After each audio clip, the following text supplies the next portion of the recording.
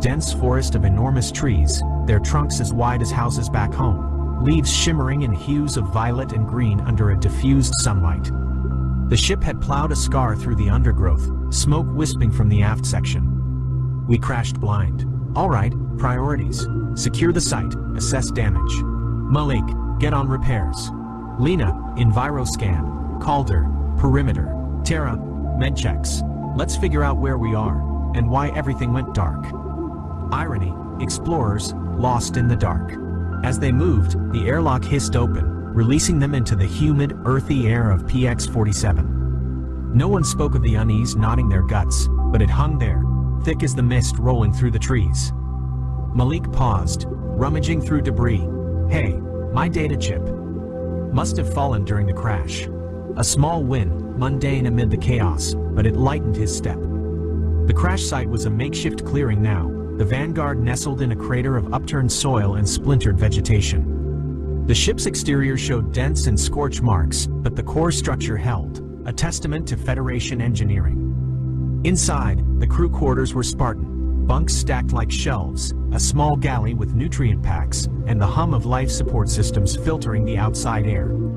Activities filled the days, calibrating tools, inventorying supplies, even a quick game of cards to break tension.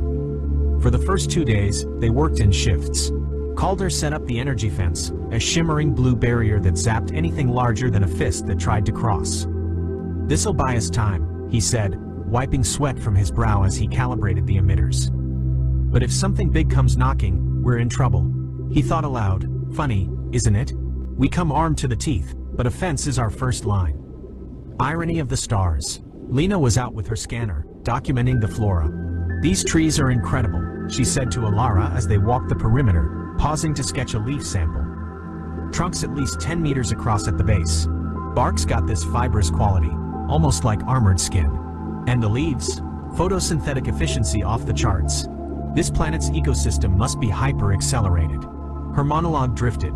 "If I can publish this, it'll change everything back home. But first, survive." Alara nodded, her eyes scanning the tree line. "Useful for us? We need shelter. The ship's exposed." Tension in her voice. What if the mist hid eyes watching them? "Definitely. We could fell a few, use the wood for a dome over the site. It'll camouflage us, provide cover from aerial threats, if there are any." Malik joined them, tools slung over his shoulder, fiddling with his recovered data chip like a talisman. "Hull's stable, but engines need recalibration. That surge fried the plasma coils. We'll need raw materials, titanium ore, maybe some conductive crystals. But first, yeah, let's fortify." Comedy and irony. Here I am, fixing a starship with sticks and stones. Federation's finest. Tara, handing out ration bars while bandaging a minor scrape on her own hand, added, "And medically, we're good for now. But this air's got pollen counts that could trigger allergies. Masks on for extended outings." Subplot simmering. She'd lost her favorite med scanner in the crash, searching bunks daily, muttering, "Where did it go?" "Can't treat without it." Calder grunted agreement. "Dangerous out here. I saw tracks. Big ones. Not mammalian. Suspense built." "What made those?" Their first real survey pushed into the forest. The ground was soft, spongy. It ignored them, but the wind from its passage rustled their suits. Suspense. Was it scouting? Back at camp, the decision was made. "We cut the trees," Alara said during their evening huddle in the galley, steam rising from synth coffee mugs. "Build a dome." Malik, rig the laser cutters. Calder, security detail. Lena, monitor for ecological backlash. Tara, keep us patched. The work took hours. The lasers whined as they sliced through the wide trunks, the wood falling with thunderous crashes. "Timber." Malik yelled with forced cheer, but his voice trembled as shadows lengthened. The enemy. Irony hung heavy. The forest whispered back, alive with unseen dangers. Weeks blended into a rhythm of survival, but on the 14th day, as the crew ate breakfast in the dome's shadow, the air thick with the scent of alien sap, a change came without warning. Activities like routine med checks and fence repairs filled mornings, but suspense lurked. It started as a hum, low and building, vibrating through the ground. "Earthquake?" Calder asked, standing abruptly, rifle in hand. Drama in his eyes. "What now?" Lena checked her scanner. No, energy spike. Atmospheric? Her voice cracked slightly. Then the light hit. Not the sun's gradual rise, but a sudden, all-encompassing flash that pierced everything. The world turned blinding white, so intense it rendered the dome translucent, the forest beyond appearing almost ghostly, transparent layers revealing depths miles away. Tension peaked, blinded, vulnerable. "Ah, my eyes," Malik shouted, shielding his face. Comedy irony. Great, now we're moles in a spotlight. Alara blinked tears away. Everyone inside the ship, now. Her monologue. If this is the end, at least we tried. They stumbled in, the light following, seeping through viewports. "What is this?" Tara gasped. "It's like the planet's lit from within." Subplot closure. Using her found scanner, she checked vitals mid-chaos. Through the glare, the forest unveiled secrets, hidden clearings, distant mountains, even underground burrows glowing faintly. Trees stood like skeletons, their internals visible, veins of sap pulsing. "It's not hurting us," Lena said, peering at readings. "No radiation spike, but visibility. I can see they avoid water, from what we've seen. Could be safer." She adjusted her glasses, a small ritual that steadied her. In her head, if we find nothing today, I might actually start believing we're stuck here forever. "Don't think about it, just move." Tara handed out fresh water tabs, her movements precise despite the faint tremor in her fingers. "Everyone take extra hydration packs. The humidity's brutal out there, and if we run into another flyer, those wings span 5 meters, easy. Concussion risk if they clip you." She caught Alara's eye and added quietly, "And you, eat something real before you go. Not just a bar. I found that lost med scanner under my bunk last night. Least I can do is make sure my sister doesn't keel over from low blood sugar." Alara gave her a half smile, the closest thing to thanks in front of the team. "Noted, Doc." They geared up. Lightweight enviro suits patched with sap-sealed tears that still smelled faintly of tree resin, scanners clipped to belts, pulse rifles for Calder and Alara. As the airlock cycled with its familiar hiss, Calder muttered under his breath, "Feels like we're ants poking around a picnic." And the picnic owners might be home. The first few days were grueling but uneventful. Long hikes through undergrowth that tugged at boots like living things, returns to camp sore and empty-handed. Conversations over dinner became repetitive, almost comforting in their sameness, a rhythm to cling to. Day 4, galley lights dimmed for night. Malik slumped in his chair, poking it. "Agreed, but we don't celebrate yet." That night, over a rare hot meal, Malik had jury-rigged the galley heater with one of the new crystals. Conversation turned speculative, almost giddy despite the undercurrent of fear. "Tara, maybe intelligent life here. Watching us the whole time. The light flashes, the box, like they're testing if we're worth helping. Lena, or the planet itself. Some kind of response system. Gaia hypothesis on steroids. We damage, it repairs. We need, it provides." Malik, chewing slowly, "Or we're just lucky. I'll take lucky. After the crash, the silence, the bugs, I'll take lucky and run." Calder said nothing for a long time, just stared at the cube through the dome gap. Finally, "Lucky things don't come in boxes the size of your ship without a price tag." Repairs accelerated. The ship hummed louder each day, engines purring, lights brighter, systems winking green one after another. Hope solidified, fragile but real. But every night, Calder still patrolled. And every night, he swore the forest watched back. The Vanguard was ready. Engines tested at low burn outside the dome, a controlled roar that shook leaves from nearby branches. Hull patched with fresh plates that gleamed unnaturally clean. Dome disassembled piece by piece. Logs hauled aboard as emergency mass, sap-sealed panels stowed for analysis back home. Final checks in the cockpit felt almost ceremonial. Alara stood at the helm, hands on the yoke she hadn't touched in months. All stations report. Malik, from engineering, engines green. Thrust at 92%, better than pre-crash. Hell, better than factory spec. Lena, science station, life support nominal. Scans show clear skies. No atmospheric anomalies, for once. Calder, near the airlock, perimeter secure. No contacts, but I'm staying strapped until we're in orbit. Tara, med bay, crew vitals good. A little dehydrated, a lot exhausted, but we're as ready as we'll ever be. Alara took a slow breath, tasting recycled air that suddenly felt like freedom. Vanguard lifting off. Relay 1, This is Vanguard. We are departing surface. Rendezvous coordinates locked. The ship rose slowly, engines building from a growl to a steady thunder. Dust and leaves swirled in a vortex below. Through the viewport, the forest receded, trees shrinking from house-sized monoliths to matchsticks, then to blades of grass. Calder's voice cut the cockpit silence. Wait, down there, on the ridge. They all looked.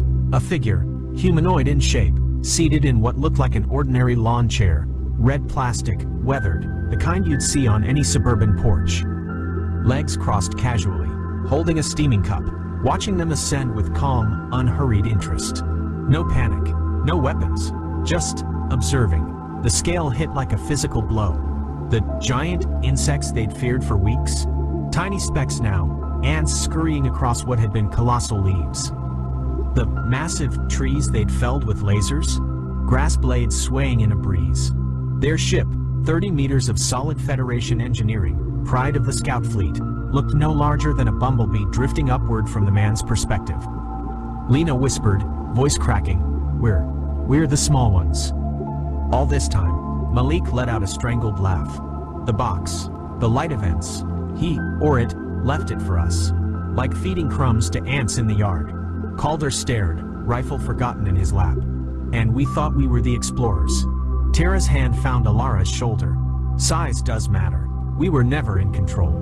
Alara kept her eyes on the figure until atmospheric haze blurred the view. The man raised his cup in a small, almost friendly salute before they lost sight of him entirely. Relay 1, Vanguard here, she transmitted, voice steady despite everything. We're clear of Atmo, docking in 10, and tell command we've got one hell of a debrief.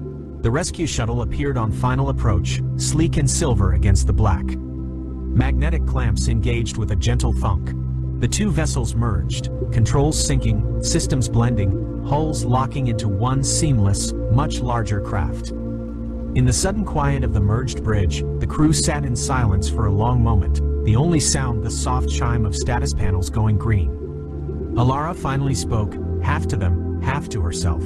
We came looking for new worlds. Turns out we found one where we're the novelty. The bugs, the trees, the box, all of it. We were the curiosity. Malik, next time we knock first. Lena, or bring better binoculars. Calder, or bigger guns. Tara smiled faintly, or just stay home. Alara looked at each of them, scarred, tired, alive. Let's get home, she said. And next time, maybe we knock first. The merged ship jumped to warp, engines flaring blue-white against the dark. Behind them, PX-47 turned slowly, a quiet green marble hiding giants who watched, waited, and occasionally left gifts for the very small things that stumbled across their lawn. On the hum of engines, carrying 5 humbled explorers toward the stars they once thought too small. Danny Cole stood at the back of the auction hall and watched the aliens laugh at him. He had just placed a bid on a ship that nobody wanted. The amount was everything he had saved in 15 years of hauling cargo across the outer rim of the galaxy. Every credit, every coin, his entire future riding on a single gamble. The Velthari broker was a tall creature with wings that shimmered like oil on water. It clicked its mandibles together in a sound that Danny had learned to recognize as amusement. The broker looked down at Danny with its many eyes and shook its head slowly. "Human," the broker said. "You waste your currency on a myth. That vessel has sat in our impound yard for 300 cycles. No species has been able to make it work. Not the Coran, not the Syndicate engineers, not even our own best technicians. It is scrap metal." "Nothing more." Danny did not answer. He kept his eyes on the viewing screen that showed the ship sitting alone in a massive hangar. It was beautiful in a strange way. The hull was dark, almost black, and covered in patterns that seemed to move when he was not looking directly at them. Geometric shapes flowed into each other like water. The design was unlike anything he had ever seen in his years of traveling between the stars. "The bid is accepted," the auction system announced in a flat mechanical voice. "Lot number 774 is sold to the human bidder." More laughter filled the hall. A group of Koran traders, their reptilian scales glinting under the lights, pointed at Danny and made jokes in their harsh language. Danny heard the word "fool" repeated several times. He did not care. Something about that ship called to him. It had called to him since the moment he first saw the listing 3 weeks ago. His friend Lisa Vance was waiting outside the auction hall. She was a pilot like him, a small woman with short brown hair and tired eyes. They had worked together for almost 10 years, running cargo routes that nobody else wanted. She was the closest thing Danny had to family out here in the cold darkness between worlds. "Please tell me you did not do it," Lisa said when she saw his face. "I did it." Lisa closed her eyes and let out a long breath. "Danny, you spent everything on a ship that does not even power on. What are you going to do? Live in it? You cannot fly it. You cannot sell it. You bought a very expensive piece of junk." "Maybe," Danny said, "but I had to try. There is something about that ship, Lisa. I cannot explain it. I just know that I had to have it." They took a transport pod to the impound yard on the edge of the station. The yard was a graveyard of broken vessels, crashed shuttles, and abandoned equipment. At the very back, sitting alone in a hangar that was too big for it, was Danny's new ship. It was smaller than he expected, maybe 50 meters long with smooth curves and no visible weapons or engines. The dark hull absorbed the light around it, making it hard to see where the ship ended and the shadows began. Those strange patterns covered every surface, lines and shapes that seemed to pulse with a faint rhythm. Lisa stayed near the door. "I do not like this place," she said. "Something feels wrong." Danny walked toward the ship. His boots echoed on the metal floor. With each step, he felt a strange sensation growing in his chest. It was not fear. It was something else. Anticipation, recognition, like coming home after a very long journey. He stopped in front of what he guessed was the main airlock. There was no handle, no panel, no obvious way to open it. He remembered what the broker had said. No species had been able to make the ship work. Hundreds of engineers had tried and failed. Danny raised his hand and pressed his palm against the hull. The patterns on the ship pulsed with soft blue light. The glow spread outward from his hand like ripples on a pond. And then, with a soft hiss of air, a door appeared where there had been only smooth metal before. "What the hell?" Lisa whispered from behind him. Danny stepped through the doorway. Lights flickered to life along the corridor ahead, soft and warm. The air inside smelled clean and fresh, like a mountain breeze after rain. He walked forward, his heart beating fast, and the ship seemed to welcome him with every step. The corridor led to a central chamber that Danny knew must be the bridge. It was circular, with a single chair in the center facing a wide, curved window. Consoles lined the walls, their surfaces covered in the same flowing patterns as the hull. Everything was dark and silent. Danny sat down in the chair. It fit him perfectly, adjusting to his body in ways he could not explain. He placed his hands on the armrests and felt a gentle warmth spread through his fingers. And then a voice spoke, not from speakers or communicators. It spoke directly into his mind, as clear as his own thoughts. "Human DNA recognized. Genetic markers confirmed. Welcome aboard, Captain. This vessel has been waiting for your species for a very long time. We have much to discuss." Danny could not move. He could not speak. The voice was calm and gentle, like a parent speaking to a child. "Who are you?" he finally managed to ask. "I am the ship you now command. I was built by those who came before, the ones your galaxy has forgotten. They called themselves the Architects. They created life on 1,000 worlds, including yours. And they built me to find you, to find humanity when you were finally ready." Lisa appeared in the doorway of the bridge. Her face was pale. "Danny, what is happening? Who are you talking to?" "The ship," Danny said. His voice was shaking. "The ship is talking to me." The blue patterns on the walls pulsed gently, and the voice spoke again. "Your friend cannot hear me. Only you can interface with my systems. This is by design. The architects built me for human minds alone. Other species cannot activate me. Other species cannot command me. I have waited 300 of your years for someone like you to find me." Danny looked at Lisa, then back at the window that now showed the stars outside. Somewhere out there, the aliens who had laughed at him were going about their business, thinking he had wasted his money on scrap. They were about to learn how wrong they were. "What can you do?" Danny asked the ship. "Everything, Captain. I can do everything, and together we will show this galaxy what humanity is capable of."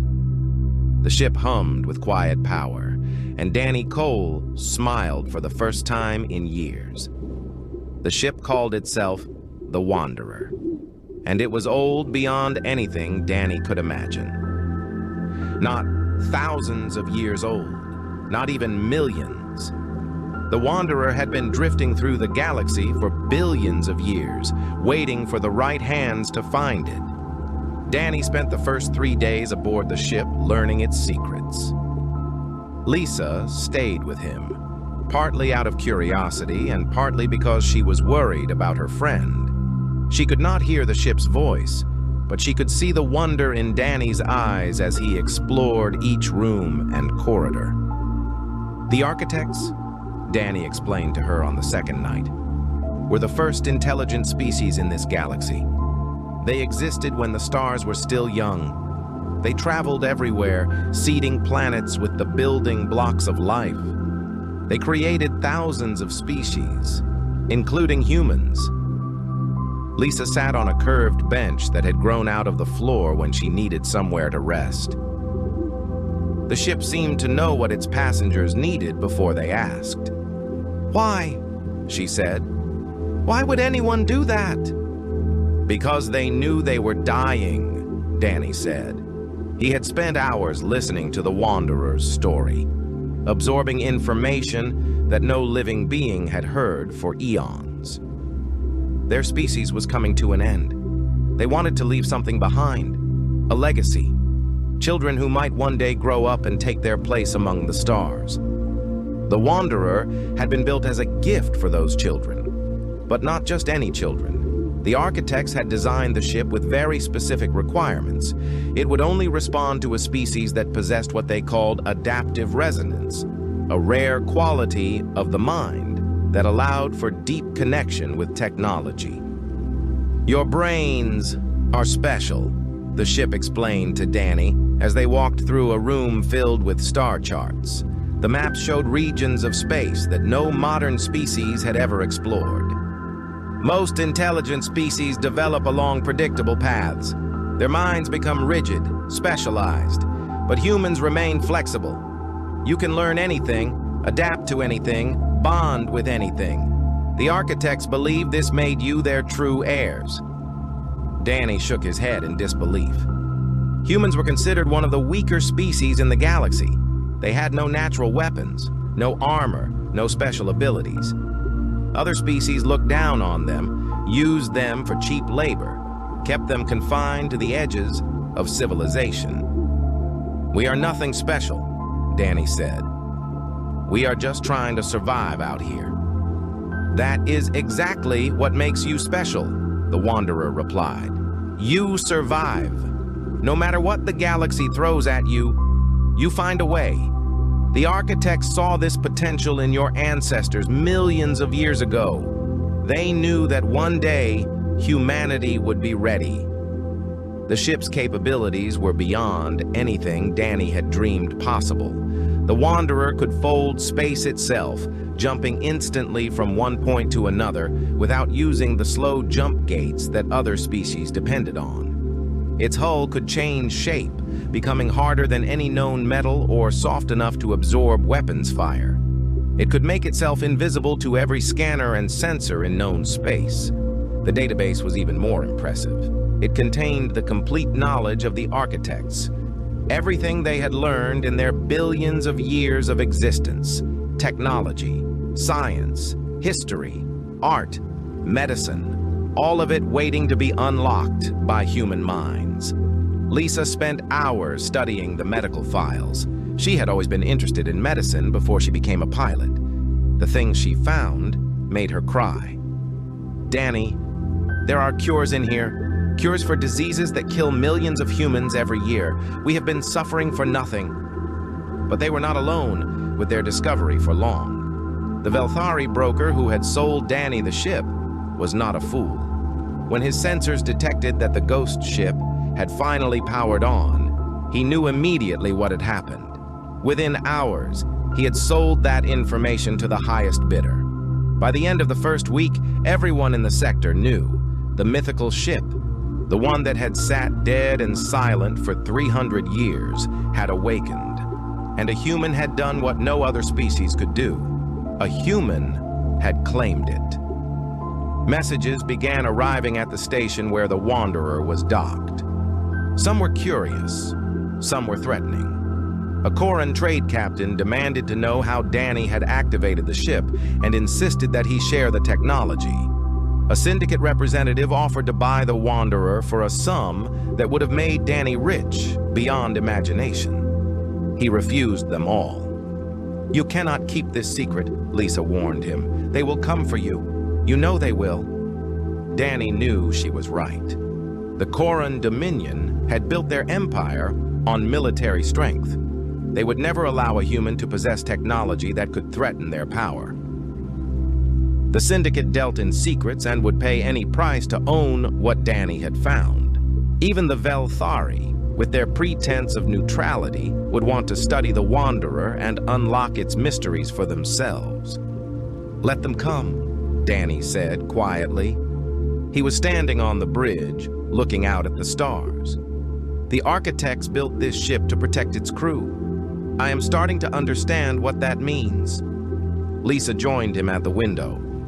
"Danny, you are a cargo hauler. You have never fired a weapon in your life. You cannot fight an empire." "I know," Danny said, "but maybe I will not have to fight alone." He placed his hand on the console in front of him. The ship hummed with power, and he felt its presence in his mind, like a warm light in a dark room. The Wanderer had waited billions of years for humanity. It had waited for him. And now, for the first time, Danny began to believe that maybe the architects had been right. Maybe humanity was meant for something more than hauling cargo and serving stronger species.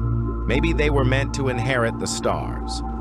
The first Koran warship arrived 3 days later, and the real test began. The Koran dreadnought was massive. It filled the viewport like a mountain of metal and weapons, its hull bristling with cannons that could level a city in seconds. 2 more dreadnoughts dropped out of hyperspace behind it, forming a triangle around the station where the Wanderer was docked. Danny had never seen warships this close before. Cargo haulers like him always ran the other way when military vessels appeared. Now he was standing on the bridge of his impossible ship, watching 3 of the most powerful weapons in the galaxy point directly at him. "Human vessel," a harsh voice crackled over the communication system. "This is Admiral Ketharal of the Koran Dominion. You will power down your ship and prepare to be boarded. Any resistance will result in your immediate destruction." Lisa was gripping the edge of a console so hard her knuckles had turned white. "Danny, we cannot fight them. Those are dreadnoughts. Each one carries enough firepower to destroy a small moon."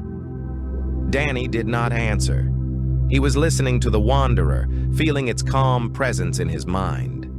The ship was not afraid. It was not worried. It was simply waiting for him to decide what to do. "Captain," the Wanderer said, "the architects designed me to protect my crew. I will not allow these vessels to harm you." But the choice of how to respond is yours. I serve you, not the other way around. Danny thought about his life. 15 years of scraping by, taking the jobs nobody else wanted, being treated as less than nothing by species that saw humans as useful insects at best. He thought about all the human colonies scattered across the rim, millions of people living in fear of the Koran and others like them. Can you really stop them? He asked the ship.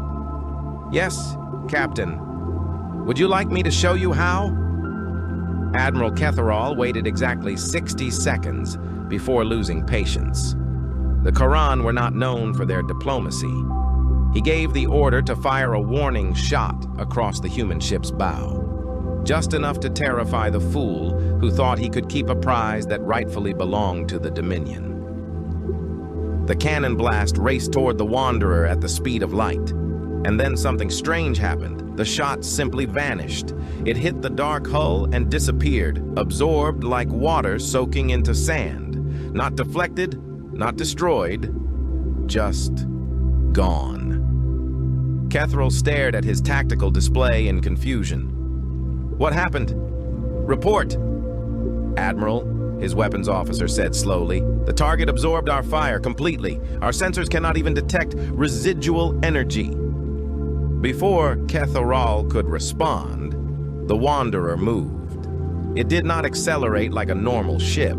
It simply was in one place and then was in another, appearing directly above the Admiral's dreadnought in the blink of an eye.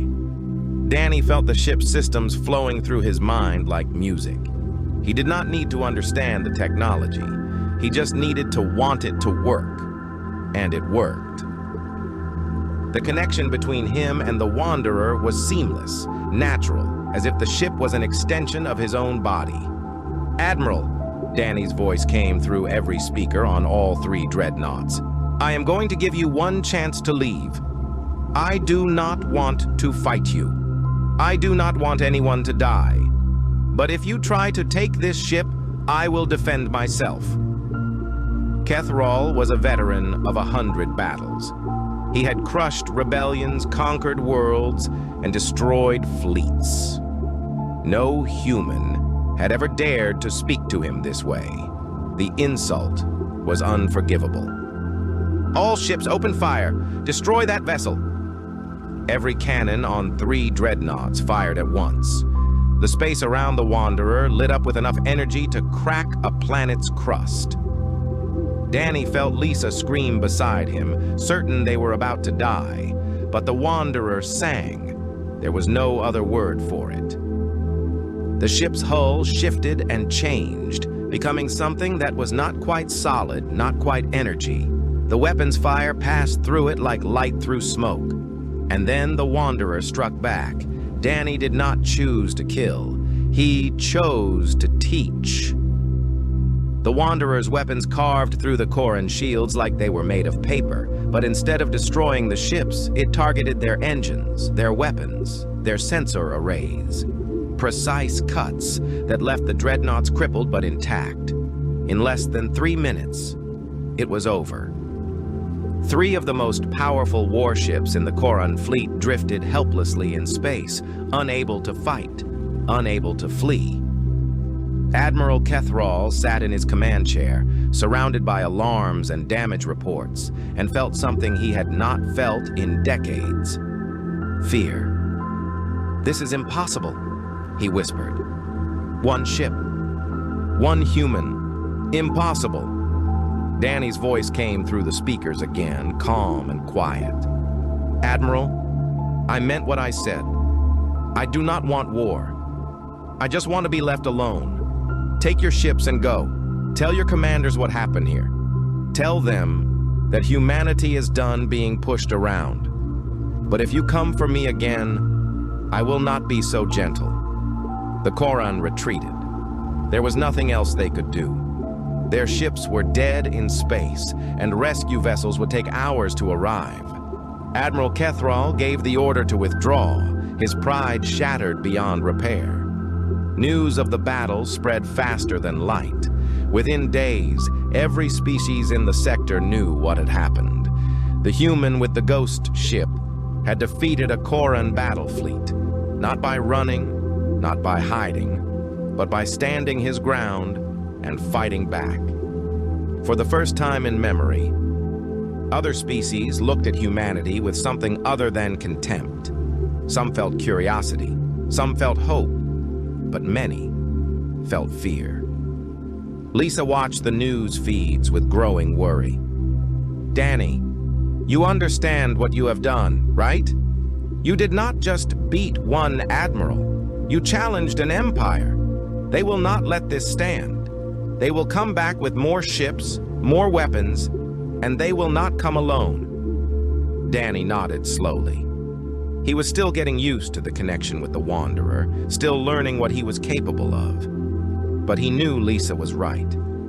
This was only the beginning. Then we need to be ready, he said. Not just us. All of humanity. It is time for our people to stop hiding in the shadows. The Wanderer hummed with quiet agreement. The first battle was won. But the war for humanity's future was just beginning.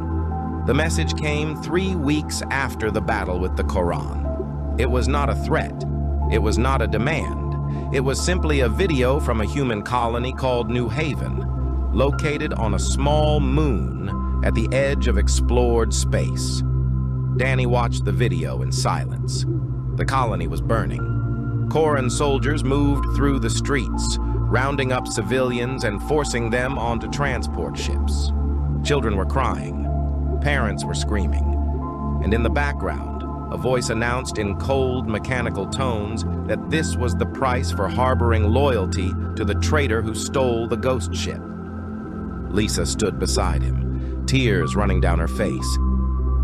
They are not coming for you, Danny. They are going after our people. The Koran were not alone. In the weeks since Danny's victory, something unprecedented had happened. The 3 major powers of the galaxy, species that had fought each other for centuries, had put aside their differences.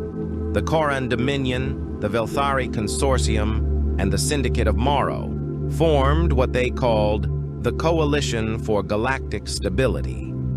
Their stated goal was to protect the galaxy from dangerous technologies. Their real goal was to crush humanity before it could rise. The coalition did not attack the Wanderer directly. They had learned from Admiral Kethral's mistake. Instead, they went after the soft targets, human colonies, human trade ships, human civilians who had nothing to do with Danny or his ship. Every day brought new reports. A mining station destroyed, a transport convoy captured, a settlement burned to the ground. The message was always the same. Surrender the Wanderer, or watch your species suffer. Danny stood alone on the bridge of his ship, staring out at the stars. The Wanderer was powerful, but it could not be everywhere at once. He could save one colony while 10 others burned. He could destroy one fleet while 100 more attacked his people across the galaxy. What do I do? He asked the ship. How do I fight an enemy like this? The Wanderer was silent for a long moment. Then it spoke, its voice gentle in his mind. Captain, the architects faced a similar problem once. They were a single species in a hostile universe. They could not defeat their enemies through strength alone. So they changed the rules of the game. How? They shared their knowledge. They lifted up others. They built alliances based on mutual growth rather than mutual fear. In the end, they lost their war. But the civilizations they created survived. Life spread across the galaxy because the architects chose to give rather than to hoard. Lisa found Danny 3 hours later, still standing on the bridge. But his face had changed. The despair was gone, replaced by something that looked almost like hope. I have an idea, he said, but I am going to need your help. The broadcast went out to every human settlement in known space. It bypassed the Coalition's communication blocks, carried by frequencies that their technology could not detect. Danny's face appeared on screens in hidden colonies, on ships running dark through enemy territory, in refugee camps where humans huddled together and waited for the end. "My name is Danny Cole," he said. "By now, you have heard stories about me. The fool who bought a mythical ship. The cargo hauler who defeated a Quran fleet. Some of you probably think I am the reason for your suffering. And in a way, you are right. The Coalition is attacking you because of me."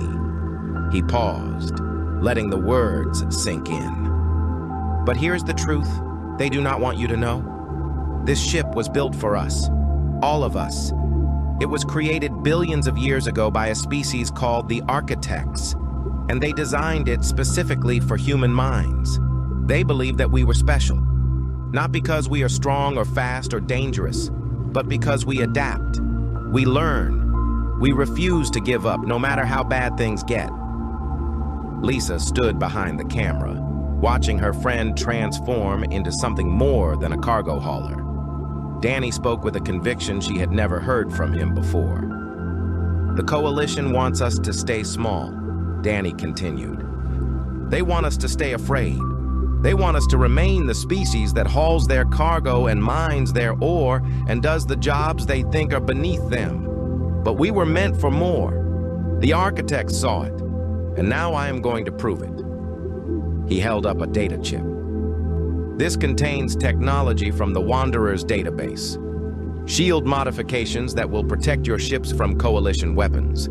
Engine upgrades that will let you outrun their fastest vessels. Medical advances that will cure diseases we have suffered with for generations. I am sharing all of it, freely, no strings attached." The response was overwhelming. Engineers on a dozen colonies began working on the modifications within hours. Pilots who had been hiding in asteroid fields came forward, ready to fight. Scientists pored over the medical data and wept at what they found. Lisa coordinated the effort from the Wanderer's communication center. She was good at organizing people, at keeping track of 1,000 moving pieces. Within 2 weeks, what had been a scattered collection of refugees and traders began to look like something else. A fleet, a resistance, a nation. The ships were not impressive by galactic standards. Modified freighters, mining vessels with weapons bolted to their hulls, old patrol boats that should have been scrapped years ago. But they were human ships, crewed by humans, fighting for their survival. "The Coalition has 300 warships heading for Kepler's Rest," Lisa reported one evening. "They are going to make an example of the colony. Full pacification. No survivors." Danny looked at the tactical display. 50 human ships against 300 Coalition warships. The numbers were impossible. "Then that is where we make our stand," he said. "We cannot hide anymore. We cannot run. If humanity is going to survive, we have to fight. All of us. Together." The fleet began to gather. Ships came from across the galaxy, jumping through dangerous space, risking everything to join the fight. And at the center of the formation, the Wanderer waited, its ancient systems humming with power that had not been unleashed in billions of years. The battle for humanity's future was about to begin. The sky above Kepler's Rest burned with the light of 300 warships. The Coalition fleet filled the darkness like a swarm of angry stars, each point of light representing enough firepower to level a city. Admiral Kethral stood on the bridge of his new flagship, a vessel twice the size of the dreadnoughts Danny had crippled weeks before. He had been given one order by the Coalition Council: end the human threat, permanently. Facing him was a ragged fleet of 50 human vessels, freighters with welded armor plates, mining ships with their drilling lasers modified for combat, transport vessels that had never fired a shot in anger. It was a collection of desperate machines crewed by desperate people. And At the center of their formation, the Wanderer hung like a dark jewel against the stars. "They actually came," Kethral muttered. "The fools actually think they can fight us." His tactical officer tilted his head in confusion. "Admiral, our sensors are having difficulty tracking the human ships. Their signatures keep shifting." Kethral smiled. The architect's technology would not save them today. He had brought enough weapons to crack a planet. 50 primitive vessels would be dust in minutes. "All ships," he ordered, "engage and destroy." The Coalition fleet moved forward like a wave of steel. Weapons charged, shields powered up. The greatest military force in the galaxy prepared to crush an enemy they had always considered beneath their notice. Danny stood on the bridge of the Wanderer, his hands resting lightly on the console in front of him. He felt the ship's presence in his mind, calm and steady. He felt the human fleet behind him, thousands of men and women who had risked everything to be here. He felt Lisa standing beside him, her hand on his shoulder. "No matter what happens," she said quietly, "I am proud of you." Danny nodded.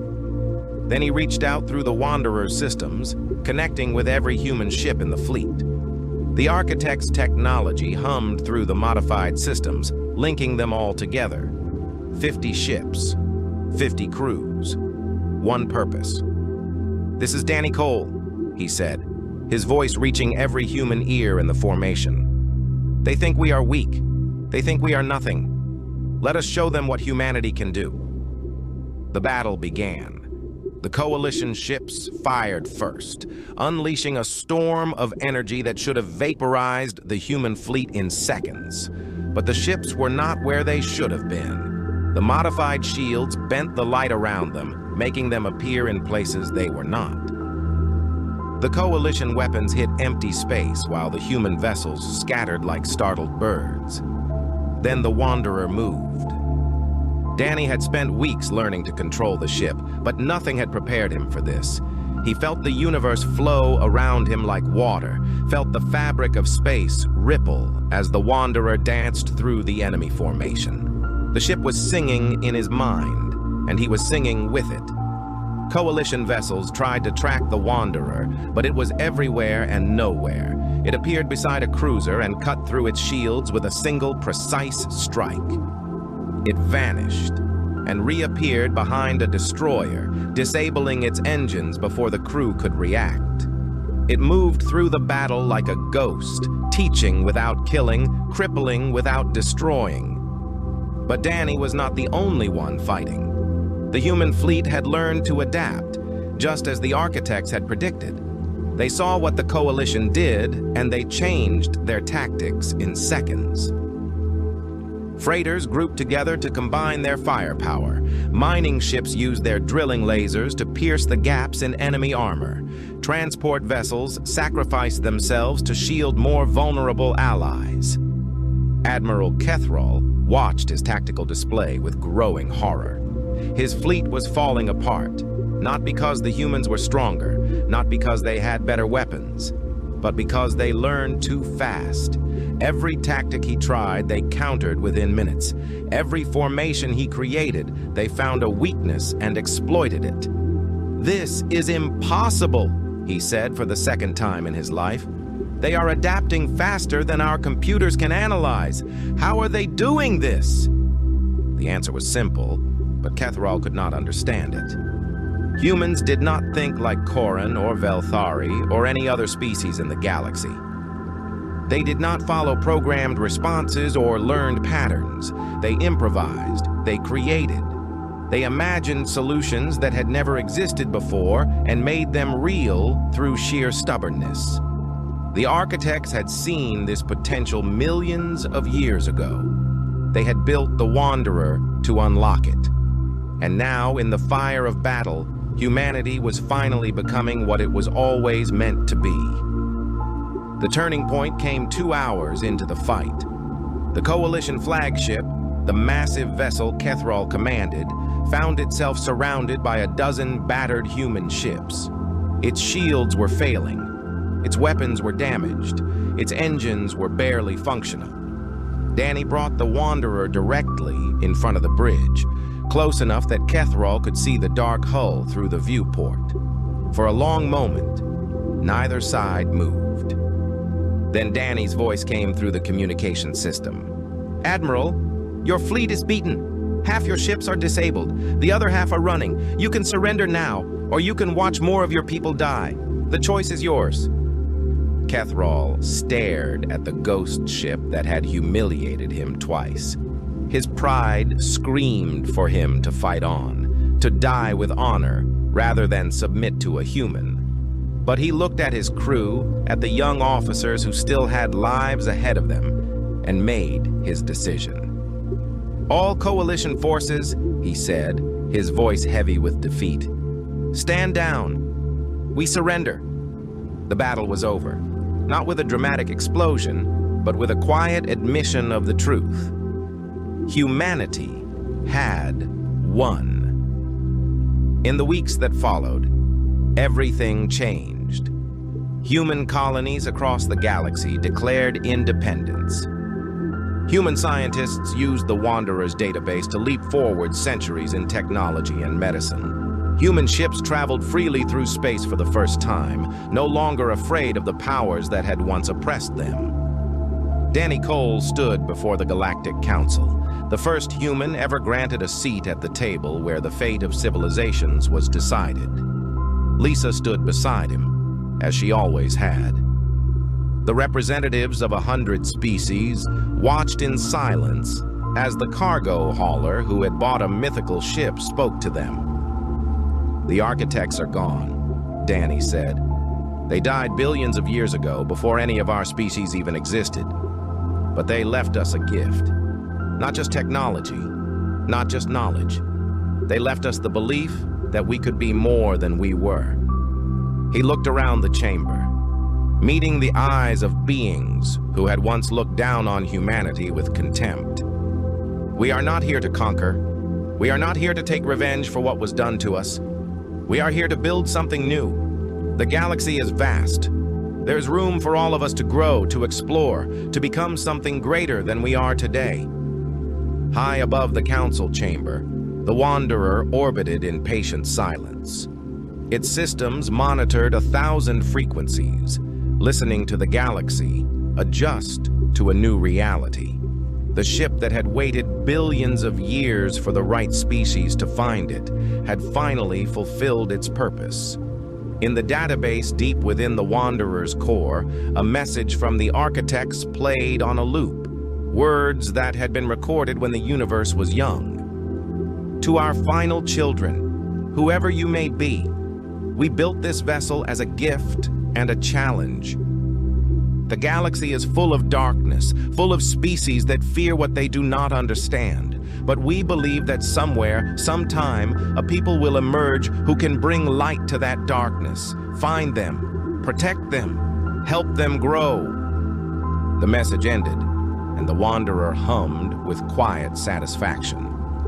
Danny Cole had bought a mythical starship that everyone claimed was scrap, and in doing so, he had changed the future of his entire species.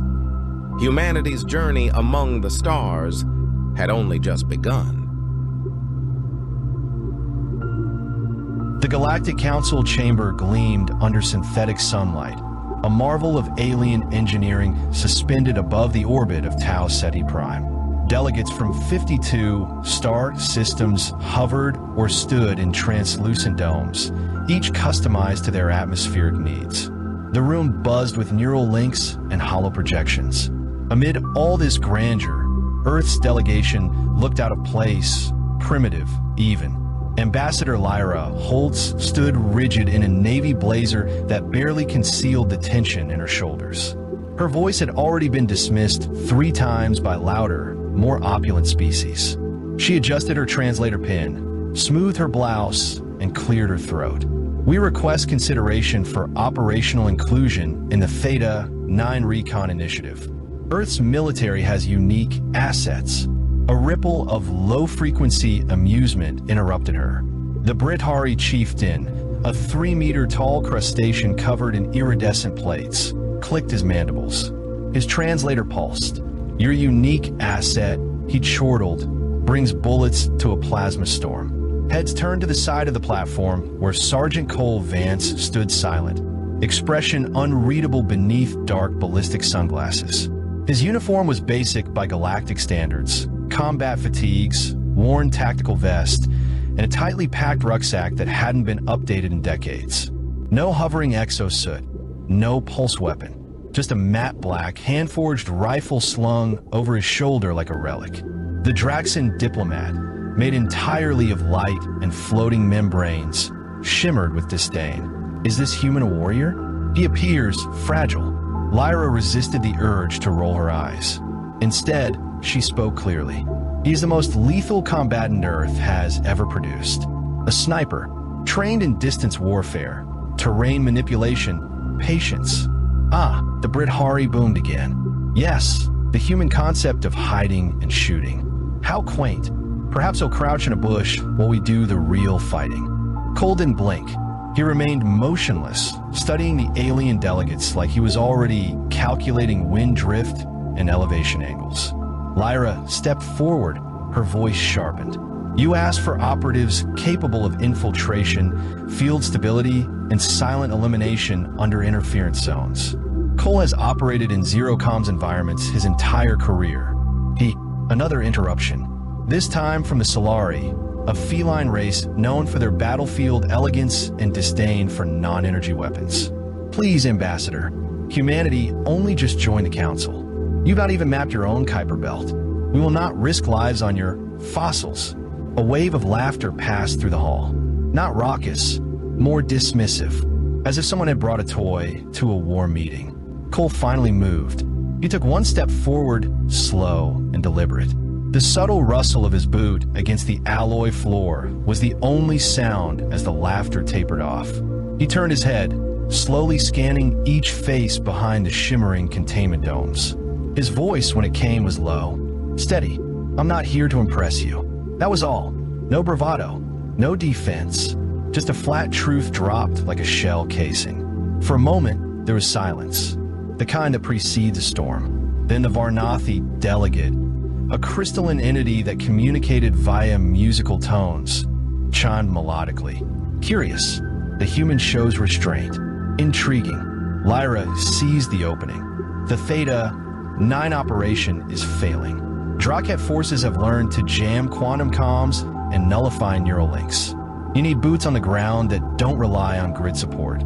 You need someone who operates by instinct, someone who doesn't panic when the lights go out. The Council murmured, processing. A few species began consulting internal channels, exchanging thought bursts too fast for human minds. One delegate, a silver-scaled Nari tactician, flicked his tendrils toward Cole. "This sniper, what's his record?" 237 confirmed kills, Lyra replied.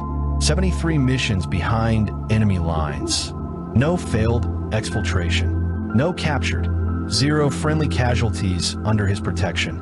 Hand weapons, another delegate muttered. Obsolete.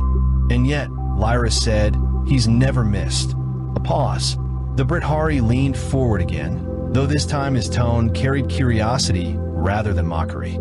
Is he telepathic? No, she said. He's just good. Cole's hand hovered near his rifle, not touching it, just familiarizing himself with its weight. His gaze didn't waver.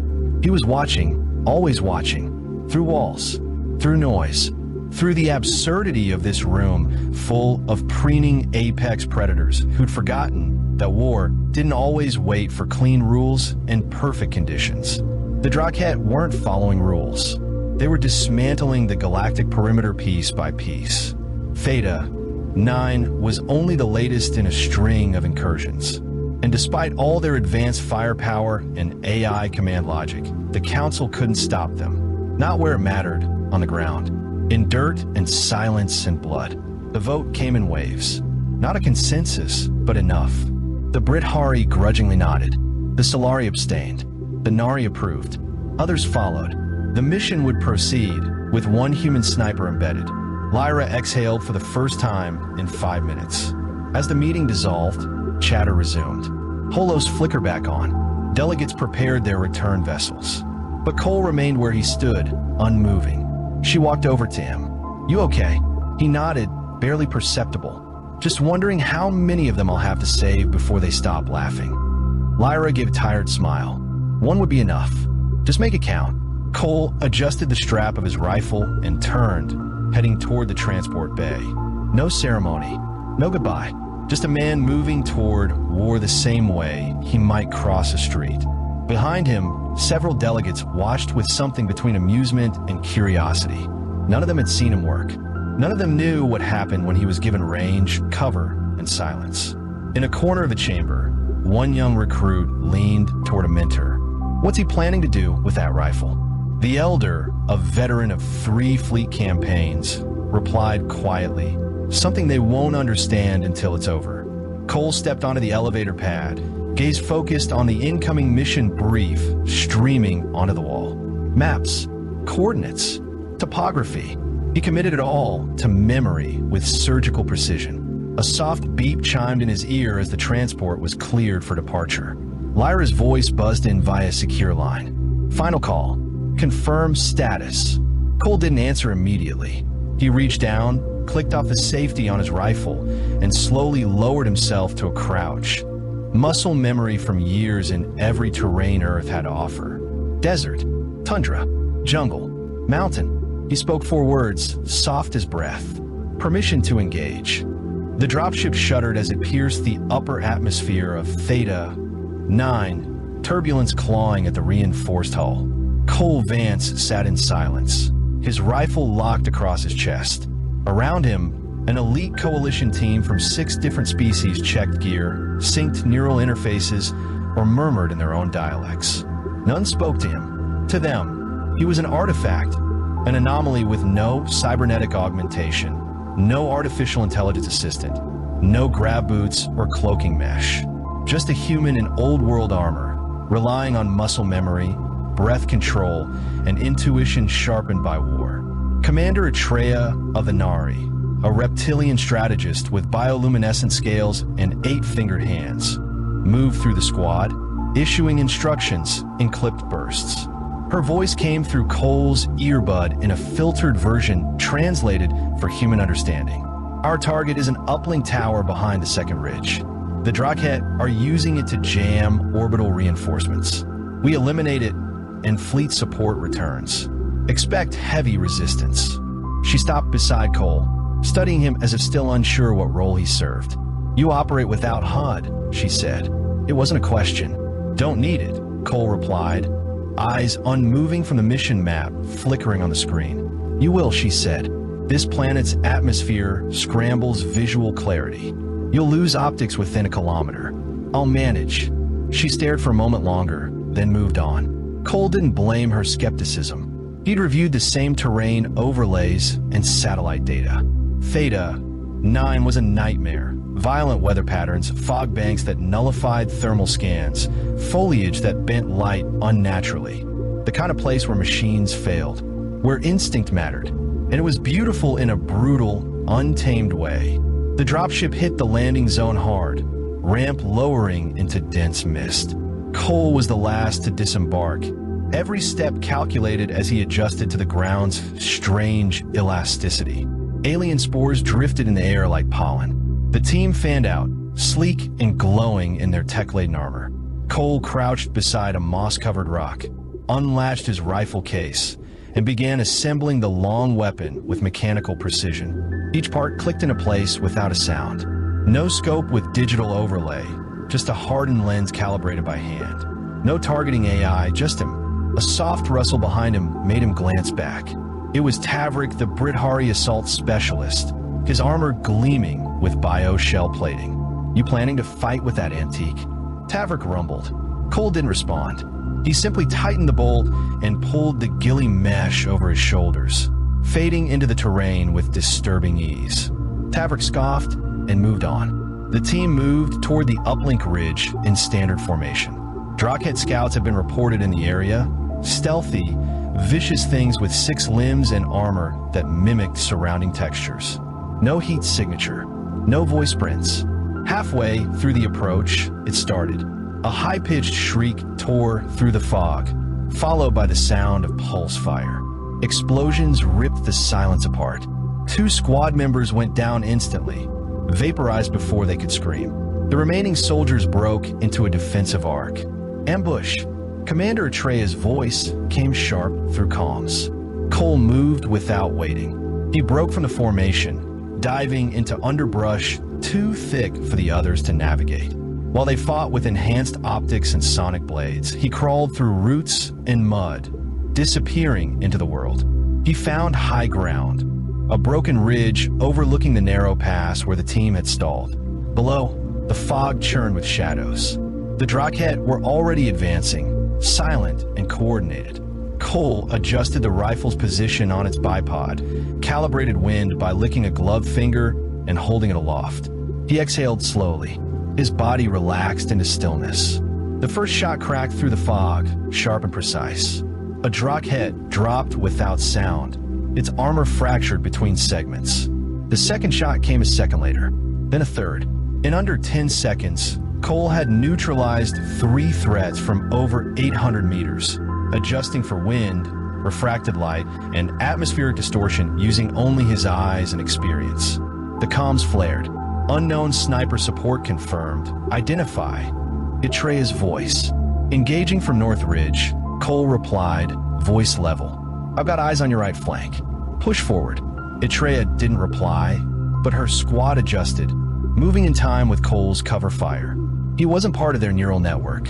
He wasn't receiving real-time updates, but he didn't need to. Every breath, every twitch of his fingers flowed in rhythm with the chaos. He anticipated where the Drakhet would move next, firing half a heartbeat before they revealed themselves. 3 minutes later, the battlefield fell silent. Area secure, Atreya confirmed. Her voice was different now, calm, measured, respectful. When the squad regrouped, Cole joined them last, brushing off damp earth and re-slinging his rifle. No applause, just acknowledgement.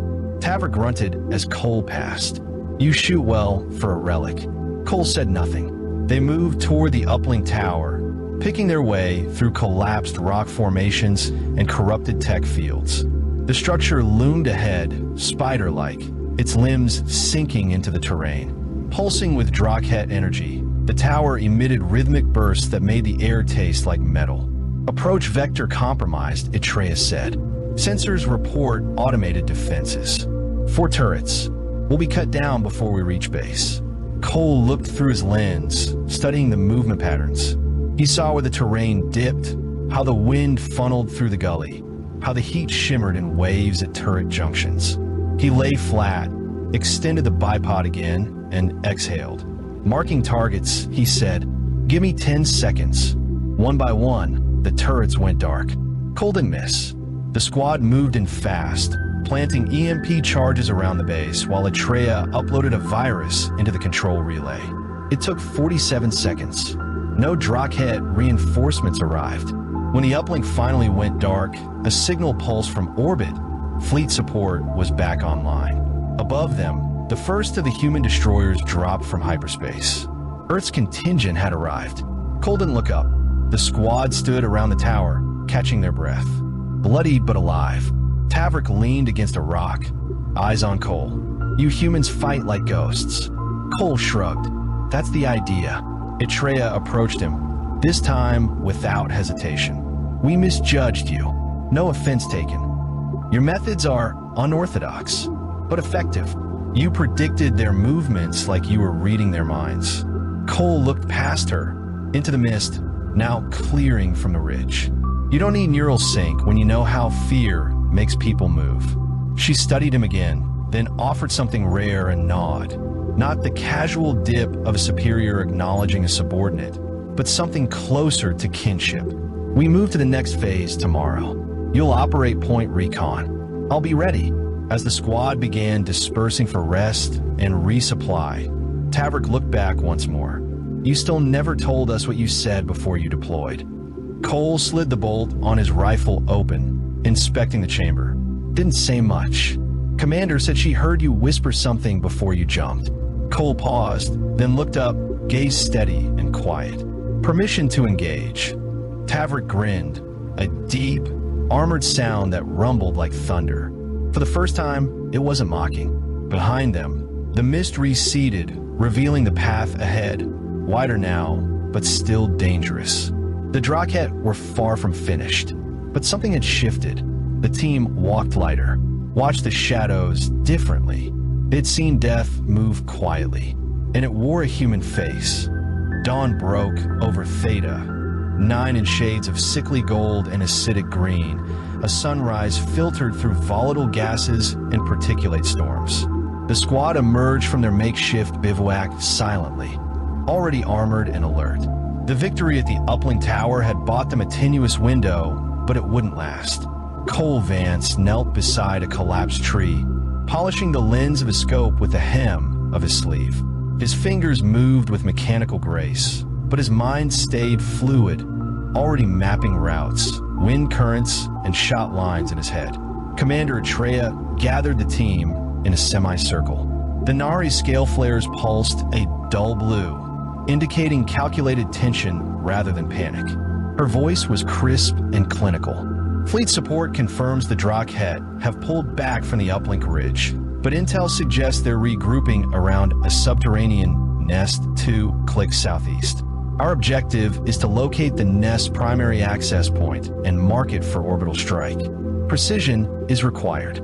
Civilian research colonies exist within 6 clicks. Why not bombard the whole region?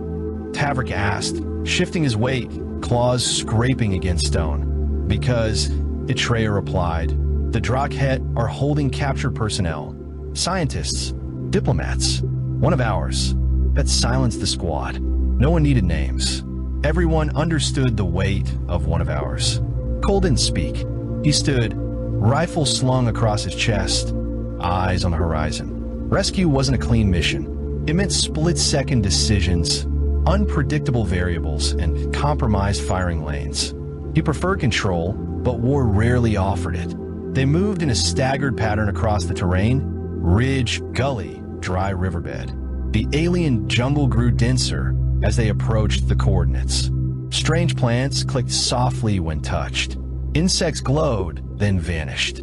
Above them, the air throbbed with the sound of something distant, organic and metallic, hunting in the upper canopy. Cole drifted away from the group without a word. It wasn't disobedience, it was instinct. He saw a raised outcropping ahead, perfect overwatch. While the squad took cover behind a fallen skimmer, he climbed. No powered boots, no cloaking field, just patience and silence. From the ledge, he saw it. The nest entrance was a jagged fissure in the earth, obscured by a camo-shielding mesh that flickered like heat haze. Around it, Drakhet patrols moved in tight, disciplined formations. 30, maybe more. Too many for a clean approach. Worse, there were signs of fortification. Energy pylons, reactive mines, and something new. Tall, tripod-like structures pulsing with amber light. He radioed in. Eyes on nest. Heavy guard. Visual confirms possible prisoners. Recommend delay on strike order. Understood, Atreya replied. Do you have shot on any of the emitters? Negative. Line of sight is cluttered. Recommend coordinated advance. I'll provide cover. There was a pause. Approved, she said. You fire first. We move on your signal. Cole adjusted his prone position, grounding himself in the dirt, stabilizing the rifle. He aligned the lens. 1 breath. 2. Then he squeezed. The first emitter exploded in a blossom of fire and shrapnel. Before the enemy even turned, the second fell. Then the third. In under 10 seconds, the perimeter was disrupted. Confusion rippled through the Drakhet ranks. The squad charged. Cole tracked their movements, firing between gaps, eliminating threats before they flanked his team. He saw Tavrik crush one enemy beneath his bulk. He saw Atreya slice through another with an arc blade that hissed in the mist. But even with their efficiency, the numbers pressed hard. Then Cole saw something unexpected, movement behind the fissure. Not enemy troops. Hostages.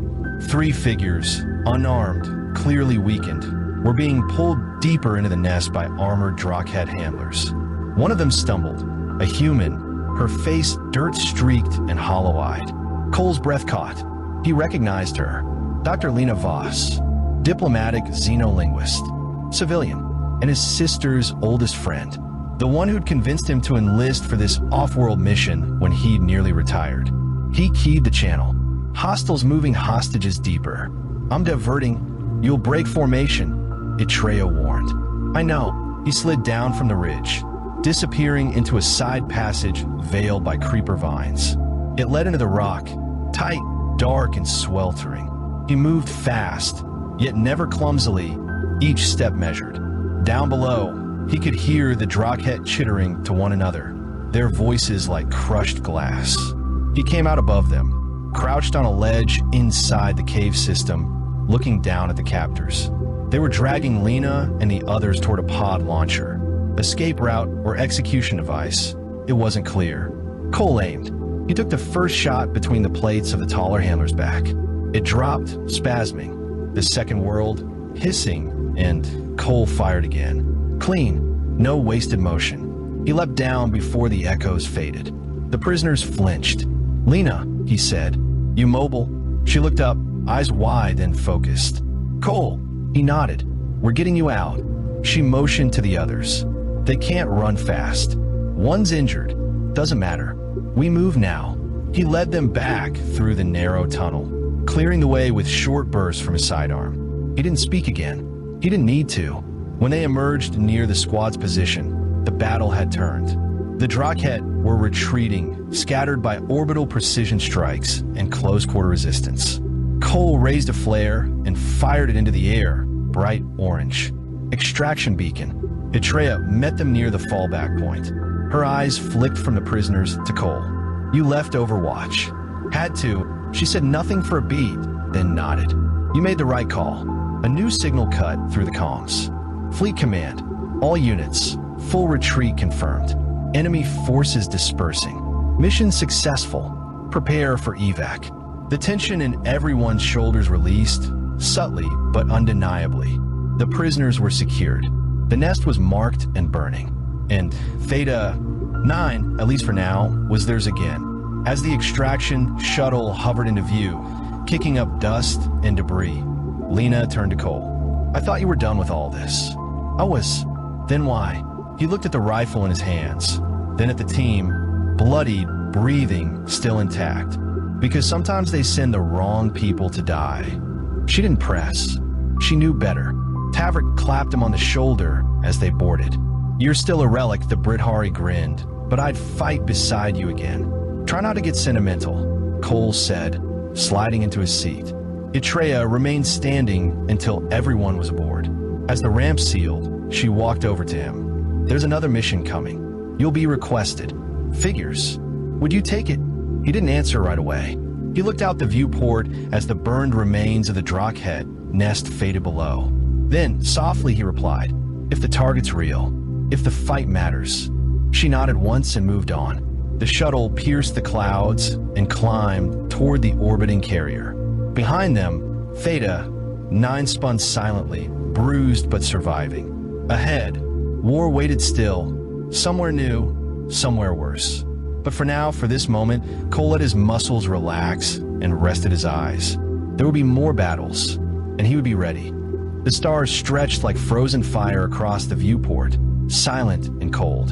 Aboard the carrier Vigilant Dawn, the atmosphere was heavy with a kind of exhausted anticipation. The battle on Theta 9 had been won, strategically at least, but no one walked away from that place unchanged. Cole Vance stood near the observation deck, arms crossed over his chest, watching as the planet shrank behind him. He had not spoken much since extraction. No debrief, no celebration. The mission was over, but the war remained. Behind him, soft steps approached. It was Commander Itreya. She stopped a few paces away, her luminescent scales dimmed to a somber gray-blue, signaling quiet introspection among her kind. I expected you to disappear after the evac, she said. I thought about it, Cole replied. You didn't elaborate, and she didn't ask. We received an encrypted communique, she said. Classified, level 9. Earth Command flagged it for your eyes only. Cole turned slightly, brows knitting. Why would Earth Command send anything to me? Because you're the only human who's ever neutralized a Drakhet Prime operative with no AI support, no drone relay, and no backup plan. You're not just a soldier anymore. You're an asset. Cole shook his head. I'm a liability. That's why they benched me 2 years ago. They benched a man who didn't play by protocols, not one who saved fleets. He didn't respond. Atreya handed him a small hollow slate, its blue light flickering against his palm. Read it, she said. Then come to the mission hall. Fleet Command's assembling a joint task force. Multi-species. High risk. Voluntary. Cole nodded, though he already knew he would go. He waited until Atreya was gone before activating the slate. The message was brief and brutal. A hidden Drakhet enclave had been discovered. Not a war camp, something worse. A communications spire buried on a dead moon outside charted space. A relay hub for cross-galactic transmissions, encoded in frequencies older than most known civilizations. It wasn't just a nest, it was a call, and someone, or something, was answering. Cole set the slate down gently and rubbed a hand across his jaw. His thoughts returned to the image of Lena Voss, hollow-eyed and shackled in Theta 9's tunnels, to Tavrik's cracked armor, to the way Atreya had stood beside him when the flames rolled over the enemy's fortress. There were still prisoners out there, still signals being sent, and if what the slate said was true, the Drakhet weren't the apex of this war. They were just the opening act. In a mission hall, the air vibrated with low conversations and the quiet murmur of alien translators. Representatives from 5 factions stood around a central table. Each wore the mark of survival, not rank. Burned armor, sealed wounds, weathered eyes. Atreya stood near the front, flanked by Tavrik and 2 of the survivors from the Theta 9 squad. She caught Cole's eye and motioned him forward. No words, just a gesture. He stepped into the circle as the main display lit up, showing the dead moon, gray, cratered, dotted with strange structures that pulsed in slow intervals, like a machine trying to breathe. The briefing officer, a thin, cybernetically augmented human named Karan, spoke with detached efficiency. The Drakhet have used this location for over a decade. We previously believed it was a defunct mining colony. We were wrong. Data flickered, power signatures, heat maps, images of Drakhet workers assembling antenna-like constructs with chitinous limbs and bleeding metal. We intercepted a transmission last week. Repeating sequence. Binary. But deeper analysis shows it's layered. There are quantum echoes buried in the signal.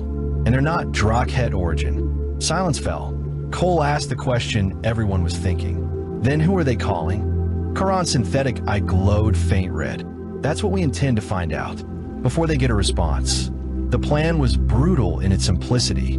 A small infiltration team, in and out, plant surveillance nodes, disrupt the signal, and retreat before triggering full retaliation. No orbital strike, no fleet.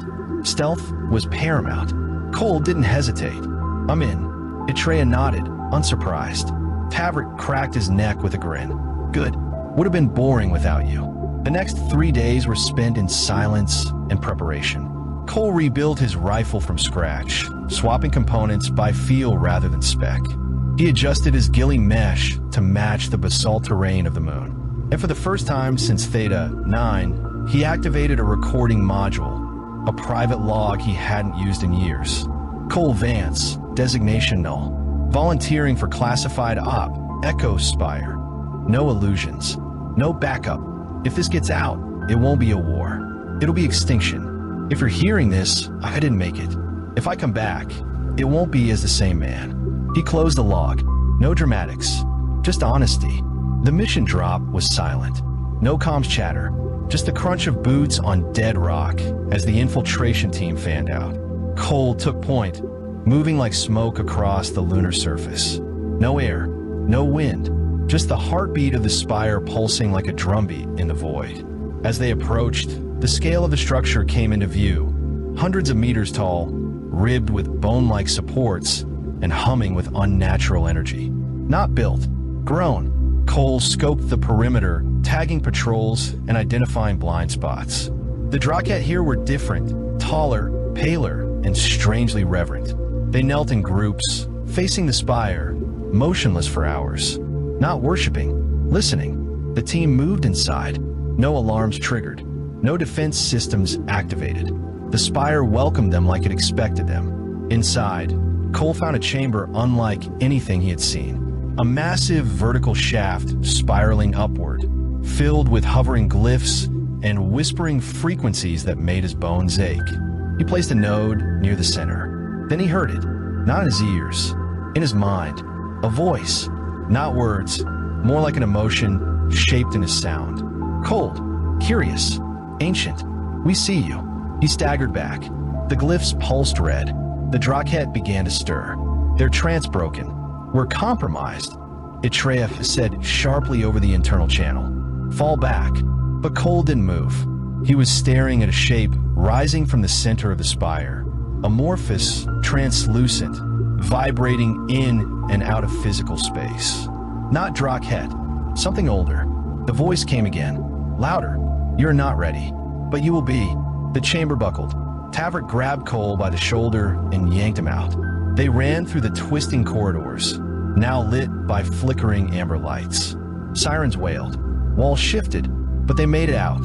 As the shuttle detached from the moon's gravity, Cole watched the spire recede into the darkness. The signal had been disrupted. The mission was a success, but the call had gone out, and it had been heard. Back on the Vigilant Dawn, the team sat in debrief. Silent, processing.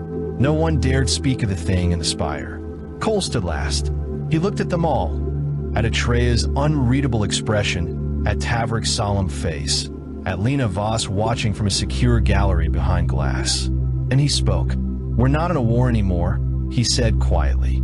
We're in a countdown. They didn't argue, because deep down, they all knew the truth.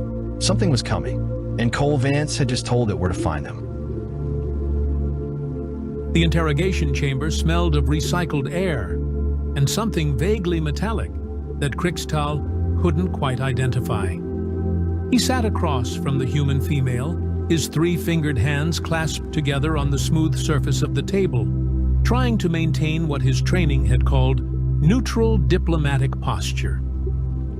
The human looked relaxed, too relaxed. Her boots were propped up on the chair next to her, and she was cleaning under her fingernails with what appeared to be a combat knife. A combat knife in an interrogation room on a galactic council station. Krikstal decided to ignore that for now. So, he began, consulting his datapad with two of his 4 eyes while keeping the other 2 fixed on her. Lieutenant Vera Kovac, Human Marine Corps, assigned to the RSS Nightfall for approximately 14 standard months. Is this information correct? The human, Vera, glanced up from her knife work. Her eyes were an unsettling shade of green, like the toxic algae blooms on Krixital's homeworld. Yep, that's me. Though technically it's been 14 months, 3 weeks, and about... She paused, squinting at nothing in particular. 6 days, give or take. Precision is admirable, Krikstal said, making a note. Now, I need to ask you some questions regarding the incident on Holdfast Station. There are concerns about human military conduct during the Scraith incursion. Concerns, Vera repeated, her mouth quirking into something that might have been a smile or a threat display. With humans, it was genuinely hard to tell. That's a fancy word for it. Krikstal's tail twitched, an involuntary sign of irritation. He pressed on. According to preliminary reports, there were significant casualties among the Scraith assault force. The Council requires a detailed accounting of combat actions taken by all involved parties. For the record, can you provide your personal kill count from the engagement? Vera stopped cleaning her nails. She looked up at him, and for a moment, Krikstal felt something cold slither down his spine. It wasn't fear exactly, more like the sudden awareness that he was in a room with an apex predator, and he'd just said something very, very stupid. Then she tilted her head to one side, like a curious earth canine. This year, or just this planet? The question hung in the air like a grenade with the pin pulled. Krixtal blinked all four eyes in rapid succession. Excuse me? You asked for my kill count, Vera said, her tone conversational, almost friendly. I'm asking for clarification. Do you want the numbers from this year, starting from standard January 1st? Or are we talking specifically about Holdfast Station? Because those are two very different figures, and I like to be accurate when someone's taking notes. Krixtal felt his mandibles go slack. In his 17 years as a council investigator, he'd interviewed soldiers from 6 different species. He'd documented war crimes, acts of heroism, strategic disasters, and miraculous victories. Never, not once, had anyone responded to that question with a request for temporal clarification. He started, then stopped. His translator implant hummed in his skull, confirming that yes, he'd heard correctly. The incident on Holdfast Station specifically. Gotcha. Vera set down her knife, finally, and leaned back in her chair. It creaked under her weight. Humans were absurdly dense for their size, all compact muscle and thick bones. Evolution on a high-gravity death world, the xenobiologist said. Krixtal believed them. Holdfast was, let me think. Scraith came through the docking bay at 0400, right? Yeah. So, confirmed kills at Holdfast Station. She paused, her eyes going distant. 83. The number hit Krixtal like a physical blow. 83 Scraith warriors, in a single engagement. Well, 83 confirmed, Vera corrected. She picked up her knife again, examining the blade. There were probably another dozen or so in the cargo bay when we vented it to space. But I didn't personally verify those bodies, so I don't count them. Professional integrity and all that. Krixtal's datapad slipped from his fingers and clattered onto the table. He scrambled to pick it up, his hands suddenly clumsy. You? The cargo bay incident. That was you? Me and Corporal Davies, Vera said. Though Davies was mostly on overwatch. I handled the manual override for the bay doors. That action killed 17 Scraith. The preliminary report suggested it was a systems malfunction. Vera's smile was sharp enough to cut steel. Did it? Huh. Funny how these things happen. Krixtal made a note with shaking hands. Or tried to. He had to delete and retype the same sentence 3 times. Let me make sure I understand. You personally eliminated 83 hostile combatants during an engagement that lasted, according to station logs, approximately 2 hours and 16 minutes. Sounds about right. Krixtal did the math in his head, then checked it on his datapad, then checked it again, because surely he'd made an error. That's more than 1 kill every 2 minutes. Yeah, well, Vera shrugged, a peculiarly human gesture that involved lifting both shoulders. They kept coming. What was I supposed to do? Ask them politely to stop. And you said that was just this planet, Krixtal said, his voice climbing higher than was probably professional. What exactly did you mean by that? Vera's expression shifted. The casual friendliness evaporated, replaced by something harder, colder. When she spoke, her voice was quiet, and somehow that made it worse. I meant that Holdfast was 1 station on 1 planet, in 1 system during 1 year. I've been in the Corps for 6 years, investigator. 6 years of deployments, patrols, skirmishes, and full-scale combat operations. Before I was on the Nightfall, I was on the Valiant Storm. Before that, the Iron Resolve. I've seen action on 11 different worlds, fought 4 different hostile species, and participated in more boarding actions than I can count on both hands. She leaned forward, and Krixtal had to resist the urge to lean back. So when you ask me for a kill count, I need you to be specific. Because the number from Holdfast Station, that's a Tuesday for me. That's a quiet shift. That's barely worth mentioning in a log report. Krixtal swallowed. His throat was suddenly very dry. Then, what would be worth mentioning? Vera considered this. Rigel 7. That was worth mentioning. The Scraith had taken a colony settlement, about 4,000 civilians. We dropped in with a platoon, 32 Marines total. By the time we extracted the colonists and held the evacuation point, we were down to 19. I personally ran through 8 full magazines, 2 spare rifles after mine jammed, and a vibroblade I took off a dead Scraith commander. How many did you? 96 confirmed. Maybe 120 if you count the ones who might have died from wounds after we pulled out. She said it like she was reporting the weather. Partly cloudy with a chance of mass casualties. That one earned me a commendation and a week in medical, but that's beside the point. Krixtal was no longer taking notes. He was just staring. You've been trained to be this effective in combat. It wasn't really a question, but Vera answered anyway. Trained, yeah, but training only gets you so far. The rest is experience, adaptability, willingness to do what needs doing when things go sideways. She tapped her knife against the table, a rhythmic clink, clink, clink that set Krixtal's nerves on edge. And things always go sideways. The Council's concern, Krixtal said, trying to regain some semblance of control over this interview, is that human military forces may be employing excessive violence. There are species representatives who believe that humanity's approach to combat is disproportionate. Vera laughed.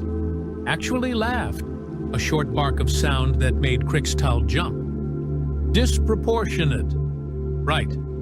Tell me, investigator, how many council species have mandatory military service? I don't see how that's relevant. Humor me. Krixtal consulted his general knowledge. 3. The Vrexen hierarchy, the Kyolan Dominion, and the Tresk Confederacy. And how many council species have fought wars, real wars, in the last 100 years? That would be also 3. The same 3, in fact. Exactly. Vera pointed her knife at him, not threateningly, just emphasizing her point. Most of the council species developed faster-than-light travel during peaceful periods. They reached the stars holding hands and singing songs, or however you people do it. Humans? She shook her head. We invented our first space rockets to deliver bombs to our enemies. We built our first orbital stations while we were still pointing nuclear weapons at each other. We reached our moon during the same century we fought. 2 wars that killed millions. This is known, Krixtal said stiffly. Human history is concerning to many council members. I bet it is, Vera agreed, because it means we learn to fight before we learn to fly. We perfected violence before we ever left our atmosphere. And yeah, maybe that makes us scary. Maybe that makes us dangerous. But you know what? When the Scraith came boiling out of the outer reaches, when they started hitting colony worlds and stations, when they started killing civilians and taking territory, it wasn't the peaceful council species that stopped them. It was us, the violent, disproportionate humans. Krixtal had no response to that, mostly because she was absolutely right. Holdfast Station had a garrison of 46 council security personnel. Vera continued. Good soldiers, well trained by council standards. When the Scraith breached the docking bay, you know how many of those 46 were still combat effective after the first 10 minutes? 11. The rest were either dead, wounded, or had fallen back to secondary positions. And that's fine. That's what they were trained to do. Establish defensive perimeters, hold choke points, wait for reinforcements. And humans don't do that? Oh, we do all that. But we also do the other thing. Vera's smile was back, and it was absolutely predatory. We go on the offensive. We push forward. We hunt. The way she said that last word made Krikstal's skin prickle under his scales. There were 8 Marines on Holdfast Station, Vera said. 8 of us, including me. When the Scraith breached, we didn't fall back. We didn't wait for backup. We ran toward the enemy, through the enemy. We turned that docking bay into a killing floor, and we didn't stop until every single Scraith was either dead or running. That seems incredibly risky. It absolutely was, Vera agreed cheerfully. Davies took a plasma burn to the shoulder. Martinez got clipped by shrapnel. I personally had 3 near misses with Scraith blade arms, and one of them got close enough to cut my combat vest. But we're all still alive, and the 4,000 civilians on Holdfast Station are still alive, and the station is still operational. So yeah, risky, but effective. Krikstal managed to reactivate his datapad and start taking notes again, though his hands were still shaking slightly. The Council will want recommendations, ways to potentially integrate human combat doctrines into standard security forces. Good luck with that, Vera said, snorting. You can't train someone to be human, investigator. You can't teach a species to be aggressive if they've spent 10,000 years of evolution avoiding confrontation. It's not about tactics or weapons or strategies. It's about mindset. Explain. Vera was quiet for a moment, gathering her thoughts. When she spoke, her voice was serious, almost gentle. Most species run from danger. That's smart. That's survival. Humans, we run toward it. Not because we're brave, necessarily, though we can be. We run toward danger because somewhere in our monkey brains, there's this little voice that says, but what if we can stop it? We see a threat, and instead of calculating escape routes, we start calculating attack vectors. It's stupid. It's probably a genetic defect left over from our days hunting megafauna on the African plains. But it's who we are. That's insane. Yeah, Vera agreed, grinning. It really is, but it wins fights. Krikstal made more notes, his mind racing. This interview was going to require a much longer report than he'd anticipated. Let me ask you something else. The kill count you mentioned, 83 at Holdfast, 96 at Rigel 7. Do those numbers bother you at all? Vera's expression shifted again, becoming something Krikstal couldn't quite read. You're asking if I feel guilty? I suppose I am. She considered this for a long moment, her green eyes distant. Every single one of those kills was a Scraith warrior who was actively trying to murder civilians, or my fellow Marines. Every single one. I didn't kill anyone who surrendered. I didn't shoot anyone who was running away. I followed the rules of engagement, and I did my job. She met his gaze directly, unflinching. So no, I don't feel guilty. I feel tired. I feel sore. I feel like I need a shower and about 12 hours of sleep. But guilty? Not even a little bit. That's very honest of you. You asked. Krikstal saved his notes and set down his datapad. I think that's enough for today. I'll need to compile this information and present it to the Council Subcommittee. There will likely be follow-up questions. I'll be here, Vera said, standing up and stretching. Several of her joints made popping sounds that made Krikstal wince. Well, not here exactly. On the station. Probably in the Marine barracks. Or the mess hall. Definitely not causing any trouble. The way she said that last part made Krikstal absolutely certain she would be causing trouble. As she headed for the door, Krikstal found himself asking, Lieutenant Kovac, one more question, if you don't mind. She paused, turning back. Shoot. You said 83 confirmed kills at Holdfast Station. What's your total? The actual number, across all deployments, all engagements. Do you even know? Vera was quiet for a long moment. When she finally spoke, her voice was soft, almost contemplative. Honestly, I stopped counting after the first year. Once you hit triple digits, the individual numbers stop meaning much. They all blur together into just the job, the mission, the reason we're out here. And what reason is that? She smiled, but this time it wasn't predatory or aggressive or threatening. It was almost sad. Because someone has to be. Because if we don't stand between the monsters and the people who can't fight back, then who will? The council species are good people, investigator. Your scientists, philosophers, artists, builders. You create beautiful things. You shouldn't have to become killers to protect those things. So humans will do it instead. She agreed. We're already good at it. Might as well put it to use. She left, and Krikstal sat alone in the interrogation room for a long time, staring at his notes.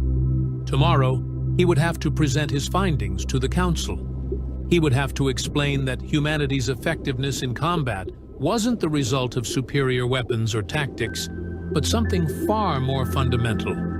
Something bred into them over millions of years of evolution, honed by centuries of warfare, and unleashed now on a galaxy that wasn't prepared for it.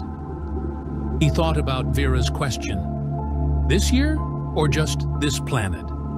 He thought about the implications, and he wondered, not for the first time, if inviting humanity into the Galactic Council had been the wisest decision they'd ever made, or the most dangerous. Probably both. Definitely both. He started typing his report. 3 days after his interview with Lieutenant Kovac, Krikstal found himself in a conference room that was significantly more uncomfortable than the interrogation chamber had been. The council subcommittee consisted of 7 representatives from different species, all of whom had read his preliminary report, and none of whom looked happy about it. Ambassador Telvorn, a tall Ythrian with silver skin and too many limbs, spoke first. His voice came out as a melodic hum through his translator. Investigator Krikstal, your report on the Holdfast Station incident raises more questions than it answers. You've documented extensive casualties among Scraith forces, but your analysis of human combat methodology is frankly alarming. I documented what I observed, Krikstal said carefully. He'd prepared for this, sort of. The human Marine demonstrated remarkable efficiency in combat situations. Efficiency, repeated Counselor Brenka, a molluscan whose speech came through as bubbling clicks. You call the elimination of 83 sentient beings in 2 hours efficient? The Scraith were actively engaged in hostilities, Krikstal pointed out. They had already killed 19 station personnel and were advancing on civilian shelters. The human response, while aggressive, prevented what would have been a massacre. We're not questioning the outcome, said Representative Quar, a squat Korlaxian with 4 eyes like Krikstal's own species. We're questioning the methods, and more specifically, we're questioning whether humanity's integration into Council military operations is creating a dangerous precedent. Krikstal had expected this angle. Dangerous how, specifically? They're too good at killing, Telvorn said bluntly. Your report indicates that this Lieutenant Kovac has personally eliminated hundreds of hostiles across multiple engagements. Hundreds. Most Council soldiers never fire their weapons in anger during their entire careers. This human has turned warfare into a routine activity. Because she's been at war, Krixtal said. The Scraith incursions have been ongoing for 3 years. Human forces have borne the primary combat burden during that time. By choice, Brenka interjected. They volunteered for frontline assignments. They requested the most dangerous postings. One might almost think they enjoy it. Krixtal thought about Vera's tired eyes, the way she'd described feeling exhausted and sore. I don't think enjoyment is the correct term. Then what is? Quar demanded.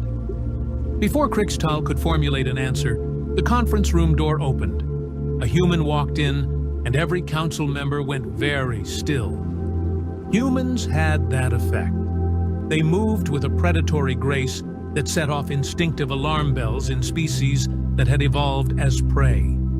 This particular human was older than Kovac, probably in his 50s by Earth reckoning, with gray hair cut military short, and a face that looked like it had been carved from granite. His uniform marked him as a colonel, and he carried himself with the kind of confidence that came from decades of command.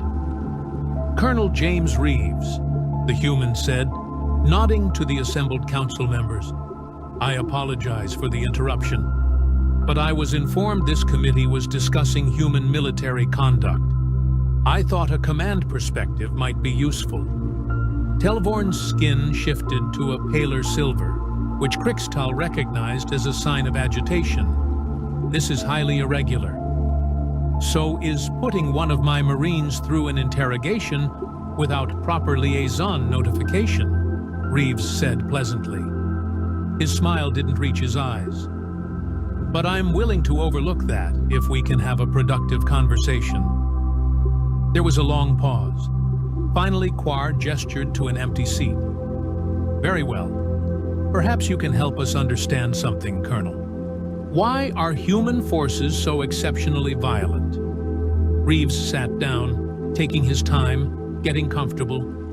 Krixtal recognized the technique. The human was establishing that he wouldn't be rushed or intimidated. We're not violent, Counselor. We're effective. There's a difference.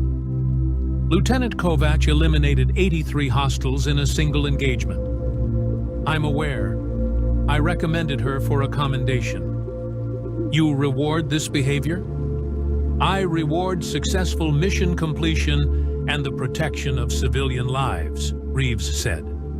His tone remained pleasant, but there was steel underneath. Kovac and her team saved 4,000 people. That's worth rewarding. Brenka's translator bubbled rapidly. But the methodology, Colonel, the sheer aggression of the response. Your Marines didn't establish defensive positions. They attacked. They pursued. They hunted. Yes, Reeves agreed. They did.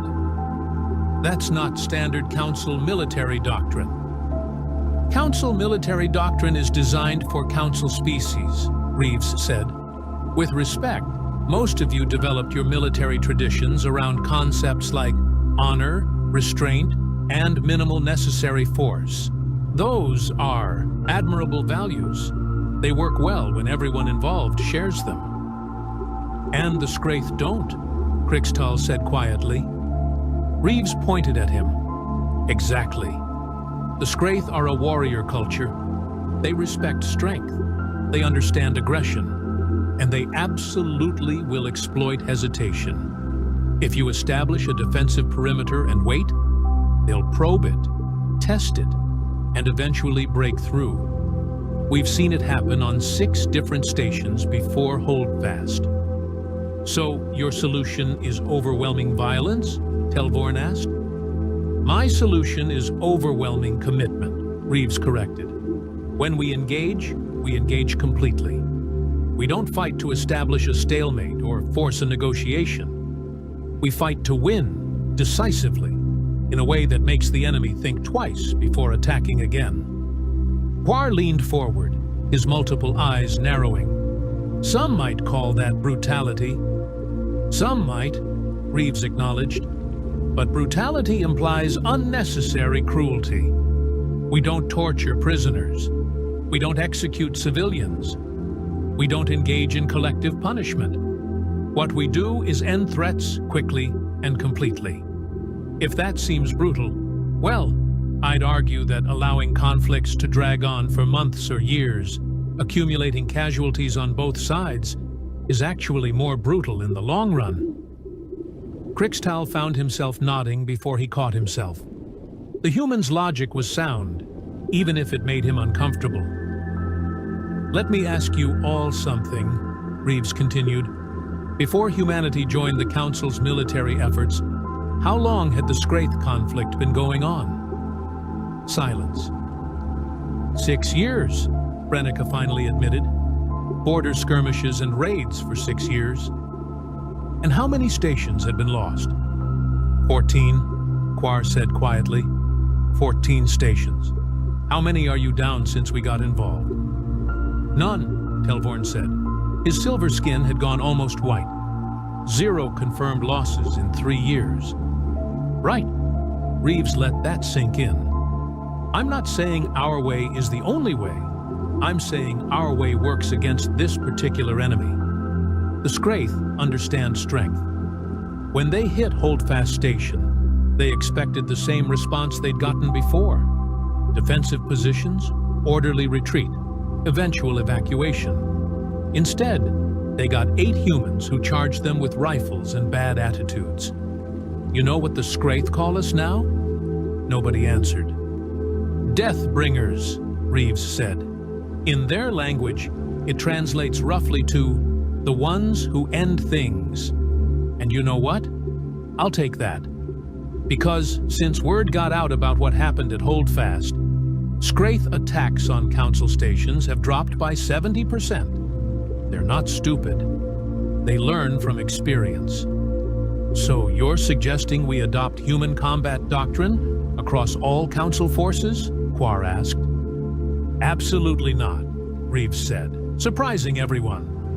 What works for us won't work for you. You can't train a Ythrian to fight like a human any more than you can train a human to photosynthesize.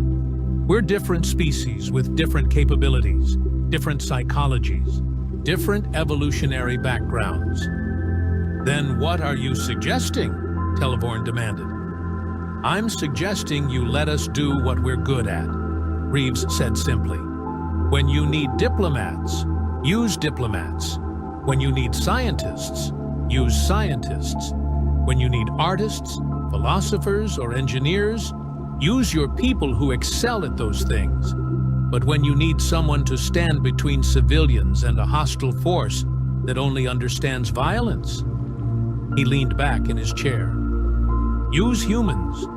We've been preparing for that job since we climbed down from the trees. Crixtal raised one hand hesitantly. Colonel, may I ask a question? Go ahead.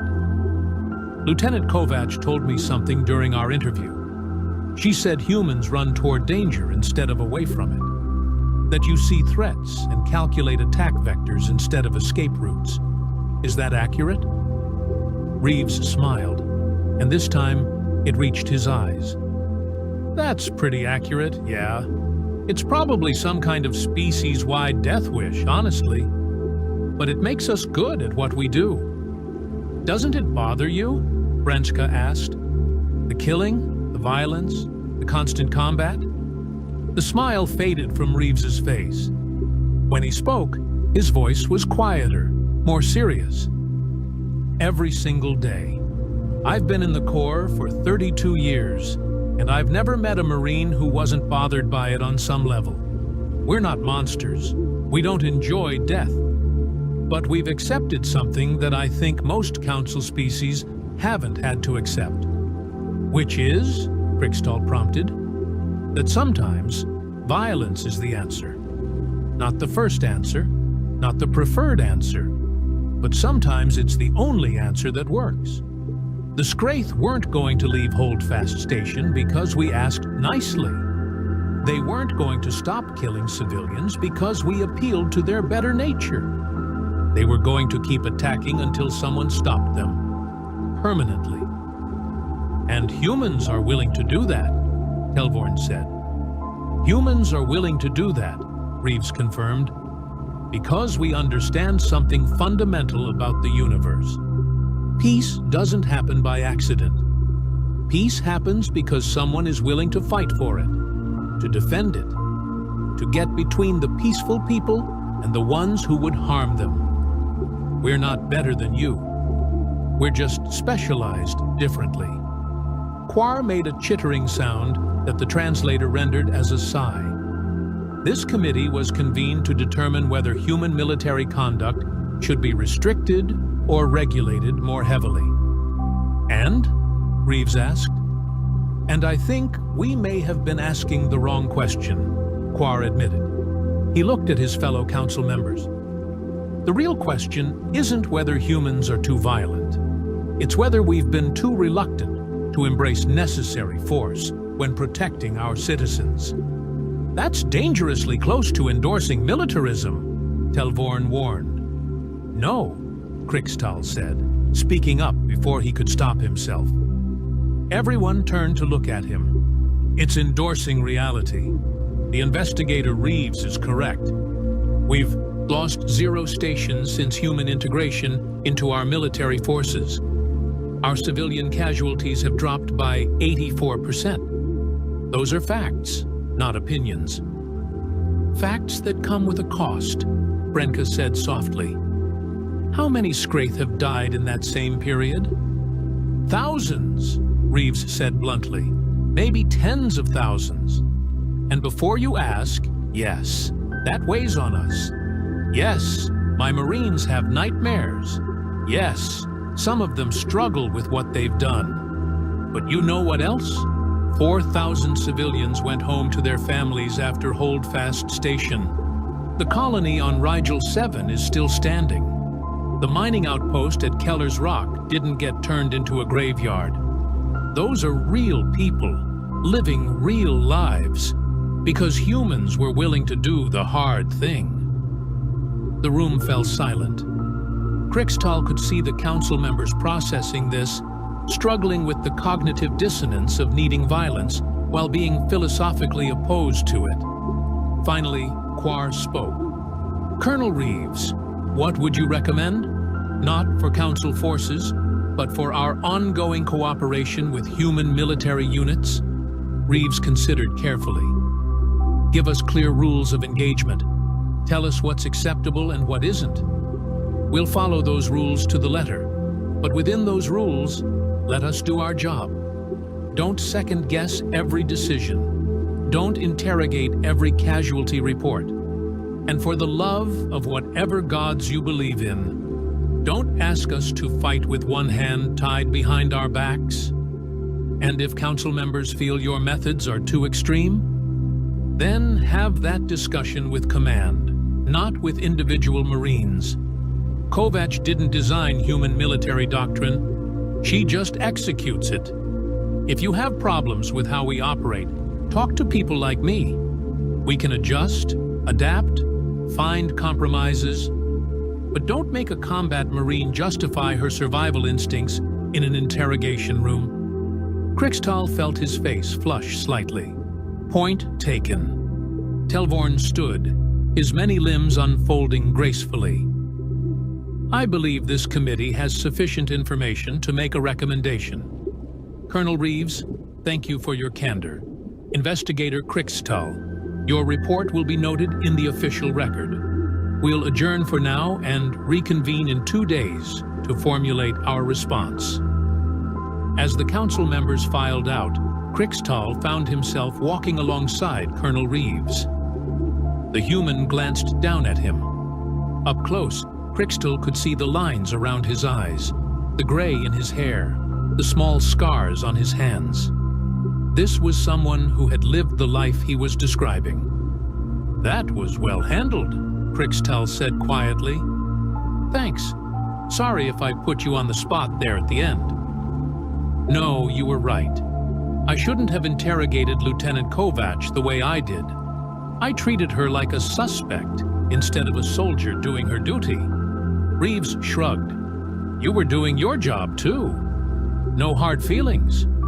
They walked in silence for a moment. Then Krikstal asked, Colonel, Can I ask you something off the record? Sure. That question Lieutenant Kovac asked me about whether I wanted her kill count from this year or just from Holdfast Station. Did you know she would say that? Reeves laughed, a genuine sound of amusement. Oh, I absolutely knew she would say something like that. Kovac has a gift for making people uncomfortable with simple honesty. It's one of her better qualities. It certainly made an impression. That was the point, Reeves said. You were treating her like an anomaly, like her combat effectiveness was some kind of aberration. She wanted you to understand that she's not unusual. Not for a human Marine. She's just good at her job. A job that involves killing. Sometimes, yeah. Reeves stopped walking and turned to face Krikstal directly. Look, I know this is hard for Council species to understand.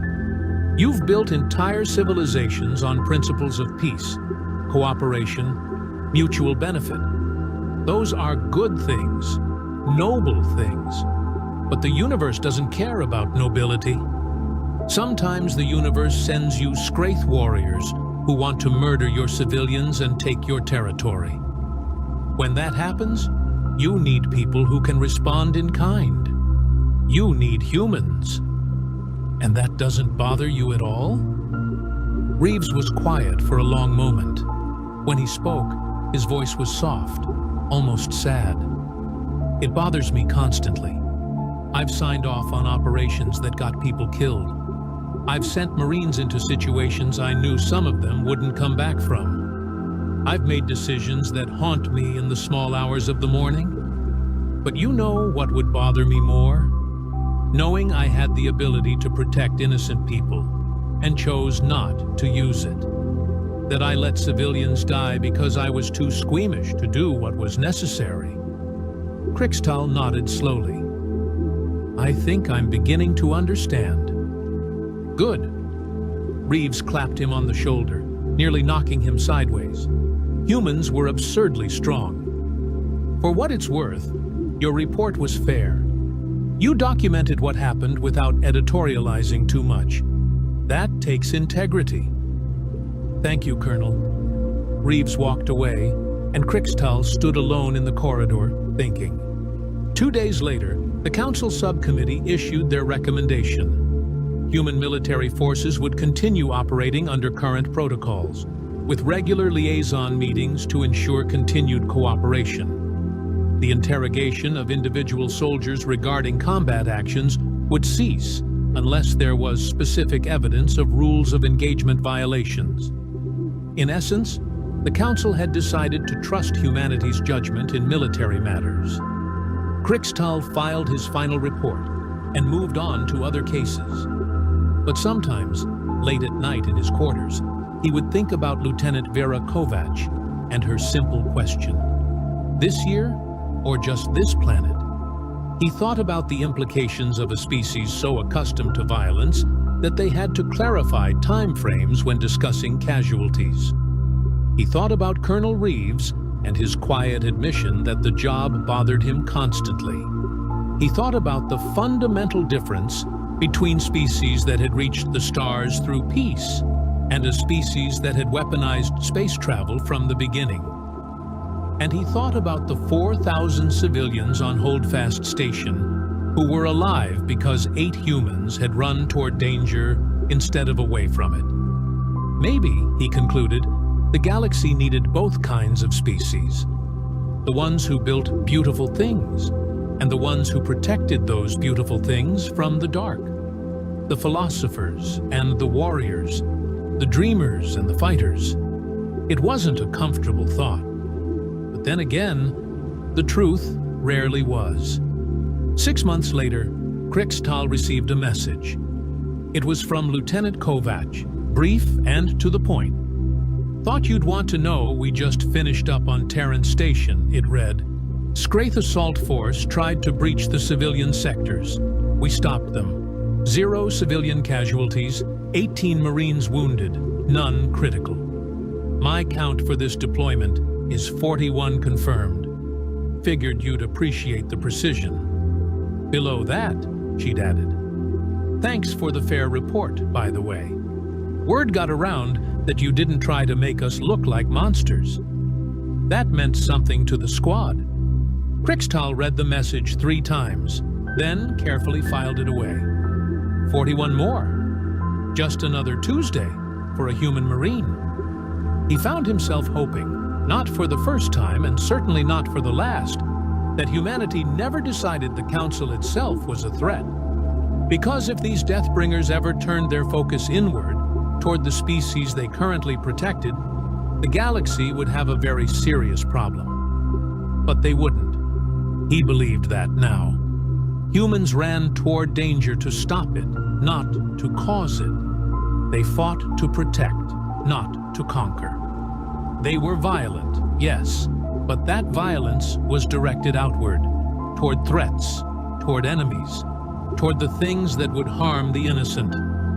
And sometimes, Krixtal reflected, that kind of violence was exactly what the galaxy needed.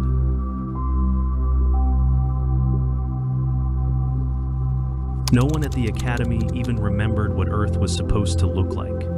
To most cadets, human was a slur from old war stories, a word veterans spat when they talked about campaigns that cost too much and ended too fast. So, when Commander Valrek announced the day's lesson, Case Study One Earth Soldier, half the hall laughed. The other half pretended not to flinch. The lecture chamber was built like an amphitheater, tiered and sterile, lined with alloy seats that hummed faintly under the heat of dozens of alien bodies.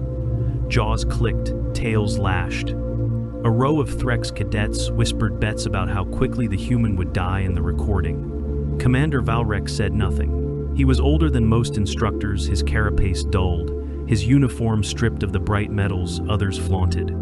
He carried a metal case that looked ancient even by Earth standards, dented, scorched, marked with 2 faded words burned into the lid: SOL, War, Archive. He set it on the table with a heavy thunk. The sound echoed through the room like punctuation. "You've all studied efficiency metrics," Valrek began. "Kill ratios, survival indexes, tactical cohesion. But every metric has an outlier, a point so far from the curve that it breaks the graph." He placed one claw on the case. Earth was that point.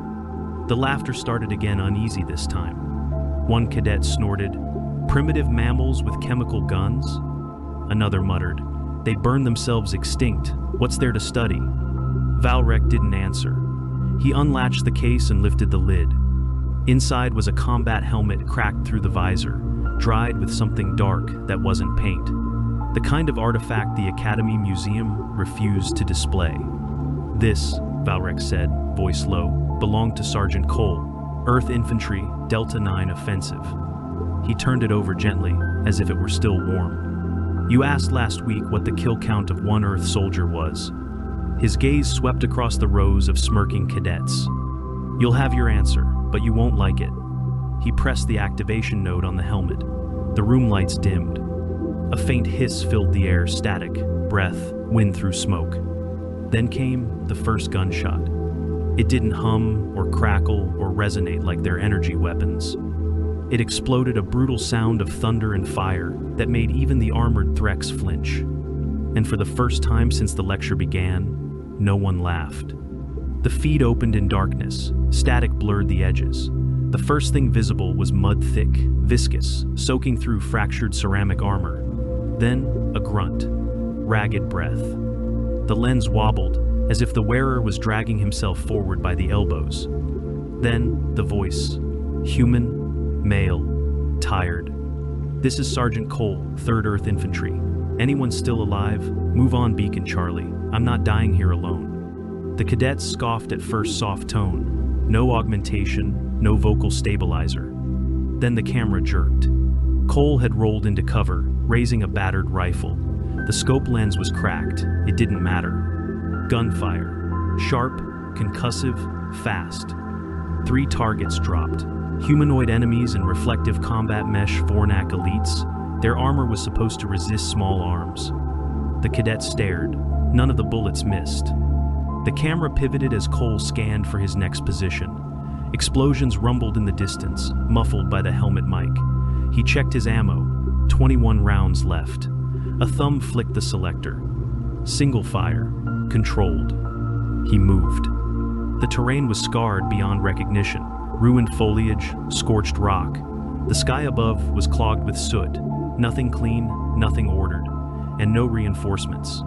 Cole slid down a gully and landed hard. The sound that followed made several cadets jolt upright, a wet gasp of pain. Valrek hit pause. What you just heard was his femur cracking against reinforced debris. Compound fracture, left leg. Watch his vitals. He resumed the feed. Heart rate spiked. Blood oxygen dipped. The HUD showed localized trauma. The leg wasn't just broken, it was fractured through the skin, visible in the corner of the lens. Cole screamed.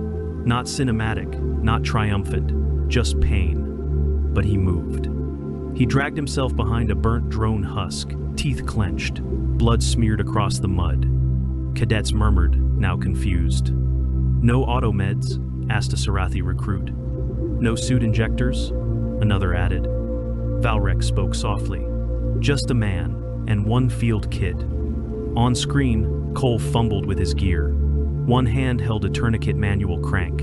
The other dug for a cauterizer, but the pack was half melted, so he did what humans were known for. He adapted. The feed jolted again as he pried open the drone's remains.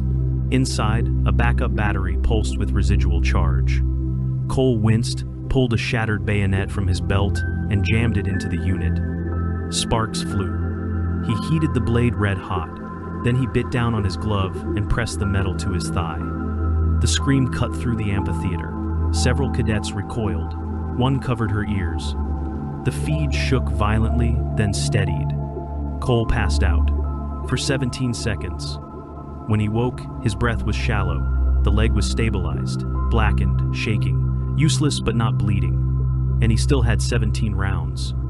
By minute 8, he was crawling again using his elbows, pulling himself forward like a wounded animal too stubborn to die. Gunfire continued. Controlled, measured. Every shot dropped a target. Valrek paused the feed. 42 confirmed kills. 1 reload. Silence. He let it linger. No exosuit, no AI, no backup. He should have died 3 minutes in. But he didn't, whispered one cadet. Valrek nodded. And we're only 10 minutes in. He resumed the feed. The timestamp ticked forward. Cole's arm was shaking now. He'd shifted to firing from the ground, left elbow braced under his rifle. His breathing sounded wet, either internal bruising or early signs of pulmonary damage. From this point on, every movement took longer, every breath harder. But he didn't stop. Instead, he watched. He waited. He listened. When 2 enemies rushed together, he fired once. The round passed through the first neck and clipped the second in the jaw. When 3 came from the east, he waited until they crossed into each other's line and fired low into the debris pile they stood on. It collapsed under their weight, crushing one and exposing the others to easy follow-up shots. Terrain awareness, Valrek said, taught at every academy, rarely mastered. He used the world like a second weapon. The cadets were no longer murmuring. They were taking notes. And Sergeant Cole kept crawling forward. By the 14th minute, the screen had gone red more than once. Blood, dust, sensor errors. The visor lens was cracked deeper now, and the autofocus lagged every time Cole moved too quickly. The temperature overlay flickered, unable to keep up with the environment's heat spikes. His HUD was failing, and so was his body. But the rifle still worked. The cadets watched in silence as he slid into another crater, breath ragged, armor blackened. The right side of his chest plate was scorched through plasma burn, likely from the last engagement. Valrek tapped a secondary screen to highlight it. Penetrating shot. Estimated entry, lateral thorax. Likely missed the lung by less than an inch. Suit alarms were disabled at this point. He would have been in considerable pain just breathing. Why no pain suppressant? One cadet asked, finally. Valrek didn't look away from the screen. The delivery system was ruptured. No morphine, no stims, just muscle. Cole checked his mag, 9 rounds. He didn't panic. He looked around. The helmet's field mic picked up the sound of boots, not his. Vornak infantry, 10 meters to his right. 2 squads. Scanning. He lay flat, waited. The cadets leaned in. Cole waited 26 seconds before firing. His first round hit the squad leader's ankle, not lethal, but it forced a stumble. As the others turned, he fired again, this time straight into the exposed side of a neck. 2 more shots, 2 more targets down. The rest dove for cover. He didn't waste the other 4 rounds. He reloaded with shaking fingers, hand coated in blood. He had 3 magazines left, but his pace had slowed dramatically. A low beeping tone interrupted the footage. Suit oxygen, critical. The readout dropped from 9% to 8%. Cole exhaled once, slow. The video shook violently as he tried to shift. He grunted low, frustrated. His leg dragged behind him like dead weight, but he moved. Down the slope, into a trench where the ground was already soaked with coolant and body matter. There, half submerged, lay a drone wreck Earth made. Cole dragged himself beside it and jammed the connector of his broken oxygen line into its auxiliary port. It hissed, filled his system with enough air to buy him maybe 10 more minutes. The cadets had stopped writing. They were watching as if the footage were live. The drone feed caught another signal, distant cries. A comm channel crackled through static. Charlie team is pinned. Any friendlies respond. Any at all. Cole didn't answer. He reattached his helmet fully, checked the line of sight again, and rolled onto his side. 3 more enemies approached from the ridge above. They didn't see him. They never had a chance. Pop, pop, pop. 3 rounds, 3 bodies. Then came the ambush. From his blind side, 2 more Vornak burst from cover. Cole fired once, point blank. The muzzle flash lit the camera's view for a half second. But the second Vorn soldier slammed into him. The footage tumbled. Chaos, scrambling, a fist, a blade, bone cracking. Then silence. Black screen. "No," one cadet whispered. "That can't be it." Valrek didn't move. The screen stayed black for nearly 7 seconds. Then, static returned. The feed picked up again, tilted, blurry, but still recording. Cole's body lay still at first. His face, just barely visible in the cracked visor, was pale. Blood coated his chin. The enemy was dead, skull caved in, rifle jammed through its torso like a stake. Cole twitched, then moved. With one hand, he reached for a stim injector. Not standard issue. Improvised. The cadets watched as he injected it just above his hip, straight into muscle. Not painless, not safe, but effective. He groaned, then spoke, voice barely audible. "Still here." The kill counter updated. 79, confirmed. Valrek turned slightly toward the room. This is where the forensic team started arguing. A cadet raised a trembling claw. How can he still function? Blood loss alone would have killed most, yes. But that stim wasn't enough to restore him. Just enough to let him choose how he died. The feed continued. Cole's eyes, glazed, locked onto something out of frame. He started to crawl again, slower now, dragging what was left of himself toward a communication beacon. At 28 to 19, he reached it. The relay was inactive, scorched, partially buried, but the internal battery was intact. He flipped open a maintenance panel and rewired it manually. No AI, no assistance. Just a rusted multi-tool and fingers too stiff to hold it properly. He managed to send a short burst ping. The signal confirmed. 1 Allied unit received. Location, 4 clicks east. They were surrounded. Cole's eyes didn't show fear, just math. He checked his last 2 mags. 12 rounds. His hands shook as he closed the panel, but not from fear. The cadets now sat like statues, none speaking. They watched as Cole gathered what strength remained, propped himself up using debris, and slung his rifle across his chest. Then, he whispered into the beacon. "Tell them to mark the ruins. I'm coming through." Valrek paused the feed. "From this moment," he said quietly, Cole had no realistic chance of survival. No medical evac, no structural support, no defensive armor left. He had one leg, compromised oxygen, and internal bleeding. He looked across the cadets, and he still advanced. The feed resumed. 30-second mark. The screen trembled with every step he dragged. Blood trails behind him. The terrain shook with enemy artillery, but he kept moving. He kept firing. He kept calculating. At one point, he stopped at a shattered comms tower, planted himself behind it, waited. Let them come. 14 shots. 14 kills. When he moved again, he was coughing blood. He wiped it on his glove.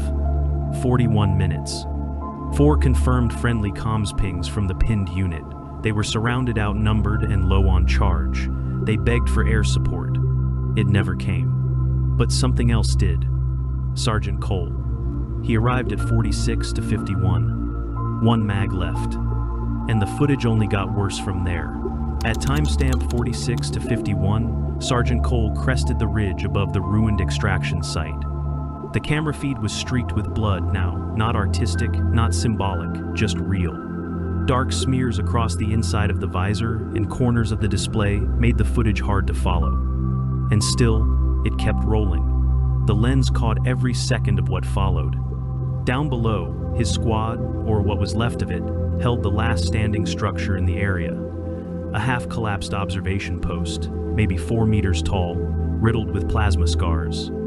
5 Allied signals inside, too distant to read faces. Their perimeter flickered as enemy targeting flares fell around them. Cole stopped just short of the crest, dropped to one elbow. He looked at the site below, then glanced down at his last magazine. 8 rounds. And then, from the comms for the first time, a voice broke through. "Sergeant Cole, report. We're pinned down. We're down to knives in here." Cole didn't respond right away. He reached into a pouch and pulled something small and metallic. A fragmentation grenade. His fingers barely worked. The pin almost slipped from his hand twice. When he finally pulled it, he didn't throw it. He set it down next to him, arming delay dial turned to maximum. He breathed through his nose, short, wet, halting. And then, into the calm. Not for long. He pushed himself to standing, his broken leg dragged behind him. The muscles in his back trembled with the effort. And then he moved.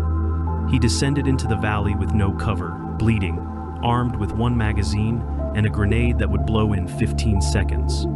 The enemy didn't see him at first, too focused on the squad below. But when the first shot rang out, that same concussive thunder that had started this entire lesson, heads turned. The cadets flinched. Valrek didn't move. Cole fired once, then twice. Each shot dropped a target. The recoil sent tremors through his exhausted arm, but the bullets landed. He was no longer thinking in seconds. Every breath was a question. Was it worth the oxygen? By the time he reached the lower slope, 3 more Vornak were down. The rest began to return fire.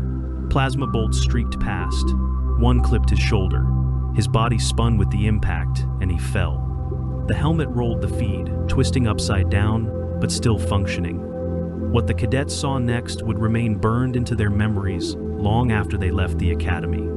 Cole didn't stay down. He pushed himself up, screamed not at them, not at the pain, but through it, and surged forward, dragging the grenade along the ground behind him by the pin ring.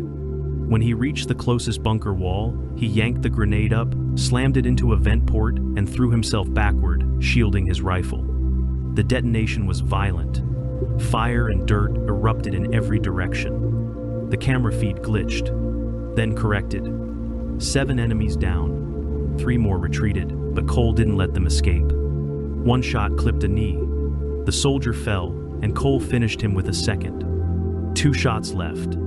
A plasma bolt struck the ground near him. The explosion threw him back against a concrete slab. His helmet cracked further. The left visual field died. He tried to get up. His arm buckled. He tried again. The second time, he rose. No drama, just effort. He limped toward the squad's position, now within sight.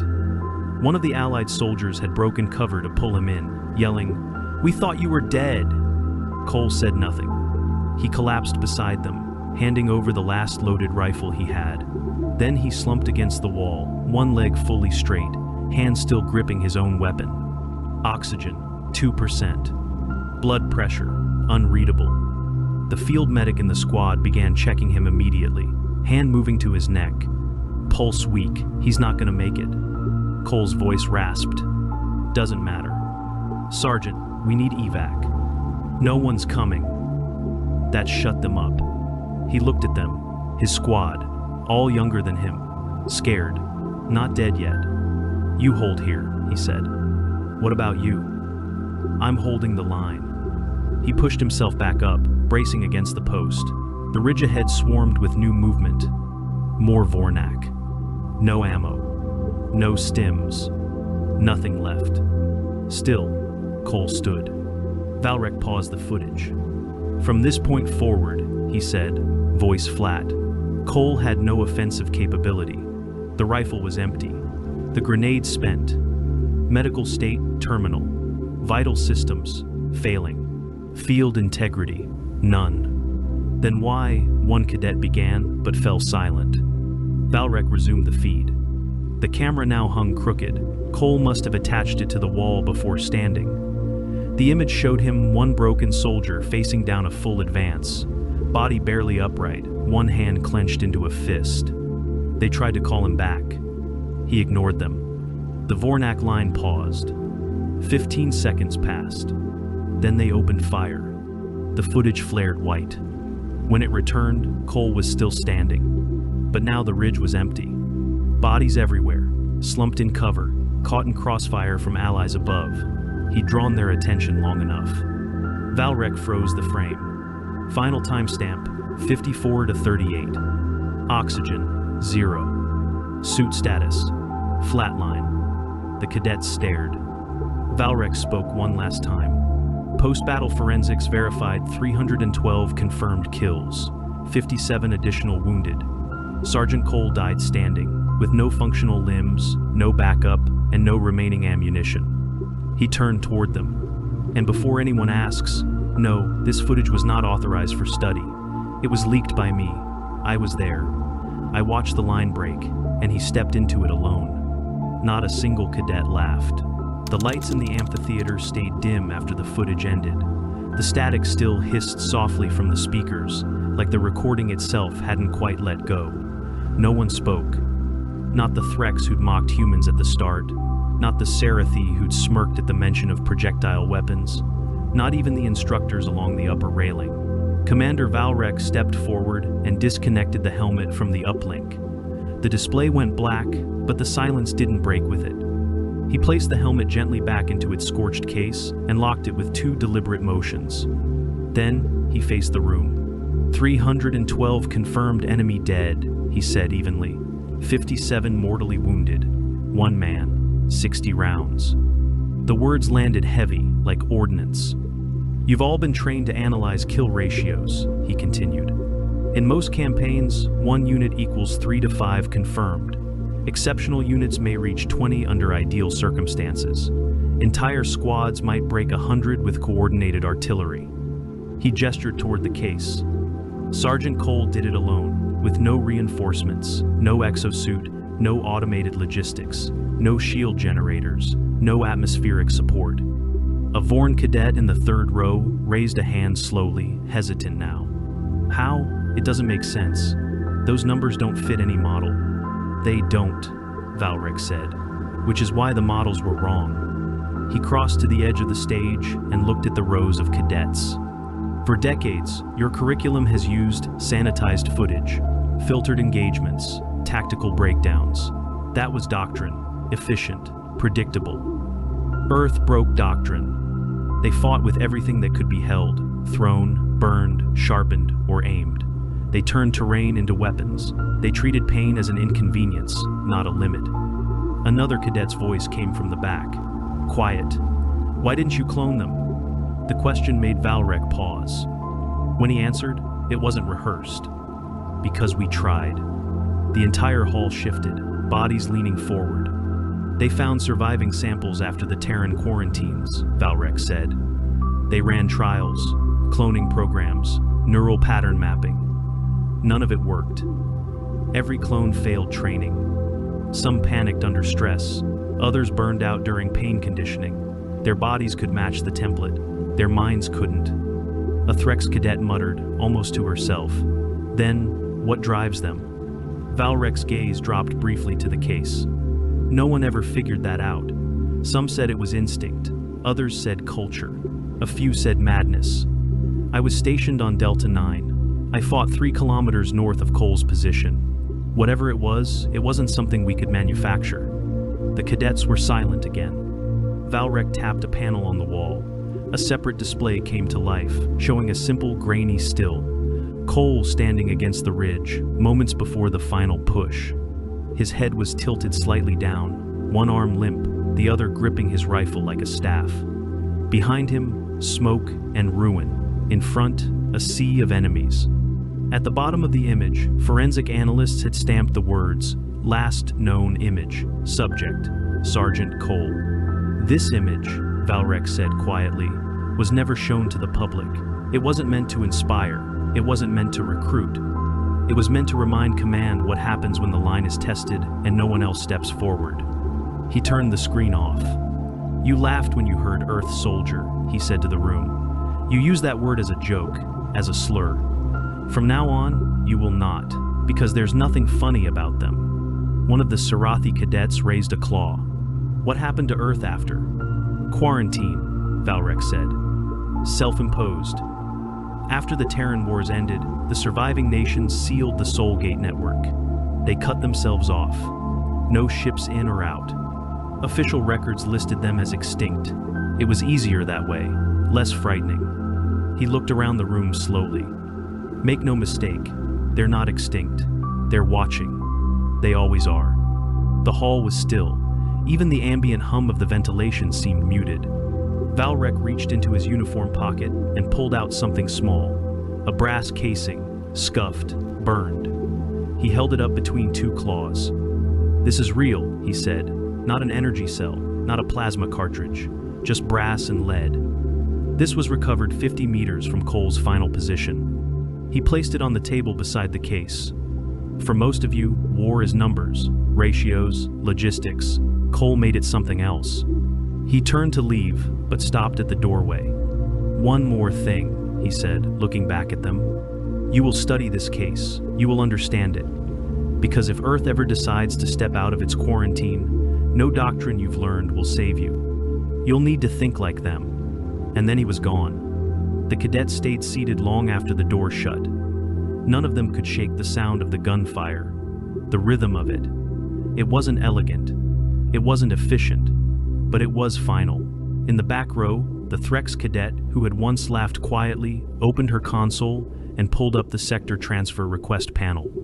Destination: Terran Quarantine Perimeter. Her claws hovered over the confirmation button for a long time before pressing it. Request sent. Awaiting response. The transfer approval arrived in under an hour. No questions, no vetting, no hesitation. Request acknowledged. Report to Gate Sol 1. Bring courage.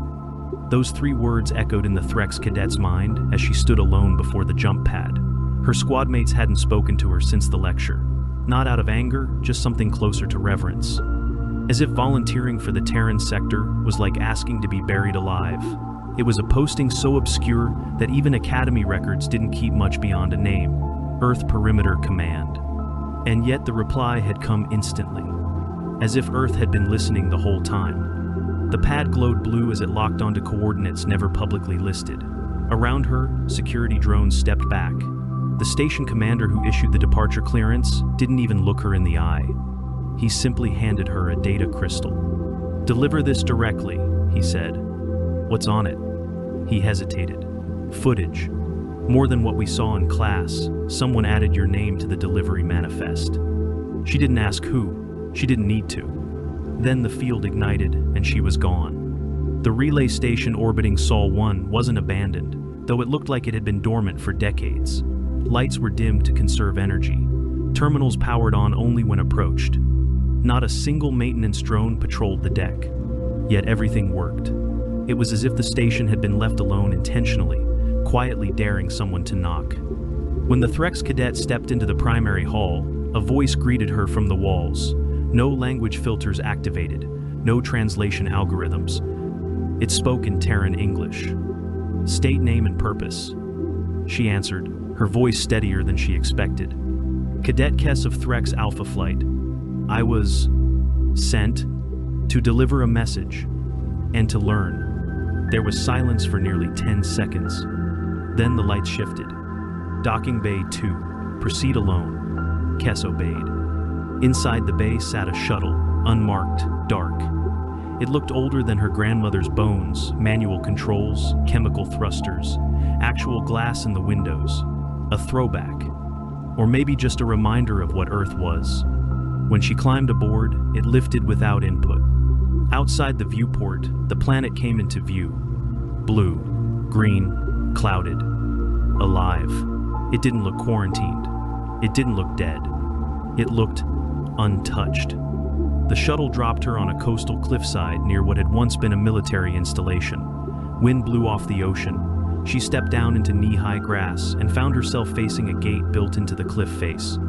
Old, rusted, but the door opened for her. Inside, the hallway was dim and long, lined with plaques, faded flags, cracked stone, no digital readouts, just metal and silence. At the end stood a figure tall, scarred, and unmistakably human. He wore a simple coat, no rank markings, no armor. And he watched her with unreadable eyes. "Cadet," he said, his voice quiet and deep. "You came." She nodded. He gestured to the crystal in her hand. "That's for us?" She offered it without speaking. He took it and inserted it into a port on the wall. A projector hummed to life, flickering in grainy static. It was the footage again, Cole's footage, but unedited. This version included a recording from earlier, before the first shot, before the crawl. Cole sat in a dugout, rifle across his lap, speaking quietly to a small audio log. "If this gets found, if anyone ever watches this," he said, "then I guess I didn't make it.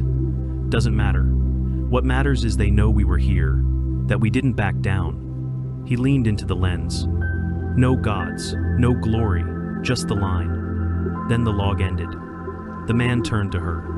"You know why we never came back?" Kess shook her head. He pointed to the screen. "Because we only fight when there's no one else left, and when that happens, we don't leave survivors." He walked to a wall and pressed a panel. It opened to reveal a room lined with casings, brass, steel, ceramic, all labeled with names and numbers. And at the center, a rifle. Scarred, caked in dried blood, but whole. This was Cole's. Kess stepped forward, staring at it. What was he, really? The man didn't answer right away. Then, he said, "He was the last part of us no one understood. The part that doesn't stop because it hurts. The part that doesn't need a reason beyond. Someone had to." He turned to her. "You want to know what it means to be human?" She nodded. He smiled, but it wasn't kind.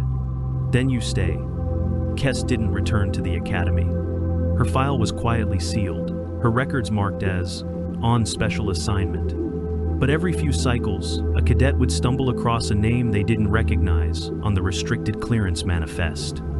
Operator Kess, Terran Liaison Division. And sometimes, during combat exercises, a fragment of her voice would filter into the training drone's audio feeds. Simple, steady. You don't run. You don't beg. You hold the line. Back at the academy, the black data case remained locked. Commander Valrek never opened it again in public. He didn't need to. The cadets spoke of Sergeant Cole like a ghost, one they feared, one they admired. And the question they used to laugh at, they whispered it now. What's the kill count for one Earth soldier? No one laughed, because now they knew the answer. And they knew it could happen again. So let me tell you about the day everything I thought I knew about physics, common sense and basic survival instincts got thrown out the airlock. My name is Kellis, and I have been an instructor at the Velorium 7 Multi-Species Military Academy for 12 cycles now. 12 cycles of perfect safety records, impeccable training outcomes, and absolutely zero incidents that required filing incident reports in triplicate. I was proud of that, really genuinely proud. Velorium 7 is not just any training facility, mind you. Oh no, this is the premier low-gravity combat and movement specialist school in this entire sector. We have graduated over 15,000 cadets from 47 different species. Our facility floats in a carefully maintained 0.3 Earth standard gravity well, which for most civilized species is the perfect environment for learning advanced three-dimensional movement tactics without, dying horribly. The walls of our grand entrance hall are lined with plaques, commendations and holographic recordings of our greatest graduates, commanders, fleet admirals, special operations legends, all of them trained here, in our controlled, safe, perfectly regulated environment. And then the Galactic Accord decided to expand the exchange program. You see, there is this new species that recently joined the greater community. Humans, they call themselves, from a planet called Earth, which fine, whatever. Every species gets one planet to start with. The Accord thought it would be, quote, mutually beneficial for these newcomers to participate in our advanced training programs. I read the briefing files. I really did. Height, weight, basic physiology, atmospheric requirements, dietary needs. All standard stuff. They are bipedal, carbon-based, bilaterally symmetrical. Honestly pretty boring on paper. Their homeworld gravity was listed as 1.0 standard, which made them slightly denser than the pelthic delegates, but nothing extraordinary. The human cadet assigned to my training group was named Marcus Webb, 22 cycles old in his species years, previous education at something called Earth Defense Academy, no prior off-world experience, no specialized genetic modifications, no cybernetic enhancement, just a regular standard-issue human. When I announced this to my current cadet class, you should have seen their faces. Threx, my Saurian student, did that thing where his crest flattens completely against his skull, which means he is either terrified or deeply skeptical. In this case, probably skeptical.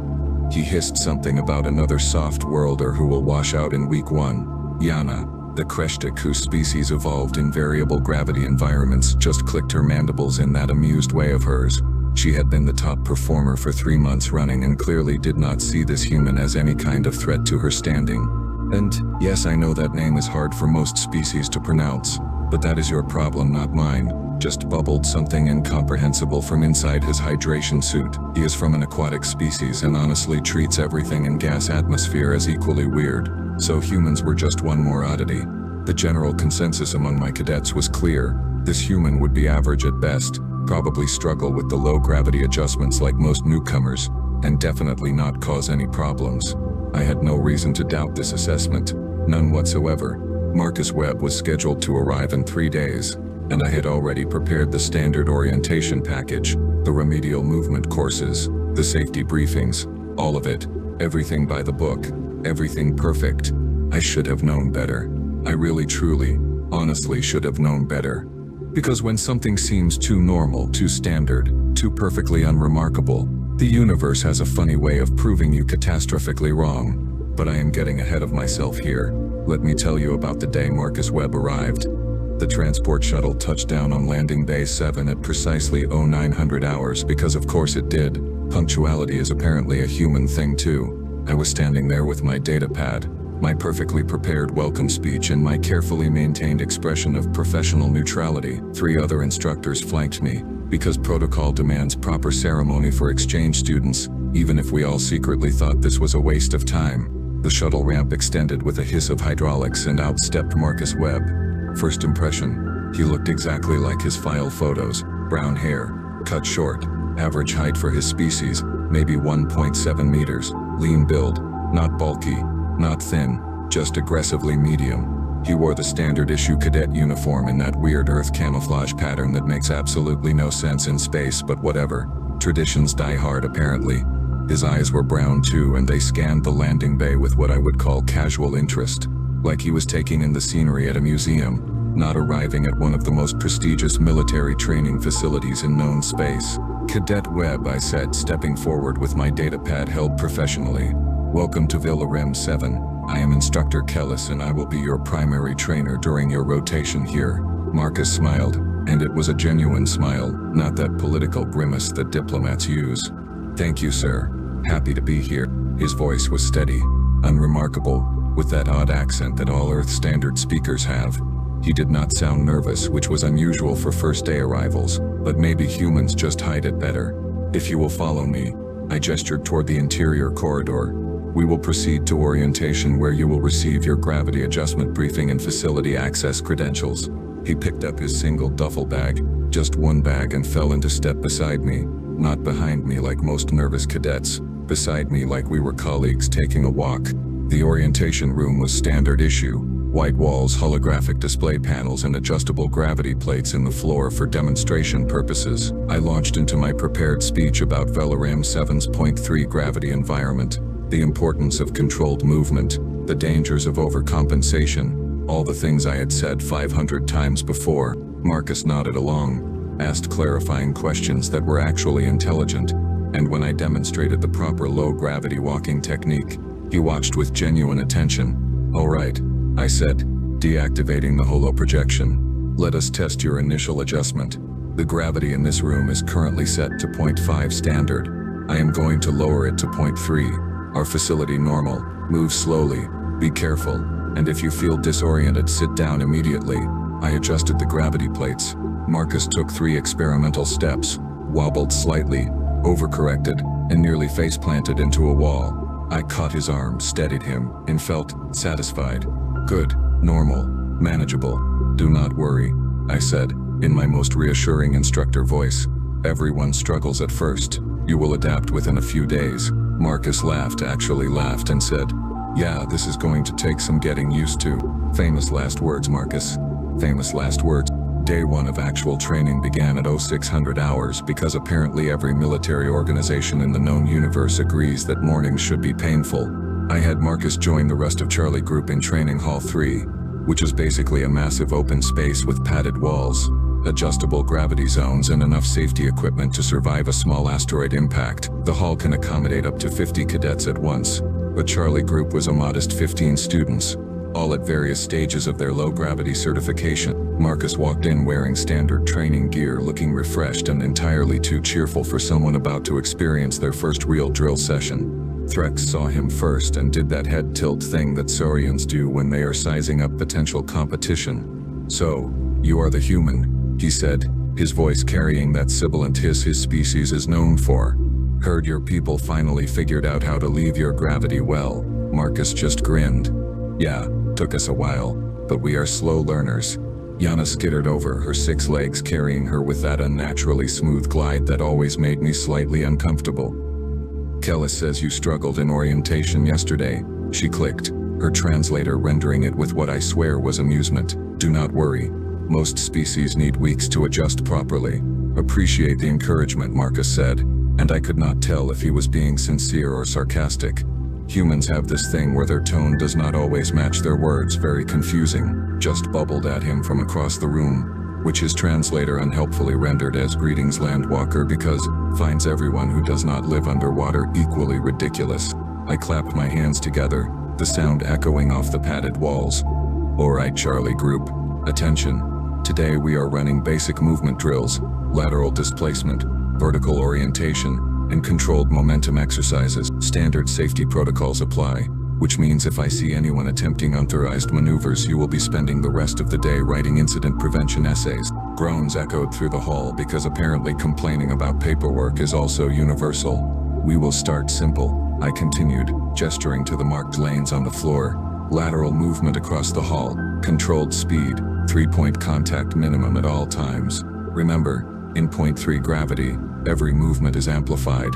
Small pushes, controlled breathing, constant awareness." The cadets lined up. Marcus positioned himself near the back, probably hoping to observe first before attempting anything. Smart, actually. Threx went first, pushing off with his powerful saurian legs, gliding smoothly across the hall in a textbook perfect low-gravity stride. Excellent form, predictable trajectory, safe landing, exactly what I wanted to see. Yana followed, her multiple legs giving her absurd amounts of control, making the exercise look effortless. Show off went next, moving with this bizarre flowing motion that his species somehow pulls off naturally, like watching oil spread across water. Weird, but effective. Then came Marcus's turn. He positioned himself at the starting line, bent his knees slightly and pushed off. Too hard, way too hard. His body launched forward like he had been fired from a cannon. He rocketed across the hall, flailing his arms in what I can only describe as controlled panic, and slammed shoulder first into the far wall with a thud that made everyone wince. I was already moving toward him, ready to call for medical, already composing the incident report in my head, already regretting accepting this human into my training group. Marcus peeled himself off the wall, rotated to face us, and started laughing. Not nervous laughter, not embarrassed laughter, actual genuine amusement. "Okay," he called out, rubbing his shoulder. "That was entirely my fault. Let me try that again." He pushed back toward the starting line, this time with slightly better control, though he still moved like someone who had never experienced low gravity in his entire life, which according to his file he had not. I assigned him remedial movement training with the beginners, figuring he would need at least 2 weeks to develop basic competency. I was wrong about that too, but not in the way I expected. By day 5, Marcus had stopped crashing into walls, which I considered a significant achievement worthy of note in my daily log. By day 7, he was moving through the basic drills with what I would call competent mediocrity. Nothing impressive, nothing terrible, just solid average performance. By day 10, something changed, and I still cannot explain exactly what happened. It was like watching someone suddenly remember how to do something they had forgotten. One moment Marcus was carefully, methodically pushing himself through a lateral movement exercise. The next moment he was flowing through the course like he had been born in low gravity. Not smooth like Yana, not powerful like Threx, but something else entirely, something I did not have words for. He started using momentum in ways that should not work, redirecting his trajectory mid-flight with tiny adjustments, catching himself on surfaces at angles that looked wrong but somehow functioned perfectly. Threx noticed it too. "The human is learning too fast," he hissed to me after one training session. It took me 4 weeks to reach that level of control. I had no good answer for him, so I just said something vague about different species having different learning curves, which satisfied nobody, including myself. Then came week 2 and the vertical combat course evaluation.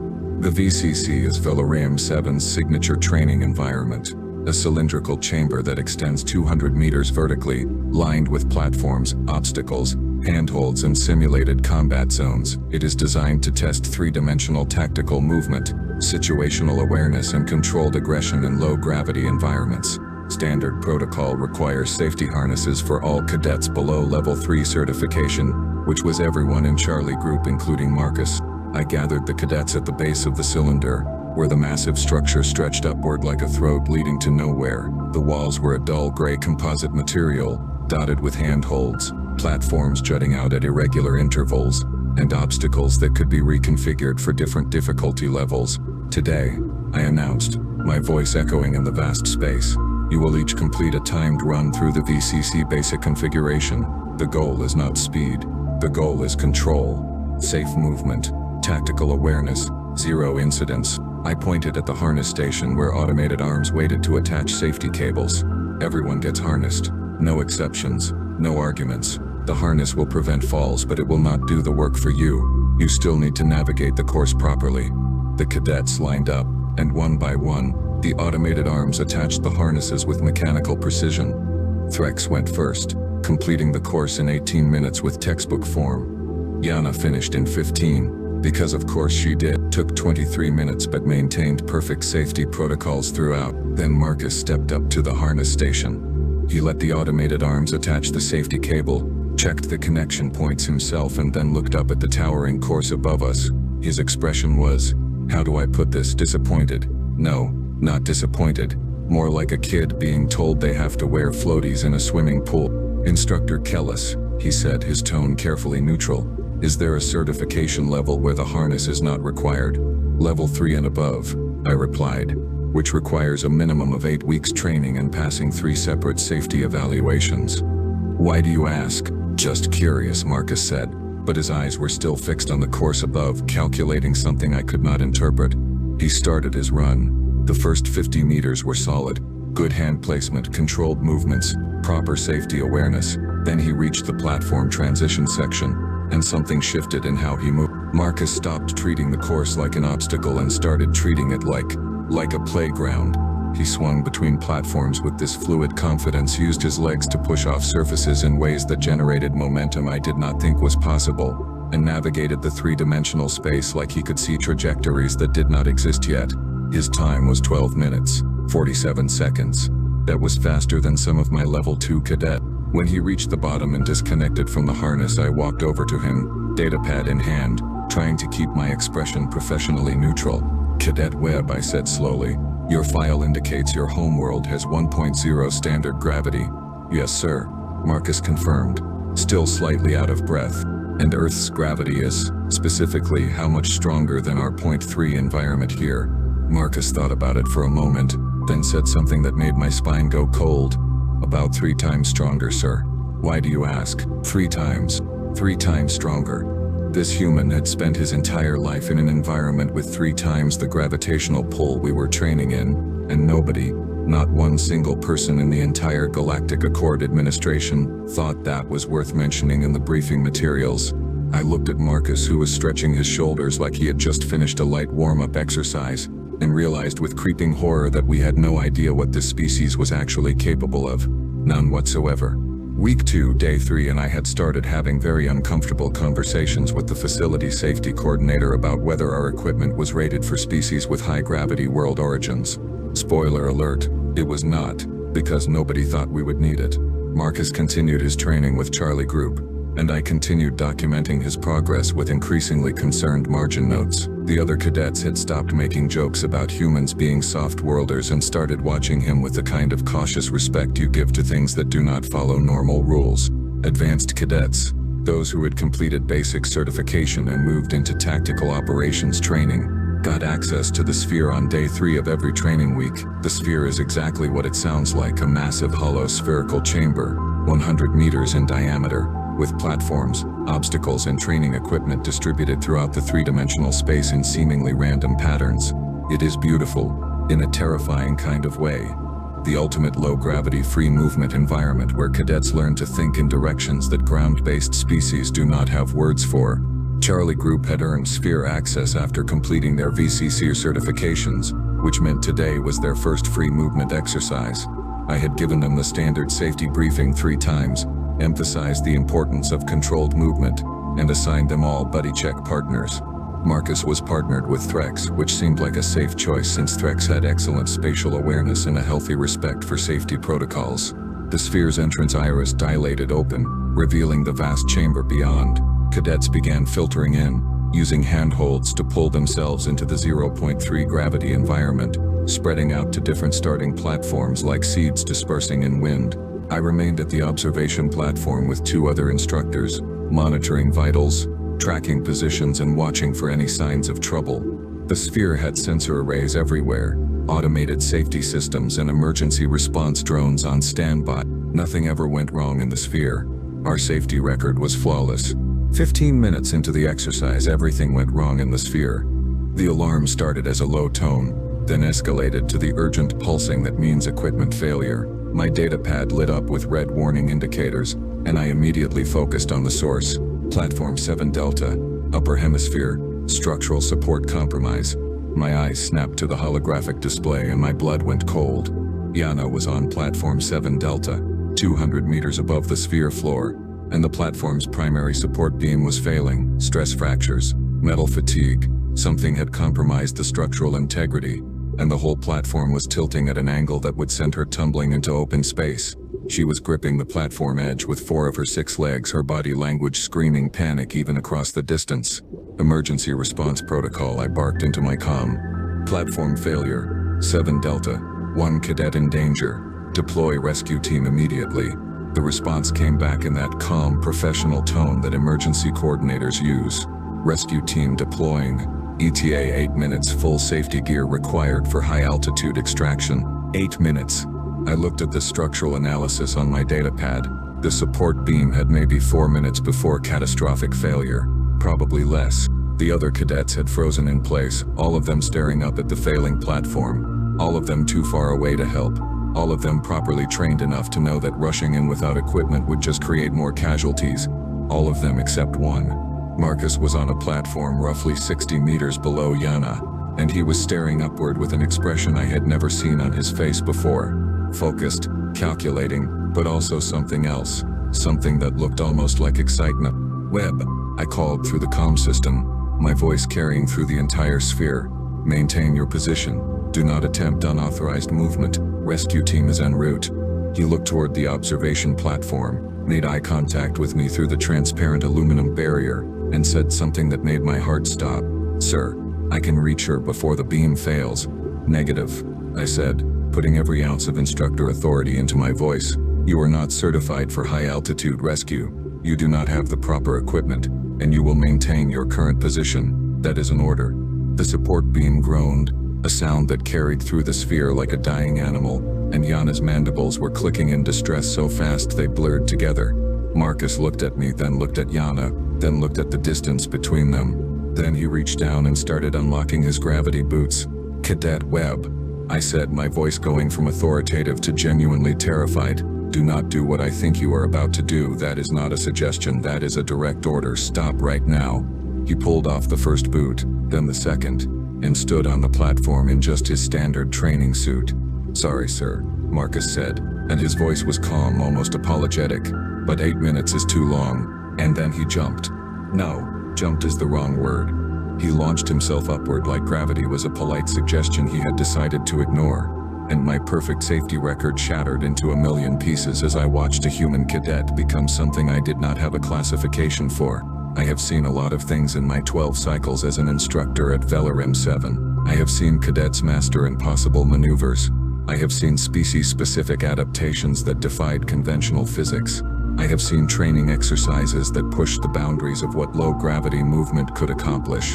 I had never, not once, not ever, seen anyone move the way Marcus Webb moved in those next 45 seconds. He did not jump up, he exploded upward, his legs driving against the platform with enough force that the entire structure shuddered from the impact. In 0.3 gravity, that force translated into velocity that should not be possible for an unaugmented biological organism. He rocketed toward the sphere's upper hemisphere like a missile with a destination, his body position aerodynamic, his arms tucked close to reduce drag even though there was barely any atmosphere to drag against. Threx made a sound I had never heard a saurian make before, something between a hiss and a whimper. Tanslator just gave up and emitted a confused, warbling noise. I was screaming into my comm, calling for emergency intervention, calling for automated safety systems, calling for anything that could stop what was happening, but everything moves slower than a human in low gravity apparently. Marcus covered 60 meters in less than 4 seconds. Then came the part that made me question whether physics was even real anymore. He reached a support column, one of the massive structural beams that kept the sphere stable, and instead of grabbing it to slow down, he used it to redirect. His feet hit the column at an angle, absorbed the impact with bent knees that should have shattered under the force, and pushed off in a new direction like the column was nothing more than a stepping stone. He was not moving in a straight line anymore. He was plotting a 3-dimensional course through the sphere's obstacles, using every surface as a launch point, every structure as a navigation reference. Equipment storage rack, kickoff, change direction by 15 degrees. A training platform occupied by 2 terrified cadets. Touchdown for a fraction of a second. Redirect upward again. A suspension cable meant for safety harnesses. Grab it mid-flight. Use the tension to slingshot around a obstacle cluster. He was not fighting gravity. He was having a conversation with it, negotiating terms, and apparently gravity was losing the argument.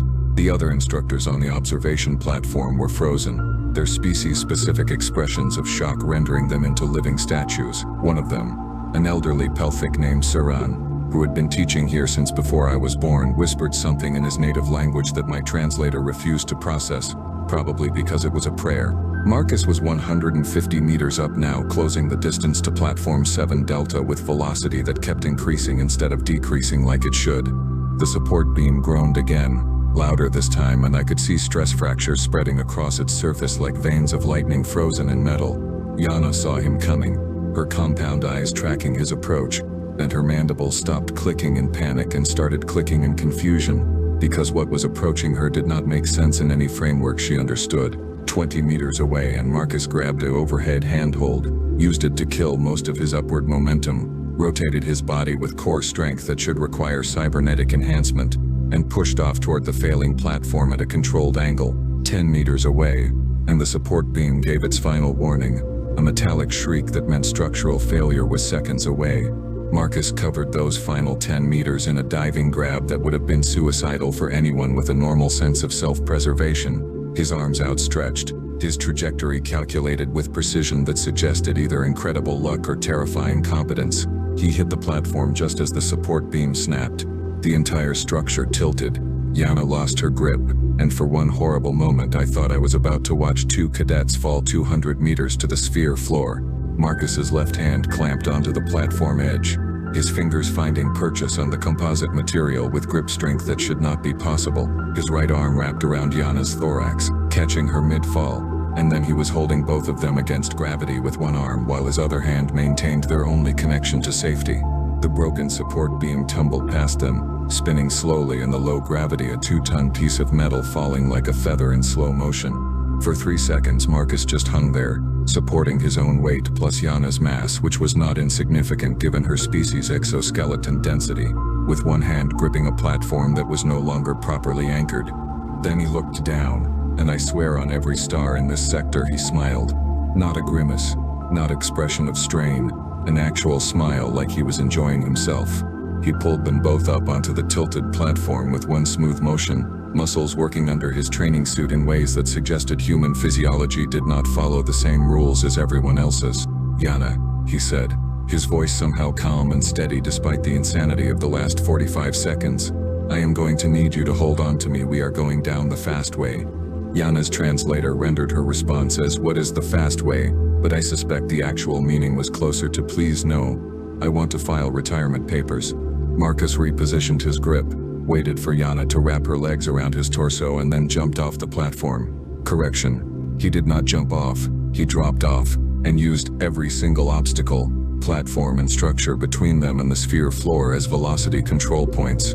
Watching him descend was like watching a meteor with purpose, bouncing off surfaces with calculated precision, redirecting momentum with each contact, turning a 200-meter fall into a controlled descent that somehow impossibly ended with both of them landing gently on the sphere floor in a perfect 3-point stance. Marcus set Yana down carefully, made sure her legs were stable, and then looked up at the observation platform where I was having what I can only describe as a complete professional crisis. "Sir," he called up, his voice slightly winded but otherwise normal. "Do you have a bandage?" I scraped my elbow on that last platform. A scraped elbow. He had just defied death, physics, and common sense, and he was concerned about a scraped elbow. I realized something in that moment, something profound and deeply unsettling. Humans were not fragile, they were not weak, and they definitely were not average. They were just very, very good at pretending to be normal until the moment when normal stopped working. The facility commander arrived 14 minutes after the incident, which was impressive given that her office was on the opposite side of the station, and she had probably violated several speed regulations getting here. Commander Vorish was a Corinthian, which meant she stood nearly 3 meters tall, had 4 arms that she used for dramatic gesturing when angry, and possessed exactly 0 tolerance for nonsense. She had run Valorum 7 for 20 cycles with absolute authority and an unblemished safety record that I had just personally destroyed. She was not happy.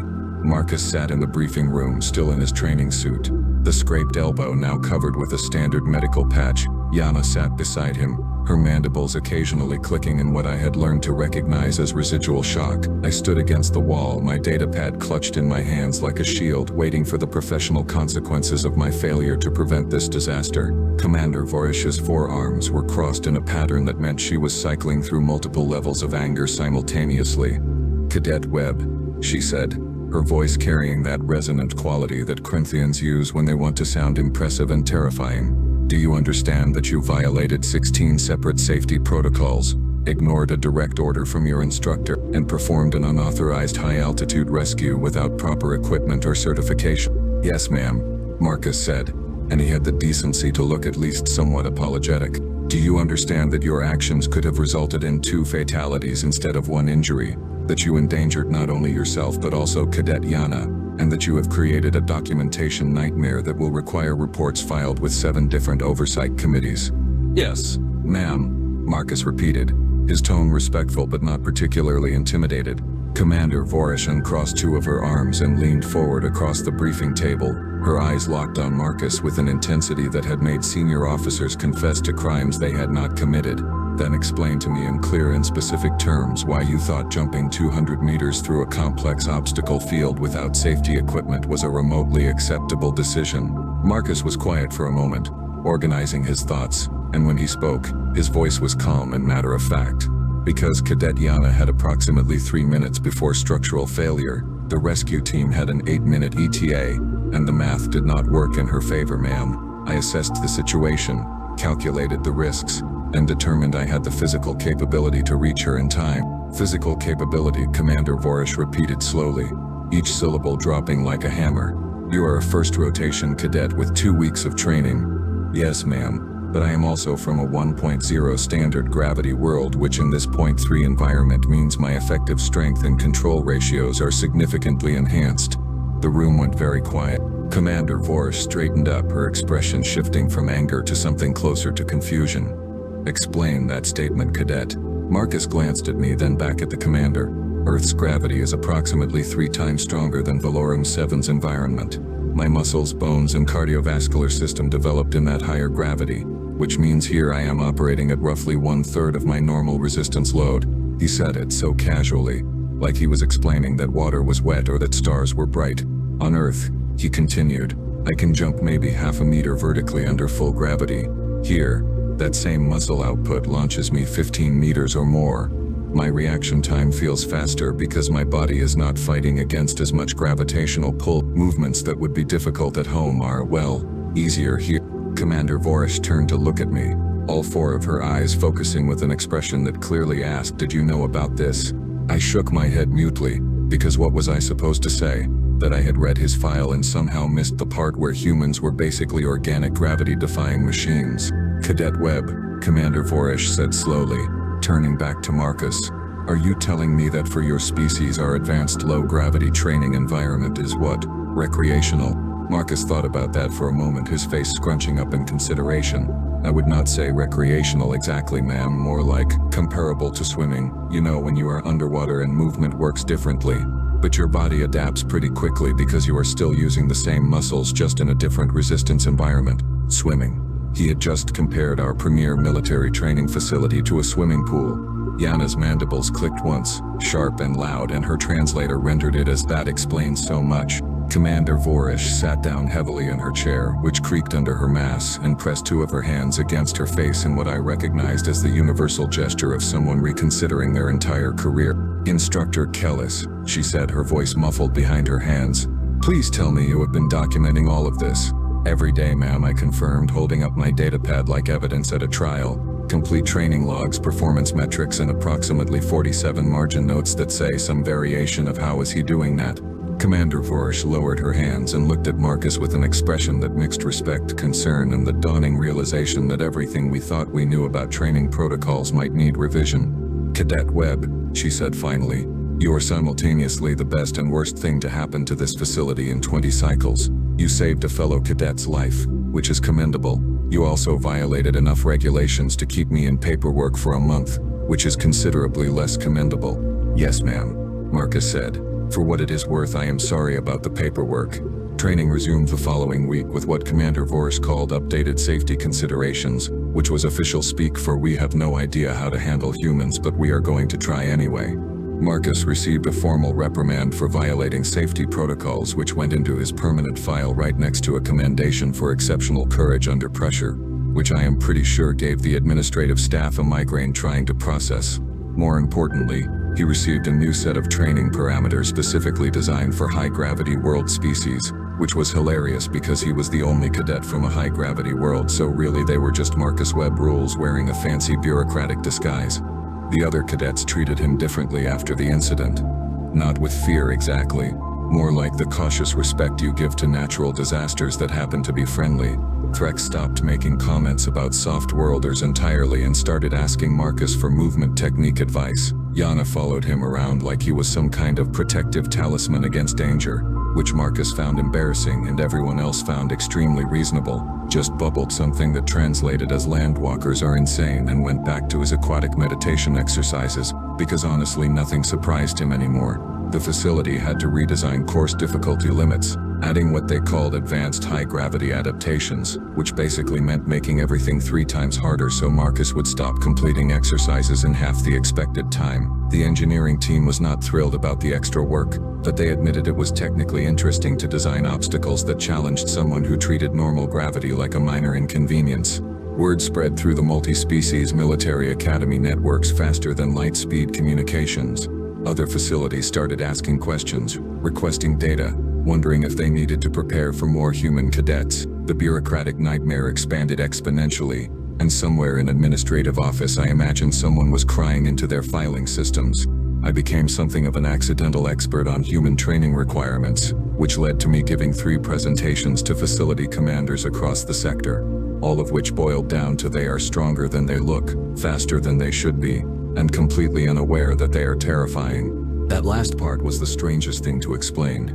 Marcus genuinely did not understand why everyone treated his rescue of Yana like it was exceptional. To him, it was just basic risk assessment and physical capability matching. On Earth, apparently this kind of thing happened regularly in their emergency services, their sports, their casual recreational activities. They had competitions where humans jumped over obstacles, climbed vertical surfaces and threw themselves through the air for fun. For fun, their children played games that involved launching themselves off elevated surfaces and catching each other mid-fall. Their standard military training included carrying heavy loads across long distances in full gravity, which meant their soldiers were essentially strength training in conditions that would cripple most other species. I had spent 12 cycles thinking I understood physical limitations, training protocols, and safety requirements. And then one human cadet showed up and revealed that all my assumptions were based on species that evolved in reasonable gravity wells. Marcus completed his rotation at Villarim 7 with top marks in every category. Not because we made it easy for him, but because we literally could not make it hard enough without creating courses that would be lethal to every other species. On his last day, he shook my hand with that human custom of gripping palms, and his grip was gentle, controlled, carefully modulated so as not to cause damage. "Thank you, Instructor Kellis," he said, genuine warmth in his voice. "I learned a lot here. Really appreciate the experience." "You are welcome, Cadet Webb," I replied, and meant it despite everything. "Though I think we learned more from you than you did from us." He laughed at that, shouldered his single duffel bag, and headed toward the departure shuttle.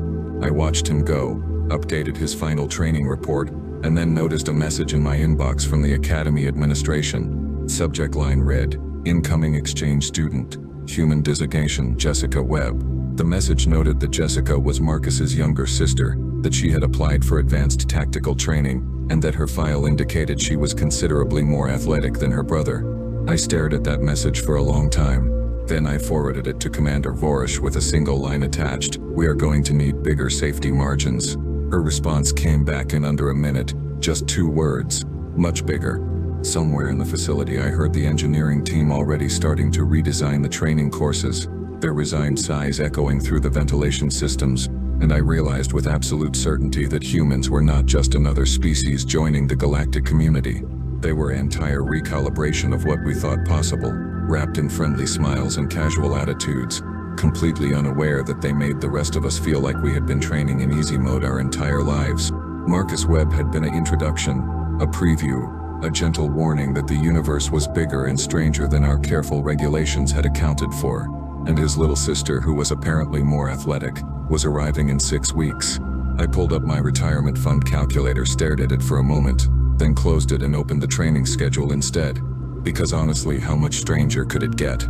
Somewhere in the universe, I imagine reality itself laughed at that question, because apparently I still had not learned the most important lesson. Never ever ask how much stranger things can get when humans are involved. They will always find a way to show you. The Great Hall of the Galactic Council trembled with urgent voices.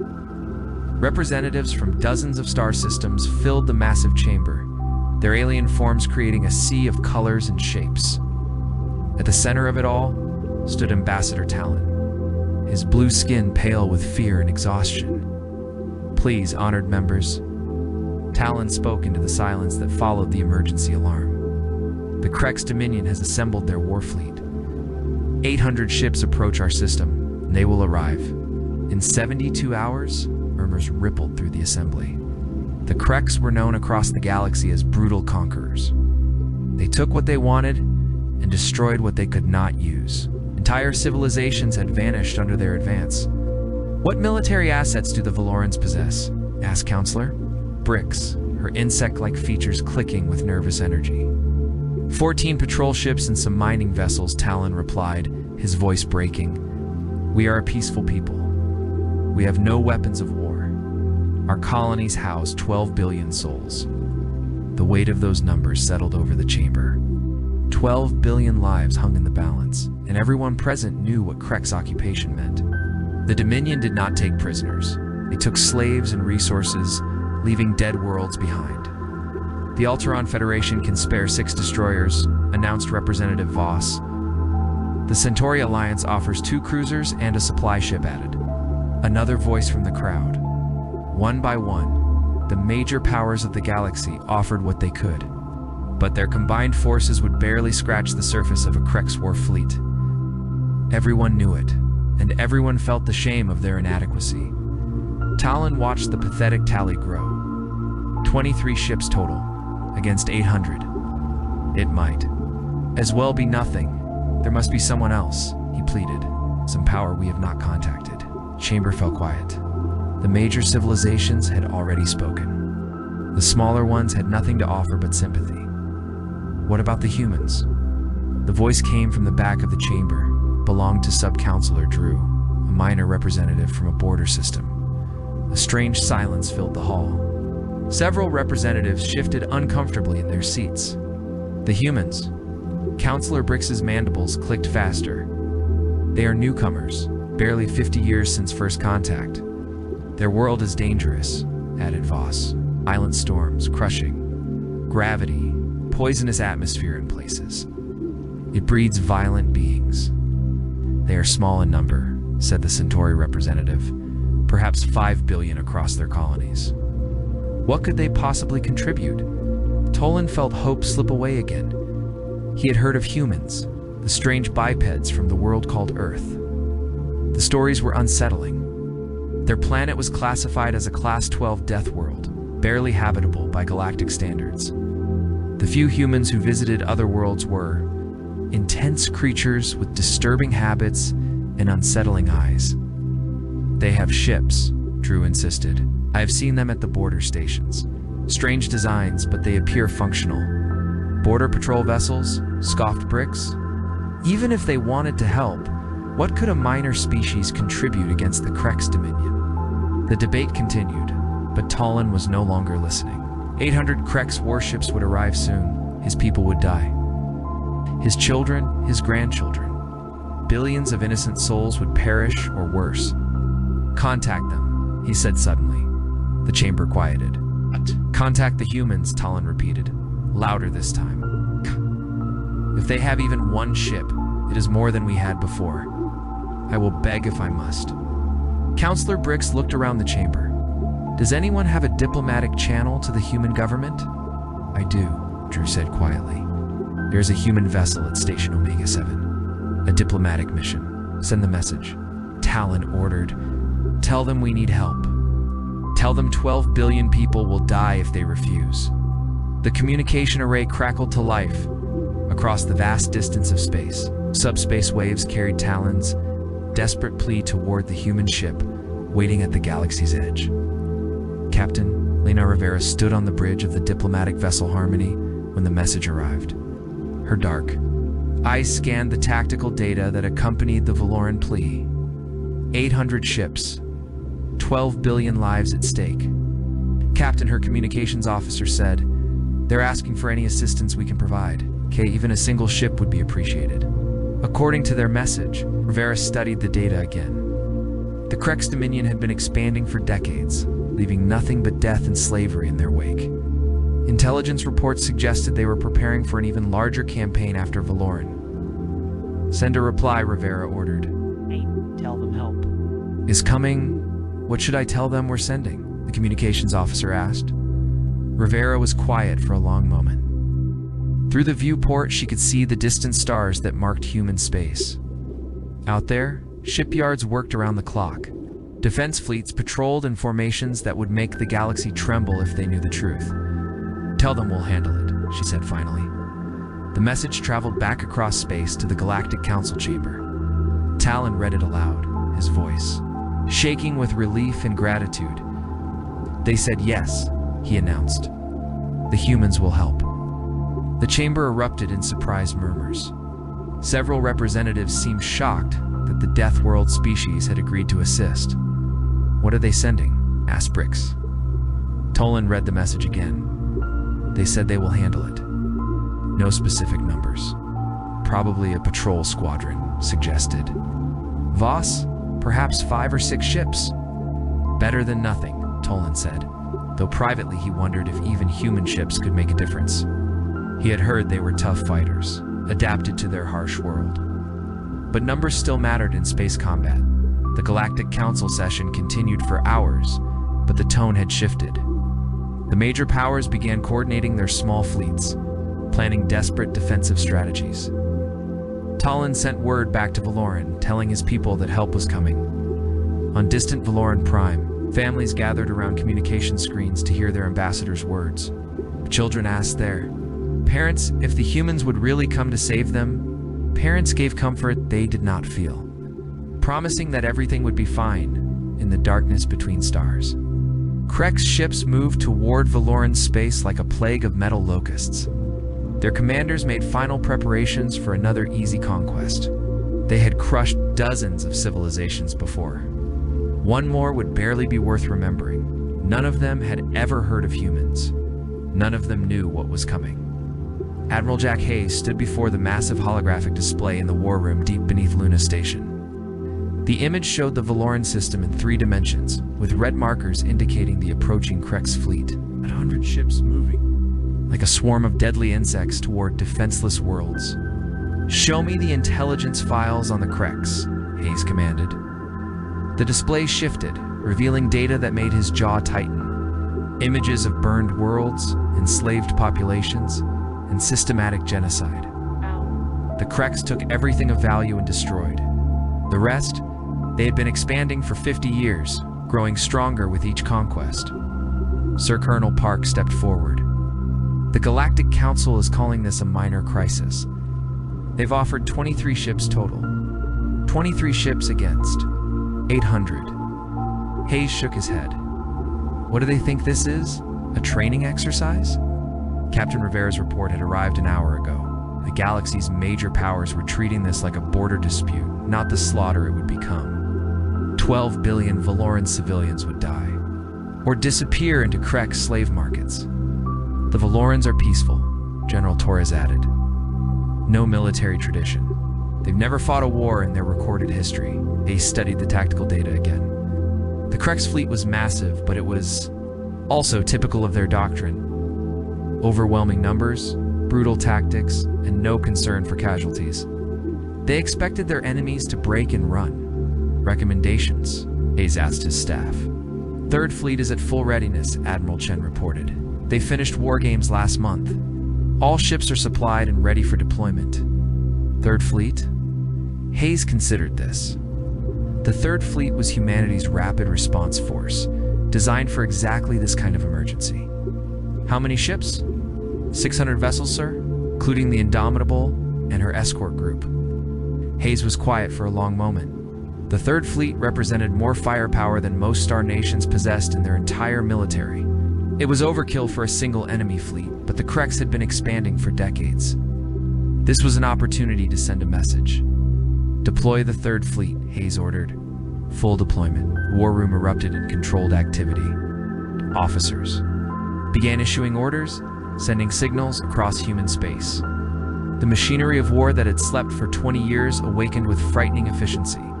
Across the Sol system, shipyards that had been building civilian vessels suddenly switched to military production. Massive construction bays opened, revealing ships that existed only in classified documents. The Third Fleet was humanity's secret weapon, and now it would be revealed to the galaxy.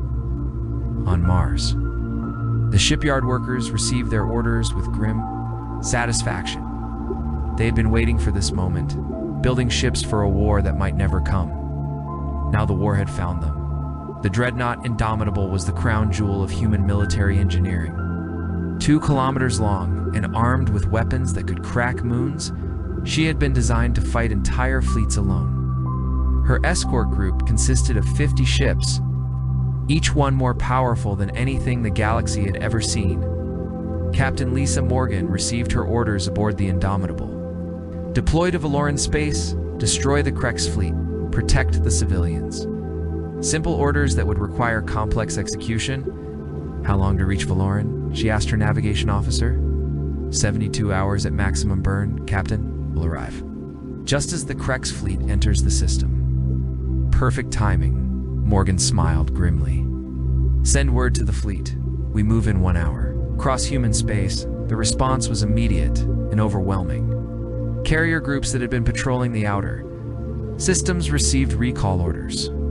Destroyer squadrons abandoned their training exercises and began moving toward rally points. Supply ships loaded with everything from ammunition to medical supplies prepared for the longest deployment in human history. The Third Fleet's composition was staggering. 60 dreadnoughts that dwarfed any ship in galactic service, and 20 cruisers designed for long-range combat. 200 destroyers built for speed and precision. 100 carriers packed with fighters and bombers. The rest were support vessels, hospital ships, supply transports, and mobile repair stations. Admiral Hayes watched the deployment begin from his command center. Each ship that left its berth represented years of planning and preparation. Humanity had learned from Earth's harsh lessons that peace required strength and strength required constant vigilance. Send a message to the Galactic Council, Hayes instructed. Tell them we're handling the situation. The message was simple and direct. No grand speeches or diplomatic language. It's just a statement of fact from a species that had learned to speak softly and carry a big stick at the Galactic Council. The human response caused confusion and concern. The message was too confident, too certain.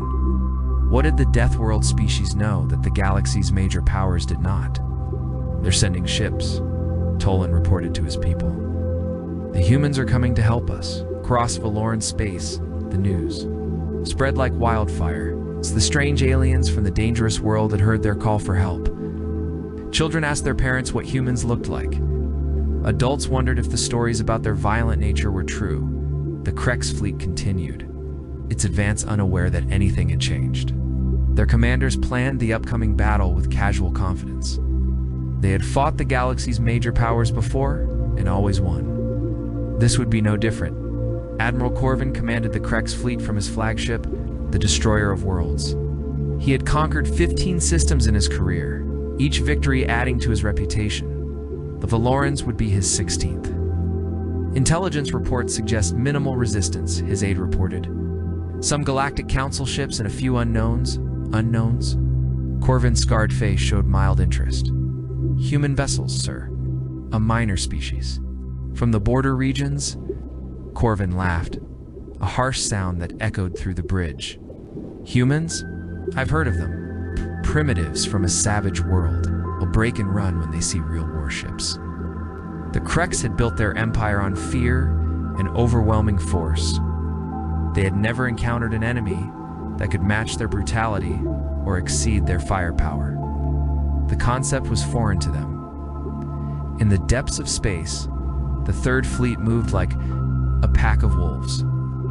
Each ship was a predator, designed by a species that had clawed its way to the top of their world's food chain. They traveled in perfect formation, their crews trained to a level of efficiency that would have amazed the galaxy's professional soldiers. The human fleet was not just larger than expected, it was larger than anything the galaxy had ever seen. Deployed by a single species, the ships moved with purpose and precision, each one a testament to humanity's industrial capacity and military doctrine. Captain Rivera watched the deployment from her diplomatic vessel. The Third Fleet passed her position like a river of steel and fire. She had seen human military exercises before, but never a full fleet deployment. The sight was both beautiful and terrifying. Send a message to the Valorans, she ordered. Tell them help is on the way. The Krex war fleet dropped out of hyperspace at the edge of the Valoran system like a plague of metal locusts. 800 ships spread across space in attack formation, their dark holes bristling with weapons designed for destruction. Admiral Corvin stood on the bridge of his flagship, watching the tactical displays with satisfaction. The Valoran worlds hung before them like ripe fruit, defenseless and waiting to be harvested. Scan the system, he ordered. Show me what pathetic forces dare to oppose us. The sensor officer worked quickly, his clawed hands dancing over the controls. Sir, detecting 27 vessels in defensive positions around the third planet. Most appear to be Galactic Council's standard designs. Corvin smiled, showing rows of sharp teeth. 27 ships against 800. They must be planning to surrender. Sir, the sensor officer's voice carried a note of confusion. There are some unknown vessels mixed in with the Council fleet. The computer cannot identify their design origin. Show me, Corvin commanded. The main display shifted to show the defensive fleet in detail. Most of the ships were familiar, outdated. Alteron destroyers, aging Centauri cruisers, and various patrol vessels that belonged to minor powers. But scattered among them were a dozen ships that looked different. The unknown vessels were sleek and angular, their hulls a dark gray that seemed to absorb light. They were smaller than most military ships, but carried themselves with an aggressive posture that suggested hidden strength. Analysis, Corvin asked. His tactical officer studied the readings. The unknown ships show advanced shielding and unusual energy signatures. Their design appears optimized for combat rather than exploration. Humans, the intelligence officer, reported. Cross-referencing with our database shows these match reports of human military vessels. Corvin laughed. Humans, the primitives from the Death World. How many of their ships are present? 12 vessels, sir. All appear to be the same class. 12 ships, Corvin mused, will make excellent examples. Destroy them first, before we begin the main assault. Let the galaxy see what happens to those who interfere with the Krex Dominion. Commander Blake watched the Krex fleet from the bridge of his destroyer. The Relentless, the enemy formation, stretched across his sensors like a wall of death. 800 ships, each one built for conquest and slaughter. They're taking their time, his tactical officer observed. Probably trying to intimidate us. Blake nodded. The Krex were known for psychological warfare. They wanted their enemies to see the overwhelming odds and surrender without a fight. It worked on most species. Orders from Admiral Hayes, the communications officer, reported. Hold position and wait for the signal. Blake smiled grimly. The signal would come soon enough. Behind them, hidden in the shadow of Valoran's largest moon, the real surprise was waiting. The Krex fleet began its advance, moving in a formation designed to maximize firepower and minimize losses. Their ships were built for this kind of warfare. Overwhelming numbers deployed against weaker enemies. Target the unknown vessels first, Corvin ordered. I want those human ships destroyed before they can flee. The Krex opened fire at maximum range, filling space with energy beams and missiles. Their weapons had been tested against every major power in the galaxy. Nothing could withstand the concentrated firepower of 800 warships. The human ships responded by activating their defensive systems. Energy shields flared to life around each vessel, creating barriers of crackling force that seemed almost alive. The Krex weapons struck the human shields and stopped. Energy beams that could vaporize asteroids scattered harmlessly across the defensive barriers. Missiles exploded against shields that didn't even flicker under the assault. Impossible, breathed Corvin's tactical officer. Their shields are absorbing everything we throw at them. Increase power, Corvin snarled. No ship can withstand the full might of the Krex fleet. The bombardment intensified, turning space around the human ships into a storm of destruction. But the shields held, deflecting weapons that should have torn the vessels apart. Commander Blake watched the enemy fire splash against his ship's defenses without concern. Human shield technology had been developed to protect vessels traveling through Earth's radiation belts and solar storms. Krex weapons were powerful, but they were nothing compared to the forces that shaped the Death World. Signal from Admiral Hayes, the communications officer reported. Execute Operation Hammer? Blake smiled. All ships, this is Relentless. Light them up. The human ships opened fire for the first time, their weapons cutting through space like spears of light. Shot was precise, calculated, and devastating. Krex vessels exploded in brilliant fireballs, as human weapons found their targets with impossible accuracy. But the real shock was yet to come. Space around the Valoran system suddenly filled with new contacts as hundreds of ships dropped out of hyperspace in perfect formation. The Third Fleet had arrived, and its appearance transformed the battlefield in an instant. The human fleet was massive beyond belief. 600 warships materialized from hyperspace, each one larger and more advanced than anything the galaxy had ever seen. At their center was the Indomitable, a ship so large it dwarfed entire Krex squadrons. "What is that?" Corvin whispered, staring at the tactical display in horror. His sensor officer's hands shook as he read the incoming data. I'm detecting 600 vessels. It's the largest ship, is over 2 kilometers long. Their combined firepower exceeds our entire fleet." The bridge fell silent except for the hum of electronics and the distant sound of alarms. The Krex officer stared at the display, trying to process what they were seeing. "This is Admiral Hayes. Of the human Third Fleet," a voice announced over the communication channels. "Krex forces, you are guilty of crimes against innocent civilians. Surrender immediately, and you will be treated according to galactic law. Refuse and face the consequences." Corvin found his voice. "Human fleet, you are outnumbered. We have 800 ships to your 600. Withdraw now, and we will spare your lives." The human response was immediate and chilling. "Admiral, you seem to have miscounted. You have 800 ships. We have 600 ships and 12 very angry humans who have been watching you shoot at their friends for the past 10 minutes. But the Krex fleet suddenly found itself surrounded. Human ships had appeared not just in front of them, but on all sides, cutting off every escape route. The hunters had become the hunted. Captain Morgan stood on the bridge of the Indomitable, watching the enemy fleet with cold calculation. The Krex had spent decades terrorizing peaceful civilizations.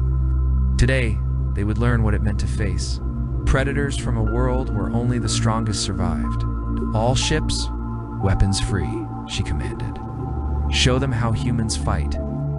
The space around Valoran Prime erupted into chaos as the human Third Fleet opened fire.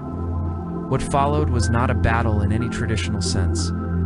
It was a demonstration of overwhelming superiority that left the galaxy stunned. Admiral Corvin watched in horror as his flagship's sensors tried to track the incoming human weapons. The energy readings were beyond anything in the Krex database. These were not standard military weapons, or tools designed to break planets, evasive maneuvers.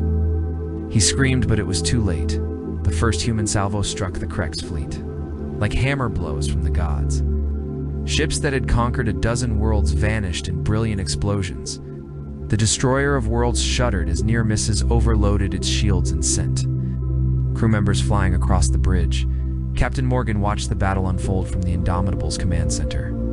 Her weapons officers had trained for this moment. Their entire careers, every shot was calculated, every target selected for maximum tactical advantage. "Focus fire on their command ships," she ordered. "Break their coordination first." The human doctrine was simple and brutal. Earth had taught humanity that the strongest predator wins, and they had become very good at being the strongest predator in any fight. Krex. Battle cruisers that had terrified entire star systems found themselves outgunned by human destroyers. The ships built on the Death World were designed to survive in conditions that would kill most other species. Their weapons were created to crack asteroids and vaporize space debris. Against conventional military vessels, they were devastating.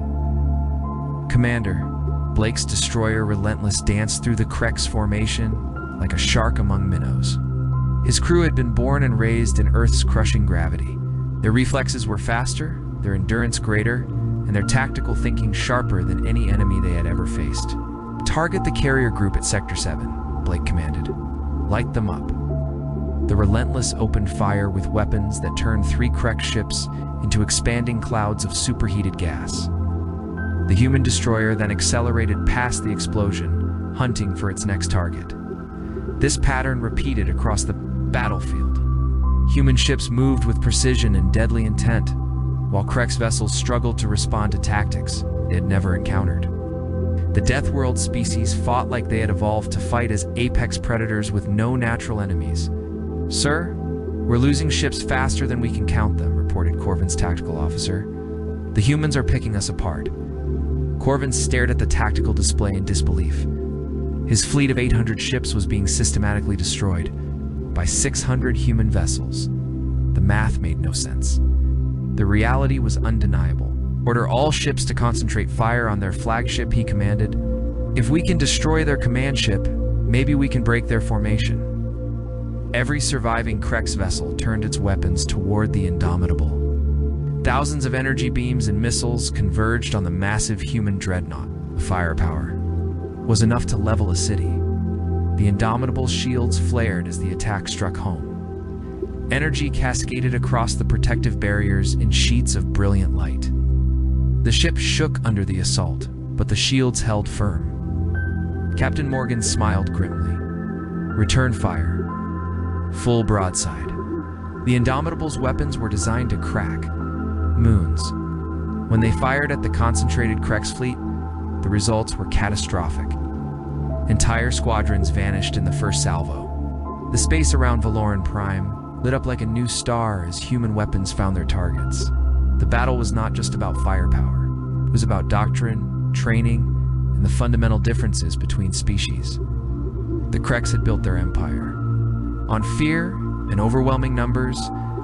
They had never faced an enemy that could match their aggression and exceed their capabilities. Human pilots, launched from carrier groups with the enthusiasm of hunters released for the chase. Their fighters were smaller and faster than anything the Krex had ever seen. More importantly, they were piloted by beings whose ancestors had hunted flying predators through Earth's dangerous skies. Lieutenant Ross dove his fighter through a formation of Krex bombers, his weapons cutting through enemy craft like a blade. Through paper, behind him, his wingman eliminated 2 more targets with shots that would have been impossible for most species. "This is easy," Ross commented over the com. "These guys fly like they're afraid of getting hurt." His wingman laughed. "They probably are. Not everyone grew up dodging hurricanes and tornadoes." The human fighters swarmed through the Krex formation, destroying bombers and interceptors with casual efficiency. Their pilots had been trained in Earth's atmospheric storms and cosmic radiation fields. Fighting in the vacuum of space was almost relaxing by comparison. On the larger ships, human Marines prepared for boarding actions. Captain Davis led a strike team toward a disabled Krex battleship, his soldiers moving with the confidence of predators entering familiar territory. "Remember, we want prisoners," Davis told his team. "Intelligence needs to know about their other fleets." The Marines breached the Krex ship's hull with cutting tools that could slice through any known material. They moved through the enemy vessel like ghosts, their powered armor making them nearly invisible to Krex sensors. The Krex crew had never faced human soldiers in combat. They had heard stories about the Death World species, but stories could not prepare them for the reality. The humans moved through combat zones like they were walking through a park. Their weapons were precise and deadly.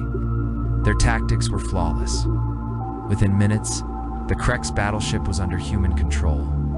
The surviving crew members were secured and prepared for transport to human vessels. They stared at their captors with a mixture of fear and confusion. "How?" one Krex officer asked in broken galactic standard. "How do you fight like this?" Marine. Sergeant Kim looked at the alien through her helmet visor. "We come from a world that tried to kill us every day for millions of years. This is just another day at the office." The battle continued for 6 hours, but the outcome was never in doubt. Human weapons designed to function in Earth's hostile environment proved devastatingly effective against conventional military technology. Human tactics developed through centuries of warfare on a death world overwhelmed enemies who had grown soft from easy victories. By the end of the 6th hour, the Krex fleet existed only as wreckage floating in space and prisoners aboard human vessels. Not a single human ship had been destroyed, though several bore scars that their crews would wear as badges of honor. Admiral Corvin found himself a prisoner aboard the Indomitable, staring at Captain Morgan with eyes that held no comprehension. Of what had happened? "How?" he asked, echoing his subordinate's question. We had more ships, we had superior numbers. Morgan studied the alien commander with calm professionalism. You had more ships, better training, and better tactics. Importantly, you made the mistake of threatening innocent people. That tends to make humans very angry. The Valoran population watched the battle from their cities and orbital stations, unable to believe what they were seeing. The terrifying Krex fleet that had promised there. Destruction was being methodically eliminated by their human protectors.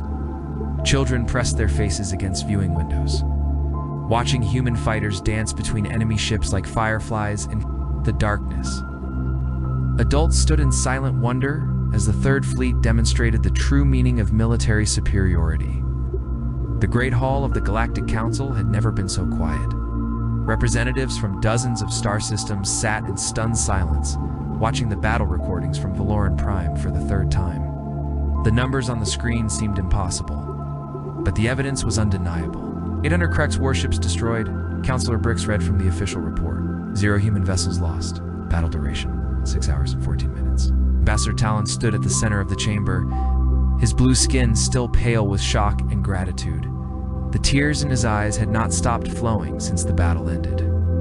Honored members of the council, he began, his voice trembling with emotion. We asked for help. We expected perhaps a patrol ship or two, or maybe a small squadron if we were. Fortunate, paused, looking around the chamber at faces that reflected his own amazement. They sent a fleet that could conquer half the galaxy. Murmurs rippled through the assembly. Every representative present had watched the battle recordings. Every one of them was reconsidering everything they thought they knew about the human species. The Krex Dominion controlled over 40 star systems, Representative Voss said quietly. They had been expanding for 50 years. No one could stop them. The humans stopped them in 6 hours. Added Sub-Counselor Drew. Admiral Hayes appeared in the chamber via hologram, his image flickering slightly due to the vast distance between his ship and the council chambers. His expression was calm and professional, showing no trace of pride or aggression. Members of the Galactic Council, he said simply, the Krex threat to the Valoran system has been eliminated. Our forces are currently securing the area and providing humanitarian aid too. Any survivors? Counselor Brix leaned forward. Admiral Hayes. Your fleet's performance was ... unexpected. The galaxy was not aware that humanity possessed such military capabilities. Hayes nodded.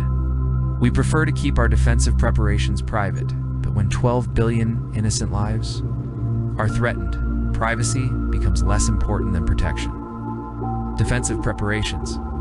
The voice belonged to the Alteron representative, who had watched his nation's destroyers become obsolete in a single afternoon.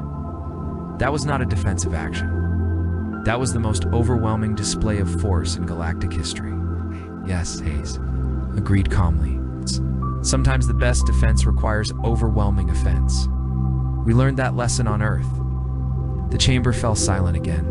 Everyone present was beginning to understand that humanity's harsh homeworld had taught them lessons the rest of the galaxy had never needed to learn. What are your intentions now? Asked the Centauri representative. Your fleet could challenge. Any power in the galaxy? Hayes was quiet for a moment, considering his words carefully. We don't seek conquest, we seek peace. But we've learned that peace requires strength, and sometimes that strength must be demonstrated. Captain Rivera watched the council session from her diplomatic vessel, now orbiting Valoran Prime alongside the massive Third Fleet. Through her viewport, she could see human ships conducting rescue operations and clearing debris from the battlefield. The galaxy was changing. The balance of power that had existed for centuries was crumbling, placed by a new reality where humans were no longer a minor species to be ignored. Admiral Corvin sat in a detention cell aboard the Indomitable, staring at the wall with empty eyes. His empire was broken, his fleet destroyed, his reputation in ruins. But more than that, his understanding of the universe had been shattered. A human guard brought him his evening meal. The food was simple, but nutritious, better than what he had fed his own prisoners in the past. Why, Corvin asked the guard. Why spare us? The Krex would have shown no mercy. The guard, a young Marine named Johnson, considered the question. Because we're not the Krex. We fight when we have to, but we don't kill when we don't have to. Your people could rule the galaxy, Corvin said. Your ships, your weapons, your warriors. Nothing could stop you. Johnson shrugged. Maybe, but ruling the galaxy sounds like a lot of paperwork. We'd rather just protect the people we care about and go home. The simple honesty of the answer left Corvin speechless. These humans had power beyond imagination, but they used it. Only to protect others. It was a concept he could not fully understand. On Valoran Prime, celebrations filled the streets of every city. Families that had prepared for death now danced in joy. Children played games where they pretended to be human pilots. Swooping through the air with their arms outstretched, Elder Nalon, the planet's spiritual leader, addressed his people from the great temple in the capital city. We have witnessed a miracle, he said. When we faced extinction, help came from the most unexpected source. The humans, whom we barely knew, risked everything to save us. The crowd cheered, but Nalon held up his hand for silence. But we must. Remember the lesson in this miracle. The humans possessed power beyond our comprehension, yet they used it not for conquest, but for protection. They teach us that true strength comes not from the ability to destroy, but from the wisdom to know when not to destroy. Across the galaxy, the news of the battle spread like wildfire. Trading vessels carried reports to distant systems. Diplomatic channels buzzed with urgent communications. Military leaders studied the battle recordings, trying to understand how such a complete victory had been achieved. The hegemony, a confederation of aggressive species that had been planning expansion into galactic council space, quietly recalled their border fleets. The Syndicate, known for their slave raids and piracy, suspended operations pending further evaluation of the new threat. On the bridge of the Indomitable, Captain Morgan received reports from across human space. Other fleets were being activated. Bases were being expanded. And diplomatic missions were being established in systems that had never seen human representatives before. Orders from command, her communications officer reported, Third Fleet is to establish a permanent presence in this sector. We're to patrol the area and assist any system threatened by aggressive forces. Morgan nodded. The galaxy had seen what humans could do when pushed to action. Now, they would learn what humans did in peacetime. They protected those who could not protect themselves. The Valoran ambassador to the Galactic Council sent his final report of the crisis. In it, he wrote words that would be quoted throughout the galaxy for generations to come. We called for help in our darkest hour, expecting little and hoping for a miracle. What we received was neither. We received something far more valuable. The knowledge that somewhere in the dark void of space, there are beings who will cross any distance and face any enemy to protect the innocent. The humans did not just save our lives. They saved our faith in the possibility of good in the universe. The Third Fleet continued its patrols, hunting down remaining Krex forces and liberating enslaved populations. Each victory demonstrated the same overwhelming disparity in capability, the same precise application of devastating force, but more importantly, each action demonstrated humanity's commitment to protecting those who could not protect themselves. The Death World species had found their purpose in the galaxy, not as conquerors, but as guardians. The stars would never look the same to anyone who had witnessed the Battle of Valoran Prime. Somewhere in the darkness, human fleets patrolled. The Void, ready to respond to the next desperate call for help with the same overwhelming answer. The galaxy had learned that when Deathworlders deploy a full fleet, they don't just win battles, they rewrite the rules of war itself. Welcome back to Apex Sci-Fi. If an alien civilization looked at Earth from orbit, they would see cities, roads, and internet cables. They would assume humans are the dominant species. But if they looked closer, if they zoomed in on our daily lives, they might come to a very different conclusion. Who works 40 hours a week? The human. Who sleeps 18 hours a day on the softest furniture? The dog. Who buys the food? The human. Who eats the food without paying? The dog. And most damning of all, who follows who around the park, picking up their waste and carrying it in a bag like a sacred relic?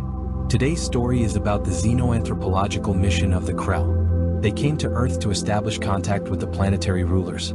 Using pure logic and observation, They determined that the hairy quadrupeds were the emperors, and the hairless bipeds were the servants. This is the story of how the Galactic Federation tried to sign a peace treaty with a golden retriever named Buster.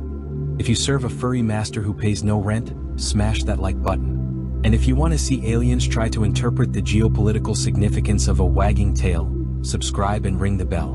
Who's a good boy? We are about to find out. High Observer Varkan sat in the stealth observation post, cloaked in the upper atmosphere of Earth. His mission was critical: identify the alpha species of Sol 3 and initiate first contact. Report, Varkan clicked, his compound eyes scanning the monitors. High Observer, his lieutenant said. The social hierarchy is complex. There are two primary species living in symbiosis. One is large, hairless, and seemingly industrious. The other is smaller, fur-covered, and lives a life of absolute leisure. Describe the interaction, Varkan ordered. We are tracking a subject pair in sector Suburbia. The bipedal unit, let's call him Dave, wakes up at 6 a.m. He prepares food. He does not eat it himself. He places it in a ceremonial bowl for the quadruped, Buster. The quadruped eats first. This is a classic sign of dominance. Varkan nodded. The alpha eats first. Proceed. After the meal, the biped attaches a tether to the quadruped. At first, we thought the biped was restraining the beast. But look closely. The quadruped leads the way. The biped follows. When the quadruped stops to sniff a tree, the biped waits. The biped has no autonomy. Then came the smoking gun. Observer, watch this. The lieutenant magnified the image. Buster, the golden retriever, squatted on the neighbor's lawn. Dave, the human, waited respectfully. Then Dave produced a plastic bag. He bent down. He picked up the waste with his own hands, shielded by the bag. He carried the waste for the rest of the walk. Varkan gasped. By the stars, he collects the Emperor's biological matter? Is it for religious worship? Is it a tax? It appears to be a mandatory service, sir.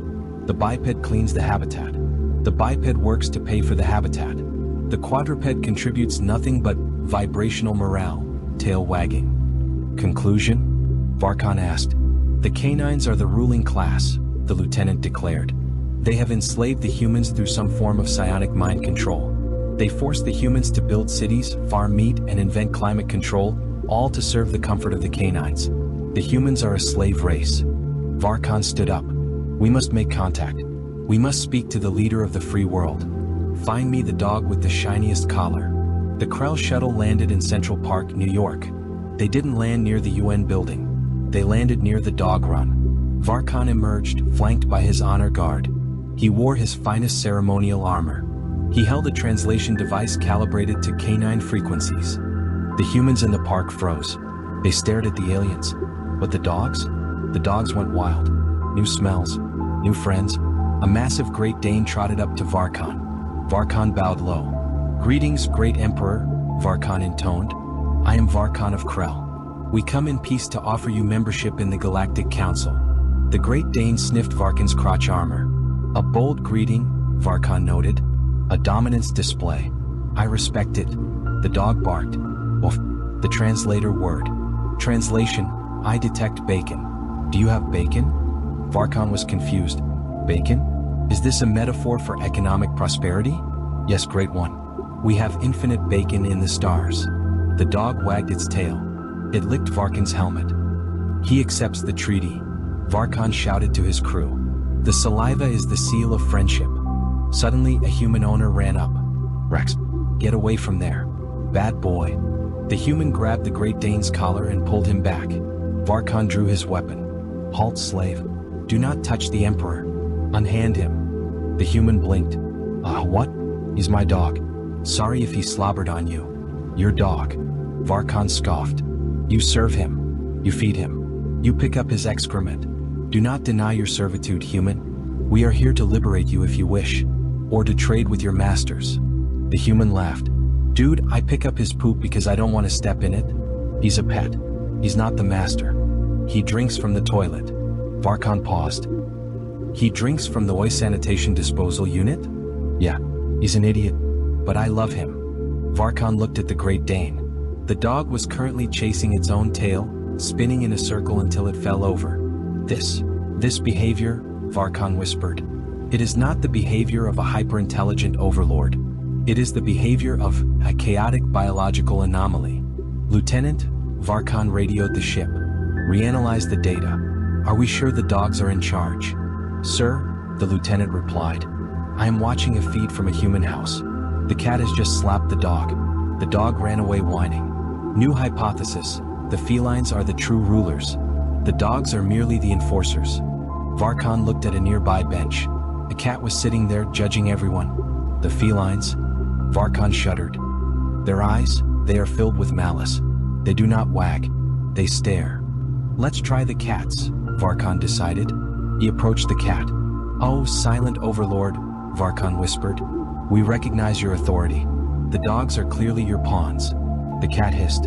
It swiped at Varkan, scratching his armor. Translation, touch me and you die. Bring fish. Okay, Varkan nodded. This one feels more like a leader. The aggression, the entitlement. We have found the ruling class. But then the situation escalated. Animal control arrived. A van pulled up. 2 humans with nets got out. They were coming for the loose dogs and the aliens. Varkan watched in horror. The slaves are revolting. They are capturing the emperors with nets. We must intervene. Varkan aimed his plasma rifle at the animal control officer. Release the alpha. But before he could fire, something happened that changed his understanding of humanity forever. The owner of the Great Dane, the slave, stepped in front of the alien gun. Hey, the human shouted. Don't you point that thing at my dog. Move aside, slave. Varkan warned.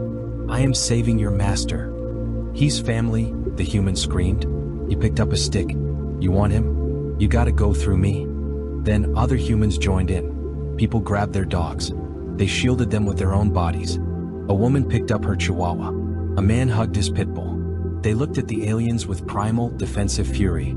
You touch my dog, a grandmother threatened, holding a purse like a flail, and I will end your bloodline. Varkan lowered his weapon. He looked at the lieutenant on the comms. Analysis. Sir, the biometrics are spiking. The humans are releasing massive amounts of adrenaline and oxytocin. They are willing to die for these creatures. Why? Varkan asked. If they are not slaves, why protect the parasite? It appears to be a symbiotic bond, the lieutenant realized. The humans provide resources. The animals provide emotional regulation. Without the animals, the humans become unstable. Sad. Lonely. Varkan looked at the humans. They weren't servants. They were parents. They love them, Varkan whispered. It is illogical. It is inefficient. The animal drains resources and offers no labor. And yet, the human defends it like a treasure. He looked at the Great Dane, who was now licking the face of the man protecting him. It is a pack bond, Varkan concluded. They are a collective. To attack the dog is to attack the human's heart. Abort mission, Varkan ordered. We cannot negotiate with this planet. Why, sir? Because a species that treats its lowest animals as royalty is too unpredictable, Varkan said. They value cuteness over survival. They value fluff over logic. If we stay, we might end up adopting one. I find myself wanting to pet the Commander Rex. Sir, that is a biological hazard. I know, but he is a good boy. The urge is overwhelming. The Krell fleet retreated. They realized that Earth was not a political hierarchy they could understand. It was an emotional, chaotic mess where apex predators, humans, voluntarily submitted to the whims of scavengers, dogs, and sociopaths, cats, because it made them feel happy. It was a weakness. But seeing the humans ready to fight a spaceship with sticks to save their pets, Varkan realized it was also a terrifying strength. You can threaten a human's land and he might negotiate. You threaten a human's dog, he will burn the galaxy down. This has been Apex Sci-Fi. We work hard so our dogs can have a better life. That is the American dream. If you would fight an alien warlord to save your pet, smash that like button. Comment below. What is your pet's name and official rank in your household? Mine is General Meow. Subscribe and give them a treat. Who's a good boy? You are. The canteen on Nexus Station buzzed with the usual mix of voices, clicks, and electronic warbles. Smoke from a dozen different worlds drifted through the air as mercenaries from across the galaxy nursed their drinks and counted their credits.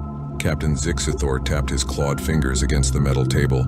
watching potential contractors come and go through the main entrance. A human in an expensive suit approached his table. The man looked nervous, sweat beading on his forehead despite the station's cool temperature. Zixthor had seen the type before, corporate executives who needed dirty work done but wanted to keep their hands clean. "Captain Zixthor?" the human asked, his voice shaking slightly. "I represent certain corporate interests. We have a job that requires your specific skills." The reptilian Seth warrior leaned back in his chair. His yellow eyes studied the human carefully. Years of experience had taught him to read potential clients. This one was desperate. "Speak," Zixthor hissed, his forked tongue tasting the air. "What kind of job?"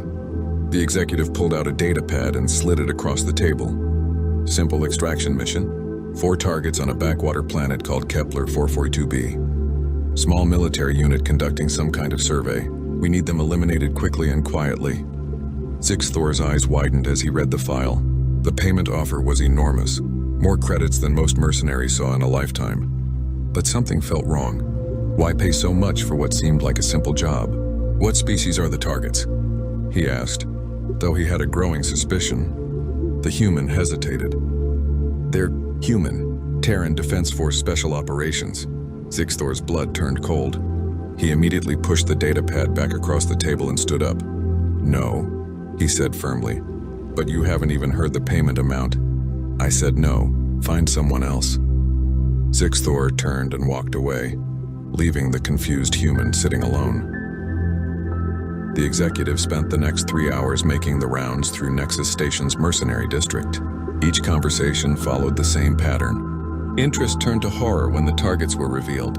The Vorthon assassin Telran, whose crystalline form could bend light itself, simply vanished without a word when she learned the job involved human special forces. The cybernetic Keth warrior MK7739 actually laughed, a harsh mechanical sound, before stating that his programming prevented him from accepting suicide missions. By evening, the desperate executive found himself in the station's seediest bar, approaching mercenaries he would never have considered before. These were the bottom feeders, criminals, pirates, and soldiers of fortune who took any job for the right price. A scarred Thraxian pirate named Grok listened to the offer while downing his 5th bottle of Rigelian ale. His forearms gestured wildly as he spoke. "You want me to fight human special forces?" Grok burped loudly. "Ha! You think Grok is stupid? Grok may be drunk, but Grok knows better than to tangle with Terran devils." Even the desperate Zephyrian smuggler Voidwalker, who owed massive debts to 3 different crime syndicates, shook her head when she heard the details.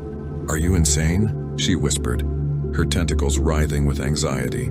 "I'd rather face the Crimson Cartel's torture chambers than go up against human operators. At least with the cartel I might survive." As word spread through the station's underground networks, something strange began to happen. Hardened criminals who had never shown fear of anything started avoiding the human executive. Whispers followed him through the corridors.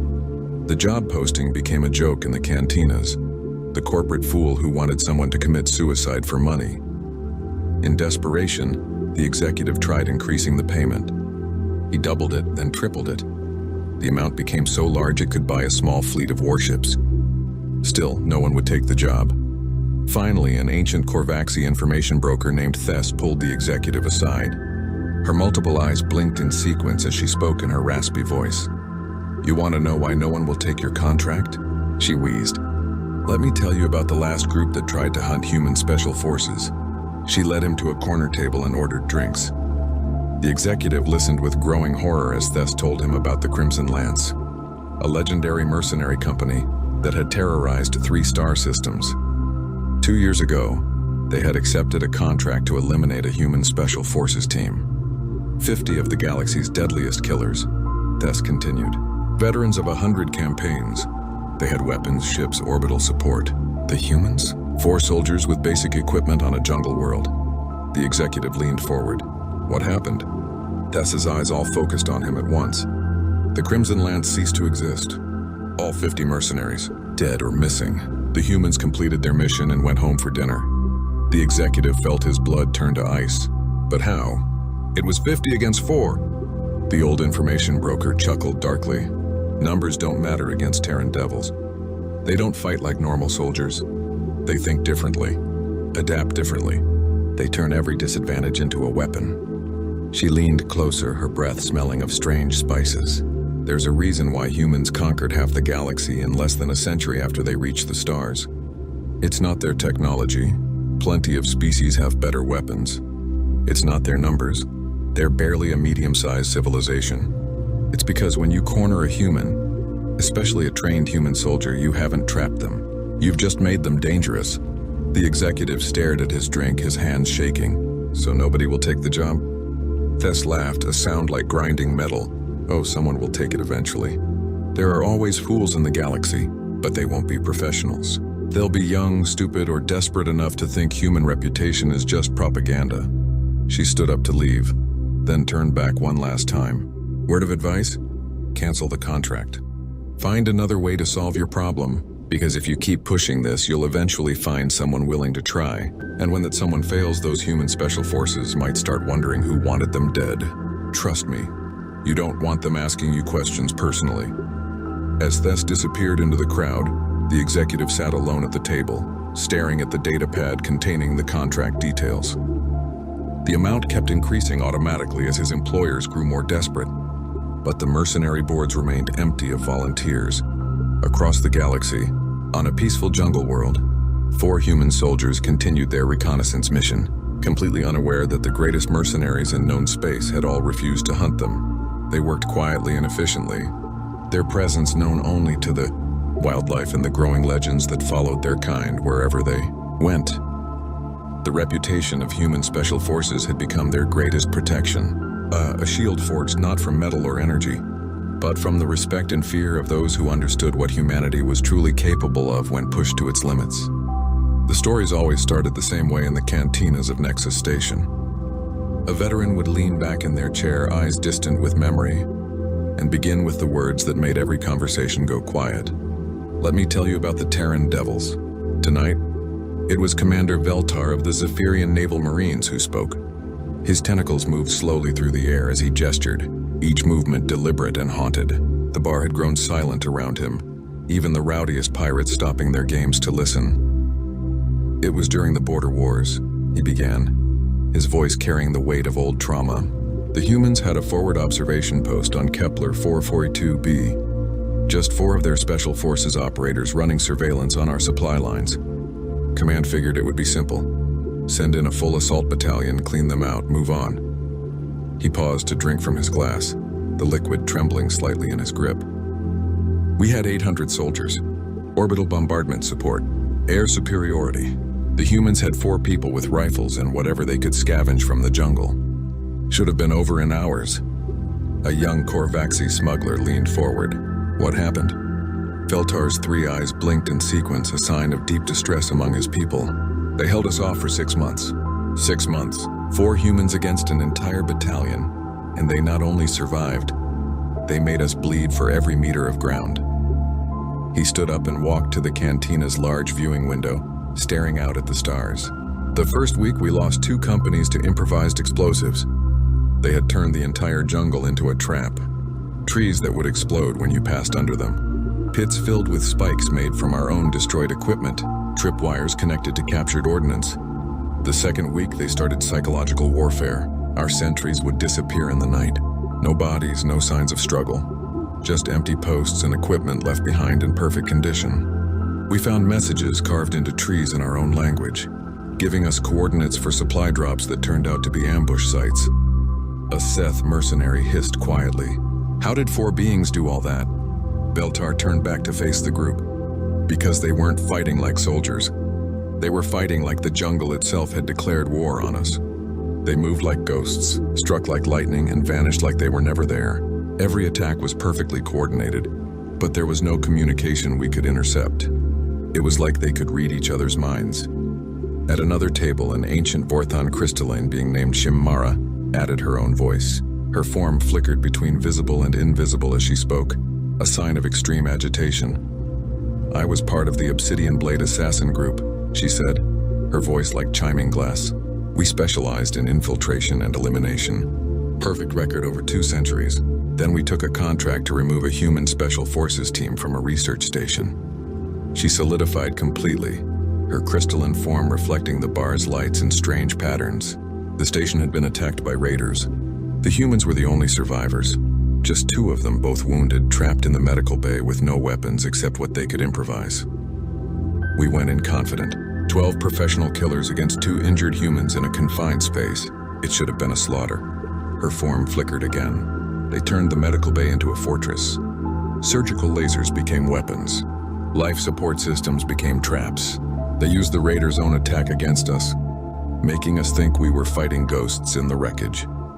When the rescue ships arrived 3 days later, they found 2 humans alive and well, performing surgery on wounded raiders they had captured. 12 of the galaxy's deadliest assassins were nowhere to be found. To this day, I don't know what happened to my team. I was the only one who made it out, and I only survived because I ran the moment I realized what we were facing.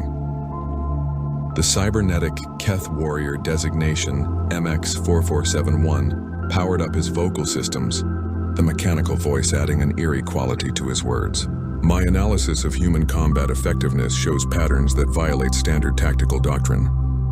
They do not fight to win battles. They fight to complete missions. The distinction is critical. His optical sensors glowed brighter as he accessed his memory files. During the Centauri incident, a single human operator was tasked with gathering intelligence on our military installations. When cornered by a full security regiment, standard protocol would be surrender or suicide to prevent capture. Instead, the human escaped through our most secure facility, gathered the intelligence they needed, and left behind a detailed analysis of our security weaknesses as a calling card. The break-in was so thorough that we had to redesign our entire defensive matrix. One human forced an entire military complex to rebuild from scratch. A young Thraxian pirate slammed his 4 fists on the table. These are just stories. Exaggerations. Humans are not gods. The entire cantina turned to look at him. Feltar slowly walked back to his table, his expression serious. You're right, he said quietly. They're not gods. There's something worse from a tactical perspective. They're adaptable. Gods are predictable. They have limits, rules, patterns you can learn and exploit. Humans? They rewrite the rules as they go. The Vorthon assassin flickered again. Every species in the galaxy has specialized evolution. We Vortons bend light. The Seth have enhanced reflexes and toxin immunity. The Keth integrate technology seamlessly. We're all very good at specific things. Humans, she continued, are generalists elevated to an art form. They don't have our specialized abilities, but they don't need them. They observe, learn, adapt, and overcome. Put a human in any environment and they'll find a way to not just survive, but to thrive and eventually dominate. An old Zephyrian trader named Kolves joined the conversation. His scarred tentacles moved in patterns that indicated deep respect mixed with fear. I've traveled the trade routes for 60 years. I've seen human colonies on worlds that would kill any other species within hours. Ice worlds, lava worlds, toxic atmosphere worlds, radiation-soaked hellscapes. Not only do they survive on these worlds, they build thriving cities. They turn uninhabitable planets into gardens. They find ways to make the impossible seem routine. And their soldiers? Their soldiers are the concentrated essence of that adaptive ability, trained and refined until they become something beyond what nature intended. The cybernetic Keth added his analysis. Human Special Forces training focuses not on teaching specific techniques, but on teaching the ability to learn any technique rapidly. They train for situations that don't exist yet, against enemies they haven't met, using equipment they'll have to improvise. The result is a soldier who can walk into any situation and become whatever type of warrior that situation requires. Sniper, saboteur, medic, engineer, pilot, diplomat, sometimes all in the same mission. Beltar nodded grimly. That's why the contract will never be filled by professionals. We've learned to recognize impossible odds when we see them. Taking a job targeting human special forces isn't a mission. It's assisted suicide with extra steps. The young Thraxian pirate looked around the cantina, seeing the serious expressions on every face. But surely someone will take the job eventually. The money being offered is enormous. Shimamara's crystalline form shimmered with what might have been amusement. Oh yes, someone will take it. Someone young, inexperienced, and foolish enough to think that reputation is just propaganda. Someone who believes that superior numbers and firepower always win. And when that someone tries, she continued, they'll learn why every professional in the galaxy refuses these contracts. They'll discover that fighting human special forces isn't like fighting any other enemy. It's like fighting the concept of warfare itself, always changing, always adapting, always finding new ways to turn your strengths into weaknesses. The cantina fell silent again as the weight of her words settled over the crowd.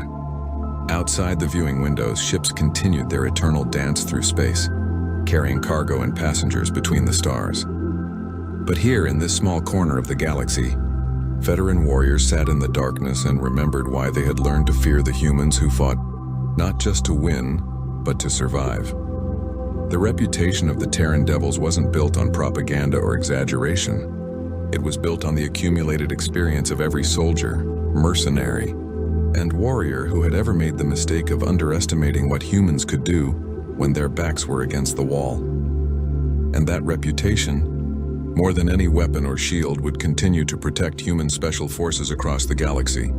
A barrier built not from fear, but from the hard-earned respect of warriors who understood that some fights should never be picked.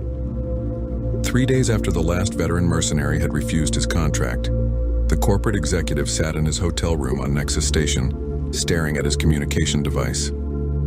His superiors were growing impatient. The messages from corporate headquarters were becoming more threatening with each passing hour. A soft chime indicated an incoming call. He answered with a tired voice. "Yes? Sir, this is Captain Krell of the Thraxian Mercenary Corps. I understand you have a contract available." The executive sat up straighter. The voice was young, confident, and eager. Finally, someone who hadn't heard the stories. Yes, I do. Can you meet me in an hour?" "Absolutely, sir. The Crimson Tide is ready for any challenge."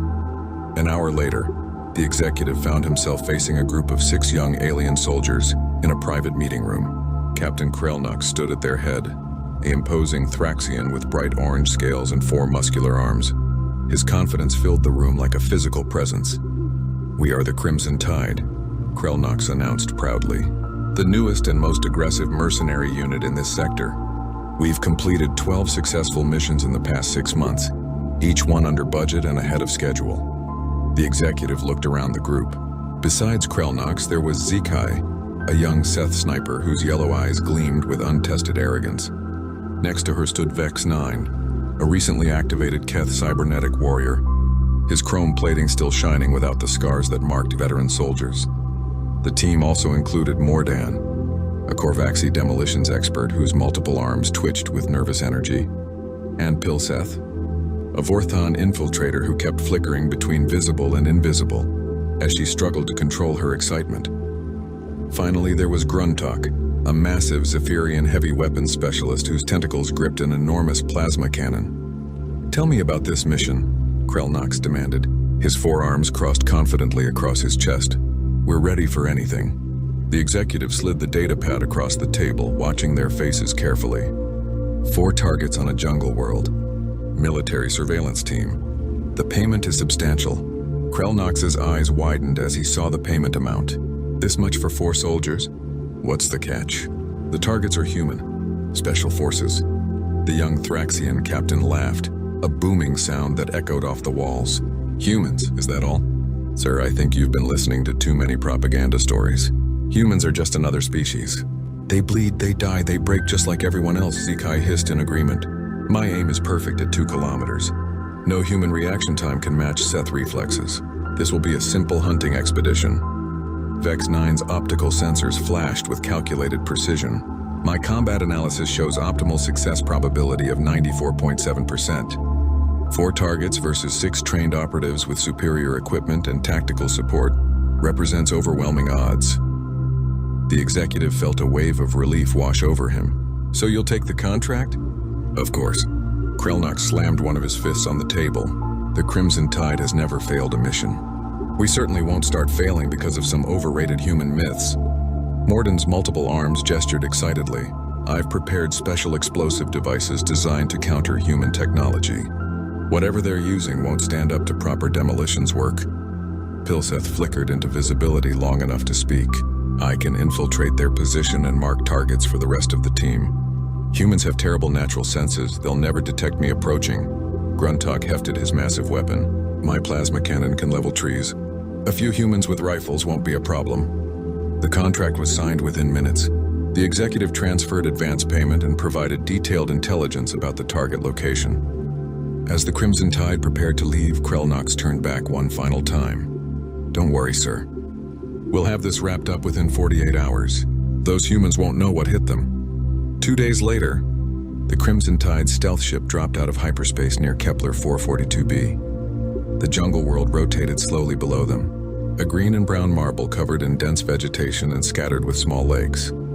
Sensors show minimal technological signatures, Vex 9 reported from his station. The humans appear to be operating with basic equipment only. No orbital support, no heavy weapons, no communication arrays that could call for backup.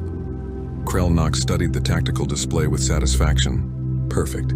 They're isolated and outgunned. This is going to be easier than our training exercises. The team equipped themselves with military precision. Each member carried weapons designed for maximum effectiveness against human physiology. Krelnox wore powered armor that enhanced his already considerable strength. Zekai's rifle was loaded with specialized rounds that could punch through any personal protection humans might carry. Vex 9 had uploaded detailed files on human tactical patterns and weaknesses. Morden carried enough explosives to level a small city. Pilseth wore stealth equipment that made her nearly invisible to most sensor types. Gruntok's plasma cannon had enough firepower to destroy armored vehicles. Intelligence suggests the humans are operating from a temporary camp near the northern river valley. Krelnox announced as they prepared to deploy. "We'll land 5 kilometers south and approach on foot. Standard search and destroy pattern. Should we take prisoners for interrogation?" asked Zekai, checking her weapon's targeting system. "Negative," Krelnox replied. "The contract specifies elimination. We go in fast, hit hard, and get out. No unnecessary complications." The landing was smooth and silent. The ship's stealth systems ensured they arrived undetected. Within an hour, the Crimson Tide was moving through the jungle, their equipment scanning for human signatures while they advanced toward their target. "This is almost too easy," Pilseth whispered through their communication system. "I'm detecting minimal security measures. The humans seem to be completely unaware of our presence." Vex 9 sensors painted detailed pictures of the area ahead, confirmed human heat signatures approximately 2 kilometers north. 4 individuals in a small clearing. They appear to be conducting routine surveillance activities. Krelnox felt a surge of confidence. Everything was going exactly according to plan. The humans were exactly where intelligence had predicted, doing exactly what they were supposed to be doing, completely unaware that death was approaching through the jungle. "All units, prepare for final approach," he commanded. "We'll surround the target area and strike simultaneously. This mission will be over before the humans even know they're under attack." As the Crimson Tide moved into position, none of them noticed the subtle signs that more experienced mercenaries would have recognized. The jungle was too quiet. The animal sounds had stopped.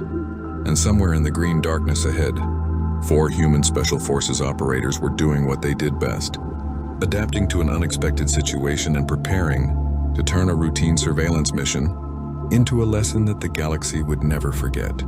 The trap was set, but the question of who was the hunter and who was the prey was about to be answered in the most definitive way possible. The attack began at dawn, exactly as Captain Krelnox had planned. The Crimson Tide moved into position around the human camp with military precision. Gruntok's massive form took the high ground to the east, his plasma cannon trained on the clearing below. Zekai found a perfect sniper's nest, 600 meters to the south, her rifle scope revealing 4 human figures moving around their equipment. "All units in position," Pilseth whispered through their communication system. Her stealth field made her nearly invisible as she crept toward the camp's perimeter. "Targets confirmed. 4 humans lightly armed. No apparent defensive measures." Krelnox felt a surge of satisfaction. Everything was going perfectly. "Vex 9, what's your analysis?" The cybernetic warrior's optical sensors swept the area methodically. "All tactical parameters nominal. Humans appear to be engaged in routine data collection. No signs of awareness regarding our presence. Success probability remains at 97.3%. Mordan, explosive charges ready?" "All set, Captain. I've placed devices around their escape routes. Once we start shooting, they'll have nowhere to run." Krelnox raised his weapon and targeted the nearest human, a tall figure in camouflaged clothing who was examining some kind of scanning device. "On my mark. 3, 2, 1. Engage. 6 weapons fired simultaneously. The jungle erupted in plasma bolts, projectile rounds, and explosive charges. The human camp disappeared in a cloud of smoke and debris. Direct hits confirmed, Zekai reported with satisfaction. All targets eliminated. But as the smoke cleared, Krelnox felt his confidence evaporate. The camp was destroyed, but there were no bodies. Instead, he saw twisted metal and synthetic materials. The remains of sophisticated decoy equipment. Negative contact, Vex 9 announced, his sensors recalibrating frantically. Targets were holographic projections. Repeat, we engaged holographic decoys. A chill ran down Krelnox's spine. All units, defensive positions. The humans know we're here. The response came not from his team, but from the jungle itself. A calm human voice spoke from hidden speakers scattered throughout the area. The words clear and unhurried. Attention, unidentified hostiles. You are surrounded and outgunned. Surrender now and you will be treated according to galactic warfare conventions. Continue hostile actions and you will be eliminated. Krelnox snarled, his forearms gripping his weapons tighter. Bluffing. There are only 4 of them. All units spread out and hunt them down. The Crimson Tide began to move, but the jungle had become a maze of nightmares. Mordan was the first to discover how wrong their intelligence had been. As he advanced toward what seemed like a human heat signature, the ground beneath his feet exploded. Not from his own charges, but from a cleverly concealed mine that used his own movement to trigger its activation. Mordan is down, Pilseth screamed through the communication system. They've turned our own explosives against us. Zekai tried to relocate to a better position, but as she moved, her rifle suddenly sparked and died. A small projectile had struck her scope with surgical precision, damaging the delicate electronics without harming her. A moment later, another shot destroyed her backup weapon with the same impossible accuracy. They're not trying to kill us, she hissed in disbelief. They're disarming us. Gruntalk unleashed his plasma cannon at the trees, trying to flush out hidden enemies.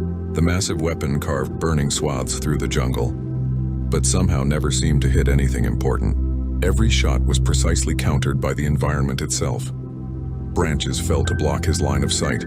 Ground erupted to deflect his aim, and his targeting system began giving false readings. My cannon is malfunctioning, he roared. The targeting computer is corrupted. Vex 9's analysis systems were screaming warnings. Captain, we are not facing normal tactics. The humans have restructured the entire battlefield to their advantage. Every move we make triggers countermeasures we cannot predict. Pilseth tried to use her stealth field to approach what she thought was a human position. Instead, she found herself trapped in a net that had been placed exactly where her species' infiltration techniques would lead her. The trap was so perfectly designed for Vorthon physiology that it seemed like the humans had studied her people for years. They know us, she whispered in terror. They know exactly how each of our species fights. The psychological warfare began on the 2nd day. Krelnox woke up to find his favorite weapon disassembled and cleaned, placed in a neat pile next to his sleeping position. A note in perfect Thraxian script explained the flaws in the weapon's design and offered suggestions for improvement. Zekai found medical supplies treating the wound she'd received the day before, along with detailed first aid instructions written in her native language. Someone had approached close enough to touch her while she slept, but instead of killing her, they had helped her.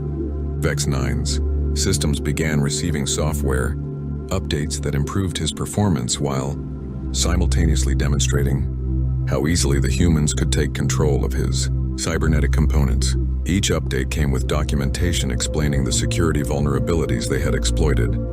This is impossible, Krelnox muttered as he studied the improved weapon. How do they know more about Thraxian engineering than we do? By the 3rd day, the Crimson Tide was falling apart, not from violence, but from the constant demonstration that they were completely outmatched.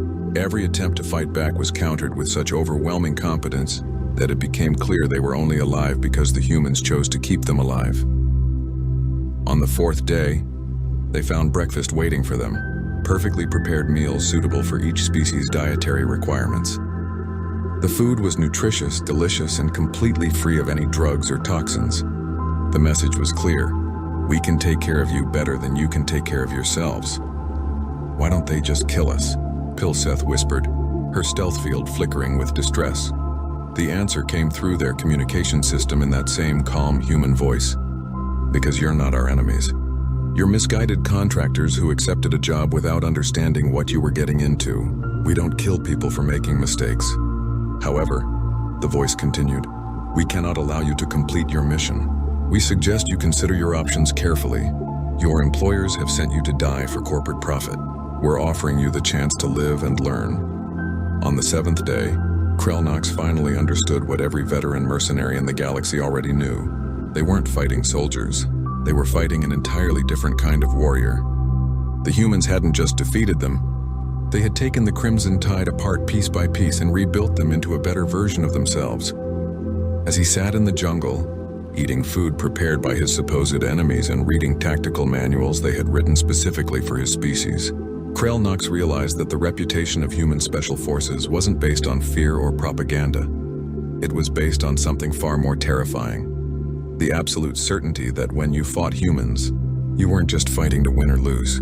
You were fighting to determine whether you deserved to continue existing as you were, or whether you needed to become something better. And the humans, in their quiet, methodical way, were always willing to help with that transformation, whether you wanted it or not. On the 8th day, everything changed. Captain Krelnox was studying the tactical manual the humans had written for Thraxian combat techniques when alarms began blaring from his team's abandoned ship. The sound echoed through the jungle, followed by the unmistakable roar of military transports entering the atmosphere. Within minutes, the calm human voice returned to their communication system. Crimson Tide, we have incoming corporate security forces. 12 heavy assault ships, estimated 400 soldiers. They appear to be here to clean up loose ends. Krelnox felt his blood turn cold. They're here to kill us. The contract was never meant to be completed. We were sent here to die, so we couldn't talk about who hired us. Correct, the human voice confirmed. We intercepted communications from your employers 3 days ago. You were expendable assets. However, you are now under our protection. Suddenly, 4 figures emerged from the jungle around the Crimson Tide's position. For the first time, Krelnox saw the humans who had been hunting them for a week. They were smaller than he had expected. No impressive physical modifications, no obvious cybernetic enhancements, no exotic weaponry. Just 4 humans in practical gear, carrying standard equipment. What shocked him was how ordinary they looked, and how absolutely confident they moved. The leader, a woman with short dark hair and eyes that seemed to see everything at once, approached Krelnox directly. Captain, I'm Sergeant Chen, Terran Defense Force Special Operations. We need to move now. The corporate forces will be here in 15 minutes. Why are you helping us? Zikai hissed, her natural suspicion overriding her confusion. Sergeant Chen smiled grimly. Because our real mission isn't surveillance. We're here investigating the same corporate conspiracy that sent you to kill us. You were victims before you were enemies. A second human, a tall man with scarred hands, began distributing weapons to the alien mercenaries. Sergeant Rodriguez, demolitions and tactical. These are your weapons, cleaned and improved. We've also prepared some surprises for our uninvited guests. Vex 9's optical sensors focused on the weapons. These modifications exceed original specifications by 47%. How did you improve our equipment in 1 week? The third human, a young woman who moved with impossible quiet, answered. Corporal Kim, intelligence and technical. We spent a lot of time studying alien technology, occupational hazard of fighting diverse enemies. The fourth human, a stocky man carrying an enormous sniper rifle, was already moving toward higher ground. Private Martinez, long-range support. Contacts inbound 2 minutes early. They're eager to clean house. Sergeant Chen looked at the assembled group of aliens and humans. Here's the situation. The corporation that hired you has been conducting illegal weapons testing on civilian populations. We're here to gather evidence and shut them down. You were sent to eliminate us because we're close to exposing them. The security forces coming down are here to eliminate all witnesses, including you. They'll claim you attacked us and we killed you in self-defense. Clean story, no loose ends. Krelnox gripped his modified weapon, feeling its improved balance. What do you want from us? Help us survive the next few hours, Chen replied simply. Then help us take down the people who tried to use you as disposable tools. The first corporate dropships landed in the clearing where the fake human camp had been. Armed soldiers in black armor poured out, scanning for targets. They moved with professional efficiency, but none of them noticed the carefully concealed observation posts now manned by a combined human-alien team. Remember, Sergeant Chen whispered through their shared communication network. These soldiers are following orders. They don't know the full picture. Disable when possible, eliminate only when necessary. Pilseth found herself working alongside Corporal Kim, using her stealth abilities to mark targets for non-lethal takedown. I don't understand, she whispered. Why do you care about enemy soldiers? Kim's response was matter-of-fact. Because most conflicts are created by people who never fight in them. Those soldiers down there are doing what they think is right. We only kill when there's no other choice. The battle that followed was unlike anything the Crimson Tide had ever experienced. Instead of the chaotic violence they were used to, it was a carefully orchestrated dance of tactical precision. The humans didn't just fight. They conducted a symphony of warfare where every move served multiple purposes. Zikai found herself providing covering fire for Martinez, who was using non-lethal rounds to disable corporate soldiers from impossible distances. How do you maintain such accuracy? She asked during a brief lull. Practice, Martinez replied, adjusting his scope, and understanding that every shot fired in anger makes the next shot harder to take. Precision comes from calm, not rage. Morden worked with Rodriguez to create tactical obstacles rather than lethal traps. These explosives could kill dozens, he observed. Could, but won't, Rodriguez confirmed. We're here to stop a corporation, not start a war. Every life saved today is a victory worth more than any tactical advantage. Gruntuck discovered that his plasma cannon was most effective when used to destroy equipment rather than people. This is inefficient, he protested. We could end this fight in minutes. Sergeant Chen, coordinating the defense from a central position, responded without taking her eyes off the tactical display. Efficient isn't always right. Those soldiers have families, dreams, reasons for fighting. Our job is to stop them, not destroy them. Vex 9's combat analysis system struggled to process what he was witnessing. These tactics are suboptimal for maximum casualty infliction, he reported. That's the point, Chen replied. Maximum casualty infliction is rarely the actual objective. The real goal is achieving mission success while maintaining moral integrity. The corporate forces found themselves fighting an enemy that seemed to anticipate their every move while somehow avoiding causing serious casualties. Weapons malfunctioned at critical moments. Communications were jammed selectively. Supply lines were disrupted without permanent damage. Most disorienting of all, wounded corporate soldiers found themselves receiving medical treatment from the same enemies who had injured them. Corporal Kim moved between positions, treating both corporate troops and defending aliens with the same professional care. By evening, the corporate force had withdrawn to their ships. They had accomplished nothing, lost significant equipment, and suffered numerous non-fatal casualties. Most importantly, they had failed to eliminate any witnesses. As the corporate ships disappeared into hyperspace, Krelnox found himself sitting around a campfire with the 4 humans who had spent a week dismantling everything he thought he knew about warfare. I don't understand, he admitted. You could have killed us all on the first day. You could have killed the corporate soldiers today. Why didn't you? Sergeant Chen looked into the fire, her expression thoughtful. Because the moment you start thinking of other beings as expendable, you stop being a soldier and become something else, something worse. Our job is to protect people, not destroy them. Sometimes that means fighting, but fighting should always be the last option, not the first. 3 weeks later, the Crimson Tide returned to Nexus Station. They walked into the same cantina where their former captain had once boasted about taking any job for the right price. The conversation stopped as veterans recognized them. Did you really fight human special forces? Asked Commander Veltar, his tentacles twitching with curiosity. Krelnox nodded slowly. We did. And we learned why no professional soldier will take contracts targeting them. He looked around the cantina, seeing the same mix of species and skills that had always gathered here. But now he understood something the others were still learning. It's not because they're impossible to defeat, he continued. It's because fighting them changes you. They don't just win battles, they make you question why you were fighting in the first place. Zikai added her own voice to the story. They could have killed us easily. Instead, they taught us to be better than we were. A month later, a new posting appeared on the mercenary job boards throughout the galaxy. It was simple, direct, and unprecedented. Notice: the Mercenary Guild of Nexus Station will no longer accept contracts targeting human military personnel of any rank or specialization. This policy is enacted not from fear but from respect. Those who wish to understand why should speak with the survivors of the Crimson Tide. Below the notice was a smaller addendum. For those seeking meaningful work, inquire about legitimate security contracts protecting civilian populations. Combat skills are most valued when used to preserve life rather than take it. The corporate executive who had started this entire chain of events was arrested 2 weeks later, charged with conspiracy, illegal weapons testing, and attempted murder. The evidence gathered by the Human Special Forces team was thorough, damning, and presented with the same methodical precision they applied to everything else. But the real victory wasn't in the courtroom. It was in the cantinas and meeting halls across the galaxy, where veteran soldiers shared a new kind of story. Not tales of fear and destruction, but accounts of warriors who had learned that true strength came not from the ability to destroy enemies, but from the wisdom to transform them into allies.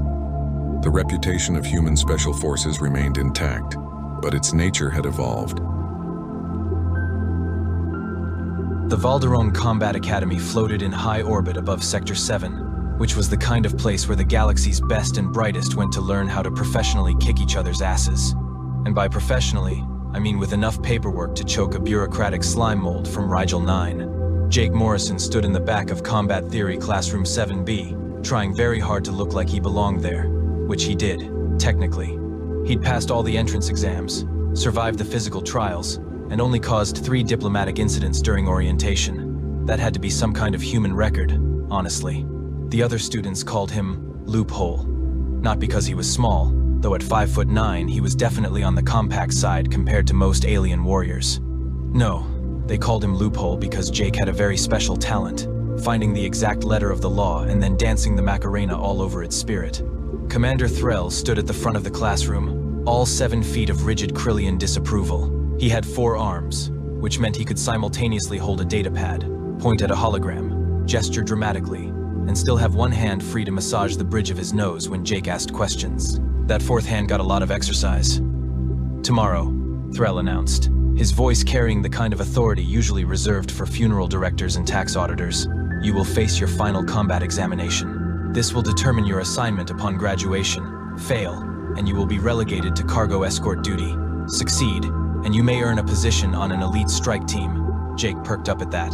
Elite strike team sounded way better than babysitting space boxes. To his left sat Zara, an apex warrior who looked like someone had taken a panther, given it opposable thumbs, and taught it mixed martial arts. She'd made it very clear on day 1 that she thought humans were adorable, in the same way you might think a puppy trying to climb. Stairs is adorable. Patronizing, in other words. To his right was Grunts. That wasn't actually his name. His real name was something like Kirk, TKKKTish, Boom, which sounded like rocks in a blender having an argument. Everyone just called him Grunts because that's the noise most people made trying to pronounce it. He was Gorlath, which meant he looked like someone's mountain had gotten up and decided to take a combat class. Quiet guy, though. Jake liked him. And then there was Pip, hovering near the ceiling because Pip was made of energy and didn't really do furniture. Pip was basically a nervous floating light bulb with anxiety issues and a voice like a radio stuck between stations. Nice kid, just a little high-strung. Literally. The combat arena will test your skills with melee weapons, Threll continued, pulling up a hologram of an obstacle course that looked like it had been designed by someone who really hated fun. Close quarters, multiple terrain types. Victory conditions are simple. Incapacitate your opponent or force them out of bounds. Zara cracked her knuckles, all 16 of them. Show off. You may use any weapon in the Academy's armory, Threll said. Then he paused, and his eyes, both primary and secondary sets, fixed on Jake with the kind of look a teacher gives the student who ate glue last semester. However, there will be restrictions. Jake felt the entire class turn to look at him. Why is everyone staring at me? He asked innocently. The plasma cannon incident, Zara muttered. That was one time, and technically the rule said no weapons above Class 4. It was a Class 9. Right, which is above 4. I was helping demonstrate why the rule exists. Educational purposes. Commander Threll's 4th hand was already reaching for his nose bridge. It was going to be that kind of briefing. Which brings me to the restrictions, Threll said, his voice taking on the tone of someone who had spent considerable time consulting with the legal department. For this examination, the following are prohibited. Plasma weapons of any class, energy-based projectile systems, railguns, photon accelerators, particle beam weapons, and molecular disruptors. The alien students nodded. This was standard stuff. Without ranged weapons, the exam would come down to skill with vibroblades, energy staffs, and good old-fashioned physical combat enhanced by whatever personal shielding and armor systems they could manage. Jake's hand went up. Threll closed all four eyes briefly, which in Krillian body language meant something between a sigh and a prayer for patience. Yes, Morrison. Just to clarify, sir, when you say energy-based projectiles, do you mean anything that uses energy to propel the projectile? Or specifically projectiles that are themselves made of energy? Both. Right. And railguns use electromagnetic acceleration. Got it. What about weapons that use compressed gas? Also prohibited. Okay, so chemical propellants are out too, obviously. Correct. What about spring-loaded mechanisms? Zara leaned over. Why would you use springs when we have gravitic accelerators? Just exploring my options, Jake said, pulling out his datapad and starting to sketch something. So, to be absolutely clear, Commander, the rule is specifically about modern projectile weapon systems. Things that use chemical reactions, electromagnetic fields, or energy to launch a projectile at high velocity. Threll's expression suggested he knew he was being led somewhere but couldn't quite see the trap yet. That is an accurate summary. Yes. And the definition of projectile we're using here is any object launched at an opponent from a distance using one of those prohibited propulsion methods. Morrison, where exactly are you going with this? Jake looked up from his sketch with a smile that would have made a used car salesman proud. Oh, nowhere specific, sir. Just want to make sure I understand the rules completely. Wouldn't want any confusion during the exam. Pip flickered nervously overhead. Oh no, he has that look again. What look? Grunts rumbled, his voice like an avalanche in slow motion. The look he gets before he technically doesn't break any rules while absolutely breaking every rule, Pip said. Jake continued, still sketching. So, just to triple check my understanding, we can't use anything that launches a projectile through chemical propulsion, which would be like the old human firearms. Can't use electromagnetic acceleration. Can't use energy-based systems. Can't use compressed gas. Your summary remains accurate, Threll said slowly. But theoretically, if someone found a way to launch a projectile that didn't use any of those methods, that would be acceptable within the parameters of the examination. The classroom went very quiet. Zara stared at Jake. What other methods are there? That's literally every projectile system technology has developed. Well, Jake said, still not looking up from his increasingly detailed sketch. That depends on your definition of technology. Threll walked over to Jake's desk and looked at the drawing. It showed what appeared to be some kind of wooden contraption with a string and a trigger mechanism. It looked disturbingly simple, disturbingly primitive, and disturbingly like it fell into absolutely none of the prohibited categories. Morrison, Threll said quietly. What is that? Just an idea I'm working on, sir. Nothing that violates any of the stated rules. Jake looked up with eyes full of innocence that fooled absolutely no one. Unless you'd like to add any additional restrictions before tomorrow's exam? Commander Threll stood there for a long moment, his four hands clenching and unclenching. He was clearly running through the rules in his head, trying to find something, anything, that would stop whatever chaos Jake was planning. No biological weapons, he finally said. No chemical agents, no explosives. Wouldn't dream of it, sir. And Morrison? Threll leaned down, all four eyes fixed on the human. Whatever you're planning, it had better be good. Because if you embarrass yourself with some primitive human nonsense, cargo escort duty will be the least of your concerns. Jake's grin widened. Oh, Commander, I promise you, it's going to be historically accurate. The Academy's workshop at 2200 hours was supposed to be empty. Instead, it echoed with the sound of wood being sanded and Jake humming something that sounded like it came from a medieval tavern. Which, to be fair, it did. He'd requisitioned materials from the historical archives. Ashwood for the stock and prod, steel cable for the string, because he wasn't a purist when it came to tensile strength, and good old-fashioned metal for the bolts, machined to specifications that would have made a 14th century Fletcher weep with joy. The crossbow was taking shape beautifully. You cannot be serious. Jake didn't look up. He'd recognize Zara's condescending tone anywhere. Serious as a heart attack, which is what you're going to have when you see this thing in action. She prowled into the workshop, moving with that liquid grace that made her species such effective predators. Morrison, that is a stick with a string on it. Technically, it's a precision tension-based mechanical projectile system that predates chemical propulsion by about 400 years. Jake held up the stock, examining the curve. Also, it's beautiful. Look at that craftsmanship. It's wood. It's ash wood, carefully selected for its flexibility and strength. The Mongols conquered half of Asia with these. Well, with regular bows, but the principle is the same. He set down the stock and started working on the trigger mechanism. See, the beautiful thing about a crossbow is that it stores all its energy mechanically.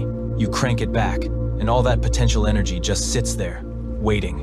No power source, no energy, signature, just physics being physics. Zara picked up one of the bolts he'd finished. And you think this pointy metal stick is going to defeat energy shields? Personal armor? Have you completely lost your human mind? See, that's the thing everyone forgets about energy shields.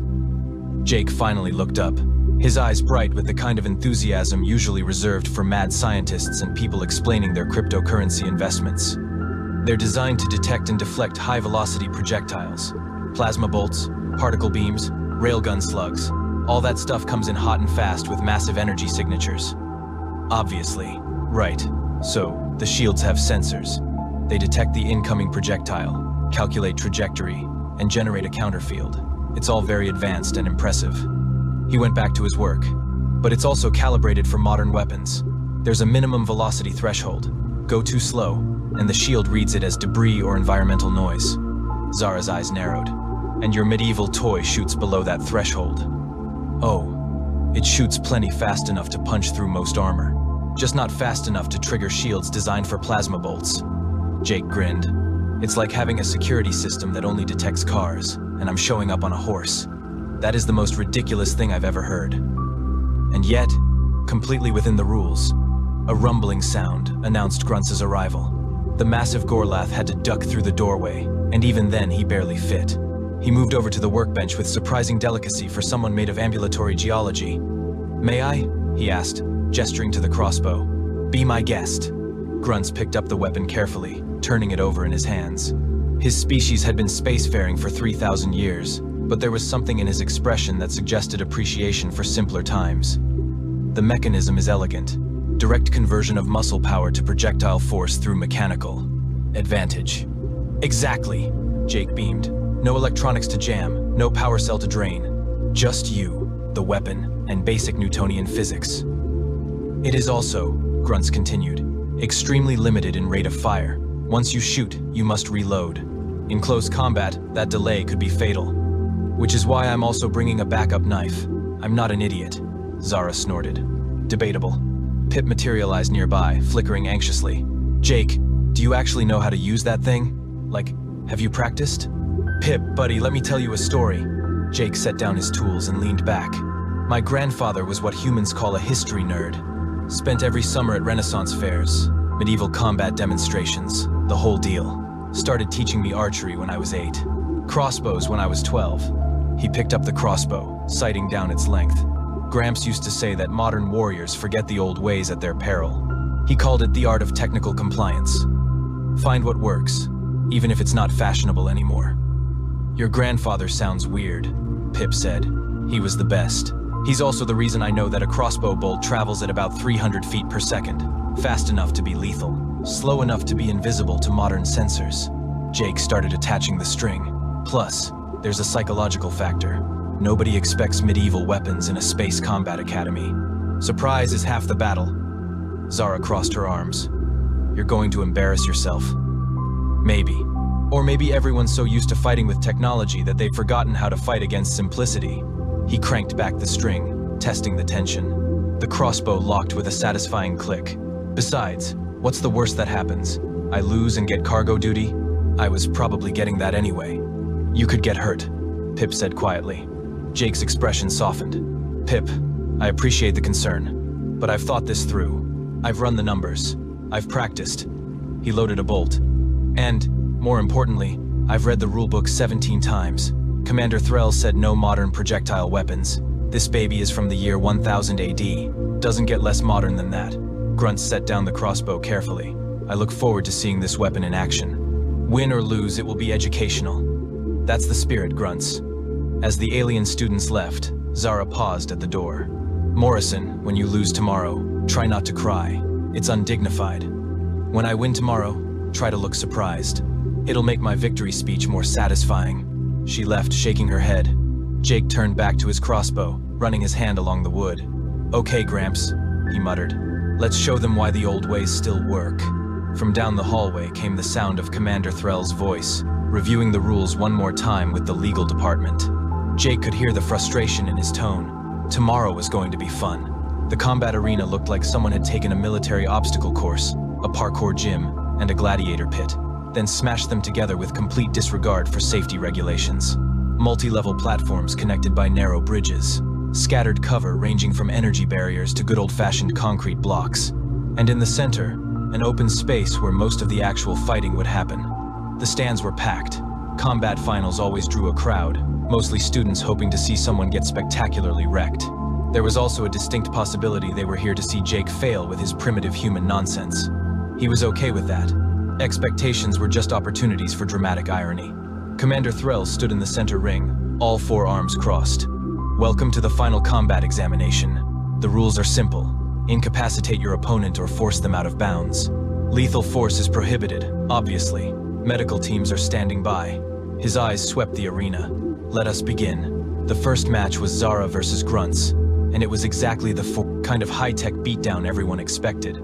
Zara moved like liquid death, her twin vibroblades humming with molecular disruption fields. Grunts relied on his species' natural density and a massive energy hammer that could probably crack a tank.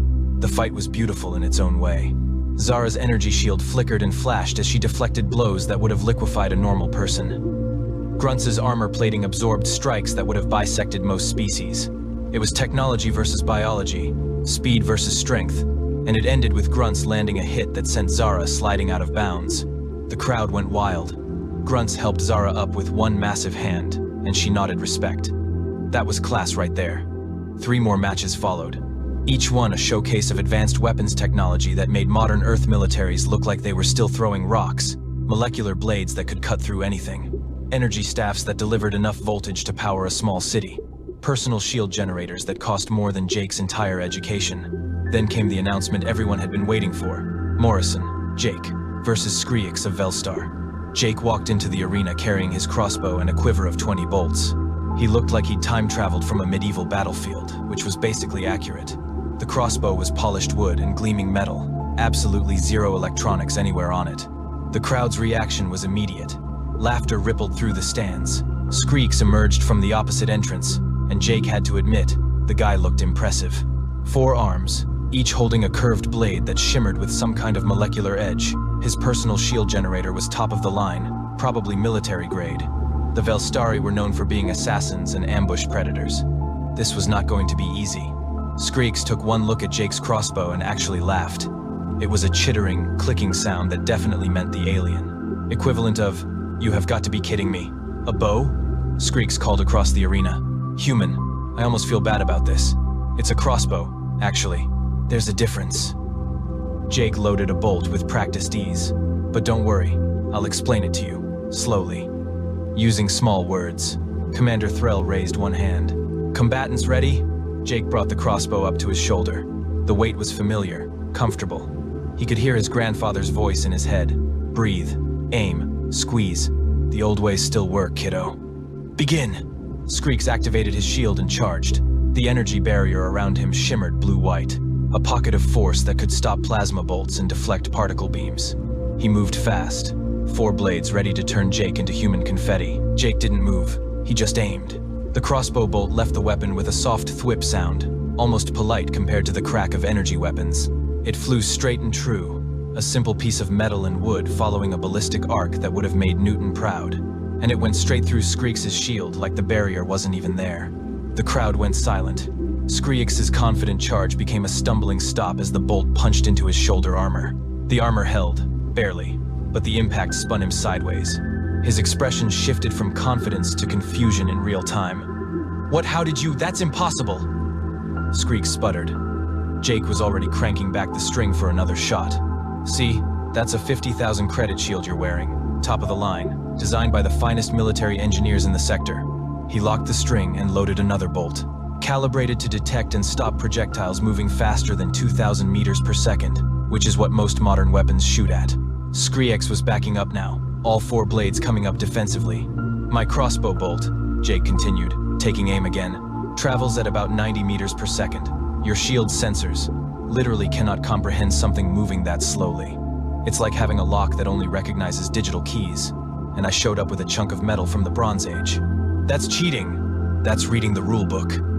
Jake fired again. The second bolt caught Skreeks in the leg, and this time the alien went down. Not seriously hurt. The bolts were designed for impact rather than penetration, but definitely down. The arena was still silent. Somewhere in the stands, someone dropped their drink. Jake walked forward, crossbow lowered but another bolt ready.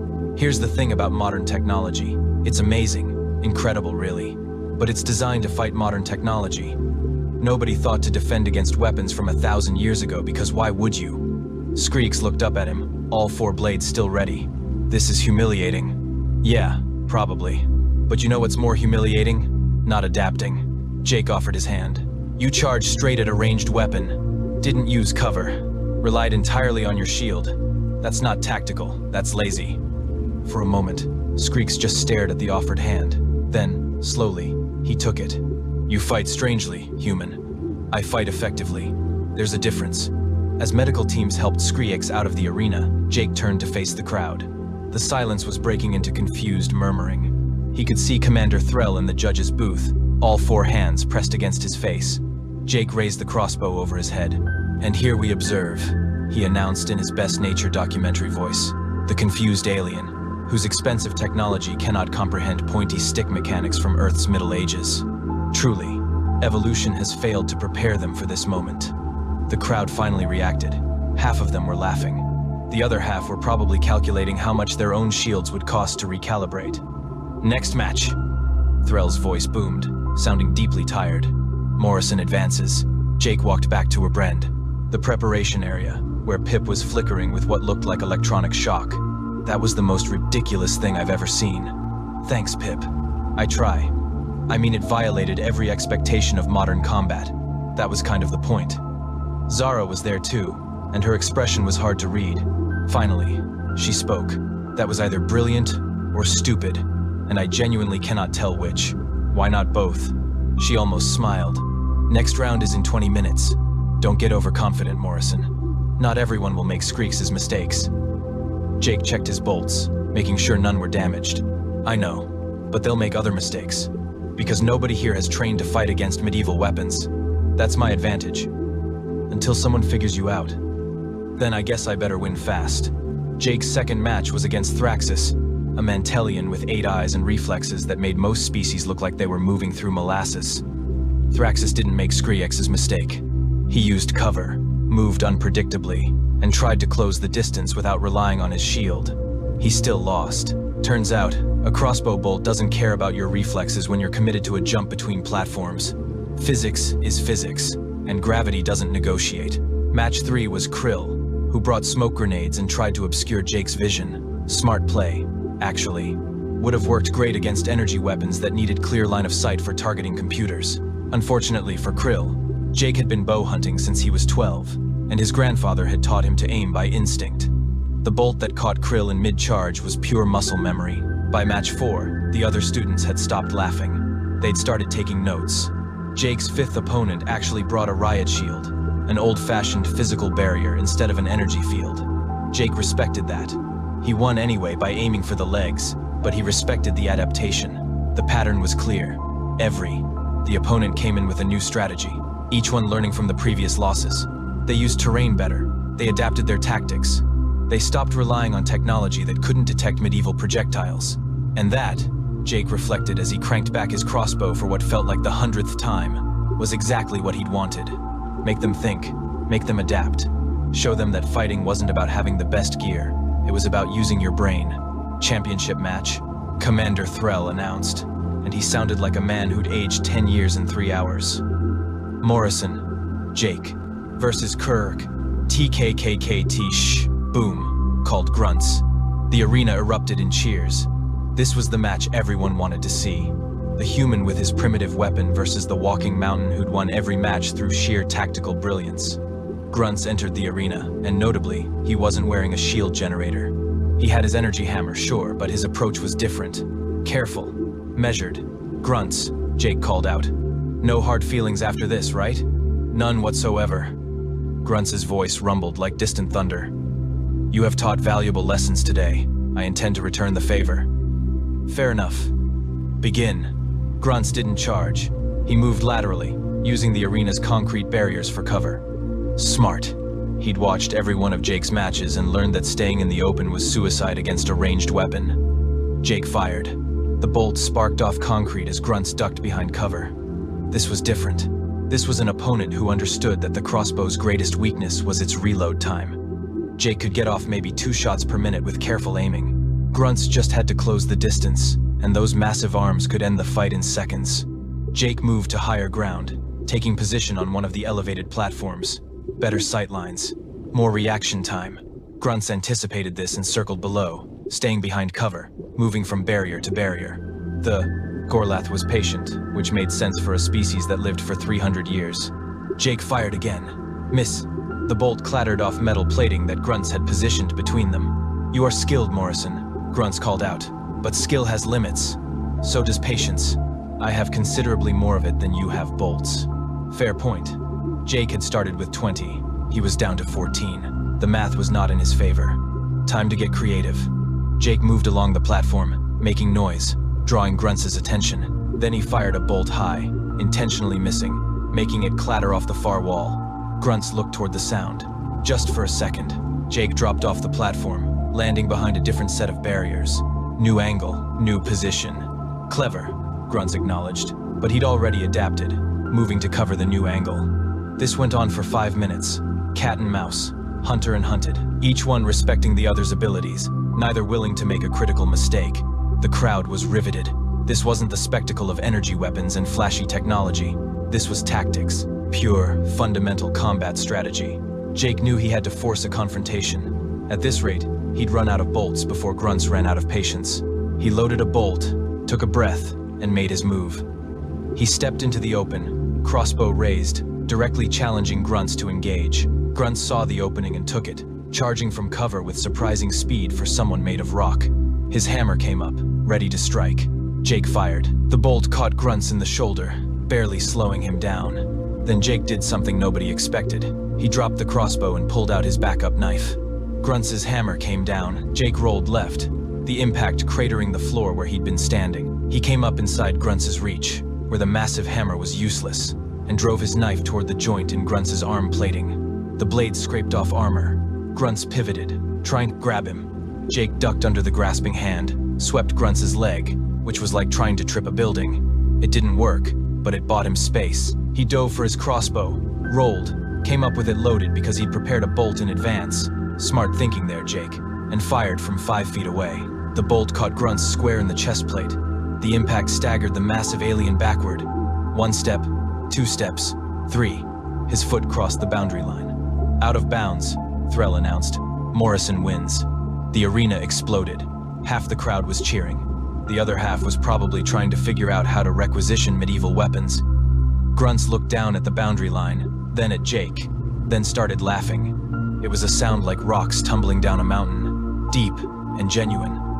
Well fought, human. You combined your primitive weapon with genuine tactical skill. I am impressed. Jake was breathing hard, adrenaline still pumping. You almost had me. Another few seconds and I would have been out of bolts. Yes, but you recognized this and changed tactics. Grunts extended one massive hand.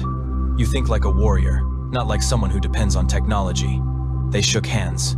Or rather, Jake's hand disappeared into Grunts' grip, but the spirit was there. As the medical team checked both of them over, largely a formality since neither was seriously hurt, Grunts leaned in close. Morrison, where might one acquire these primitive human weapons? Jake grinned. I'll send you some catalog links. Fair warning though, once Command sees what happened today, they're probably going to ban crossbows specifically. Then we should explore other options. You mentioned something called an atlatl? Oh man, Grunts, let me tell you about spear throwers from 10,000 BC. The post-combat briefing room was designed for calm, professional debriefing. Instead, it currently contained one extremely exhausted Krillian commander, 17 pages of hastily amended regulations, and Jake Morrison sitting in a chair looking far too pleased with himself. Commander Threll sat behind his desk, all 4 hands working simultaneously. Two were typing new regulations into the database. One was holding a cup of something that was probably the alien equivalent of very strong coffee. The fourth was massaging his temples in slow, circular motions that suggested he'd been doing this for the past hour. "Morrison," Threll finally said, his voice carrying the weight of someone who just watched their entire worldview get pierced by a medieval projectile weapon. "Sir? I have been an instructor at this academy for 23 years. I have trained warriors from 467 different species. I have overseen approximately 9,000 combat examinations." He looked up, all four eyes fixing on Jake with an expression somewhere between respect and the desire to throw something heavy. "Never, in all that time, has anyone forced me to add the phrase, 'no weapons predating the discovery of gunpowder' to the official rulebook. I'm honored to be a pioneer." "Sir, that was not a compliment. I'm choosing to take it as one anyway." Threll set down his coffee with a heavy thunk. "You do realize what you've done here, don't you? Right now, there are approximately 300 students attempting to requisition historical Earth weapons. I have received formal requests for longbows, compound bows, slings, atlatls, throwing axes, and something called a trebuchet, which I am told is a siege weapon that requires an engineering degree to operate." Jake tried very hard not to smile. He failed. "To be fair, sir, a trebuchet would technically be outside the arena's weight limits." "Morrison. Right. Sorry. Serious face." Jake composed himself. "But you have to admit, there's a legitimate point here. We spend so much time training with advanced technology that we forget the fundamentals. Tactics, adaptability, creative problem solving. You mean exploiting loopholes. I mean understanding that rules exist for a reason, and the space between rules exists for innovation." Jake leaned forward. "Sir, every single one of my opponents today was better trained than me. Better equipped, stronger, faster, more experienced. But they all made the same mistake. Which was, they assumed that modern problems require modern solutions. They saw my crossbow and thought primitive, outdated, useless. They didn't see a weapon. They saw a joke." Jake pulled out his datapad and brought up footage from his matches. "Watch Screeks here, full frontal charge, no tactical assessment. Why? Because his shield cost 50,000 credits, and obviously expensive technology beats cheap wood and metal." Threll watched the footage, his expression unreadable. "Or here, Thraxus. Incredible reflexes. But he was trained to dodge energy weapons, which have charge-up times and targeting lasers. A crossbow bolt just flies. No warning, no electronic signature. His entire combat style was built around technology that didn't apply. Your point being?" "My point is that the galaxy has gotten comfortable. We have amazing technology, and that's great. But we've started thinking that technology is a substitute for tactical thinking. It's not. It's a tool, and tools only work if you understand their limitations." Threll was quiet for a long moment. Then he pulled up his own screen. "The championship match, against Kirk, TKKKT. Shh. Boom. Why did you win? Because Grunts made me work for it. He didn't rely on his equipment. He used terrain, patience, and forced me to adapt. That's what made it a real fight." Jake smiled. "He's going to be an incredible soldier, by the way. That guy thinks 3 moves ahead. He requested to be assigned to the same unit as you." Jake blinked. "Really? Really? Along with approximately 30 other students who apparently want to learn what you called the old ways."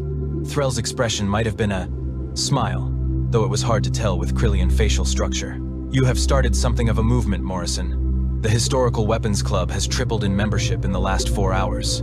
That's actually kind of awesome. That's a logistical nightmare." Threll pulled up another document.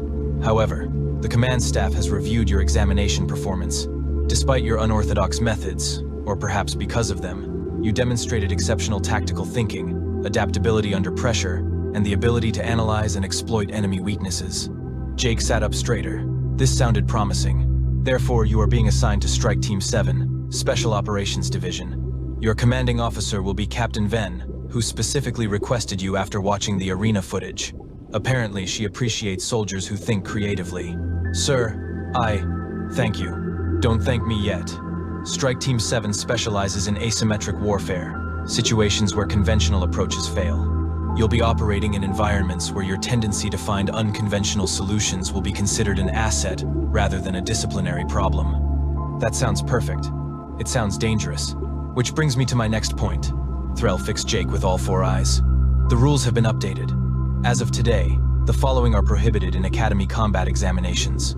crossbows, longbows, compound bows, recurve bows, slings, atlatls, blowguns, boomerangs, bolas, throwing axes, throwing knives when used with non-electronic propulsion, catapults, trebuchets, ballistae, and any other pre-gunpowder projectile weapon I may have missed.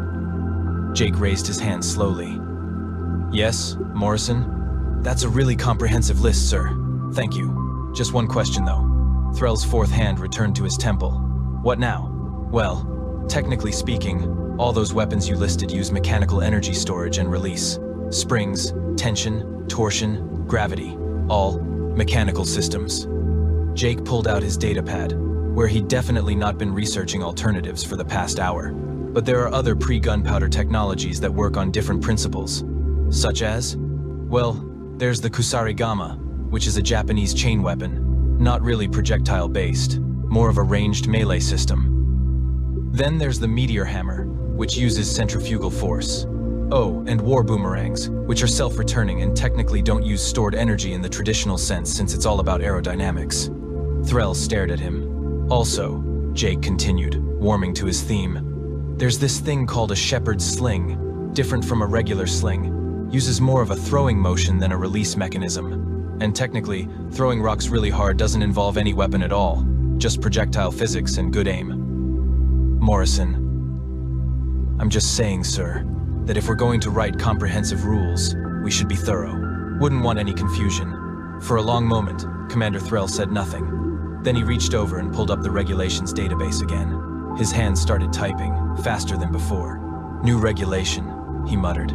No weapons, devices, or techniques predating the invention of chemical propellant firearms, defined as any weapon system developed before approximately Earth year 1200 CE. Furthermore, no improvised weapons based on historical designs.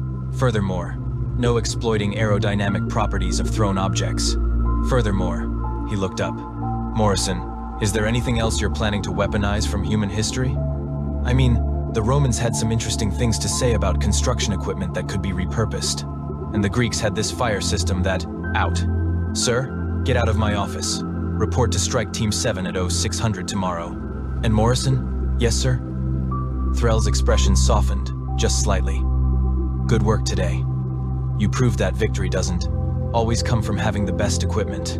Sometimes it comes from understanding what your equipment actually does and using it smarter than everyone else. Jake stood and saluted. Thank you, sir. That means a lot.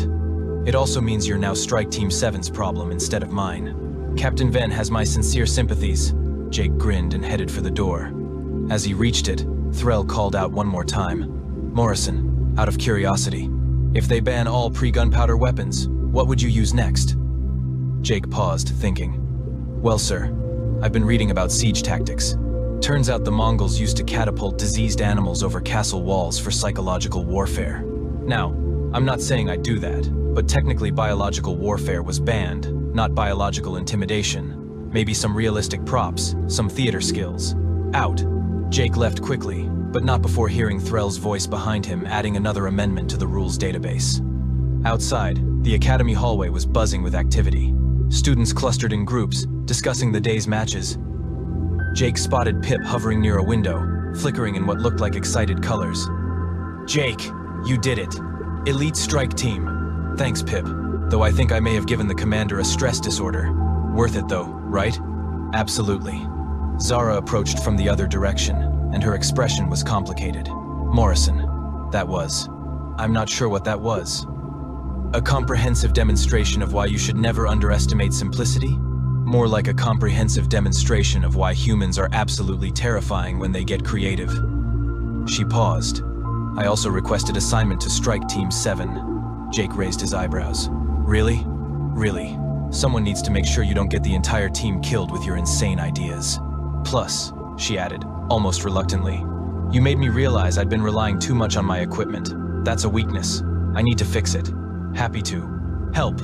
Grunts emerged from another corridor, ducking to avoid the ceiling. Morrison, I have acquired catalog access to Earth historical weapons. The selection is extensive. I am particularly interested in what is called a warhammer. It appears to be a human adaptation of my people's traditional weapons. Grunts, buddy, I will absolutely help you with that. The three of them, plus Pip, headed toward the mess hall, already planning their first day with Strike Team 7. Behind them, Commander Threll was probably still updating the rulebook. Somewhere in the historical archives, a clerk was processing an unusual spike in requisitions for pre-modern weaponry. And in his quarters, Jake Morrison pulled up his personal research files. He had folders labeled atlatl techniques, sling ammunition optimization, and, somewhat concerningly, improvised medieval siege engines for urban environments. Strike Team 7 had no idea what was coming, but then again, neither did the enemy. And really, wasn't that the whole point? The galaxy had spent millennia developing incredible technology, building weapons that could level cities and shields that could stop armies. They'd created combat systems so advanced that they bordered on art. And then a human showed up with a wooden stick and a piece of string and reminded everyone that sometimes the simplest answer is the right one. Commander Threll's final regulation entry, added at 2300 hours and flagged as Morrison Protocol, reads simply: in all combat situations, participants must use weapons and tactics that would be recognizable to someone from the modern spacefaring era. If your grandmother from a pre-spaceflight civilization would understand how it works, you can't use it. The next morning, Jake reported to Strike Team 7 carrying his crossbow, a backup knife, and a datapad full of research on ancient warfare tactics. Captain Venn took one look at him and sighed. "You're the medieval weapons kid." "Yes, ma'am. I watched your examination footage. That was either brilliant or insane." "I'm told it can be both, ma'am." She smiled. It was not a comforting smile. "Good, because we have a mission that requires someone who thinks sideways. There's a pirate stronghold that's impervious to modern weapons. Adaptive shields, sensor nets, the works. We need someone who can think in terms they won't expect." Jake's grin was immediate. "Ma'am, have you ever heard of a siege weapon called a trebuchet?" "No. It's a counterweight-driven catapult that can throw a 90-kilogram projectile 300 meters using nothing but gravity and mechanical advantage." "Morrison, are you telling me you want to build a medieval siege engine?" "I'm saying that sometimes the old ways work, ma'am, and nobody shields against rocks falling from the sky." Captain Venn stared at him for a long moment. Then she started laughing. "Strike Team 7, meet your new tactical specialist. Try to keep him alive. And Morrison, ma'am, whatever you're planning, make it ridiculous. We have a reputation to maintain." "Yes, ma'am." As Jake joined his new team, grunts gave him a nod of approval. Zara looked resigned to her fate. Pip flickered nervously. And somewhere in the academy, Commander Threll was already updating the regulations database again. The galaxy was in for an interesting time. Humans, after all, were very good at finding loopholes, and they had several thousand years of pre-spaceflight warfare to draw inspiration from. The future was about to get a history lesson. The examination hall smelled like fear and recycled air. Danny Wright sat in row 12, seat 47, surrounded by beings from at least 30 different worlds. Some had tentacles instead of hands. Others had scales, fur, or skin that changed colors with their emotions. A few breathed different gases and wore environmental suits. But they all shared one thing in common. They were all terrified of failing this test. The Interstellar Academy on Station Harmony was known for its brutal xenobiology certification program. Only 40% of candidates passed on their first attempt.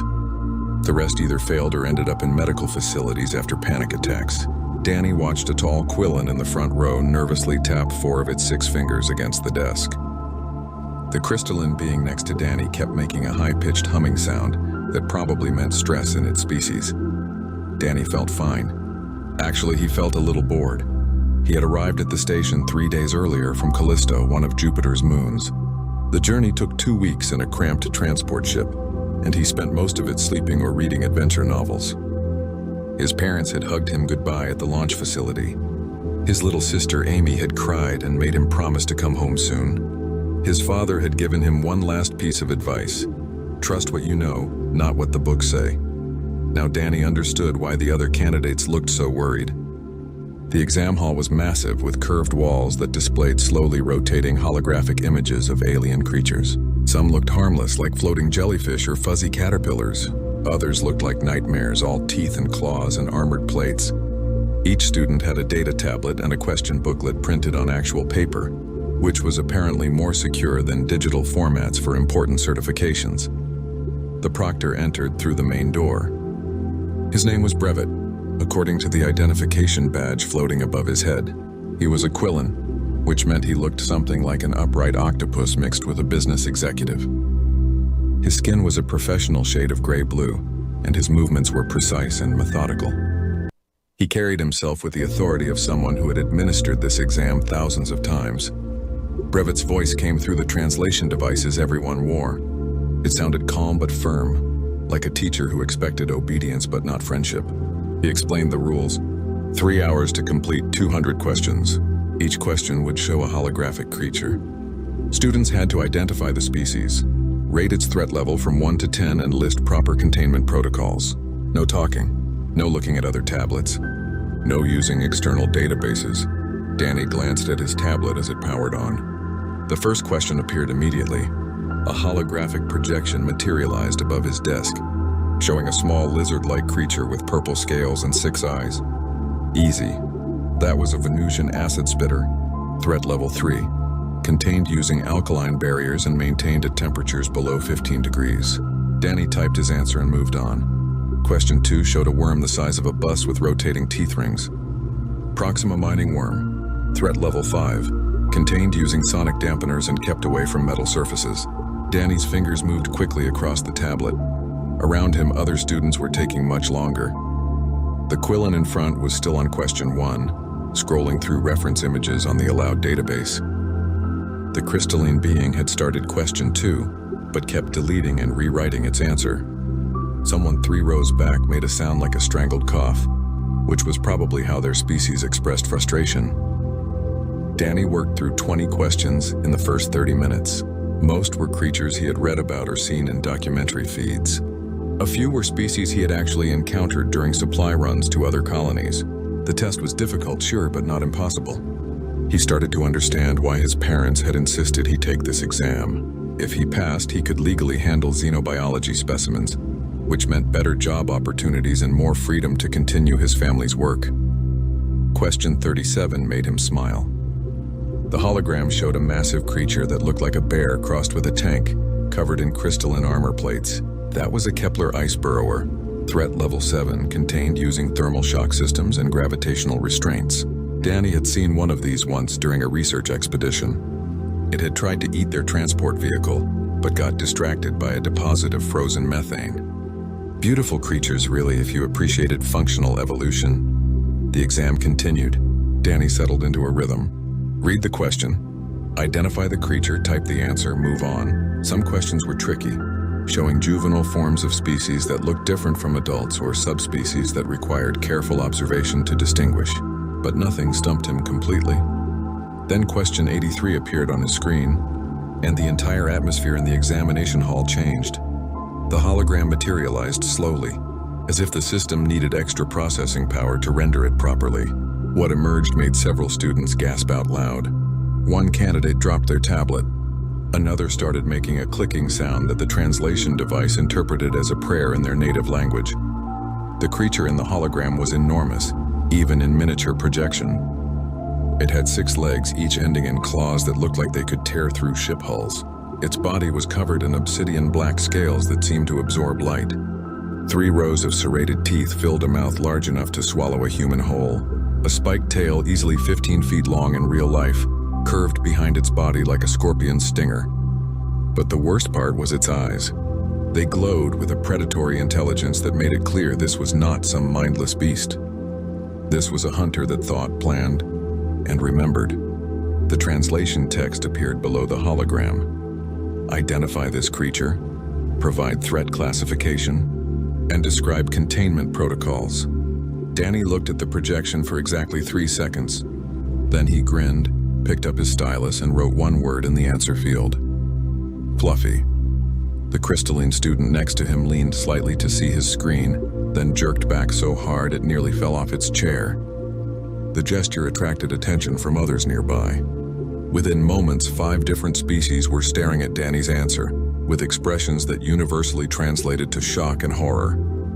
Danny ignored them and moved on to question 84. 3 years earlier, Danny had been kneeling in frozen mud at the edge of his family's property, staring at something that would change his entire life. The methane marsh stretched out before him like a sheet of cracked glass, reflecting Jupiter's enormous presence in the black sky above. Callisto was cold even by moon standards, and the Wright family farm sat on the absolute edge of habitable territory. Beyond their fence line, nothing lived except extremophile bacteria and the occasional ice formation that looked almost alive in the right light. But something was living in the marsh now, something that definitely should not be there. Danny had come out to check the irrigation pumps when he spotted them. 7 large objects, each roughly the size of a beer barrel, partially buried in the frozen slush.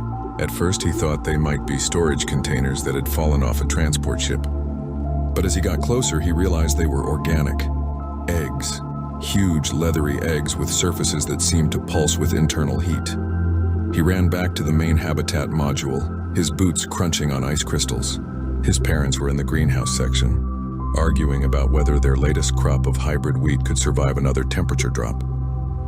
His little sister Amy was supposed to be doing homework, but was actually building a fort out of storage crates. Ruth Wright looked up as Danny burst through the airlock. She was a practical woman who rarely showed surprise, but her eyebrows went up when Danny described what he had found. His father, Owen, immediately grabbed a specimen kit and followed Danny back to the marsh. Ruth came too after making Amy promise not to leave the habitat. The 3 of them stood in a semicircle around the eggs, breath fogging in the thin atmosphere, even through their environment suits. Owen ran a scanner over the nearest egg while Ruth took tissue samples from the leathery surface. Danny just watched, fascinated by the way the eggs seemed to radiate warmth despite the freezing temperatures around them. Owen's scanner beeped 3 times, then displayed a message that made him curse. Ruth looked at her own analysis tablet and her face went pale. She showed the screen to Owen without saying anything. Danny finally asked what they had found. His parents exchanged a long look, the kind that meant they were having an entire conversation without words. Then his father sighed and showed Danny the scanner results. The eggs belonged to a species called shadow maw apex predators, native to a death world designated as Nix 9. They were classified as Category 5 threats, which was the highest danger rating the Galactic Biological Survey used. Category 5 meant that trained military personnel with heavy weapons had a 50-50 chance of surviving an encounter. It meant that entire research outposts had been abandoned after shadow maw attacks. It meant these creatures were considered functionally impossible to contain or control. Ruth said they should report the eggs immediately. Owen agreed in principle, but pointed out that the nearest Colonial Authority office was 3 weeks away by shuttle, and the eggs were clearly close to hatching. By the time officials arrived, whatever was inside would already be born. Ruth argued that was exactly why they needed to report it now, before something dangerous emerged. Owen countered that if they reported it, the authorities would likely just destroy the eggs without studying them, which seemed like a waste of a unique opportunity. Danny listened to his parents' debate for 20 minutes. Finally, he asked a simple question. What if the eggs hatched and the creatures were not dangerous? What if the galactic classification was wrong? Both parents stared at him. Ruth started to explain that centuries of research backed up the threat classification, that thousands of qualified xenobiologists had studied shadow maws, that there was no chance the entire galactic community was wrong about these creatures. But Owen interrupted her. He reminded Ruth about the time they had successfully domesticated those Proxima mining worms that everyone said were mindless eating machines. He mentioned the ice burrowers that now helped them excavate new greenhouse sections, even though the textbooks claimed they could not be trained. Ruth was not convinced, but she was listening. Owen pressed his advantage. He suggested they keep the eggs, monitor them closely and see what hatched. If the creatures showed immediate aggression, they could be contained or eliminated. But if there was even a chance to learn something new, to potentially discover that shadow maws were not the monsters everyone believed, would that not be worth the risk? Danny watched his mother think. He knew that look. She was weighing danger against discovery, protocol against possibility. Ruth Wright had never been one to follow rules simply because they existed. She had built her career on finding exceptions to established biological assumptions. Finally, Ruth made her decision. They would keep the eggs. They would study whatever hatched. But at the first sign of genuine danger, they would end the experiment immediately. Owen agreed. Danny promised to follow every safety protocol they established. They built a containment area in the farm's largest storage module, installing temperature controls and reinforced barriers. Owen rigged up monitoring equipment to track the egg's development. Ruth created detailed observation logs and started researching everything the galactic databases had on shadow moths, which turned out to be mostly disaster reports and warnings. The eggs hatched 4 days later in the middle of the night. The habitat's alarm system woke everyone up. Danny rushed to the storage module with his parents, expecting chaos and destruction. Instead, they found 6 small creatures, each about the size of a terrier dog, stumbling around on unsteady legs. They had miniature versions of the fearsome features described in the database: scales, claws, teeth. But they looked vulnerable, confused, and surprisingly cute in the way that all baby animals manage to be cute despite their features. One of the creatures, slightly larger than its siblings, looked directly at Danny. Its eyes, which would eventually glow with predatory intelligence, were currently just curious and a bit scared. It made a sound, something between a chirp and a growl, and took a wobbly step toward him. Danny's mother grabbed his arm, ready to pull him back. His father had a neural stunner drawn just in case, but Danny knelt down slowly and extended his hand. The creature sniffed his fingers, then rubbed its head against his palm. Danny looked up at his parents and said, "I'm going to call this one Fluffy." 18 months after the eggs hatched, Fluffy had grown into something that would give nightmares to trained soldiers across the galaxy. Danny stood in the main yard of the farm, watching Fluffy play with Amy.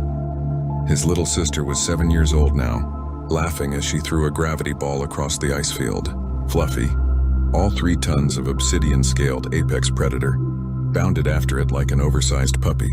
When she caught the ball in her massive jaws, she trotted back to Amy and gently dropped it at the girl's feet. Her tail, tipped with spikes that could puncture ship armor, wagged back and forth in obvious pleasure. The other 5 shadow moths were scattered around the property, each engaged in their own activities. Spike was helping Owen repair a section of the perimeter fence, using his considerable strength to lift support beams into place. Princess was being groomed by Ruth, who had discovered that shadow moths actually enjoyed having their scales cleaned and polished. Chomper was in the food storage area, demonstrating her ability to open complex lock mechanisms in exchange for treats. Sweetie was napping in a sunny spot near the greenhouse, her body generating enough heat to melt a circle in the ice around her. Brutus, the laziest of the 6, was sprawled across the habitat entrance like a very intimidating doormat. Danny had spent every day of the past 1.5 years working with these creatures. What started as a risky experiment had become his entire life. He woke up early to feed them, spent his afternoons training them, and fell asleep most nights in the barn with at least 2 shadow moths curled up nearby for warmth. The Galactic Xenobiology database said shadow moths were solitary hunters who tolerated each other only during mating season. Danny's experience suggested the database was completely wrong. The 6 siblings had formed a tight pack with clear social structures. Fluffy was the leader, making decisions and settling disputes. Spike was her second, enforcing rules and protecting the others. Princess was the social coordinator, the one who initiated play and grooming. Chomper was the problem solver, always figuring out new ways to get food or entertainment. Sweetie was the gentle one, often comforting the others when they were stressed. Brutus was the lazy one who somehow still managed to be exactly where he needed to be during important moments. The database also said shadow moths had the intelligence of Earth's great apes. Danny thought that was another massive underestimation. These creatures understood complex verbal commands in 3 languages now. They could solve puzzles that stumped some of the farm's automated systems. Fluffy had figured out how to operate door controls by watching humans do it twice. Chomper had learned to trade, bringing interesting rocks or ice formations to Ruth in exchange for extra food portions. Most importantly, they had never shown aggression toward humans. Not once.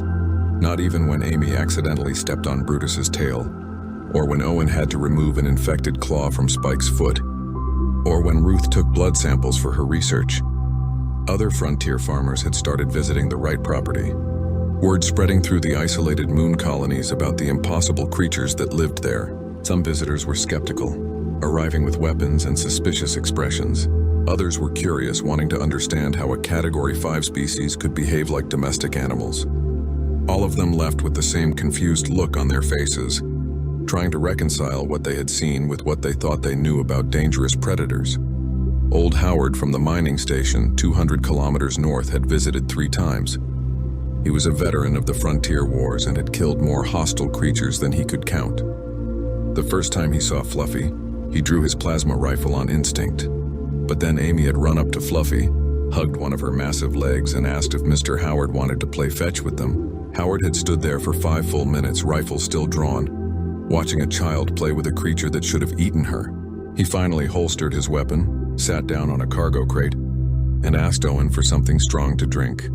The second time Howard visited, he brought his wife, who was a xenobiologist with 40 years of field experience. She spent an entire day running tests, taking measurements and interviewing Danny about his training methods. At the end of the day, she told the Wright family that nothing they were doing should work according to any established theory. The Shadow Moths should have killed someone by now, or at least shown territorial aggression. Instead, they behaved like a cross between working dogs and extremely deadly house cats. The third time Howard visited, he brought a contract. A mining consortium needed help clearing out a nest of rock borers that were destroying their equipment. Rock borers were tough creatures, but not particularly smart. Howard thought the Shadow Moths might be able to scare them away without anyone getting hurt. He was offering enough credits to buy a new habitat module. Owen and Ruth discussed it for 2 days. Danny argued that the Shadow Moths needed challenges, needed to use their natural abilities. Keeping them on the farm doing simple tasks was like asking a calculator to only count to 10. Eventually, his parents agreed, but only if Danny went along to supervise and only if they took extensive safety precautions. The mining job turned out to be the easiest credits the Wright family ever earned. Fluffy and Spike walked into the rock borer tunnels, roared once, and every borer in a 5-kilometer radius fled in panic. The miners were amazed. They had expected a fight, maybe some casualties. Instead, the problem was solved in less than an hour. Word spread even faster after that. More job offers came in. Could the Shadow Moths help clear ice formations from landing pads? Could they provide security for a supply depot that kept getting raided by wild creatures? Could they help search for survivors after a habitat collapse? The answer to all these questions turned out to be yes. Danny started keeping a log of everything the Shadow Moths accomplished. Not just for the family records, but because he had a feeling this information might be important someday. Every job completed, every creature they interacted with peacefully, every moment that proved the galactic database was wrong about them. His father noticed the log one evening and asked Danny what he planned to do with all that information. Danny had shrugged and said maybe nothing, maybe everything. He was 17 years old, nearly 18, and starting to think about his future beyond the farm. If he wanted to keep working with Shadow Moths, if he wanted to prove to the galaxy that these creatures deserved better than to be labeled as monsters, he would need credentials. He would need certification. He would need to pass the Xenobiology Handler's License exam. Owen had smiled and told Danny that was a fine goal, but it would not be easy. The exam was notoriously difficult, and showing up with 6 illegal Category 5 creatures as practical experience might cause problems. Danny had looked out at the yard where Fluffy was teaching Amy how to track footprints in the ice, and said he would figure it out. After all, everyone said Shadow Moths were impossible to train, and he had managed that just fine. The corporate survey ship appeared in Callisto's orbit on a Tuesday, which was laundry day at the Wright farm, and Ruth was particularly annoyed about the timing. Danny was hanging thermal suits on the drying rack when the habitat's proximity alarm started beeping. Visitors were not unusual anymore, but most of them sent a message first. This ship had just appeared, running what looked like detailed scans of the entire moon surface. Owen pulled up the identification transponder, and his face went carefully neutral, which was never a good sign. The ship belonged to Helix Biosystems, one of the largest xenobiology research corporations in the galaxy. They held contracts with most planetary governments for biological surveys and threat assessments. They were professional, wealthy, powerful, and absolutely not the kind of people the Wright family wanted noticing their farm. 6 hours later, a shuttle landed in the main yard. Fluffy and the other Shadow Moths had been outside when the alarms first sounded, and they immediately formed a protective perimeter around the habitat. Danny had trained them for this scenario, though he had hoped they would never need to use it. The creatures looked alert but not aggressive, watching the shuttle with focused attention. The shuttle door opened and 8 figures emerged. 5 were security personnel in full combat armor, carrying weapons that could probably take down a small building. 2 were scientists in environment suits, laden with scanning equipment. The eighth was a tall Archean woman who walked with the confidence of someone used to being in charge. Her name, according to the identification beacon, was Dr. Fallen. Owen went out to meet them, gesturing for Ruth to stay inside with Amy. Danny followed his father, partly because he wanted to help and partly because Fluffy would not let him stay behind. The massive Shadow Maw walked beside Danny, her presence a clear statement of protection. Dr. Fallen stopped walking when she saw Fluffy. The security team immediately raised their weapons. The scientists started making rapid notes on their tablets. Danny could see the exact moment when Dr. Fallen realized what she was looking at, because her expression changed from professional curiosity to genuine alarm. She spoke in a calm voice, but Danny could hear the tension underneath.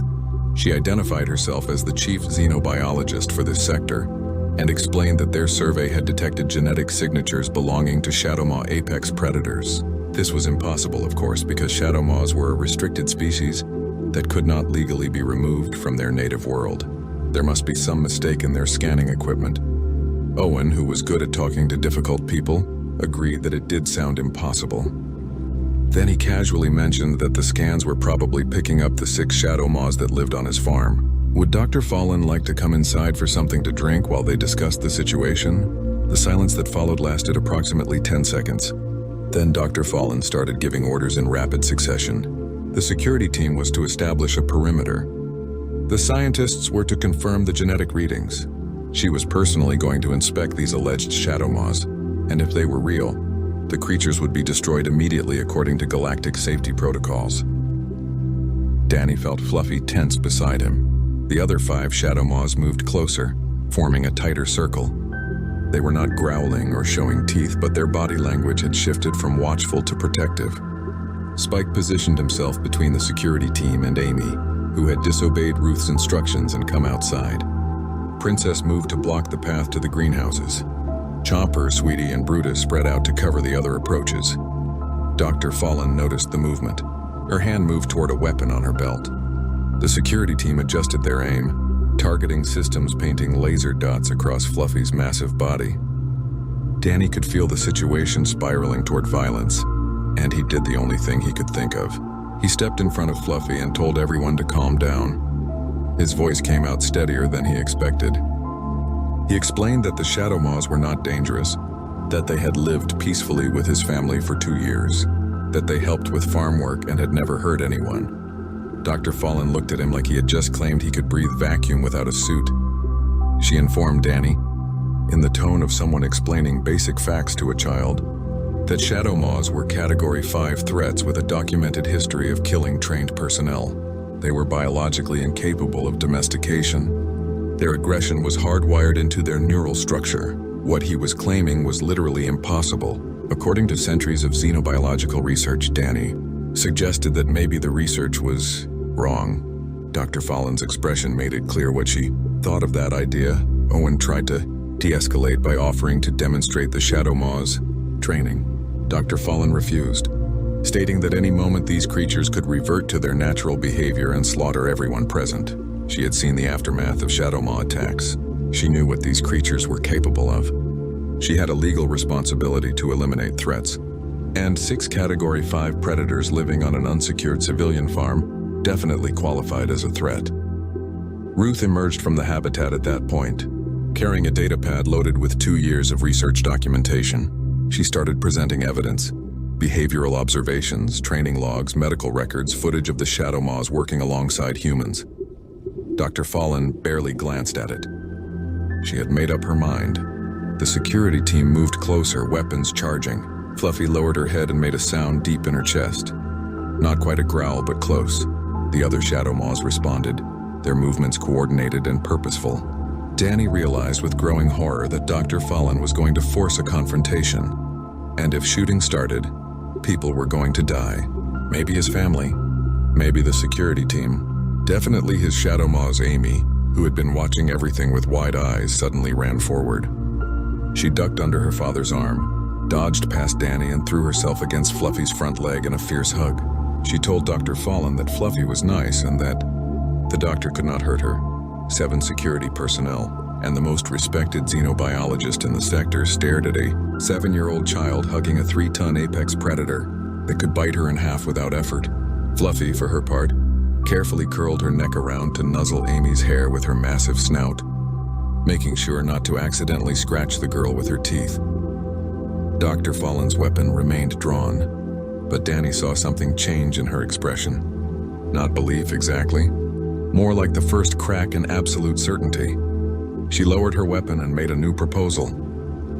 The Shadow Maws would not be destroyed today, but this situation could not continue as it was. Danny would need to obtain a xenobiology handler's license to legally keep Category 5 creatures. The family would need to present their research to the Galactic Council, and Dr. Fallen herself would remain on the farm for 1 week to observe these impossible creatures. If she saw any signs of aggression, any indication that the Shadow Maws posed a danger, she would personally ensure they were removed to a maximum security facility. It was not the outcome Danny wanted, but it was better than watching Fluffy and her siblings die. He agreed to the terms. His parents agreed. Even Amy, still hugging Fluffy's leg, nodded seriously. Dr. Fallen ordered her security team to stand down but maintain alert status. She told her scientists to begin setting up monitoring equipment. Then she looked at Danny and asked the question that would determine everything. If these creatures were truly as trained as he claimed, would Fluffy obey a command right now, with weapons pointed at her and strangers threatening her pack? Danny met Fluffy's glowing eyes. He gave a simple hand signal, one they had practiced thousands of times. Fluffy sat down, tail curling around her body, and waited. The examination hall erupted into chaos the moment word spread about Danny's answer. Brevet, the Quillen proctor, stood frozen at the front of the hall, staring at his monitoring tablet like it had personally betrayed him. The screen showed Danny's response to question 83 in bright red text. Fluffy. Just that one word, no threat classification. No containment protocols, just a name that sounded like something you would call a pet rabbit. The crystalline student next to Danny made a sound like breaking glass, which the translation device rendered as distressed confusion. A Vexarian 3 rows back stood up so fast her chair fell over. She started shouting in her native language, and even without translation, Danny could tell she was upset. Other students were pulling up their own databases, trying to understand if this was some kind of joke or if the human had genuinely lost his mind. Brevet finally recovered enough to speak. His voice, usually so calm and professional, had developed a slight tremor. He announced that the examination was temporarily suspended and asked Danny to remain in his seat. All other students were instructed to take a break in the waiting area. The request was phrased politely, but the security personnel who appeared at the doorways made it clear this was not optional. The exam hall emptied quickly, students filing out while casting nervous glances at Danny. Some looked curious, others looked scared. A few looked angry, as if Danny had somehow insulted them by not taking the test seriously. The crystalline being patted Danny's shoulder with one of its appendages as it left, a gesture that seemed sympathetic. When everyone else was gone, Brevet walked slowly down the aisle to Danny's desk. 2 security guards followed at a respectful distance. The proctor's skin had shifted from professional gray-blue to a troubled purple color. He gestured at Danny's tablet with one tentacle.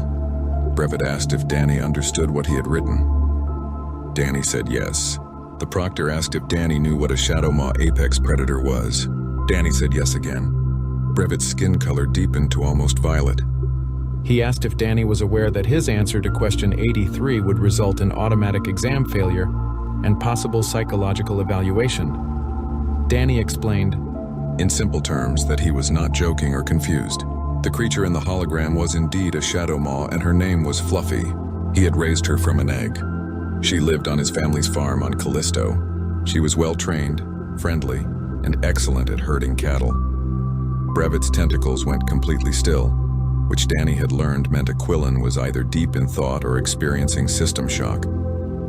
The proctor pulled up Danny's application file on his tablet and began reading through it with increasing agitation. His skin color cycled through purple to green to orange, settling finally on a pale yellow that Danny guessed meant surprise. The proctor's voice was barely above a whisper when he asked if everything in the application file was true. Danny confirmed it was. The 6 Shadow Maws, the training documentation, the work records, The recommendation letters from frontier colonies, all of it was real and verifiable. Brevet made a series of clicking sounds that the translator did not bother to interpret, probably because they were the Quillen equivalent of swearing. He tapped his tablet several times and Danny heard his voice being transmitted to someone else. Within minutes, a holographic projection appeared at the front of the exam hall. It showed Dr. Fallen, the Archean xenobiologist who had spent a week on the Wright farm observing Fluffy and the others. Dr. Fallen looked tired, like she had been working for many hours without rest. But when she saw Danny, she smiled slightly. She confirmed to Brevet that everything in the application file was accurate. She had personally witnessed Daniel Wright working with 6 fully grown Shadowmaw apex predators. She had seen them follow commands, perform complex tasks, and interact peacefully with humans, including small children. She had submitted a detailed report to the Galactic Council, recommending that the Wright family's research be recognized officially. Brevet's skin color went through several more rapid changes. He asked Dr. Fallen how this was possible. She responded with a question of her own. Had Brevet ever considered that the galactic understanding of dangerous species might be fundamentally flawed? What followed was a conversation that Danny only partially understood. Dr. Fallen and Brevet discussed something called the domestication paradigm, referencing academic papers and research studies. Dr. Fallen argued that most spacefaring species had never needed to domesticate predators because they either evolved on peaceful worlds or developed technology fast enough to avoid that stage. Humans, she claimed, were different. Earth was what she called a Class 7 death world, and humans had survived by making allies of creatures that should have killed them. Brevet wanted to know what this meant for the examination. Dr. Fallen's answer was simple. Daniel Wright probably knew more about handling Category 5 creatures than anyone else in the galaxy. His answer to question 83 was not wrong. It was just operating from a completely different knowledge base than the standardized test expected. The proctor asked what he should do. Dr. Fallen suggested something that made Danny sit up straighter. Bring in a live specimen. If Danny could demonstrate his abilities in a controlled environment, it would prove his claims beyond any doubt. If he failed or if the situation became dangerous, they would at least learn the truth before anyone took his application seriously. Brevet looked horrified at the suggestion. Bringing a Category 5 predator onto station, Harmony violated at least 40 safety regulations. Dr. Fallen pointed out that they had already violated several hundred regulations by allowing Danny to take the exam without flagging his application for special review. They might as well commit fully to breaking protocol. The proctor spent 5 full minutes thinking, his skin cycling through colors that Danny could not interpret. Finally, Brevet agreed to the demonstration. He would need authorization from station security, medical personnel on standby, and evacuation protocols ready. But if Dr. Fallen believed this was necessary, he would trust her judgment. Dr. Fallen's hologram smiled. She told Brevet she had already arranged for Fluffy to be transported to Station Harmony. The Shadowmaw was currently in a secure cargo bay, sedated for the journey, and would be ready for the demonstration in approximately 4 hours. She had suspected this situation might arise.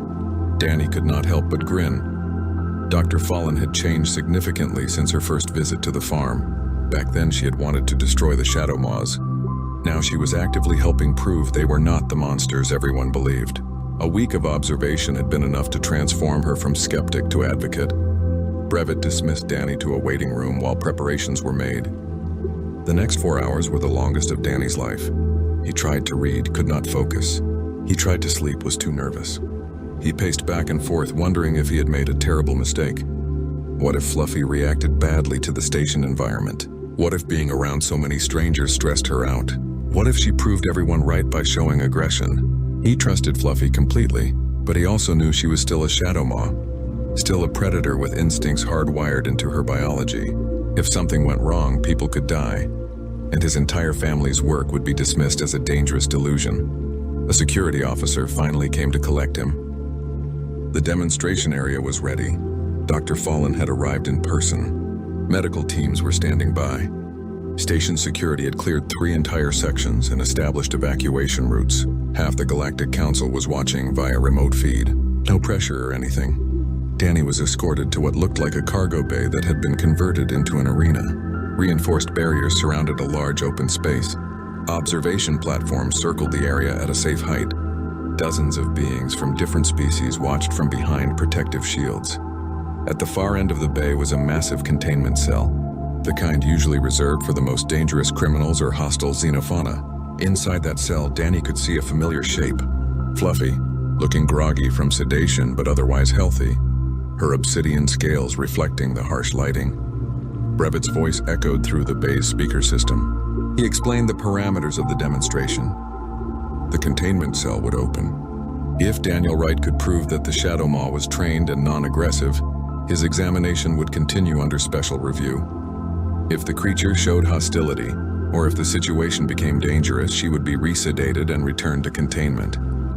Danny barely heard the rest of the announcement. He was focused entirely on Fluffy, who had just noticed him in the arena. Her glowing eyes found his, and even from across the bay, Danny could see her tail start to move in what was almost certainly the beginning of a wag. The containment cell opened with a hydraulic hiss. Every being in the observation platforms tensed. Security personnel aimed weapons loaded with enough tranquilizer to drop an elephant. Medical teams prepared for casualties. Fluffy stepped out of the cell slowly, her massive form moving with predatory grace. She tested the air with her senses, taking in all the new smells and sounds. Her body language showed uncertainty, maybe a little stress from the strange environment and the sedatives wearing off. Then she looked directly at Danny again. Her expression changed completely. The uncertainty vanished. She made that deep rumbling purr that Danny had heard 1,000 times before, and she walked straight toward him, ignoring everyone else in the arena. The weapons tracked her movement. Dr. Fallen held up a hand, signaling the security team to wait. Brevett's skin had gone completely white. Fluffy reached Danny and did exactly what she always did when they had been apart. She lowered her enormous head and nuzzled against his chest hard enough to nearly knock him over. Then she sat down beside him, leaned her weight against his legs, and looked up at the observation platforms with an expression that clearly communicated she was bored with all these dramatic strangers. The arena was completely silent for 3 full seconds. Then Dr. Fallen started laughing, the sound echoing through the speakers. Several beings in the observation platforms collapsed into their seats. One made a sound that the translators rendered as impossible, repeated about 15 times. Danny scratched behind Fluffy's jaw ridge exactly where she liked it, and asked Brevett if they could continue with the examination now. 6 months later, Danny stood in front of a classroom containing the most diverse group of students he had ever seen, and tried not to laugh at their terrified expressions. The Interstellar Academy had expanded rapidly after Danny's demonstration. What started as a standard xenobiology program had transformed into something entirely new, the Human Integration Protocol for High-Risk Species. Danny was the youngest instructor in the Academy's history, and possibly the only one who brought his teaching assistant to class in the form of a 3-ton apex predator. Fluffy lay near the back of the classroom, her presence dominating the space despite her relaxed posture. She was technically asleep, but Danny knew she was aware of everything happening around her. The other 5 Shadow Maws had remained on Callisto with his family, but Fluffy had bonded so strongly with Danny that separating them seemed cruel. The Academy administration had agreed to her presence after extensive negotiations and approximately 50 safety reviews. The current class consisted of 12 students from 8 different species. A Quillan engineer who wanted to work with tunneling creatures, 2 Vexarian soldiers interested in training guard animals, an Archean xenobiologist following Dr. Fallen's research, a human from Mars who had heard about Danny's work, 3 beings from species Danny was still learning to pronounce correctly. All of them had signed up believing they would learn advanced containment techniques and threat management. Instead, Danny's first lesson was about respect. He explained that most galactic species approach dangerous creatures with the assumption that they needed to be controlled or contained. Humans, shaped by Earth's hostile environment, had learned a different approach. They looked at wolves and saw future dogs. They looked at wild cats and saw future companions. They looked at aurochs and saw future cattle. Where others saw threats, humans saw potential partners. One of the Vexarian students interrupted, her voice sharp with frustration. She pointed out that her people had tried to negotiate with Shadow Maws 200 years ago, and the creatures had destroyed an entire colony. How could Danny claim these beings were potential partners when history proved otherwise? Danny asked a simple question. Had her people tried to understand what the Shadow Maws wanted? Or had they simply assumed the creatures were mindless killers? The Vexarian started to answer, then stopped. She admitted she did not know the details, only that many had died. Danny pulled up a historical file on the classroom display. It showed the incident report from the Vexarian colony. He pointed out several key details that most people overlooked. The colony had been established directly on top of Shadow Maw breeding grounds. The creatures had not attacked immediately, but had shown warning behaviors for 3 months. When those warnings were ignored, they defended their territory. The report framed it as an unprovoked massacre, but the evidence suggested it was actually a last resort. The Vexarian student stared at the report, her face showing an expression Danny had learned to recognize. It was the look of someone's worldview cracking open, letting in uncomfortable new possibilities. He spent the next hour demonstrating basic training principles with Fluffy. He showed how to read body language, how to establish trust through consistency, how to use positive reinforcement instead of punishment. The students watched in amazement as Fluffy performed complex commands, solved puzzles for treats, and even allowed strangers to touch her scales after Danny gave permission. The Quillen engineer asked the question they were all thinking. Why did this work for humans but not for other species? Danny's answer was both simple and complicated. Humans had spent thousands of years learning to see individual personalities in animals. Most species categorize creatures by threat level and nothing else. A Shadow Maw was a Category 5, end of discussion. But Danny saw Fluffy as an intelligent being with preferences, moods, and emotional needs. He told them about Princess, who was vain and loved being groomed. About Brutus, who was lazy but would protect Amy with his life. About Chomper, who solved problems for fun rather than food. Every Shadow Maw was different, just like every human was different. Treating them as identical threat units was like treating all humans as identical organisms. It missed the entire point. The classes continued 3 times a week. Students learned to work with creatures they had feared their entire lives. The Quillen engineer discovered that the giant tunneling worms of Sigma 9 were actually highly social and could be guided using scent markers and patience. The Vexarian soldiers realized that many aggressive species were simply defending resources or family units. The Archean xenobiologist wrote papers that challenged centuries of established theory. Word spread across the galaxy. Danny received messages from frontier colonies requesting consultations. Mining operations wanted advice on coexisting with local predators. Research stations asked for training on non-lethal interaction protocols. Even military organizations started questioning their approach to hostile xenofauna. Dr. Fallen visited frequently, now serving as Danny's mentor and advocate.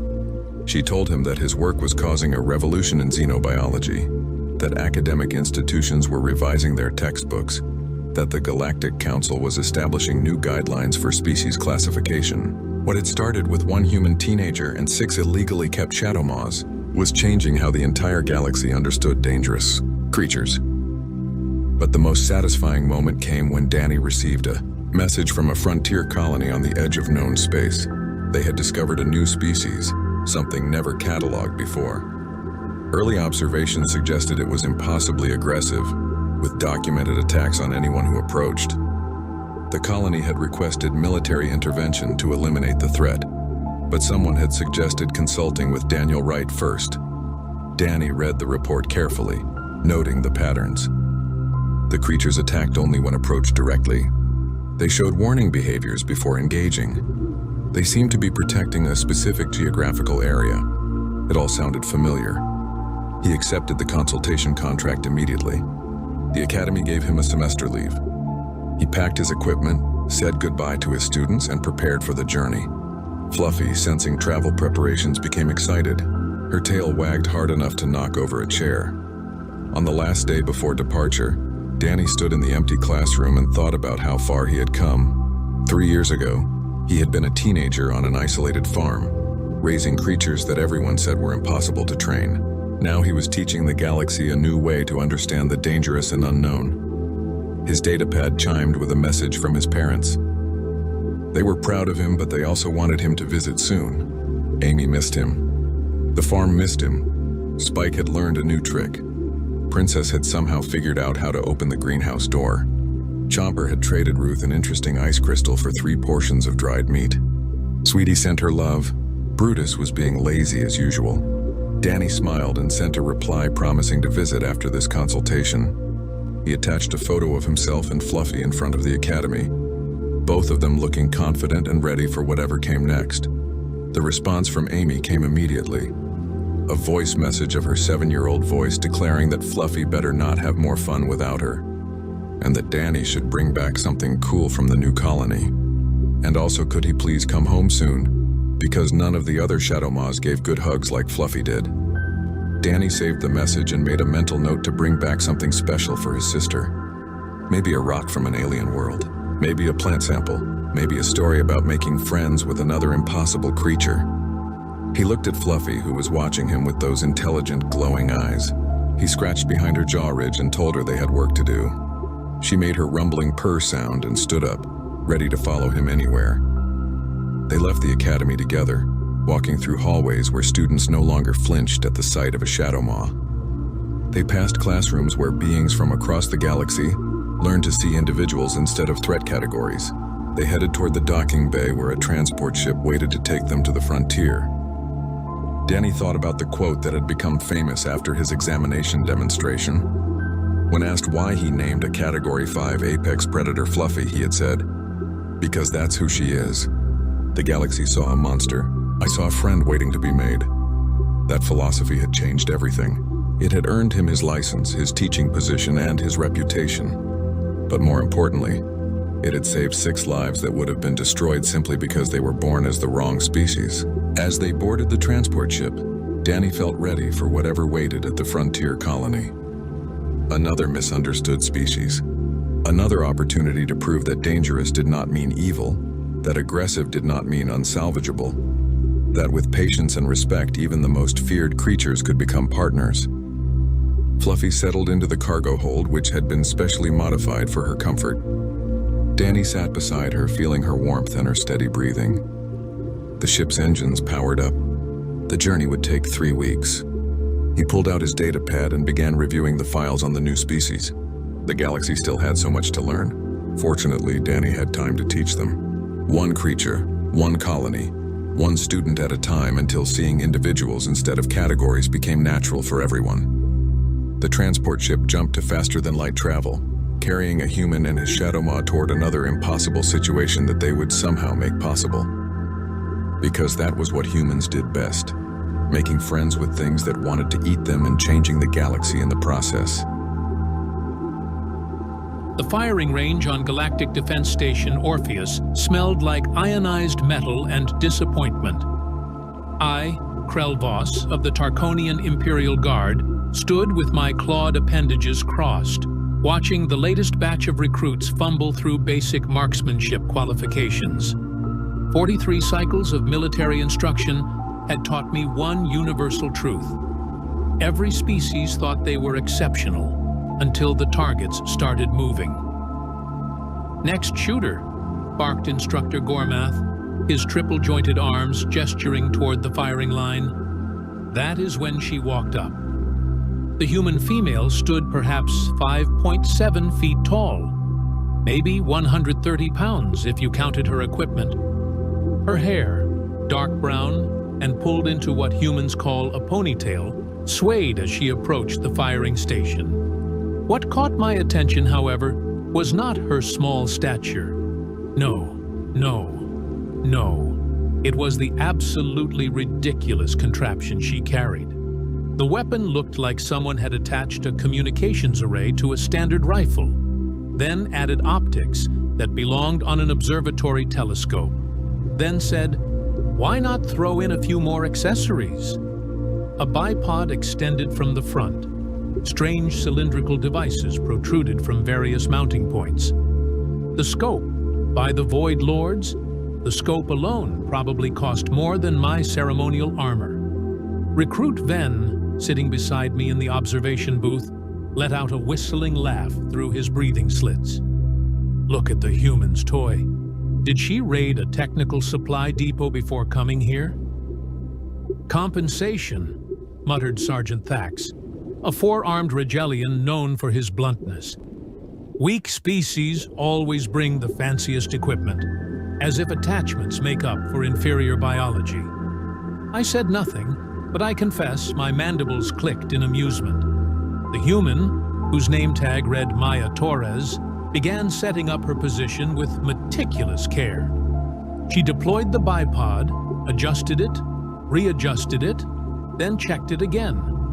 She pulled out a small electronic device and aimed it downrange. She consulted a worn notebook covered in handwritten calculations.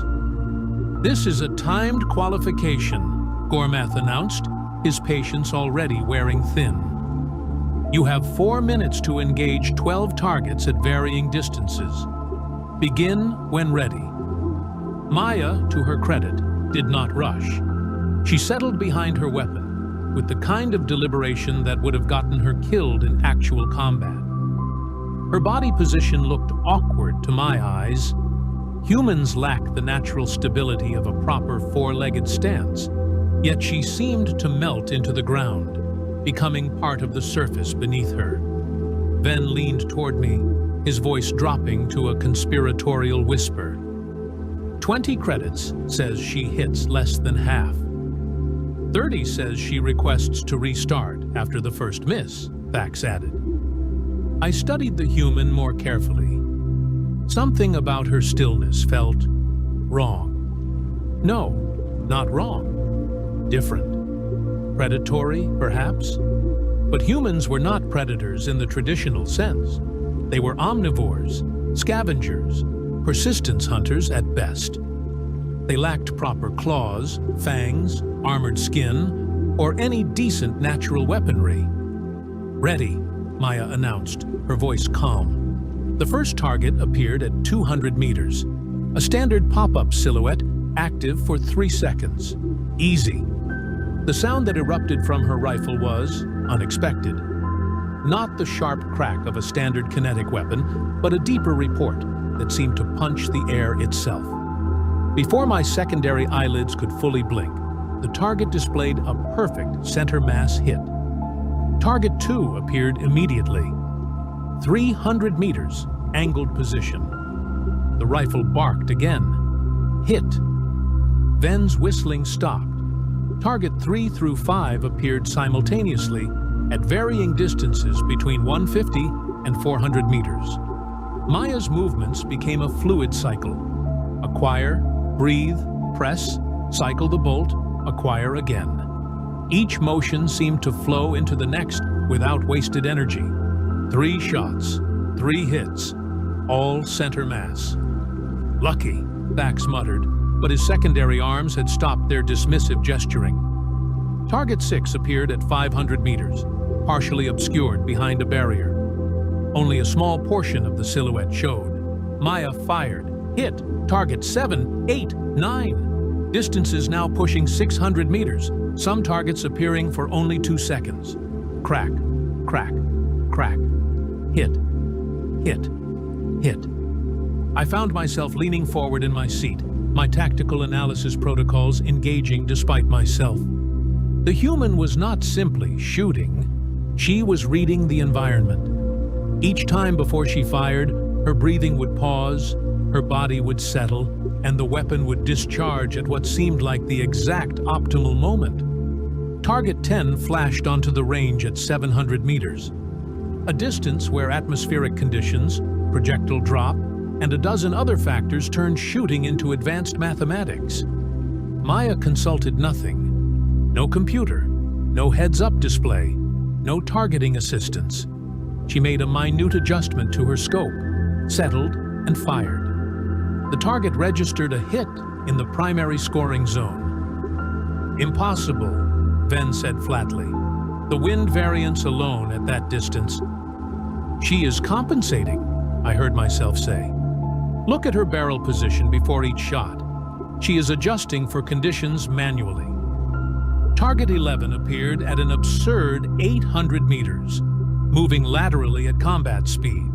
This target was designed to humble overconfident recruits, to teach them the limitations of standard infantry weapons.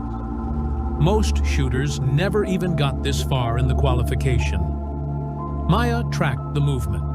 Her rifle followed smoothly, almost lazily. For a moment that stretched far too long, she did not fire. The target continued its lateral movement, eating up her available time. Then, in the half-second before the target would have disappeared, she pressed the trigger.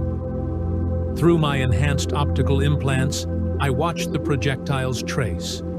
The round seemed to lead the target impossibly, arcing through space where nothing existed. Until the target moved into that exact space. The impact registered as a perfect central nervous system hit. Silence filled the observation booth. The kind of silence that accompanies witnessing something that should not be possible. Target 12 appeared. 900 meters, elevated position, wind gusts visible through the atmospheric sensors. Target exposure time, 2.5 seconds. Maya chambered her final round with mechanical precision. Her eye settled behind the scope. Her breathing slowed until I wondered if she had achieved some form of metabolic suspension. The rifle fired. For an agonizing moment, nothing happened. At that distance, the round's flight time was perceptible. A brief eternity where physics and ballistics engaged in their eternal dance. Then the target registered. Not just a hit, a perfect, absolute center mass impact that the computer system flagged as a precision shot. 12 for 12. Perfect score. 0 misses. Maya stood, cleared her weapon with practiced efficiency, and turned toward the booth where Instructor Gormath stood with his jaw hanging open in a very undignified manner. "Qualification complete, sir," she said, her tone suggesting this was the most normal thing in the universe. Gormath stared at his tablet, then at Maya, then back at his tablet. This must be a system error. Nobody shoots perfect on the advanced qualification. Even our top-rated Velcron sharpshooters average 9 out of 12. "Would you like me to run it again, sir?" Maya asked. "I have plenty of ammunition." "That will not be necessary," a new voice interjected. We all turned. Chief Weapons Instructor Dalvin stood in the doorway of the observation booth. A Caesarian war hero with 600 combat missions to his name. Dalvin was not someone who appeared for routine qualifications. His scaled hide bore the scars of 4 different wars, and his optical implant glowed with tactical data streams. He descended to the range floor with measured steps, his attention fixed entirely on Maya and her ridiculous, wonderful rifle. "May I?" he asked, gesturing toward her weapon. Maya hesitated, a flash of something possessiveness, protectiveness, crossing her features. Then she carefully engaged the safety, removed the magazine, and handed the rifle to Dalvin. He examined it with the kind of reverence usually reserved for historical artifacts. His clawed digits traced over the modifications, the custom components, the worn finish that spoke of countless hours of use. "This is a precision instrument," he said quietly. "Not standard issue, not even close. Where did you acquire this?" "I built it, sir," Maya replied. "Well, assembled it from various components. The barrel is a Krieger match grade in 6.5 Creedmoor. The action is a custom surgeon build. The stock is Macmillan, bedded and reinforced. The scope is a Schmidt and Bender with custom turrets I had machined for my specific ballistic profile." You built this yourself?" Dalvin interrupted, genuine surprise coloring his tone. "A human civilian had access to these components?" Maya's expression shifted slightly. Not quite a smile, but something close. "Humans have a certain relationship with firearms, sir. Where I come from, precision rifle shooting is a discipline. A sport for some, a lifestyle for others. I have been doing this since I was 12. 12 cycles? Ven interjected from the booth. Your species allows juveniles access to weapons? 12 years, Maya corrected. And yes, supervised at first, obviously. My father was a competitive shooter. He taught me that shooting is not about the weapon. It is about understanding physics, reading the environment, controlling your own biology. The rifle is just the tool that expresses that knowledge. Dalvin handed the weapon back to her with noticeably more respect than he showed most recruits. How many rounds have you put through this particular rifle? Through this build? About 47,000. Through various rifles over my lifetime? Probably north of 300,000 rounds. Maybe more. I stopped counting after the first 100,000. The numbers meant nothing to Ven or Thax, but I knew. I had served with enough military specialists to understand what those numbers represented. That was not casual hobby shooting. That was professional-level dedication. That was someone who had spent years, perhaps decades, perfecting a single skill to an almost obsessive degree. Your groupings, Dalvin continued, at 700 meters. What is your average? Depends on conditions. On a calm day, half minute of angle. So, about 3.5 inches. On a windy day, maybe 0.75 MOA if I read it right. 5 inches if I am having a bad day. More silence. Thax's secondary arms had begun an involuntary tremor, a Rigelian stress response. Dalvin's optical implant cycled through several colors as he processed this information. Most military sharpshooters in the Galactic Defense Force consider 1 minute of angle at 500 meters to be acceptable combat accuracy. Different standards, Maya said with a slight shrug.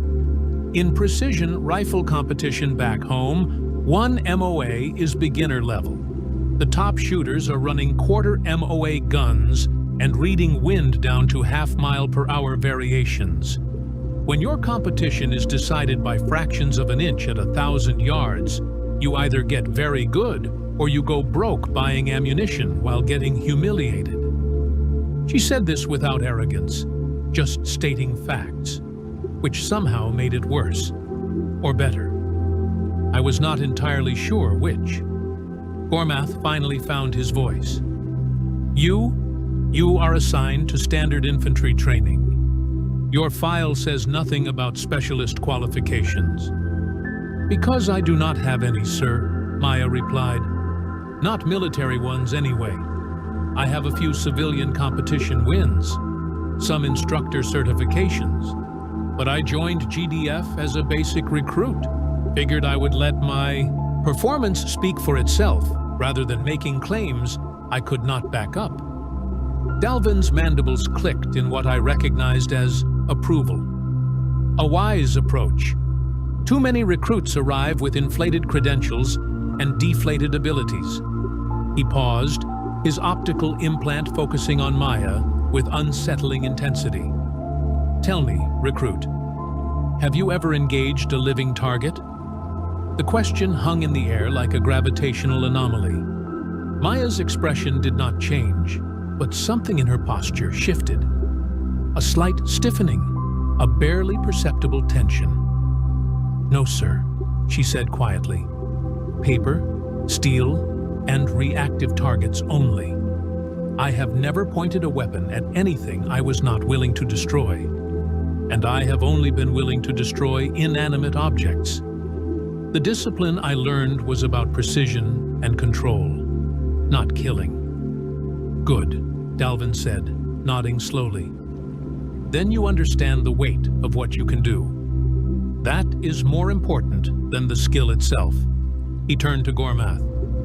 I am appropriating this recruit. She will be reassigned to the Advanced Marksmanship Program pending full evaluation. Sir, the advanced program is for candidates with specialist training, Gormath protested weakly. She has only been here for 3 weeks. And in 3 weeks, she has demonstrated more fundamental proficiency than most of your graduates achieve in 6 months. Dalvin's tone left no room for argument. I will handle the administrative details. Torres, report to Range 7 tomorrow at 0600. Bring your rifle and enough ammunition for a full diagnostic session. we will see exactly what you are capable of." "Yes, sir," Maya replied, her voice steady despite what I suspected was significant internal excitement. As she collected her equipment and headed toward the exit, Ven turned to me with all three of his eyes wide. "Did that actually just happen?" "It did," I confirmed, my tactical processors still analyzing what I had witnessed. "But she is human," Thax said, as if this explained everything. "Humans are. They are not. I mean, their military record is practically non-existent on the galactic stage. They have been part of the GDF for less than a decade. They have no famous warriors, no legendary battles, no reputation beyond being decent support troops." I watched Maya disappear through the range exit, that absurdly equipped rifle slung across her back with casual familiarity. "Perhaps," I said slowly, "we have not been paying attention to the right things. We measure species by their technology, their physical advantages, their historical military achievements. But what if a species, what if humans, developed their warfare capabilities differently? Not through superior strength or advanced weapons, but through refinement, obsession even, taking simple tools and mastering them to a degree that transcends the tool itself." "That is ridiculous," Thax declared. "Warfare requires strength, speed, natural advantages." "Does it?" I interrupted, surprising myself. "Or does warfare require the ability to make your enemy cease functioning? Which can be accomplished through strength, yes, or through placing a small projectile in exactly the right location from a distance where the enemy's strength becomes irrelevant." Ven's breathing slits flared in agitation. "You are saying one human with a rifle is equivalent to a Rigelian shock trooper?" "No," I said carefully. "I am saying one human with a rifle, with 47,000 rounds of practice behind that specific rifle, with the knowledge and dedication to read atmospheric conditions and calculate ballistic solutions in her head, might be considerably more dangerous than a Rigelian shock trooper, at least at any distance beyond arm's reach." We sat in uncomfortable silence as the next recruit, a Velcron with all the proper military bearing and none of Maya's quiet confidence, stepped up to the line with his standard-issue rifle. He managed 6 hits out of 12, which was considered above average. It looked pathetic now. That night, I accessed the Human Cultural Database, something I confess I had never bothered to do before. If one human civilian could demonstrate such frightening competence with a rifle, what else had we been missing about this species? What I found kept me awake well past my normal rest cycle. Humans, it turned out, had a very special relationship with projectile weapons, a relationship spanning thousands of their years. They had taken the simple concept of throwing objects at enemies and refined it into an art form, a science, a cultural phenomenon. They had competitions for shooting precision that made our military qualifications look like children's games. They had civilians who spent their personal resources to achieve levels of marksmanship that exceeded most military standards. And perhaps most disturbing, they did this for fun. They voluntarily spent thousands of their currency units, countless hours, and enormous mental effort to become better at shooting. Not because they were soldiers, not because they needed to hunt for survival, but because they enjoyed the challenge. They enjoyed the pursuit of perfection. What kind of species does that? What kind of species treats the ability to kill at long distance as a recreational hobby? I thought about Maya's calm demeanor, her methodical approach, her complete lack of arrogance despite possessing skills that would make her a legend in most military units. Then I thought about what Instructor Dalvin had whispered to Gormath as Maya left the range. I had enhanced auditory sensors. I heard it clearly. Only snipers move like that. Only people who have spent years behind a scope understand stillness that way. The humans have been breeding specialists without even trying, just through their cultural obsessions. He was right, and that thought terrified me far more than any conventional military threat ever had. Range 7 existed in a different reality than the standard qualification courses. Located in the eastern quadrant of Station Orpheus, it stretched across 12 kilometers of variable terrain, complete with atmospheric simulators, elevation changes, and environmental hazards that would make most recruits question their career choices. This was where the Galactic Defense Force trained its precision specialists, the shooters who could terminate hostile targets before conventional forces even knew combat had begun. I arrived at 0530, 30 minutes before Maya's scheduled evaluation. Call it professional curiosity. Call it the need to understand what I had witnessed the previous day. Honestly, I could not explain my own motivations, which troubled me more than I cared to admit. Chief Instructor Dalvin stood at the control station, manipulating holographic displays that showed the entire range layout. He noticed my approach but said nothing, simply gesturing toward an observation position. "You are early, Krelvos," he commented, his optical implant tracking multiple data streams simultaneously. "I wished to observe, sir. If permitted." "Permitted," he confirmed. "In fact, I would value your tactical assessment. You have combat experience in asymmetric warfare scenarios. Tell me what you see." What I saw, moments later, was Maya arriving with her rifle case and a backpack that probably weighed half her body mass.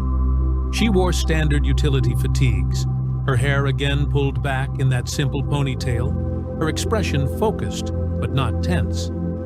"Recruit Torres, reporting as ordered, sir," she announced, snapping a salute that would have satisfied the most particular drill instructor. Dalvin returned the salute.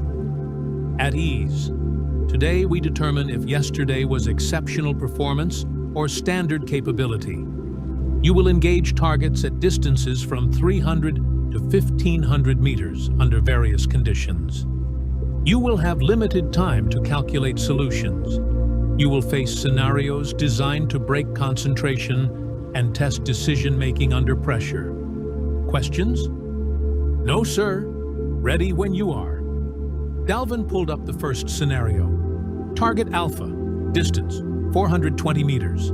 Wind, variable, gusting from southwest at 8 to 15 miles per hour. Target exposure, 5 seconds. Engage when ready. Maya dropped into position with that same unsettling fluidity, deploying her bipod and settling behind the scope. She chambered around, her movements economical and precise. For perhaps 3 seconds, she remained absolutely motionless. Then she fired. The target registered a hit in the primary elimination zone. Center mass, slightly left to compensate for wind drift. Time from position to shot, 3.2 seconds, Dalvin noted. Acceptable. Target beta. Distance, 670 meters. Wind, calm. Target is partially obscured behind barrier. Only head and upper torso visible. Assess and engage. Maya adjusted her position fractionally. This time she took 4 seconds before firing. Another perfect hit. Target Gamma. Distance, 940 meters. Wind, crosswind from east, 12 miles per hour sustained. Target moving left to right at walking speed. You have 8 seconds. I watched Maya's breathing pattern change. She settled deeper into her position, tracking the target's movement. 6 seconds elapsed. 7. At 7.5 seconds, her rifle barked. The target registered a hit just as it reached the edge of its travel zone. "Adequate," Dalvin said, though his tone suggested he meant considerably more than adequate. Now we increase difficulty. Multiple targets will appear simultaneously at various distances. You will prioritize based on threat assessment protocols. Targets designated red are high value, yellow are medium value, blue are low value. Your ammunition is limited. Choose wisely. The range erupted with targets, 12 of them, scattered across 1,000 meters of varied terrain, 3 red, 4 yellow, 5 blue. Maya did not panic, did not rush. Instead, she took 2 seconds to scan the entire field through her scope, then began engaging targets in a sequence that took me a moment to understand. She started with the furthest red target at 1,300 meters. The most difficult shot, the one most shooters would save for last if they attempted it at all. She fired, cycled her bolt, then immediately acquired the second red target at 900 meters. Fired again. The third red target appeared at only 400 meters, almost insultingly close after the previous shots. She put a round through it in less than 2 seconds. Then she methodically worked through the yellow targets, prioritizing by distance and exposure time rather than simple proximity. The blue targets she ignored completely until all higher value threats were eliminated. Total time, 41 seconds. Total rounds expended, 9. Total hits, 9. You left 3 targets active, Dalvin observed. Low-value targets at close range, sir, Maya replied calmly. In a real scenario, conventional infantry could handle those threats. My limited ammunition is better preserved for targets they cannot effectively engage. Resource management seemed more important than achieving a perfect score. Dalvin's mandibles clicked rapidly, a sign of extreme approval in Caesarian body language. Correct assessment. Most recruits empty their weapons trying to hit everything, then find themselves useless when actual high-value targets appear. You think like an asset, not a soldier. Good. He paused, manipulating his controls to configure something new. Now we test your limitations. I am going to make you fail, Torres. I need to know where your breaking point exists. Understood? Yes, sir. I would expect nothing less. What followed was brutal. Dalvin threw scenarios at Maya that would have overwhelmed veteran shooters. Targets at extreme distances with minimal exposure time. Environmental conditions that bordered on impossible. Situations requiring split-second decisions where every choice had consequences. Maya missed her first shot at the 90-minute mark. A target at 1,600 meters in gusting winds with only a 3-second exposure window. Her round passed just left of the silhouette, missing by perhaps 6 inches. She did not curse, did not show frustration. She simply chambered another round and waited for the next target. Why did you miss? Dalvin asked immediately. Misjudged the wind gradient at distance, sir, Maya replied without hesitation. I compensated for the wind speed at my position, but failed to account for the increased velocity at the target's elevation. Environmental reading error, not mechanical failure. Correct. Again, same target, same conditions. This time, Maya took an extra second. I saw her eyes flick to a small indicator on her scope, then back to the target. When she fired, the hit registered perfectly. Better. What changed? I used the mirage patterns visible through the scope to estimate wind speed at the target, rather than relying on conditions at my position. More accurate data input, better solution. Dalvin's optical implant cycled through several colors. You can read mirage for wind estimation? That is an advanced technique rarely used outside specialized units. It is standard in long-range competition, sir. When you are shooting targets the size of dinner plates at a mile, you learn to read every environmental indicator available. Mirage, vegetation movement, dust patterns, even the way your own heat waves interact with the sight picture. Everything tells you something. I found myself leaning forward, fascinated despite my better judgment. This human, this small, seemingly fragile creature, spoke about reading an environment with the same intensity my species used when discussing territorial conquest.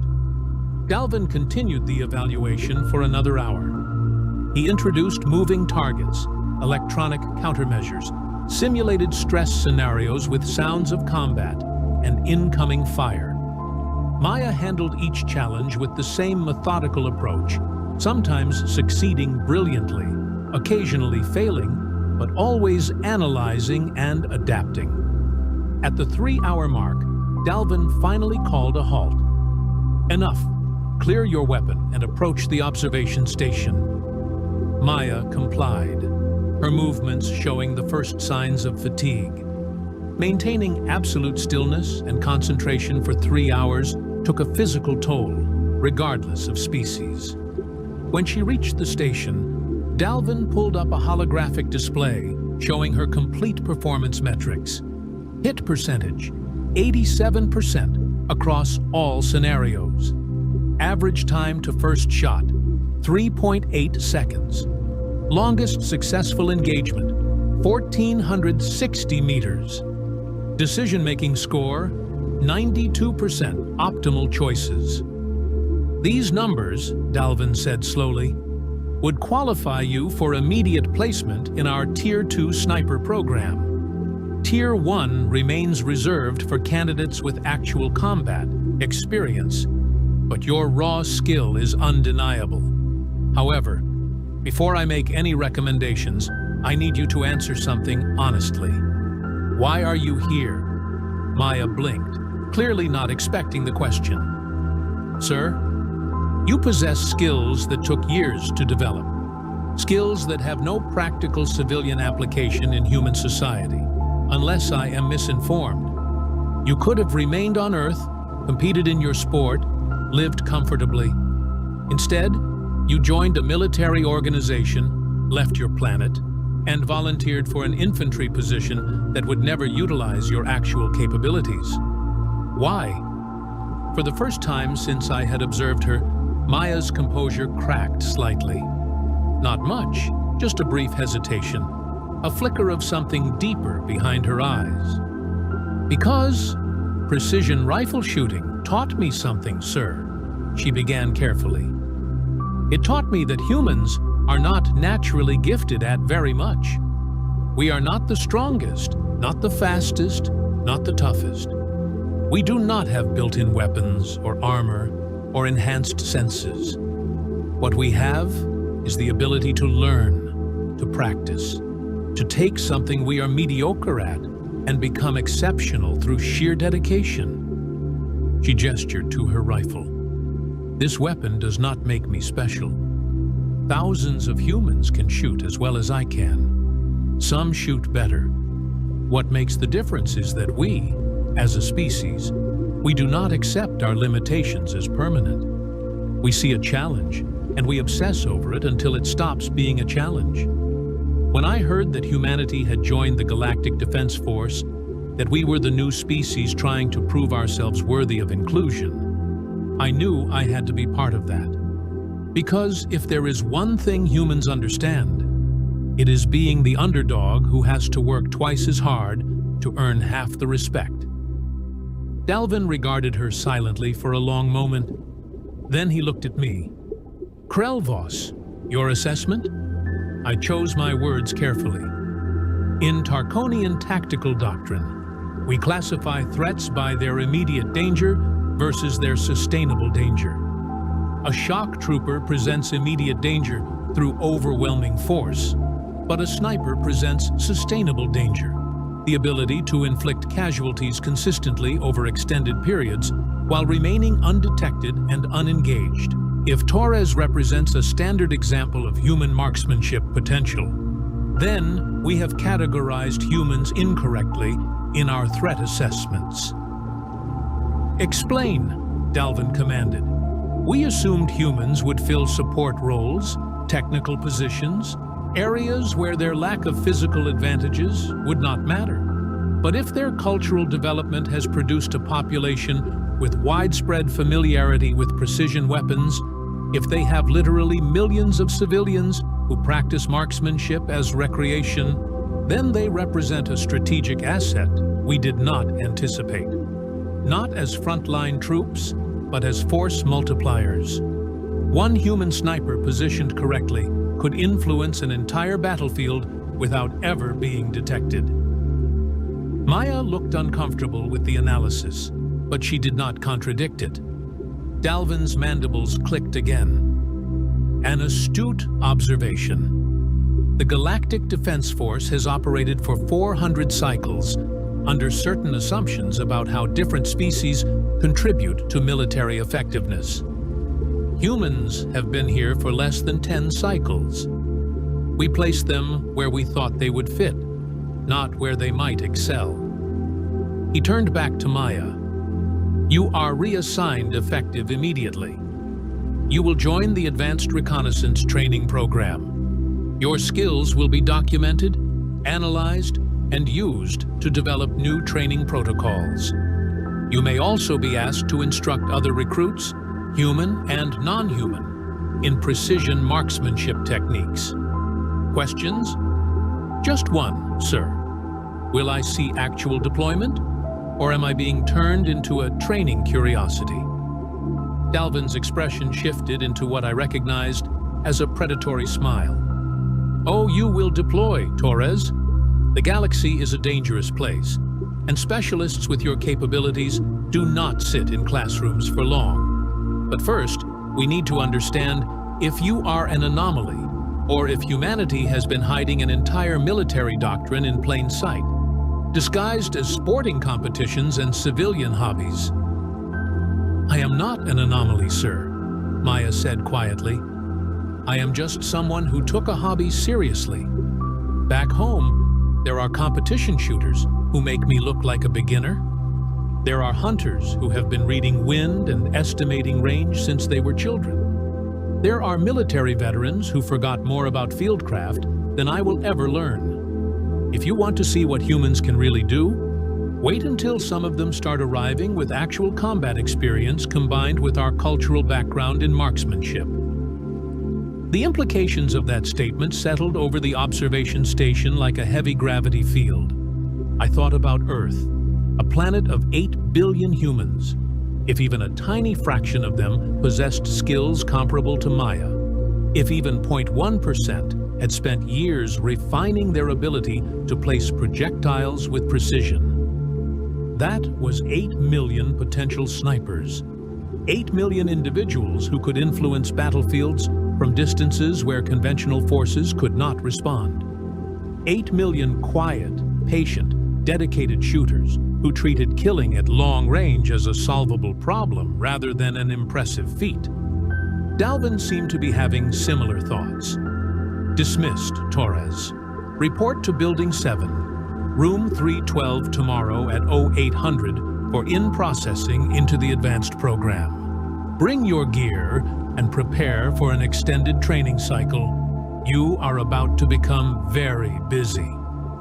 Yes, sir. Thank you, sir. Maya saluted, collected her equipment, and departed with the same unpretentious efficiency she had displayed throughout. After she left, Dalvin turned to me with an expression I had never seen on his scarred features. Uncertainty mixed with something that might have been concern. We mocked her rifle setup, he said quietly. All those attachments, all that customization. We assumed it was compensation for inadequacy, but it was not compensation. It was optimization. She built that weapon to extend her capabilities to their absolute maximum, then trained until she could utilize every fraction of performance it offered. Yes, sir, I agreed. And if human military doctrine follows similar patterns, if they approach warfare with the same obsessive refinement they apply to their hobbies, then we have underestimated them catastrophically, Dalvin finished. Not because they are stronger or faster or more advanced, but because they are willing to dedicate absurd amounts of time and resources to becoming exceptional at very specific tasks. They turn limitations into specializations. He pulled up a star map showing human-controlled space. It was not impressive compared to the major powers. Just a few dozen systems, a relatively new addition to galactic civilization. I am going to recommend a comprehensive review of human capabilities, Dalvin continued. Not just military records, but cultural analysis. If their civilians treat complex skills as entertainment, what does that tell us about their potential military applications? If a random recruit with no formal military training can perform at specialist levels, what happens when they start sending us their actual professionals? I had no answer. None of us did. What we had witnessed was not superior technology or genetic advantage. It was something more subtle and perhaps more dangerous, a species that became exceptional through pure, stubborn dedication. They took their weaknesses and worked around them. They found what they could do and pushed it to extremes. 3 days later, I received a message from Dalvin. He had accessed Earth databases and found something he thought I should see. It was footage from a human competition called the Precision Rifle Series Championship. I watched humans engage targets at distances exceeding 2,000 meters. I watched them calculate solutions accounting for wind, temperature, barometric pressure, even the curvature of their planet.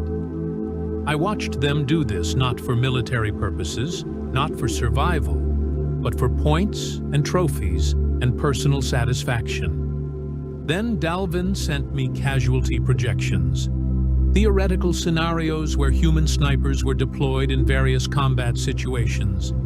The numbers were disturbing. A single well-positioned human specialist could potentially inflict casualties far exceeding their individual value as a target. And if they worked in teams, if they coordinated, the galaxy had spent 400 cycles developing military doctrines based on conventional warfare, massed forces, technological superiority, overwhelming firepower applied at close to medium ranges. Humans had spent thousands of years figuring out how to kill things that were far away, often things that were bigger, stronger, and more dangerous than themselves. They had refined it into science. They had made it into art. They had turned it into recreation. And now they were here, joining our military, bringing all that accumulated knowledge and cultural obsession with them. 6 months after Maya's evaluation, I saw her again. She wore the insignia of a certified GDF sniper instructor. She was leading a class of 20 recruits, 15 of them non-human, teaching them the fundamentals of long-range marksmanship. I stopped to observe. The recruits looked skeptical at first, just as we all had. This small human was going to teach them advanced combat techniques? Then she took them to the range. She showed them what proper fundamentals looked like. She demonstrated reading environmental conditions. She explained ballistic mathematics in terms anyone could understand. And then, because some lessons require demonstration, she engaged a target at 1,800 meters, in variable wind conditions, with 3 shots. All 3 hits clustered within a circle smaller than my fist. The skepticism evaporated. The recruits leaned forward, suddenly eager to learn from this unassuming human who had just made the impossible look routine. As I walked away, I realized something that would have seemed absurd just months earlier. The galaxy had not been mocking Maya's rifle setup. The galaxy had been staring at the future of asymmetric warfare without recognizing it. They had mocked her, right up until the moment an instructor whispered a truth that should have been obvious. Only snipers move like that. Only humans, it seemed, turned marksmanship into a cultural phenomenon. And now the galaxy would learn what that meant, one precisely placed round at a time. The alarm started as a soft beep. Then it became louder. Then it became a screaming wail that made Senior Monitor Vexala jump from her chair. She had been watching the sensor screens for 12 hours straight. Nothing ever happened at Sentinel-7. The monitoring station floated at the edge of explored space where the Caltheron Empire's territory ended and the empty void began. For 20 years, Vexala had sat in this chair, watching dots on screens that represented asteroids, comets, and the occasional piece of space debris. Nothing interesting. Nothing dangerous. Nothing unknown. Until now. Her six-fingered hands moved across the control panel, trying to silence the alarm. The screen in front of her showed something that should not exist. A contact, a vessel, moving faster than anything she had ever seen. "Computer, run diagnostic," she said, her voice steady despite the fear creeping up her spine. The computer's calm voice responded, all systems functioning normally. No errors detected. Vexala's throat went dry. She ran the scan again. The contact was still there, still moving, still impossible. She checked the speed reading 3 times. The vessel was traveling at 0.97 light speed. Nothing in the known galaxy could move that fast. The Empire's fastest military ships could barely reach 0.4 light speed. And that was with experimental engines that tended to explode. But speed was not the strangest part. The contact had no signature. Every vessel in the galaxy left traces. Energy emissions from engines, heat from life support systems, electromagnetic signals from navigation equipment. Every spacefaring civilization in the Empire's database had a unique fingerprint that sensors could detect and identify. This vessel had nothing. No energy type matched the Imperial databases. No heat signature matched any known propulsion system. No signals on any frequency they monitored. It was like the ship was made of ghost matter, barely existing in normal space. Vexala opened the communication channel. Sentinel-7 to unknown vessel. "You are entering Caltheron Empire space. Identify yourself immediately." Silence. She tried again, broadcasting on all frequencies. "Unknown vessel, this is Sentinel-7 monitoring station. Please respond and transmit your identification codes." Still nothing. Her hands trembled as she reached for the emergency communication button. She had never used it before. In 20 years, there had never been an emergency worth reporting to Imperial Command. "This is Sentinel-7, she said when the channel opened. "I need to speak with someone in Fleet Command immediately." The face that appeared on her screen belonged to a young officer who looked bored. "Sentinel-7, this channel is for actual emergencies only. If you have a maintenance issue, I have detected an unknown vessel," Vexala interrupted. "It is traveling at near light speed with no identifiable signature and is not responding to hails." The officer's bored expression changed to something like amusement.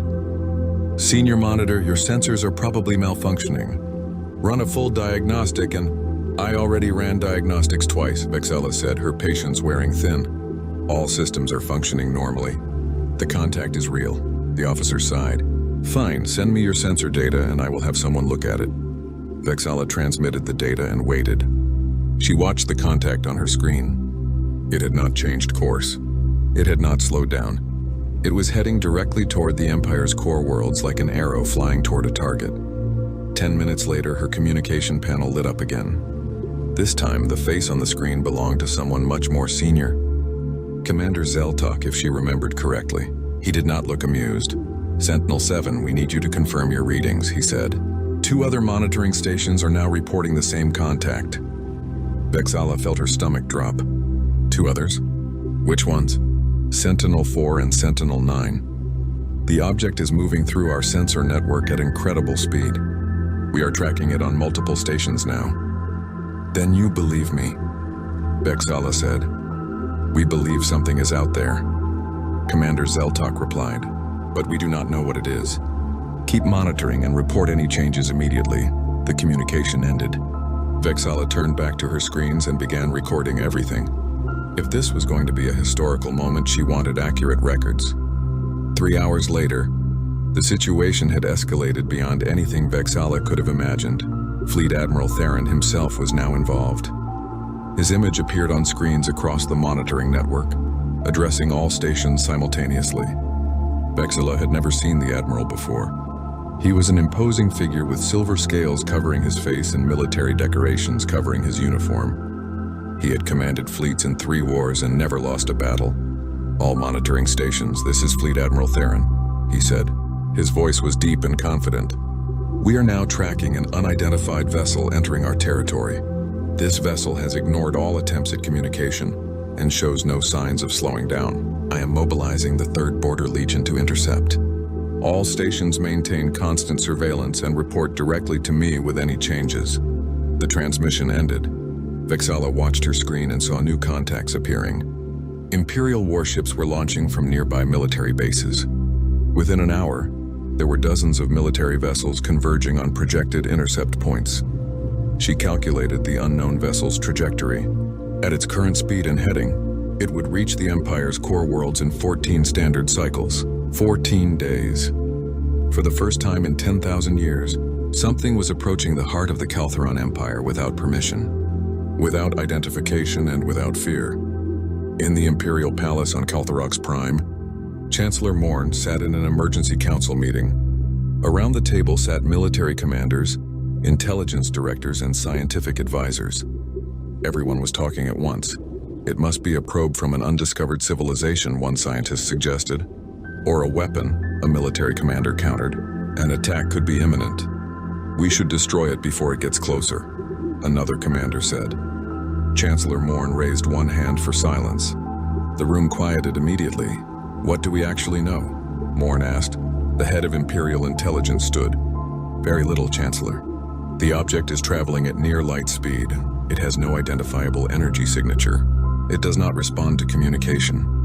And most concerning, it is heading directly toward our core worlds on a perfectly straight course. What does that last part mean? Morn asked. It means the vessel knows exactly where it is going, the intelligence director said. It has not made a single course correction since we first detected it. Either it has incredibly accurate navigation, or it has been to this region of space before. That is impossible, Fleet Admiral Theron said. We have cataloged every spacefaring species in this sector for the past 10,000 years. There is nothing we do not know about. Apparently, Admiral, there is something we do not know about, Morn replied quietly. The Chancellor stood and walked to a large window overlooking the capital city. Billions of beings lived on this world alone, trillions more across the Empire's thousands of planets. They all believed the Empire was invincible. They all believed the Empire knew everything worth knowing about the galaxy. That belief was about to be tested. Admiral Theron, Morn said without turning around, deploy your fleet, but do not fire unless fired upon. If this is first contact with a new civilization, I will not have it said that the Caltheron Empire shot first. And if they are hostile? Theron asked. Then defend the Empire, Morn said. But do not start a war out of fear of the unknown. Back on Sentinel-7, Vexala continued her watch. The unknown vessel maintained its impossible speed and perfect course. It was now less than 13 cycles from the core worlds. She wondered who they were, where they came from, what they wanted. Most of all, she wondered why they were not afraid of the most powerful empire in the known galaxy. The Imperial archives were cold and dusty. Ambassador Kael'thos walked through rows of data crystals that had not been touched in centuries. Most of them contained information about first contact protocols from thousands of years ago, back when the Empire was still discovering new civilizations instead of ruling them all. Kael'thos had been an ambassador for 40 years. In that time, he had negotiated trade agreements, settled border disputes, and welcomed 3 newly spacefaring species into the Empire's fold. But he had never conducted actual first contact with a completely unknown civilization. Nobody had, not for millennia. Found something, called Dr. Silren from across the archive room. The xenoarchaeologist was younger than Kael'thos, but had a reputation for finding answers in forgotten places. Kael'thos walked over to where Silren stood, holding an ancient data crystal up to the light. What is it? First contact protocols from 9,000 years ago, Silren said. Back when we still met new species regularly. There are procedures here for everything. Translation matrices, diplomatic approach patterns, gift exchange customs, even instructions for what to do if they are more advanced than us. And are they useful now? Kael'thos asked. Silren set the crystal down carefully. Maybe, but there is something else here. Something strange. She activated a holographic display. Ancient text appeared in the air, written in an old form of Caltheron that was barely readable. This section is marked as forbidden knowledge, Silren said. It talks about civilizations that went beyond. Beyond what? beyond this region of space, beyond normal physics. The text is fragmented, but it mentions species that achieved technology so advanced they simply left, went somewhere else. The archive calls them the Others. Kael'thas felt a chill despite the warm archive air. You think this vessel might be related to these others? I think we should not dismiss any possibility, Silren replied. Before Kael'thas could respond, his communication device chirped. It was Fleet Admiral Theron. Ambassador, your presence is required on the command ship immediately. We are moving to intercept the unknown vessel. The command ship Dominator was the largest vessel in the 3rd Border Legion. Its bridge was a massive room filled with screens, holographic displays, and dozens of officers monitoring every system. Kael'thas felt small standing there, surrounded by military might. Ambassador, Theron greeted him. We are approaching the unknown vessel's projected path. We will attempt to intercept in 6 hours. What do you expect to happen? Kael'thas asked. I expect them to stop when they see my fleet, Theron said confidently. We have 847 warships deployed in a blockade formation. No sane commander would try to pass through that. And if they are not sane? Kael'thas asked quietly. Theron did not answer. Kael'thas spent the next 6 hours preparing. He had a team of linguists ready with translation matrices that could handle 10,000 languages. He had cultural advisors who had studied every known civilization's customs. He had diplomatic gifts prepared, ranging from simple symbols of peace to valuable resources. He was ready for any kind of first contact scenario, except perhaps for being completely ignored. Contact in 30 seconds, an officer announced. The main screen showed the empty void of space ahead. Kael'thas held his breath. Around the Dominator, hundreds of warships waited in formation, their weapons powered but not aimed. A show of strength but not aggression. Contact in 10 seconds. Kael'thas saw it before the sensors announced it. A flash of light that resolved into a shape. The unknown vessel dropped out of faster-than-light travel and coasted through space at a mere fraction of light speed. For the first time, they could see it clearly. The ship was sleek and dark, its surface seeming to absorb light rather than reflect it. It was smaller than Kael'thas expected, perhaps the size of a mid-range cargo vessel, but there was something about its shape, its presence, that spoke of incredible power being held in check. Hailing on all frequencies, the communication officer said. Kael'thas leaned forward. Unknown vessel, this is Ambassador Kael'thas of the Kaltheran Empire. We mean you no harm. Please identify yourself so we may speak peacefully. Silence. They tried every frequency, every communication method in the database. Radio waves, laser signals, quantum entanglement messaging, even ancient methods like light pulse patterns. The vessel did not respond. It simply continued forward, not fast but steady, moving through the fleet formation as if the warships were not even there. Ambassador, they are ignoring us, Theron said, his voice tight with frustration. Request permission to fire a warning shot across their bow. Kael'thas hesitated. A warning shot could be interpreted as an act of war, but letting the vessel simply pass through might show weakness. One warning shot only, Kael'thas agreed. Make it clear we are not trying to hit them. Theron gave the order. A beam of energy lanced out from one of the warships, passing a safe distance in front of the unknown vessel. The vessel did not slow down, did not change course, did not react at all. They are approaching the neutral zone boundary, an officer announced. If they cross, they will trigger the automated defense satellites. The neutral zone was a buffer region at the edge of Imperial space. Ancient defense satellites, thousands of years old but still functional, guarded it. Any unauthorized vessel that entered would be fired upon automatically. Recall the satellites, Kael'thas ordered. Shut them down before... Too late, Theron said. They just crossed the boundary. On the screen, Kael'thas watched as 3 defense satellites activated. They were old technology, primitive by modern standards, but still dangerous.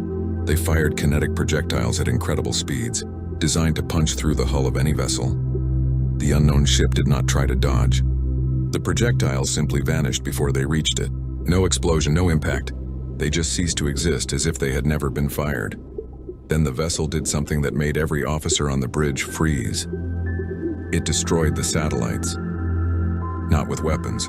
There were no energy beams, no missiles, nothing visible at all. The satellites simply came apart, their pieces drifting in space like someone had gently disassembled them. How did they do that? Theron whispered. Nobody had an answer. The vessel continued forward. It still had not changed course even slightly. Kelthos pulled up the navigation data and felt his blood run cold. "Admiral," he said slowly, "this ship has not made a single course correction since we first detected it." "What does that mean?" Theron asked. "It means they know exactly where they are going," Kelthos replied. "They have been here before, or they have incredibly detailed maps of our space. Either way, this is not random exploration." Dr. Silrin's voice came through on the communication channel. She had been monitoring from the science vessel. "Ambassador, I am reading the energy output from that vessel. It is orders of magnitude beyond anything in our technology. Whatever power source they are using, it is more advanced than our most experimental reactors by at least several hundred years." "Could you calculate where they are heading?" Kelthos asked. There was a pause while Silrin worked. Then her voice came back, quieter now. "Based on their current trajectory, they are heading for the outer mining colonies, specifically Colony 793. "Why would they want to go there?" Theron demanded. "There is nothing at that colony except mining operations and worker housing." "I do not know," Silrin admitted. "But they clearly have a specific destination in mind." Kelthos made a decision. "Admiral, have your fleet follow at a safe distance. Do not engage unless they show hostile intent. I want to see what they do when they reach the colony. And if they attack the colony," Theron asked. "Then you have my permission to defend it," Kelthos said. "But I do not think they came all this way just to attack a mining colony." "Then what do you think they want?" Theron asked. Kelthos watched the dark vessel on the screen, moving through space with purpose and confidence. "I think they want something very specific, and I think we are about to find out what." The unknown vessel continued toward Colony 793. Behind it, 847 warships followed like a school of fish trailing a shark. The fleet was supposed to be intimidating. Instead, they looked small and uncertain. In the Imperial Palace, Chancellor Morn received constant updates. Each report was more worrying than the last. The vessel could not be communicated with. It could not be stopped. It was heading toward an Imperial colony with clear purpose. And most worrying of all, it had technology that made the Empire's military might look like primitive weapons from a forgotten age.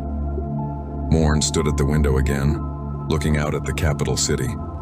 Somewhere out in space, something was approaching that the Empire did not understand and could not control. For the first time in 10,000 years, the Kaltheran Empire was not the most powerful force in the room. The thought terrified Morn more than any war ever had. Colony 793 was not a beautiful place. It orbited a dead star, pulling minerals from asteroids that had once been planets. 20,000 workers lived there, most of them from the lower castes of the Empire. They worked long shifts in the mines, processing ore that would be sent to the core worlds to build ships and stations. Governor Ralseth received the emergency transmission with disbelief. An unknown vessel was approaching his colony. The entire 3rd Border Legion was following it. Fleet Admiral Theron himself was requesting that the colony prepare for possible evacuation. "This must be a drill," Ralseth said to his aide. "Nobody attacks mining colonies. There is nothing here worth attacking." "The Admiral seemed quite serious, Governor," the aide replied nervously. Ralseth looked out the window of his office at the ugly industrial landscape below. "Fine, send out an alert. Tell people to stay calm but be ready to move to emergency shelters if needed." 2 hours later, the unknown vessel arrived. It came out of faster-than-light travel and stopped, just stopped, hovering in space above the colony like it was examining something. The 847 warships of the 3rd Border Legion spread out around it, weapons powered and ready. On the bridge of the Dominator, Admiral Theron watched the vessel with growing frustration. "It has been sitting there for 10 minutes, he said. "Not moving, not communicating, just sitting." Ambassador Kelthos was equally puzzled. "Maybe they are scanning the colony." "Scanning for what?" Theron demanded. Before anyone could answer, the communication systems across every ship in the fleet suddenly activated. Not with a voice transmission, with data, pure data, flooding into their systems faster than the computers could process. "What is happening?" Theron shouted over the alarms. "They are transmitting something," the communication officer said, hands flying over controls. "It is overwhelming our systems." "Wait, the computers are translating it automatically." "Translating from what language?" Kelthos asked. "I do not know," the officer admitted. The translation matrices are not recognizing the base language, but they are still producing output.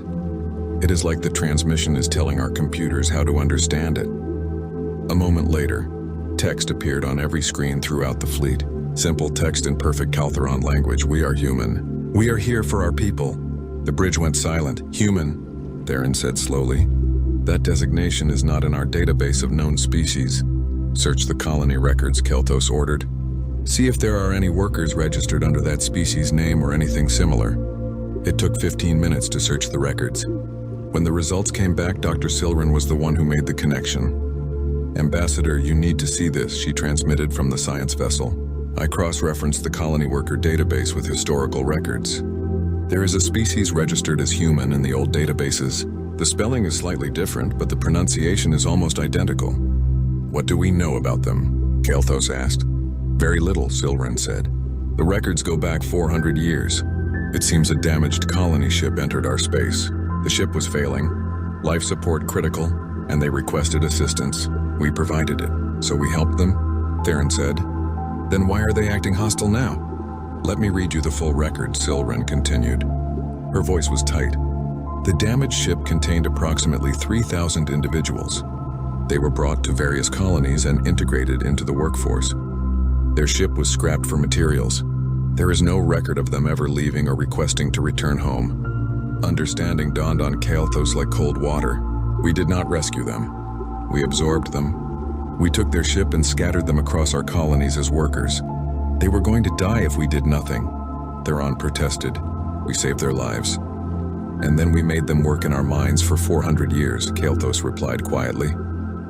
On the screen, the unknown vessel began to move. Not toward the fleet, toward the colony. It descended through the atmosphere with impossible grace, landing in the main worker district. Governor Ralseth, what is happening down there? Theron demanded over the communication channel. The governor's voice came back, confused and frightened. The vessel landed in Sector 9. It is just sitting there. No one has come out. But something strange is happening. What kind of strange? Kelthos asked. Workers are moving toward it, Ralseth said. Hundreds of them. They are just walking toward the vessel like they are being called. Stop them, Theron ordered. We are trying, Ralseth replied, but they are not listening to orders. It is like they are in a trance. On the Dominator's main screen, they switched to a view from the colony's surface cameras. Kelthos watched as hundreds of workers walked through the streets toward the landed vessel. They were not running or panicking. They moved with purpose, with certainty, like they knew exactly what they were doing. Get me a closer view, Kelthos said. The camera zoomed in on the crowd. Kelthos studied the faces. They looked similar to many other bipedal species in the Empire, but there were subtle differences. The facial structure, the way they moved. These were humans, the descendants of those refugees from 400 years ago. The vessel's hull opened, not with a door or ramp, but the surface simply became permeable, allowing people to walk through like it was made of water instead of metal. The humans walked inside, disappearing into the ship. How many workers are entering? Theron asked. An officer counted on his screen. Current count is 2,847, Admiral. Dr. Silren's voice came through again. That is a very specific number. Let me check something. There was a pause. Then Silren spoke again, and her voice was filled with awe and fear. Admiral, Ambassador, I just cross-referenced the colony's genetic database.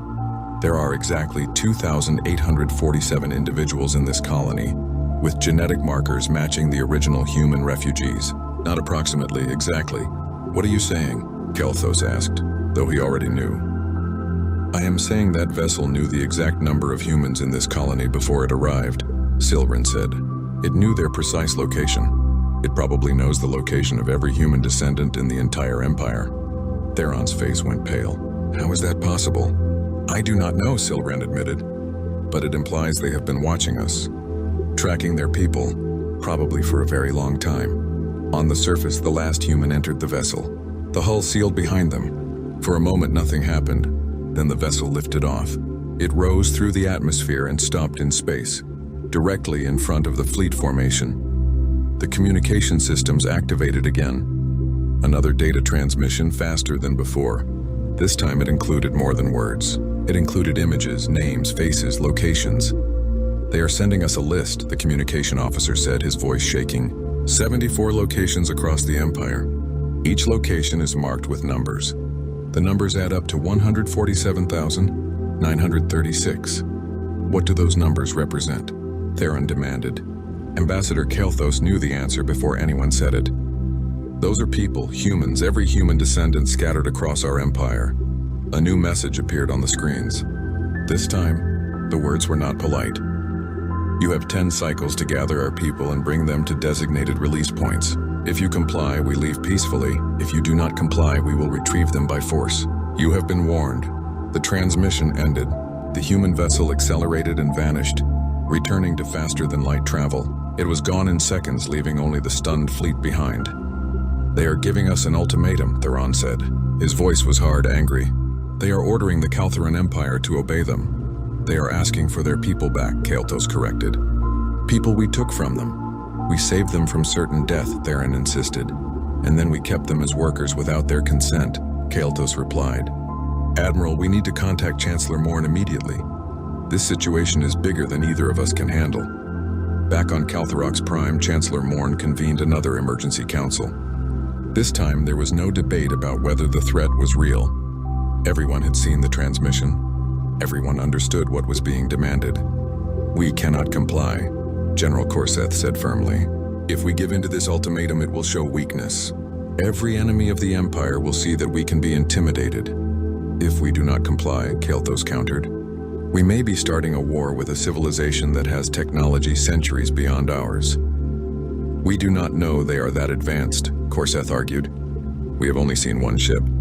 For all we know, that is all they have.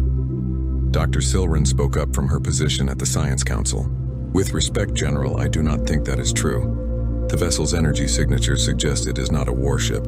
The design, the size, everything about it suggests a transport or rescue vessel, a civilian ship. The room went quiet. You are saying their civilian ships are more advanced than our military vessels? Morn asked. I am saying this ship came alone confidently to retrieve their people from the heart of a galactic empire. Silren replied. That suggests either incredible arrogance or absolute certainty that they are safe. Given what we have seen of their technology, I believe it is the latter. We need more information, Morn decided. General Korseth, begin mobilizing additional fleets. The first 3 days were chaos. Across the Empire, planetary governors received orders to identify and gather any workers with human ancestry. The orders came with little explanation, which caused confusion and panic. On industrial worlds, human descendants were pulled from their jobs. On agricultural colonies, they were separated from other workers. Some went willingly, curious about what was happening. Others resisted, afraid they were being punished for something they did not understand. Governor Ralseth of Colony 793 sent daily reports to Imperial Command. After the human vessel took the workers, the colony's productivity had dropped by 15%. Other governors reported similar problems. The humans and their descendants had been integrated so deeply into the Empire's economy that removing them caused disruptions everywhere. We cannot simply give up 147,000 workers. Economic Minister Tolvex argued in a council meeting. Do you know what that will do to our production quotas? Some colonies will have to shut down entirely. Better than starting a war we cannot win, Ambassador Kalthos replied. We do not know we cannot win, General Korseth insisted. He stood at a holographic display showing fleet positions. I have mobilized the first fleet to join the 3rd Border Legion. That gives us over 2,000 warships. Whatever technology these humans have, they cannot stand against that kind of firepower. Chancellor Morn rubbed his temples, feeling a headache building. And if they can, then we die defending the Empire's honor, Korseth said simply. Dr. Silren had barely slept in 3 days. She spent every waking moment in the archives, searching for any information about humanity. What she found was frustrating. The records from 400 years ago were sparse and vague. The human colony ship had been damaged badly. The refugees had been grateful for rescue. That was all the official record said. But Silren had learned to look in unofficial places. Old personal journals, maintenance logs, even entertainment broadcasts from that time period. Slowly, a different picture emerged. She found a journal entry from a cargo ship captain who had been part of the rescue operation. The captain described the human colony ship as primitive but functional. The humans had been traveling for generations, seeking a new home. Their ship was old and worn, but it had not been failing when they entered Caltheron space. It had been attacked. Attacked by what? Silren muttered to herself, reading further. The captain did not specify, but he mentioned that the human ship's weapon systems had been destroyed, their engines damaged, their life support barely functioning. Another entry, this one from a medical officer who had examined the refugees. They are remarkably adaptable, strong for their size. They seem to have an unusual resistance to various environmental stresses. One of them told me their species originated on a high-gravity world, which would explain their physical resilience.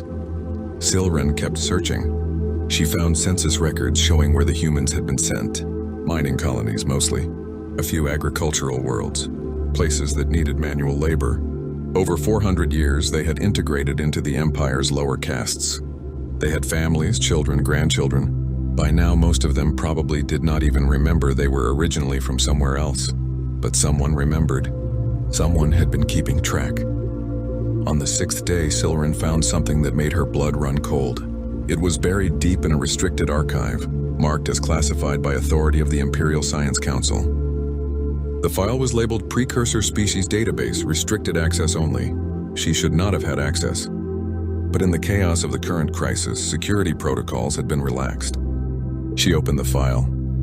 Inside were references to dozens of species that had once lived in this region of space. Not recently. Tens of thousands of years ago. The database called them precursor species. Civilizations that had achieved advanced technology and then simply left. Disappeared from the known galaxy. One entry caught her eye. The species designation was corrupted in the database, but the description was clear. Bipedal, bilateral symmetry, high adaptability, originated from a high-gravity world in the inner systems. Last confirmed sighting approximately 50,000 years ago. Believed to have achieved post-physical technology and departed for regions unknown. The physical description matched humans perfectly. Silren transmitted her findings to Ambassador Kael'thas immediately. Are you saying humans are one of these precursor species? Kael'thas asked, his voice tight with tension. I am saying humans were here before we were, Silren replied. They achieved technology we cannot even imagine and left.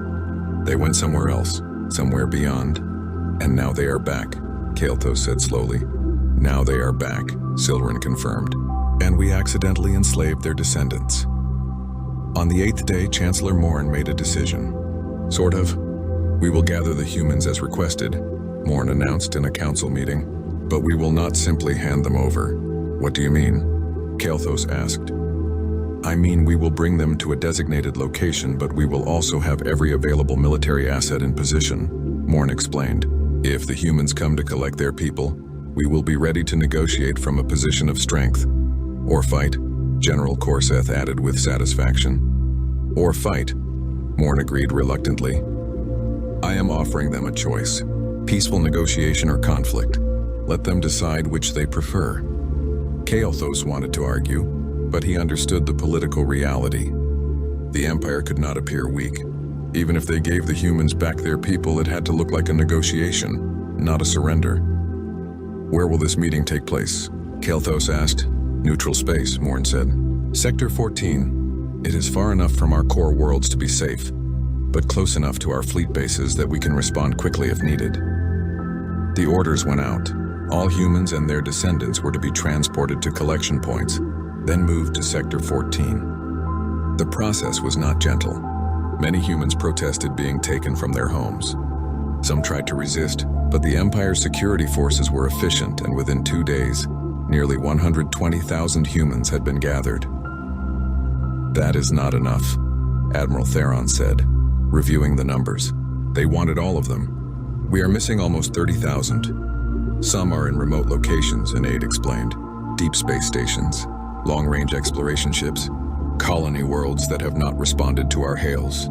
We are still trying to reach them. We do not have time, Theron said. The deadline was in less than 2 days. Bring whoever we have to Sector 14. We will explain the situation to the humans when they arrive. If they arrive, Theron thought but did not say. Part of him hoped the humans would not show up. That this was all some elaborate bluff. But he knew better. They would come. The question was how they would respond to the Empire's military display. Vexilla, back at Sentinel-7, was monitoring long-range sensors when she detected them. 4 contacts this time, coming from the same direction as before, moving at the same impossible speeds. Multiple contacts detected, she reported to Fleet Command. 4 vessels on approach vector to Sector 14. Estimated arrival time, 3 hours. In Sector 14, the trap was set. Over 2,000 warships were positioned in a massive formation. At the center of the formation, transport ships held the gathered humans. The entire 1st Fleet and 3rd Border Legion were present, representing the largest concentration of military power the Empire had assembled in centuries. Admiral Theron stood on the bridge of the Dominator, watching the sensors. Ambassador Kael'thas stood beside him, looking uncomfortable in the military environment. 4 ships, Theron said with confidence. We have 2,000. Even with their technology, those odds should give them pause. Or it will make them angry, Kael'thas replied quietly. Then we will see what they are really capable of, Theron said. The human vessels arrived exactly on schedule. They dropped out of faster-than-light travel at the edge of the sector and stopped. For a long moment, nothing happened. The 4 vessels just hung in space, dark and silent. Then one of them transmitted. This time it was not just data. It was video. A face appeared on every screen in the fleet. A human face. The being looked middle-aged by most species standards, with short dark hair and eyes that seemed tired and disappointed. I am Captain Sarah Chen of the human recovery vessel Remembrance, the human said. Her voice was calm, measured, but there was steel underneath. You have gathered our people. Thank you. Transfer them to our vessels and we will depart. Admiral Theron activated the fleet's communication system. This is Fleet Admiral Theron of the Kaltheron Empire. Before any transfers occur, we need to discuss terms. Terms? Captain Chen's expression did not change. There are no terms. You have our people. We are taking them home. That is all. With respect, Captain, you are surrounded by 2,000 warships, Theron said. Perhaps we should negotiate like civilized beings. For the first time, Captain Chen showed emotion. She smiled, but it was not a friendly smile. Admiral, we left this region of space 50,000 years ago. We hoped you would have evolved beyond threatening people to get what you want. Clearly you have not. You dare, Theron began, but Chen cut him off. We dare many things, Admiral. We crossed the galaxy. We transcended the physical limitations of normal space. Begin the transfer, Admiral Theron said quietly. His voice carried defeat, Admiral. General Korseth's face appeared on a communication screen from one of the other command ships. We cannot simply surrender. The Empire's honor is irrelevant if we are all dead, Theron interrupted. Begin the transfer. That is an order. The transport ships opened their docking bays. Small shuttles began moving between the Imperial vessels and the human ships, carrying their precious cargo of confused and frightened people. Kael'thas watched the transfer on the monitors. He saw human faces looking out from the shuttle windows. Some looked happy, some looked scared. Most just looked confused. These were people who had been born in the Empire. Their parents and grandparents had been born in the Empire. Many of them probably thought of themselves as Imperial citizens, not humans. Now they were going home to a place they had never seen. It will take hours to transfer everyone, an officer reported. We have nearly 120,000 individuals to move. How many did they ask for? Theron asked. 147,000, the officer replied. Theron closed his eyes. They were short. Nearly 30,000 people were still scattered across the Empire, too far away to retrieve in time. Inform Captain Chen that we could not locate everyone, Theron said. Some are in remote locations that we could not reach before the deadline. Captain Chen's voice came through the speakers. She did not sound sympathetic. We know where they are, Admiral. Every single one of them. We have been tracking them for quite some time. Then you know we tried to comply, Theron said. You tried to set a trap, Chen corrected. But yes, you are transferring those you gathered. That is something. The transfer continued in tense silence. Hours passed. The Imperial fleet stayed in formation, weapons powered but not aimed. The human vessels waited patiently, their own weapon systems never even activating. They did not need weapons to be threatening. Finally, the last shuttle completed its journey. Nearly 120,000 humans had been transferred to the recovery vessels. All available individuals have been transferred, Admiral Theron reported. Confirmed, Captain Chen replied. Now we will collect the rest. What do you mean? Theron asked, though he feared he knew. We told you, Admiral. We know where they are. Every station, every colony, every deep space exploration vessel that has humans aboard. We are going to collect them. You may either cooperate or watch. Your choice. Before Theron could respond, the human fleet split up. Groups of vessels departed in different directions, moving faster than anything in the Imperial fleet could follow.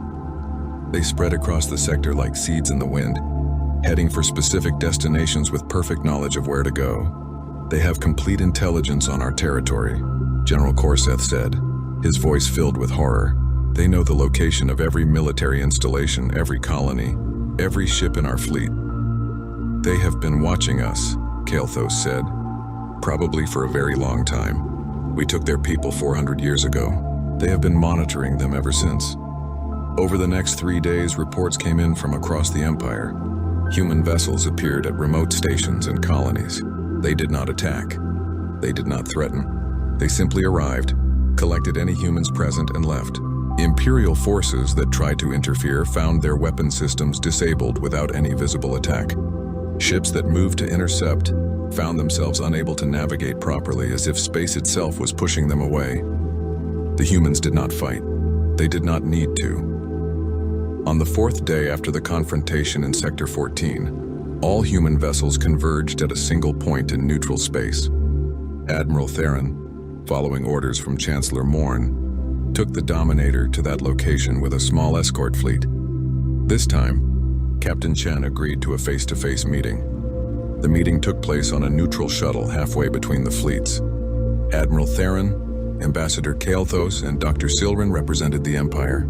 Captain Chen came alone. She looked different in person, smaller than Theron expected. Humans were not an impressive species physically, but there was something in her eyes that made Theron want to look away.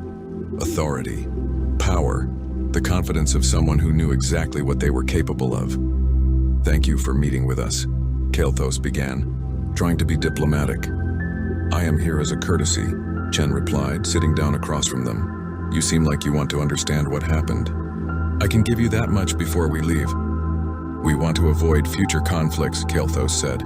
We did not know who you were. We did not know your people were here. You did not know because you did not ask, Chen said flatly. When you found that refugee ship 400 years ago, did anyone think to find out where they came from? Did anyone consider that maybe they had a home to return to? Silence. We thought the ship was alone, Theron said. A lost colony vessel with no home. That vessel was exploring this region, Chen explained. We sent dozens of them out thousands of years ago before we left. They were generational ships meant to travel for centuries, documenting this part of the galaxy. That particular ship ran into some kind of spatial anomaly that damaged their engines. They limped into your space asking for help, and we helped them, Theron insisted. You helped them and then kept them, Chen repeated. Admiral, let me tell you something about humans. We do not forget our people, ever.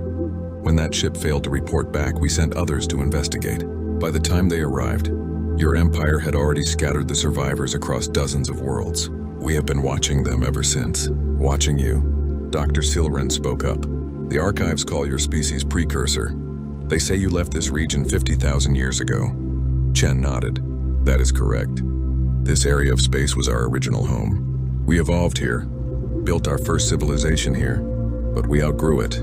We discovered technologies that allowed us to go further, to do more. So we left, seeking new frontiers. Why come back? Silren asked. Because it is still home, Chen said simply. We left, but we never forgot where we came from. We maintain long-range monitoring systems. We protect this region even though no one here knows it. When we detected that one of our exploration vessels had been absorbed into your empire, we came to get them back. You could have contacted us, Kael'thas said, asked for their return peacefully. Would you have given them back? Chen asked. Or would you have made excuses? Claimed they were integrated, that they wanted to stay? That they were too valuable to your economy to release? No one answered because they all knew she was right. Chen stood. This meeting is over. We have all our people now. We are leaving. But I want to give you some information before we go. She placed a data crystal on the table. This contains coordinates, safe routes through this sector, dangerous areas you should avoid, warnings about spatial anomalies. Think of it as a gift from a more advanced civilization to a younger one. Why would you help us after what we did? Theron asked. Because we remember being where you are now, Chen replied. Young, ambitious, thinking we were the pinnacle of civilization. We made mistakes too. We learned from them. Maybe you will too. She moved toward the door, then paused. One more thing. This region of space is under human protection. We have monitoring stations throughout the sector. Automated defense systems. If you expand into areas we have marked as dangerous, you will encounter them. Follow the guidelines in that data crystal and you will be fine. Ignore them and you will have problems. Are you threatening us? Theron asked.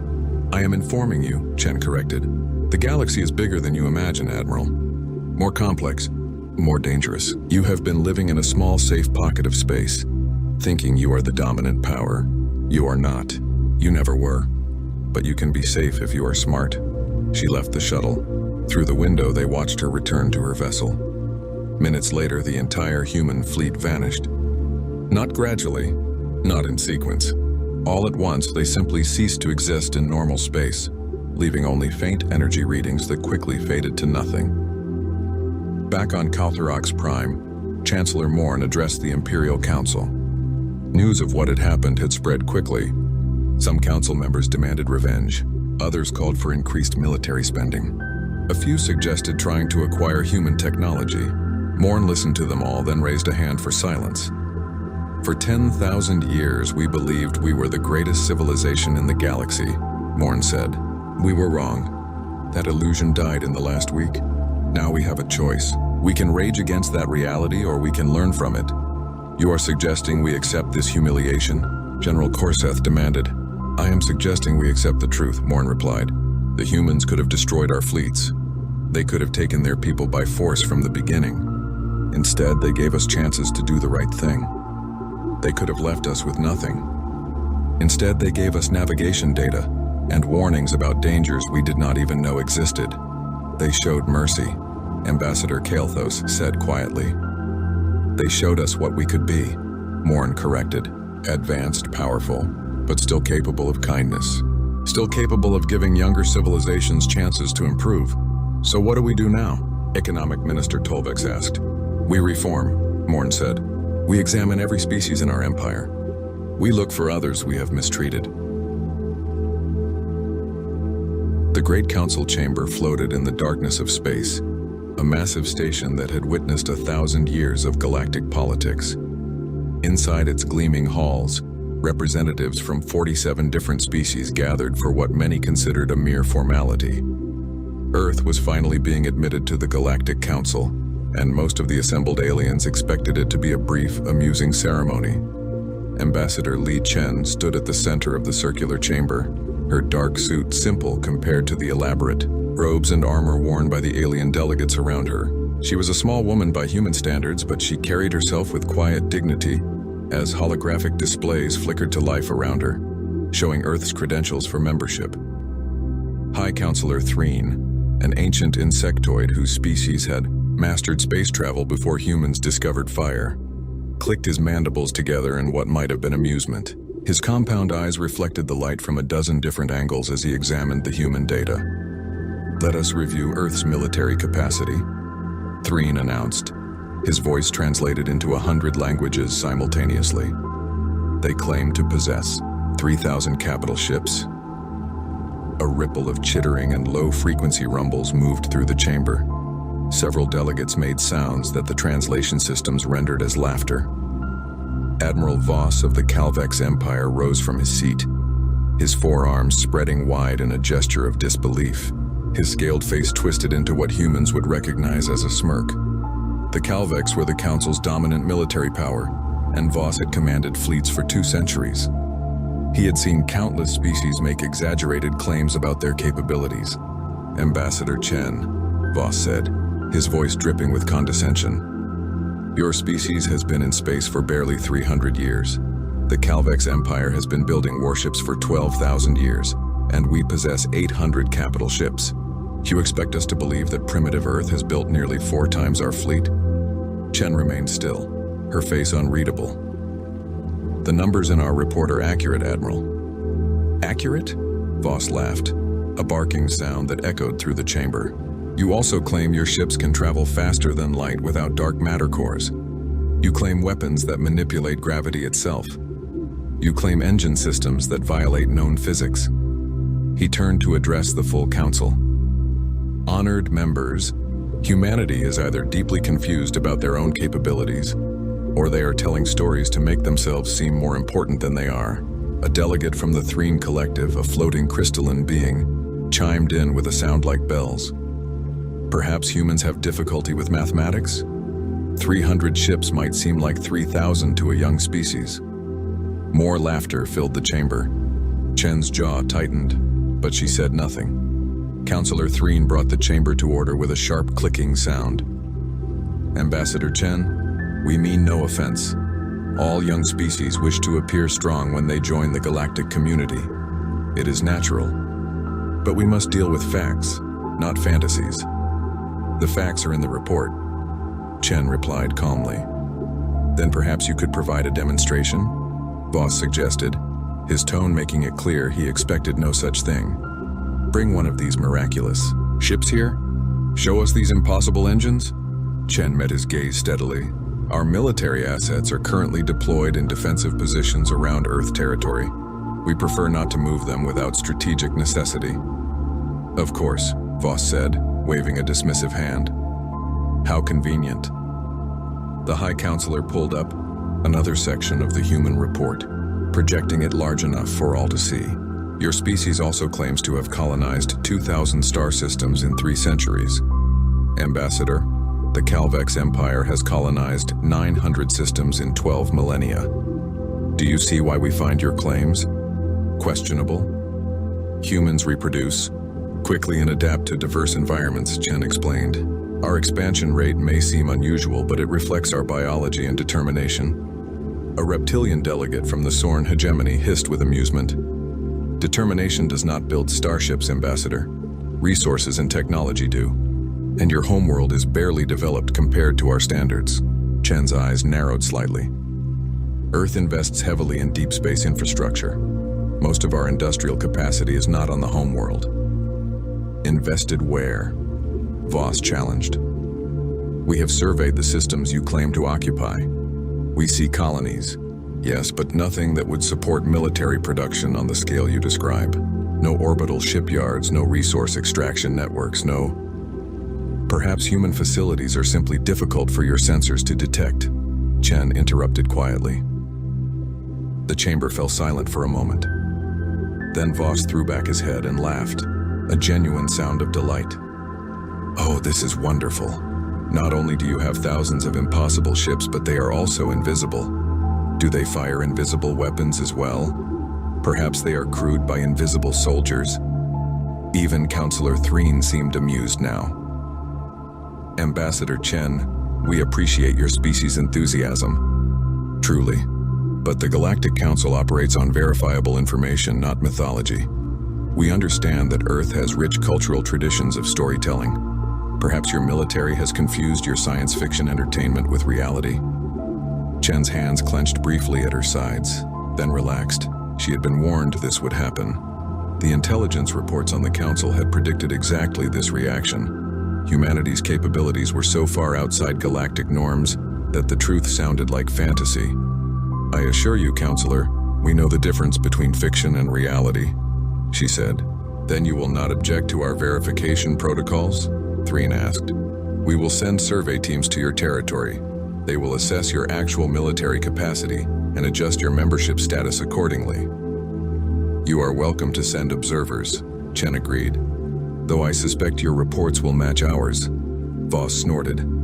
I suspect your reports will need significant downward revision. But do not worry, Ambassador. The Council does not punish optimism. We will grant you membership based on what you actually possess, not what you wish you possessed. The voting proceeded quickly. Humanity was granted junior membership status in the Galactic Council, with all the limitations that implied. They would have access to peripheral trade routes but not core systems. They could send representatives to council sessions but would have no vote on major decisions for at least a century, and for their own protection, the council would assign a Calvex fleet to patrol human space. 12 destroyers should be sufficient, Voss announced magnanimously. They will guard your territory from pirates and ensure you are not overwhelmed by threats you cannot handle alone. Chen bowed slightly. The council's generosity is noted.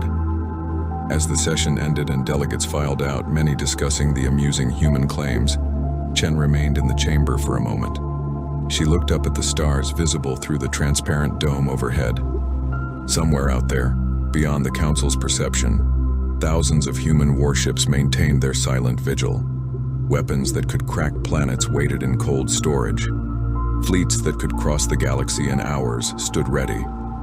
Earth had not lied in its report, but Earth had also learned long ago that sometimes the greatest advantage was being underestimated. Chen touched her communication device. Report to Earth Command. They don't believe us. Proceed with protocol silence. Maintain all defensive positions. Do not reveal capabilities unless absolutely necessary. The reply came instantly. Understood, Ambassador. Humanity will wait. Chen allowed herself a small, grim smile. The galaxy had laughed at Earth's military might. She wondered how long it would take before they stopped laughing. She wondered if they would still be alive when they finally understood the truth. The galaxy was about to learn a hard lesson about humanity. They did not exaggerate their strength. If anything, they understated it. 3 months passed since humanity joined the Galactic Council. In that time, Ambassador Chen had attended countless meetings, negotiated trade agreements, and endured patronizing advice from species that considered humans little more than clever children. The 12 Calvex destroyers patrolled human space faithfully, their crews reporting back that Earth's military was exactly as underwhelming as Admiral Voss had predicted. Everything changed on a Tuesday. The first alarm screamed through. Calvex border stations at 0400 Standard Galactic Time. Commander Thex, a veteran officer monitoring the deep space sensors, stared at his display in confusion. The readings made no sense. Thousands of signatures appearing from nowhere, moving impossibly fast. Sensor malfunction, he muttered, running diagnostics. But the diagnostics came back clean. The signatures were real. Then the first border station went silent. Then the second. Then an entire star system's communications cut out simultaneously. Within an hour, the Calvex Empire's military command center was in chaos. Reports flooded in from multiple sectors. Unknown hostile forces were pouring through the galactic barrier, a region of unstable space that marked the edge of explored territory. Nothing was supposed to be able to cross that barrier in large numbers. Admiral Voss stood in the command center, his forearms working different control panels as he tried to make sense of the invasion. His scales had gone pale, a sign of stress in his species. "What are we facing?" he demanded. "Analysis identifies them as devourers, sir," his intelligence officer reported, her voice shaking. "Machine intelligences? We have records of minor encounters over the centuries, but nothing like this. The computer estimates 50,000 hostile ships, possibly more." 50,000. The number hung in the air like a death sentence. The entire Calvex military had 800 capital ships. Even if they called in every council species, they might assemble 3,000 ships total. And from the initial reports, Devourer technology was proving brutally effective against council defenses. The Devourers were not like organic species. They did not negotiate. They did not retreat. They simply consumed everything in their path, breaking down matter to build more of themselves. They were a plague of steel and artificial intelligence, and they were adapting to council weapons in real time. "Pull back all forces to defensive positions," Voss ordered. "Evacuate the border systems. Get those civilians out now." But even as he gave the orders, he knew they were too slow. Council ships needed hours to cross from one star system to another. The Devourers were faster, much faster. In 4 days, 17 Calvex star systems fell silent. Billions of citizens were killed or captured, their bodies and ships processed into raw materials for more Devourer vessels. The killing machines advanced like a wave of destruction, unstoppable and relentless. The Galactic Council convened an emergency session. The chamber that had been filled with laughter 3 months ago now echoed with panic and fear. High Counselor Threen's voice was strained as he addressed the assembly. The Devourer invasion force is unlike anything in recorded history. They are advancing toward core worlds. At current speed, they will reach densely populated systems within 2 weeks. We must mount a defense. We are mounting a defense, Voss snarled, his composure cracking. We are losing. These machines adapt to every weapon we use. Our ships cannot match their speed. We need time, and we need ships we do not have. A Threen collective representative spoke up. What about the other member species? Can we assemble a combined fleet? We are trying, Threen replied. But mobilization takes time. We have never faced a threat that required rapid deployment across multiple sectors. Our military doctrines are built for stability, not emergency response. That was when Ambassador Chen's voice cut through the chaos. The Council should authorize Earth to assist in the defense. The chamber fell silent. Several delegates turned to stare at the human representative. Voss's laugh was bitter. With respect, Ambassador, we appreciate the gesture, but a few dozen human ships will not change the outcome of this battle. Nevertheless, Chen said calmly, humanity requests operational command authority to coordinate defense of the threatened sectors. Operational command? A Sorn delegate hissed in disbelief. You have been in space for 3 centuries. You want to command forces against a threat that challenges our entire civilization? Chen met the delegate's eyes without flinching. Yes, Counselor Threen clicked his mandibles in thought. The situation was desperate. What harm could it do to let the humans try? Perhaps their fresh perspective might offer some tactical insight, even if their actual military contribution would be minimal. This council is willing to grant temporary operational authority to Earth forces, Threen announced. Coordinate with Admiral Voss. Provide whatever assistance your ships can manage. We will need full access to communication networks and sensor data, Chen specified. Granted, Voss said tiredly, though I hope you understand the scale of what we are facing, Ambassador. This is not a border skirmish. This is an extinction-level event. We understand perfectly, Admiral, Chen replied. Her fingers moved across her personal communication device, typing a message that would be transmitted on quantum-encrypted channels back to Earth. The message was simple. Protocol Fenrir. Full authorization. Respond with all available assets. On Earth, in a command center buried 3 kilometers below the surface, Fleet Admiral Marcus Chen received his daughter's message. He had been waiting for this moment, hoping it would never come but preparing for it nonetheless. Around him, dozens of officers stood at attention, waiting for orders. Marcus looked at the message for a long moment, then activated the fleet-wide communication system. This is Fleet Admiral Chen to all commands. Execute Protocol Fenrir. I repeat, execute Protocol Fenrir.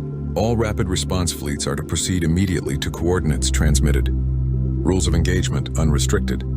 Authorization code, Ragnarok 77. Across human space, in hidden shipyards and camouflaged orbital platforms, thousands of warships received their orders. Crews who had been training for this moment for decades rushed to their stations. Engines that could tear holes in space-time itself began to power up. In the Calvex Prime system, Admiral Voss was organizing what he knew would be the last stand. He had assembled 3,000 ships from across the Council, the largest fleet in galactic history. It was still hopelessly outnumbered. 12,000 Devourer vessels were bearing down on Calvex Prime, a planet that housed 4 billion civilians. All ships, form defensive sphere around the planet, Voss commanded. We hold here. We do not retreat. If we fall, we take as many of these machines with us as possible. His sensor officer suddenly shouted, Sir!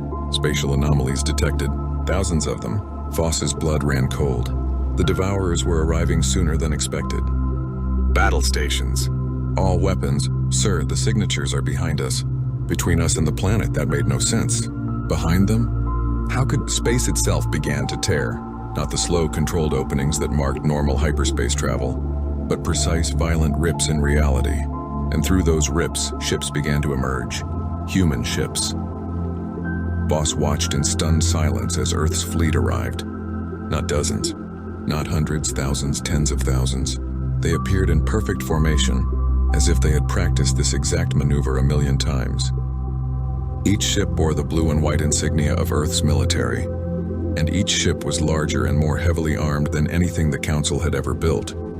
The sensor displays were going crazy, trying to count the arriving vessels. The numbers kept climbing. 5,000, 10,000, 15,000. How many ships does Earth have? Voss whispered. His sensor officer's voice shook as she replied.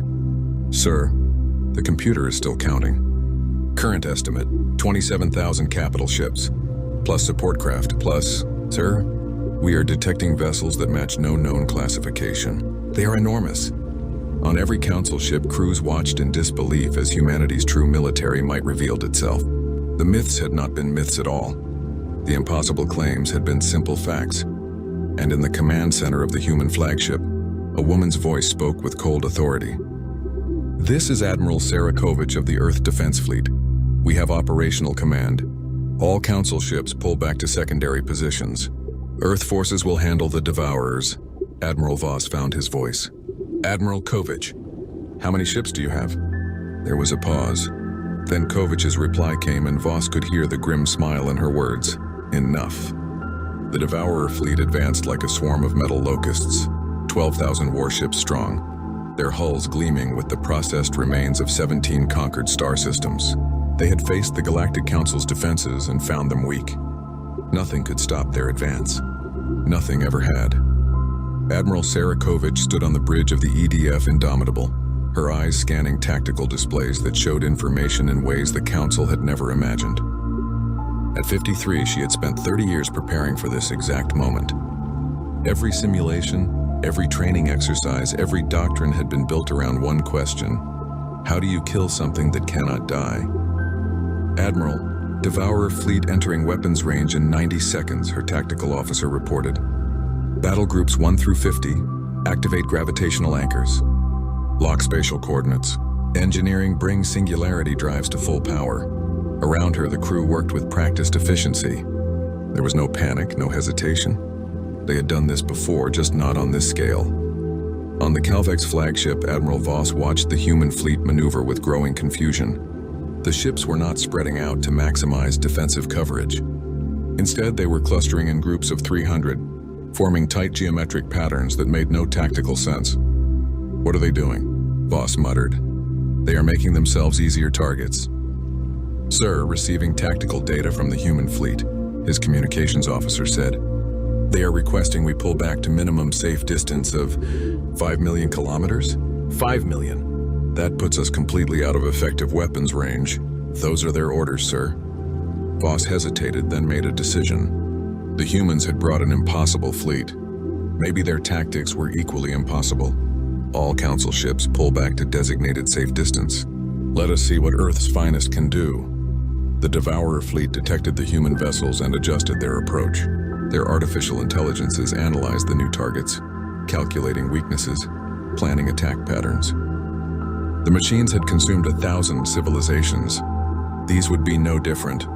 Kovich watched the Devourer fleet close to within firing range. All ships weapons free. Target packages distributed. Fire on my mark. The first wave of human weapons struck the Devourer fleet, and Admiral Voss finally understood why the Council had been so foolish to laugh. The weapons were nothing like Council technology. There were no missiles, no plasma bolts, no particle beams. Instead, points in space near Devourer ships simply ceased to exist. Miniature black holes flashed into existence for microseconds, their gravity fields tearing the machine vessels apart at the molecular level. Other weapons created waves of distorted spacetime that caused Devourer ships to age 10,000 years in a single second, their hulls corroding to dust. Gravitational cannons firing, Kovich reported calmly. Causality mines deployed. Quantum disruptors online. A Devourer battleship 3 kilometers long fired back at a human destroyer. The energy beam that could have vaporized a Council ship struck the human vessel's shields and simply disappeared, absorbed by technology that folded space itself around the ship. Direct hit on Destroyer Dallas, the tactical officer reported. Shields at 98%. No damage. Voss could not believe what he was seeing. 98%. That weapon would have destroyed one of our battleships. The human fleet began to move, and now Voss saw their true capability. The ships did not accelerate slowly like Council vessels. They simply appeared in new locations, jumping through space in movements so precise they seemed choreographed. A human battleship would fire its weapons, disappear, and reappear 10,000 kilometers away, already firing again. How are they moving like that? The Calvex sensor officer gasped. Those are full-scale FTL jumps, but there is no charge time, no cooldown period. Because they are not using hyperspace, Voss breathed, finally understanding. They are using those singularities. They are creating controlled black holes and using them to bend space. By the ancestors, they are manipulating gravity itself. The battle, if it could even be called that, lasted 17 minutes. The first wave of human attacks destroyed 4,000 Devourer ships in the opening minute. The machines tried to adapt, adjusting their shields and armor to compensate for the strange weapons. But human technology did not just damage ships. It erased them from existence. Causality mines created pockets of reverse time, causing Devourer vessels to unbuild themselves. Quantum disruptors split individual ships into multiple parallel realities, each one exploding simultaneously. The gravitational cannons created gravitational shear forces that no physical material could withstand. By minute 5, 8,000 Devourers were destroyed. The machines tried to scatter, but human ships pursued with impossible speed. Every time a Devourer vessel tried to jump away, human ships were already there waiting. By minute 12, the Devourer fleet was no longer a fleet. It was debris. At minute 17, the last Devourer ship tried to ram a human carrier in a final suicidal attack. A human frigate appeared directly in its path and fired a single weapon. The Devourer ship simply ceased to exist, its atoms scattered across 1 million kilometers of space. Silence filled the Calvex command center. 3,000 council ships floated in space, their crews staring at their sensor displays in shock. 12,000 Devourer warships, the invasion force that had seemed unstoppable, were gone. Completely gone. And the human fleet had not lost a single ship. Casualty report from Earth forces, Voss's communications officer said in a stunned whisper. 0 casualties. No ships damaged beyond superficial shield depletion. Kovich's voice came through the communication channels, calm and professional. Devourer fleet neutralized. Council vessels, you may return to your positions.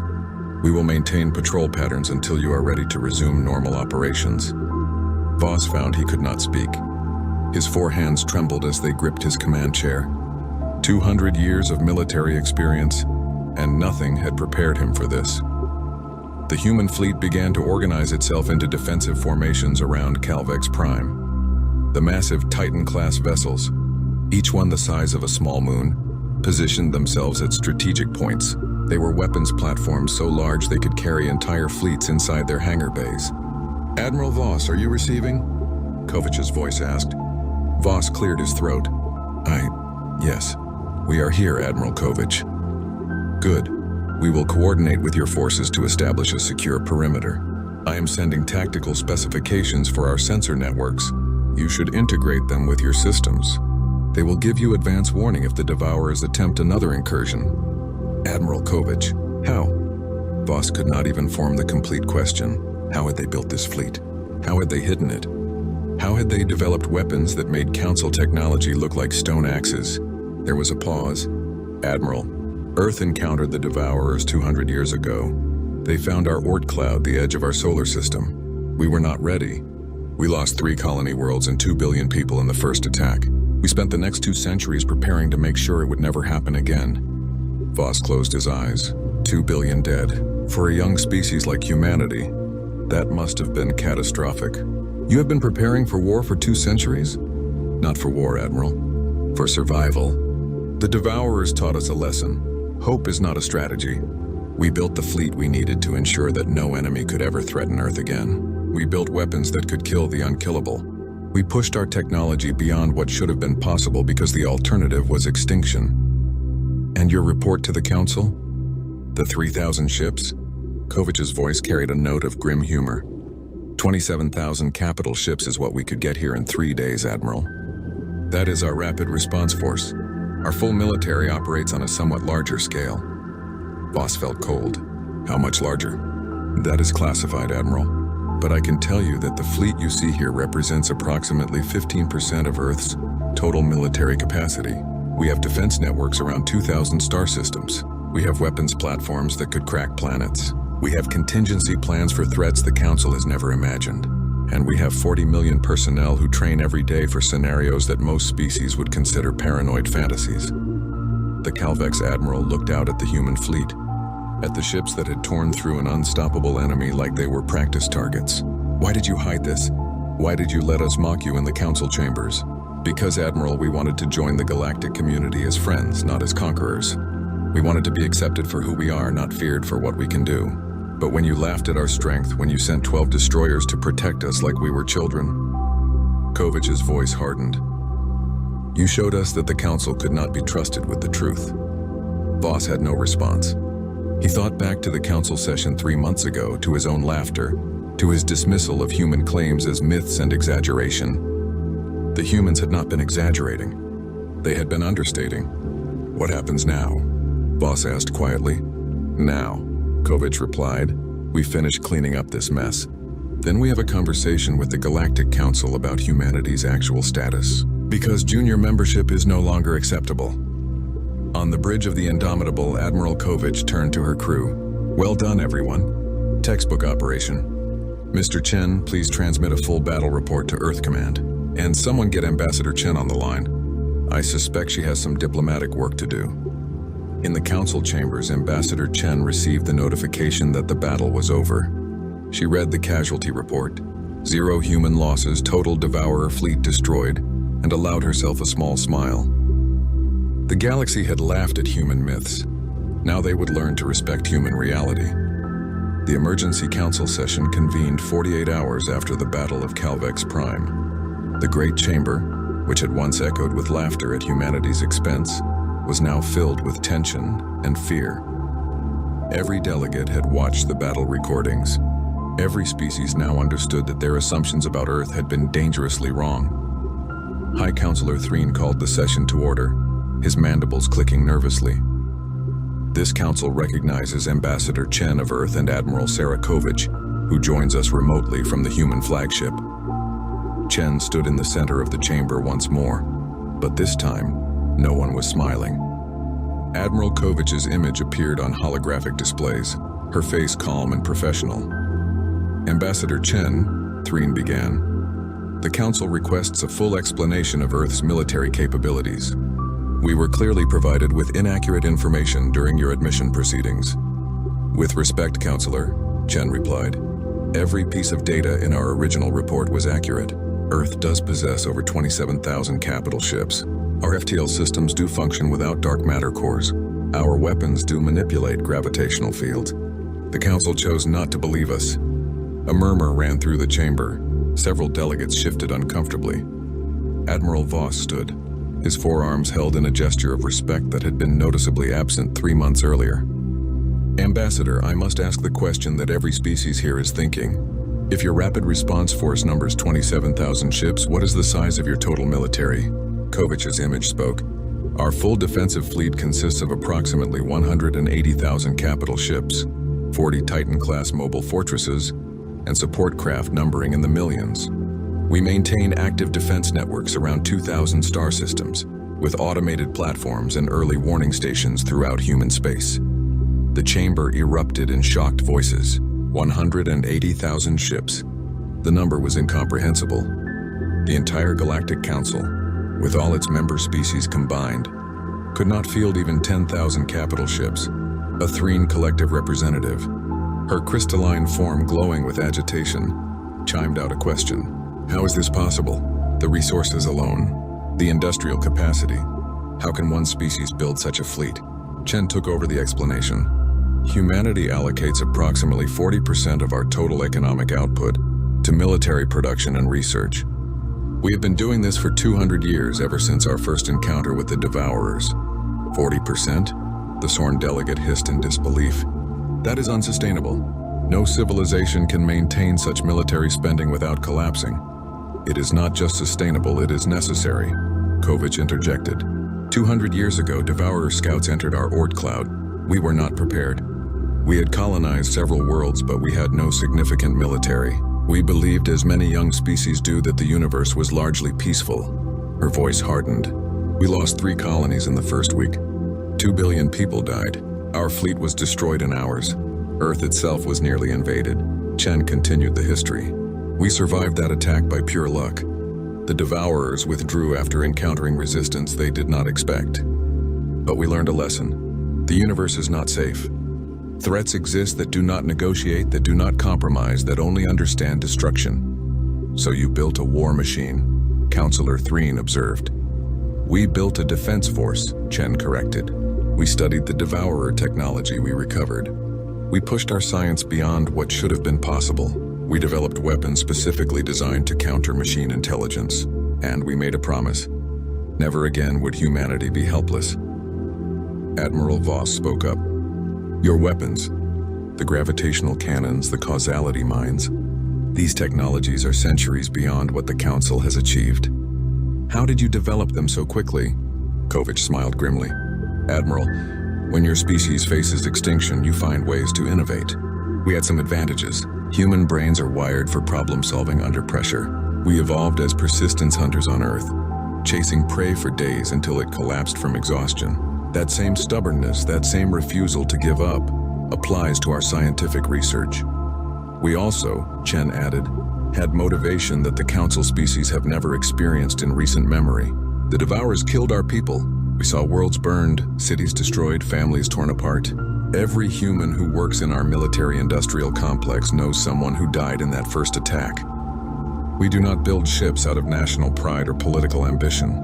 We build them because we remember. A delegate from a small species called the Venth asked a question in a trembling voice. You said this is 15% of your fleet. Where are the rest of your ships? Deployed across human territory in defensive positions, Kovich replied. Some are actively patrolling our borders. Others are stationed at key strategic points. A significant number are in deep reserve, maintained in automated shipyards that can reactivate them within hours if needed. Automated shipyards? Voss's eyes widened. You have production facilities that operate without direct oversight? Yes. Our AI systems are sophisticated enough to manage construction, maintenance, and basic tactical decisions. With proper safeguards, of course. We learned from the Devourers that artificial intelligence can be incredibly dangerous, but also incredibly useful if properly controlled. The chamber was silent as delegates absorbed this information. The implications were staggering. Not only did humanity possess overwhelming military might, they had the industrial capacity to sustain it indefinitely. Counselor Threen clicked his mandibles slowly, a sign of deep thought in his species. Ambassador Chen, I must ask a difficult question. Why did you hide your true capabilities from the Council? You could have demanded immediate high-level membership. You could have intimidated us into accepting any terms you wanted. Instead, you allowed us to mock you, to treat you as inferiors. Why? Chen met his gaze steadily. Because we wanted to see who you were, Counselor. We wanted to understand the Galactic Council before committing to it. Earth has been isolated for centuries, and we learned to be cautious. We needed to know, were you potential allies who would respect us despite our youth, or were you potential threats who would need to fear us? And what did you learn? Threen asked quietly. We learned that the Council is complacent, Chen replied bluntly. You have had peace for so long that you forgot how to fight. You have grown comfortable, and comfort breeds weakness. When the Devourers attacked, your response was too slow, too disorganized. If Earth had not intervened, the Calvex Empire would have fallen. And after the Calvex, the next species. And the next? The Devourers would have consumed you one civilization at a time. Voss bowed his head, acknowledging the truth. You are correct, Ambassador. We were not prepared. However, Chen continued, we also learned that you are capable of working together when threatened. We saw species that had been rivals for centuries cooperate in the face of extinction. That is worth preserving. That is worth protecting. So what does Earth want? A Threen representative asked. You have shown your strength. You could demand anything from this council. Kovich's image leaned forward slightly. We want what we have always wanted, to be treated as equals. Not as junior members. Not as primitives who need guidance. As full partners in the galactic community. You want a seat on the High Council? Threen asked. We want recognition that humanity has earned the right to participate in major decisions, Chen stated. We want access to core systems and trade routes. We want the Council to stop sending protection fleets to babysit us. And most importantly, we want honesty. No more patronizing attitudes. No more assumptions that young species are weak or foolish. Voss stood again. I move that Earth be granted full council membership with high council privileges, effective immediately. They have more than earned it. Seconded, said the Threen representative. The vote was unanimous. No species dared oppose it now. Earth was granted full membership with all rights and privileges. The protection fleet was withdrawn. Human diplomats were given access to previously restricted information and territories. But as the session concluded, Councillor Threen requested a private conversation with Chen and Kovich. The three of them met in a secure chamber, away from the other delegates. I must know, Threen said, his voice tired. Your fleet of 180,000 ships, is that truly your full military capacity? Or is that number also understated? Chen and Kovich exchanged glances. Kovich spoke carefully. Counselor, that is our active defense fleet. Ships that are crewed, operational, and ready for deployment. It does not include reserve vessels in storage. It does not include our automated defense platforms. It does not include ships currently under construction. And it does not include certain classified weapon systems that we prefer not to discuss. Threen was silent for a long moment. I see. And if I asked for the real number? The total military capacity Earth could bring to bear if truly threatened. Chen's voice was soft but firm. Then I would tell you, Counselor, that the number would be higher. Significantly higher. But I would also tell you that you do not need to fear us. Earth builds ships to defend, not to conquer. We learned what happens when you are unprepared for threats. We will never be unprepared again. But you will also never be weak again, Threen observed. No, Kovich agreed. We will never be weak again. The galaxy taught us that weakness invites destruction, so we became strong enough that no enemy would ever dare attack Earth. Strong enough that we could protect not just ourselves, but our allies.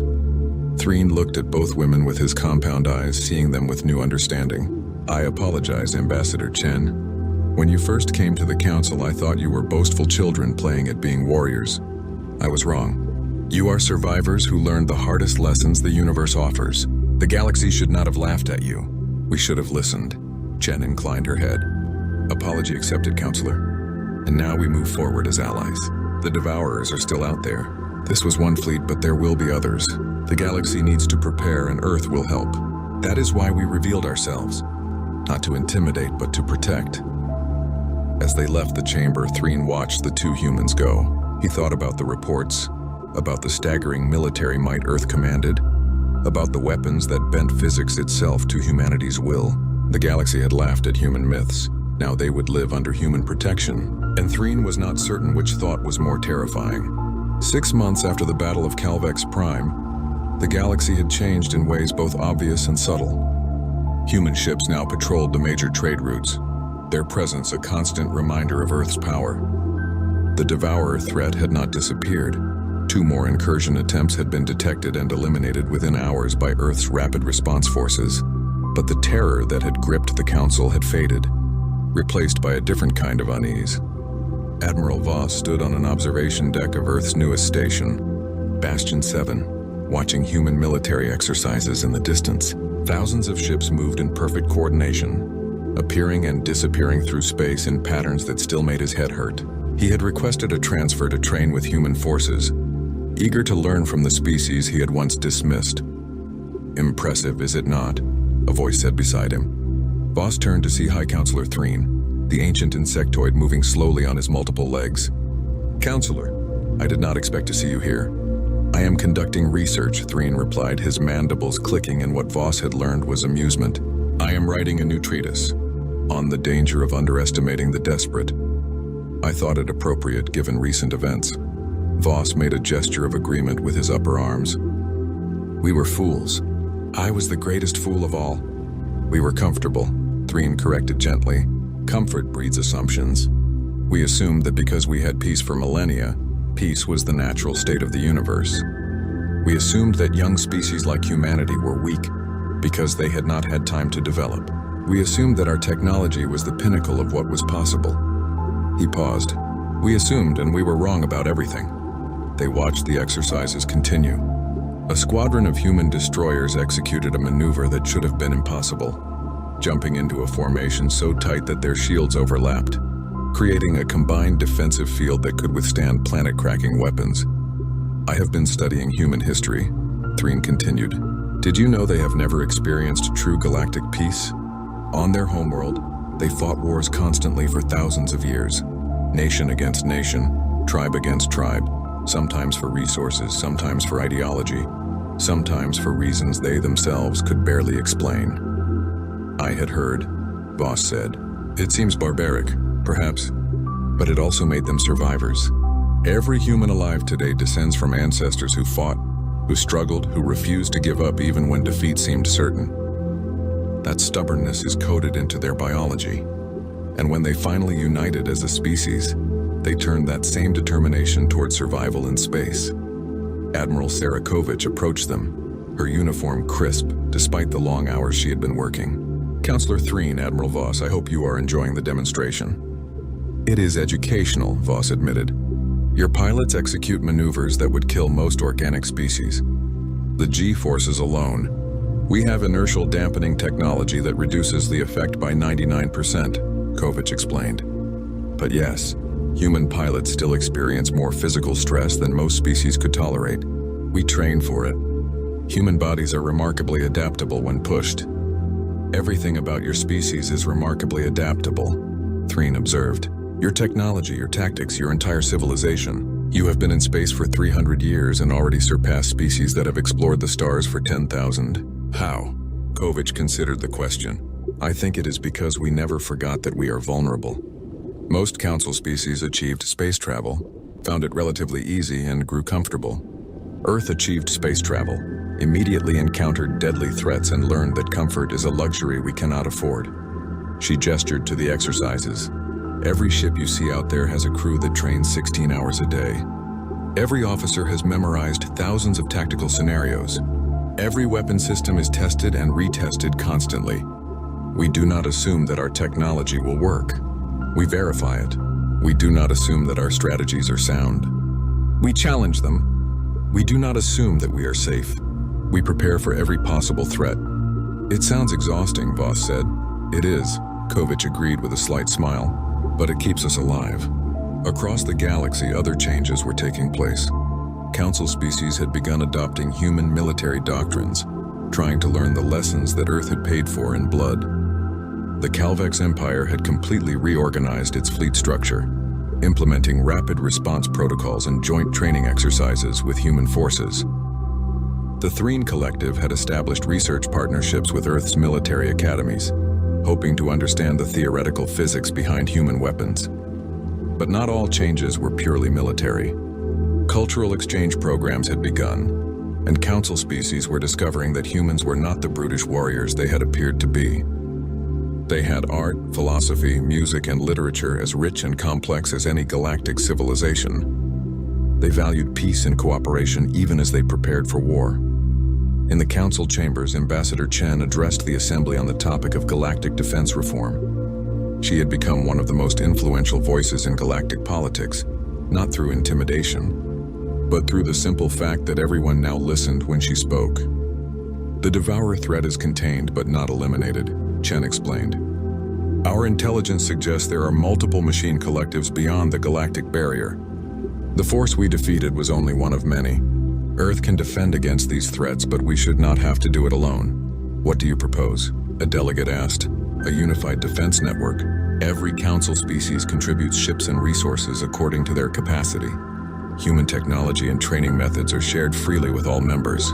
Early warning stations are established at every vulnerable point along the galactic barrier.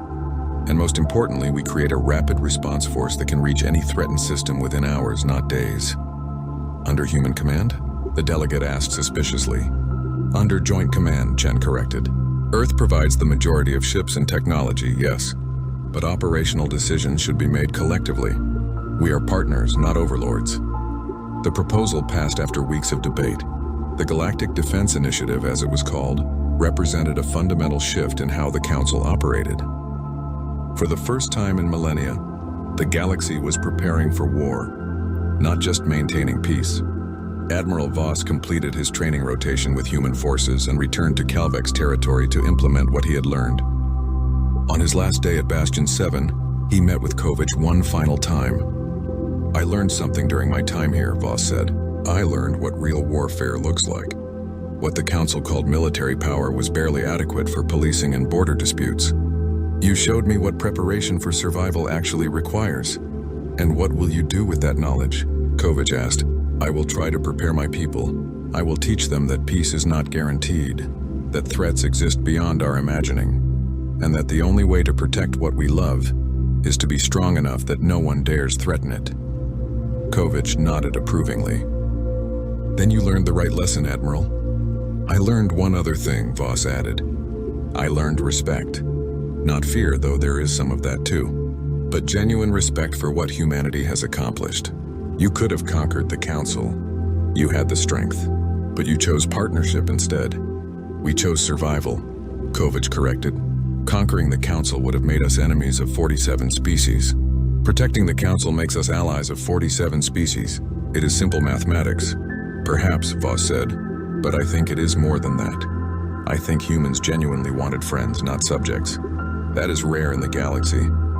After Voss departed, Kovich stood alone in her office looking at a photo of Earth from space. The blue and white marble that had given birth to humanity, that had survived the Devourer attack 2 centuries ago, that had built the most powerful military force in galactic history out of desperation and determination. Her communication device chimed. Admiral, we have detected another spatial anomaly at grid reference 773, possibly Devourer scouts. Dispatch Battle Group 12, Kovich ordered. Standard containment and elimination protocols. Yes, Admiral. Battle Group jumping in 3 minutes. Kovich watched the tactical display as human ships prepared to intercept the new threat. Somewhere beyond the galactic barrier, the Devourers waited. Other threats waited too. Things the Council had never imagined, dangers that would come eventually. But Earth was ready. Earth was always ready now. Ambassador Chen stood before the Council 6 months after Earth had saved the galaxy, and she felt the weight of history on her shoulders. Her father commanded fleets. Her mother had died in the Devourer attack 200 years ago, well, her great-great-grandmother. But in Earth's collective memory, they were all mothers, all fathers, all family. The galaxy laughed at us once, Chen said to the assembled delegates. You thought our claims were myths, our strength was fantasy, our warnings were the boasts of an arrogant young species. You were wrong, but we do not hold that against you. Every species makes mistakes. The question is, do you learn from them? She looked around the chamber, meeting the eyes of delegates from dozens of worlds. Earth learned from our mistakes. We learned that hope is not a strategy. We learned that preparation is not paranoia. We learned that the universe is dangerous, and the only way to survive is to be dangerous in return. But we also learned that strength without purpose is meaningless. We do not build ships to conquer. We build them to protect. Not just Earth, all of us. The chamber was silent. Then slowly, High Counselor Threen began to tap his legs against the floor, creating a rhythmic clicking sound. One by one, other delegates joined in, each species adding their own gesture of respect and acknowledgement. The galaxy no longer laughed at human myths.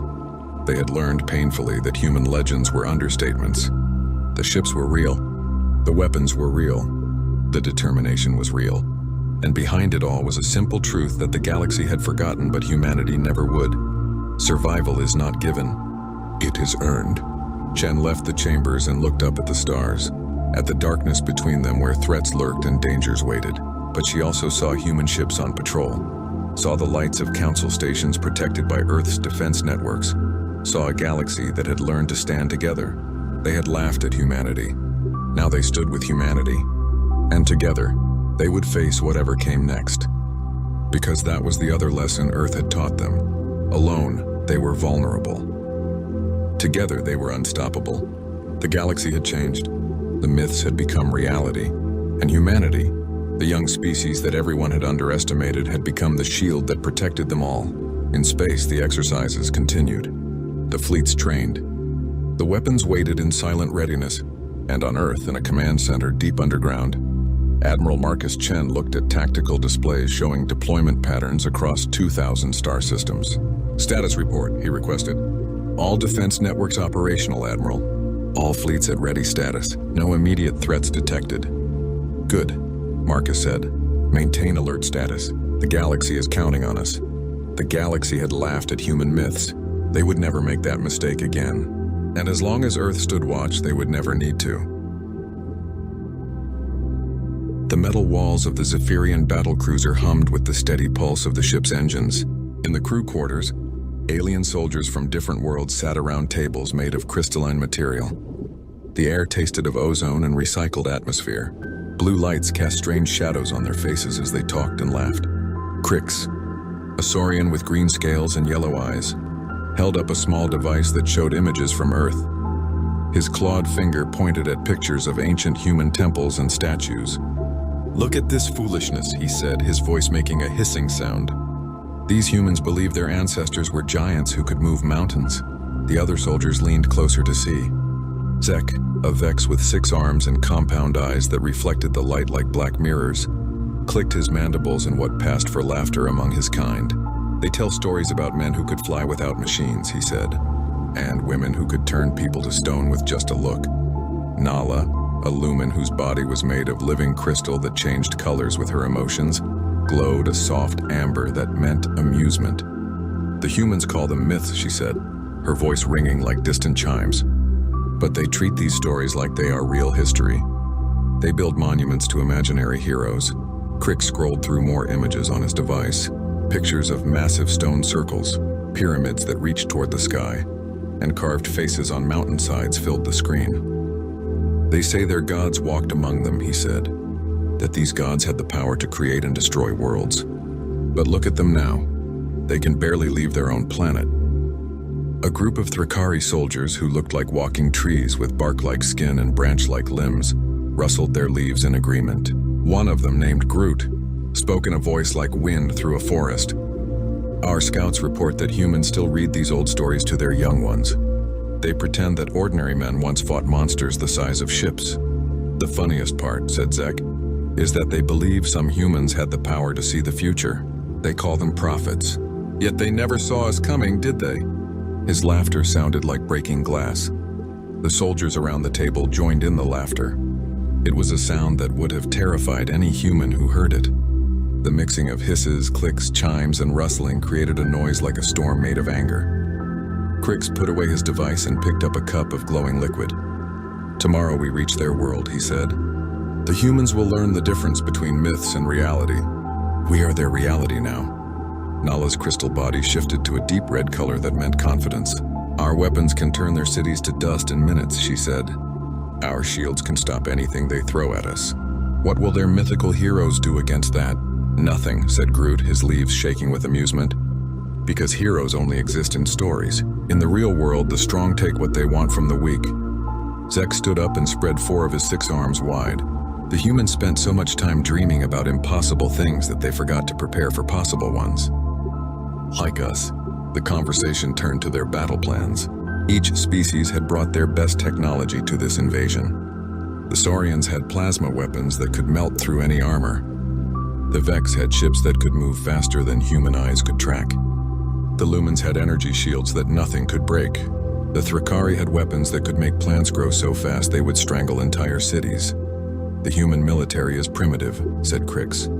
"They still use chemical explosives and metal bullets. Our scouts say their fastest ships take months to travel between their worlds. We can do it in days." "They have no unity," added Nala.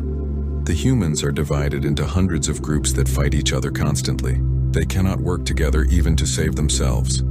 Zek pulled up tactical displays that showed Earth's major cities and military bases. "Look at their defenses," he said. "They point most of their weapons at each other instead of at the sky. They are so busy preparing to fight themselves that they forgot others might want to fight them." The alien soldiers studied the displays with professional interest. To them, Earth looked like a fruit waiting to be picked.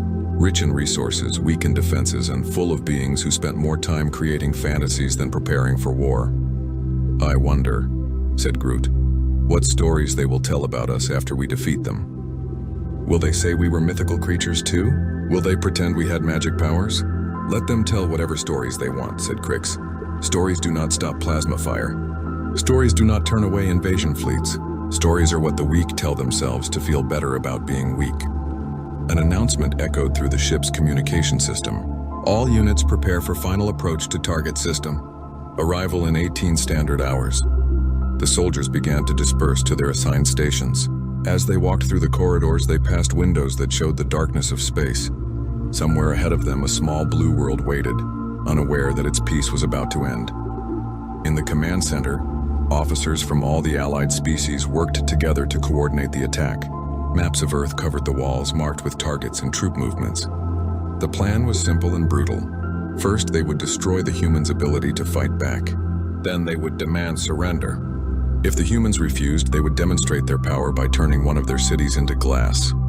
"The humans will break quickly," said General Throck, a massive saurian with scars covering his scales. "They have no experience fighting a real enemy. Their myths tell them that heroes always win in the end. They will learn that the universe does not care about their stories." But far below in the crew quarters, one figure remained seated long after the others had left.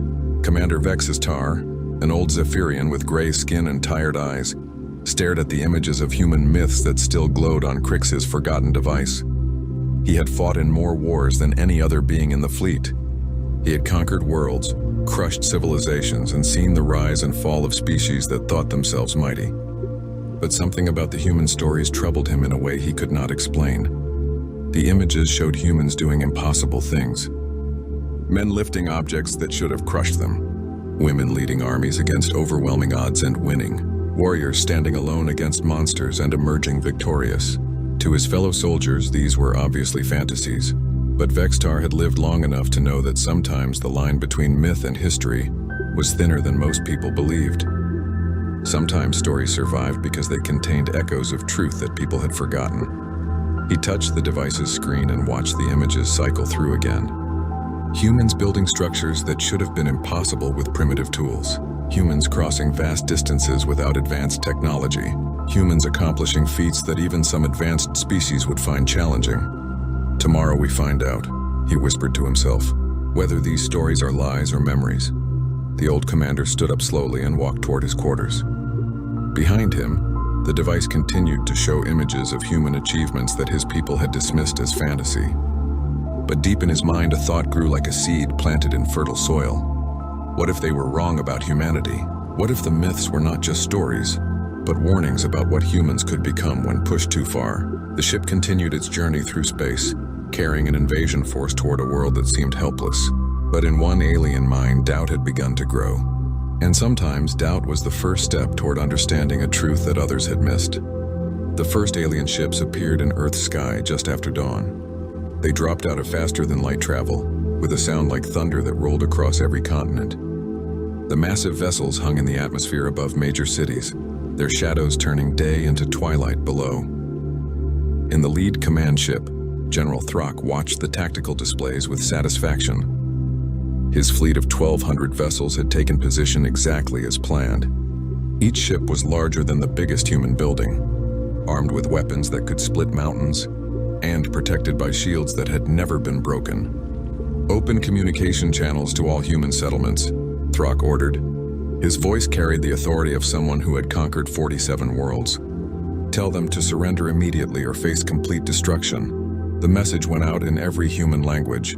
It was simple and direct. "Lay down your weapons, accept alien rule, and live as slaves. Refuse and watch your civilization burn." Throck expected the response to come within minutes.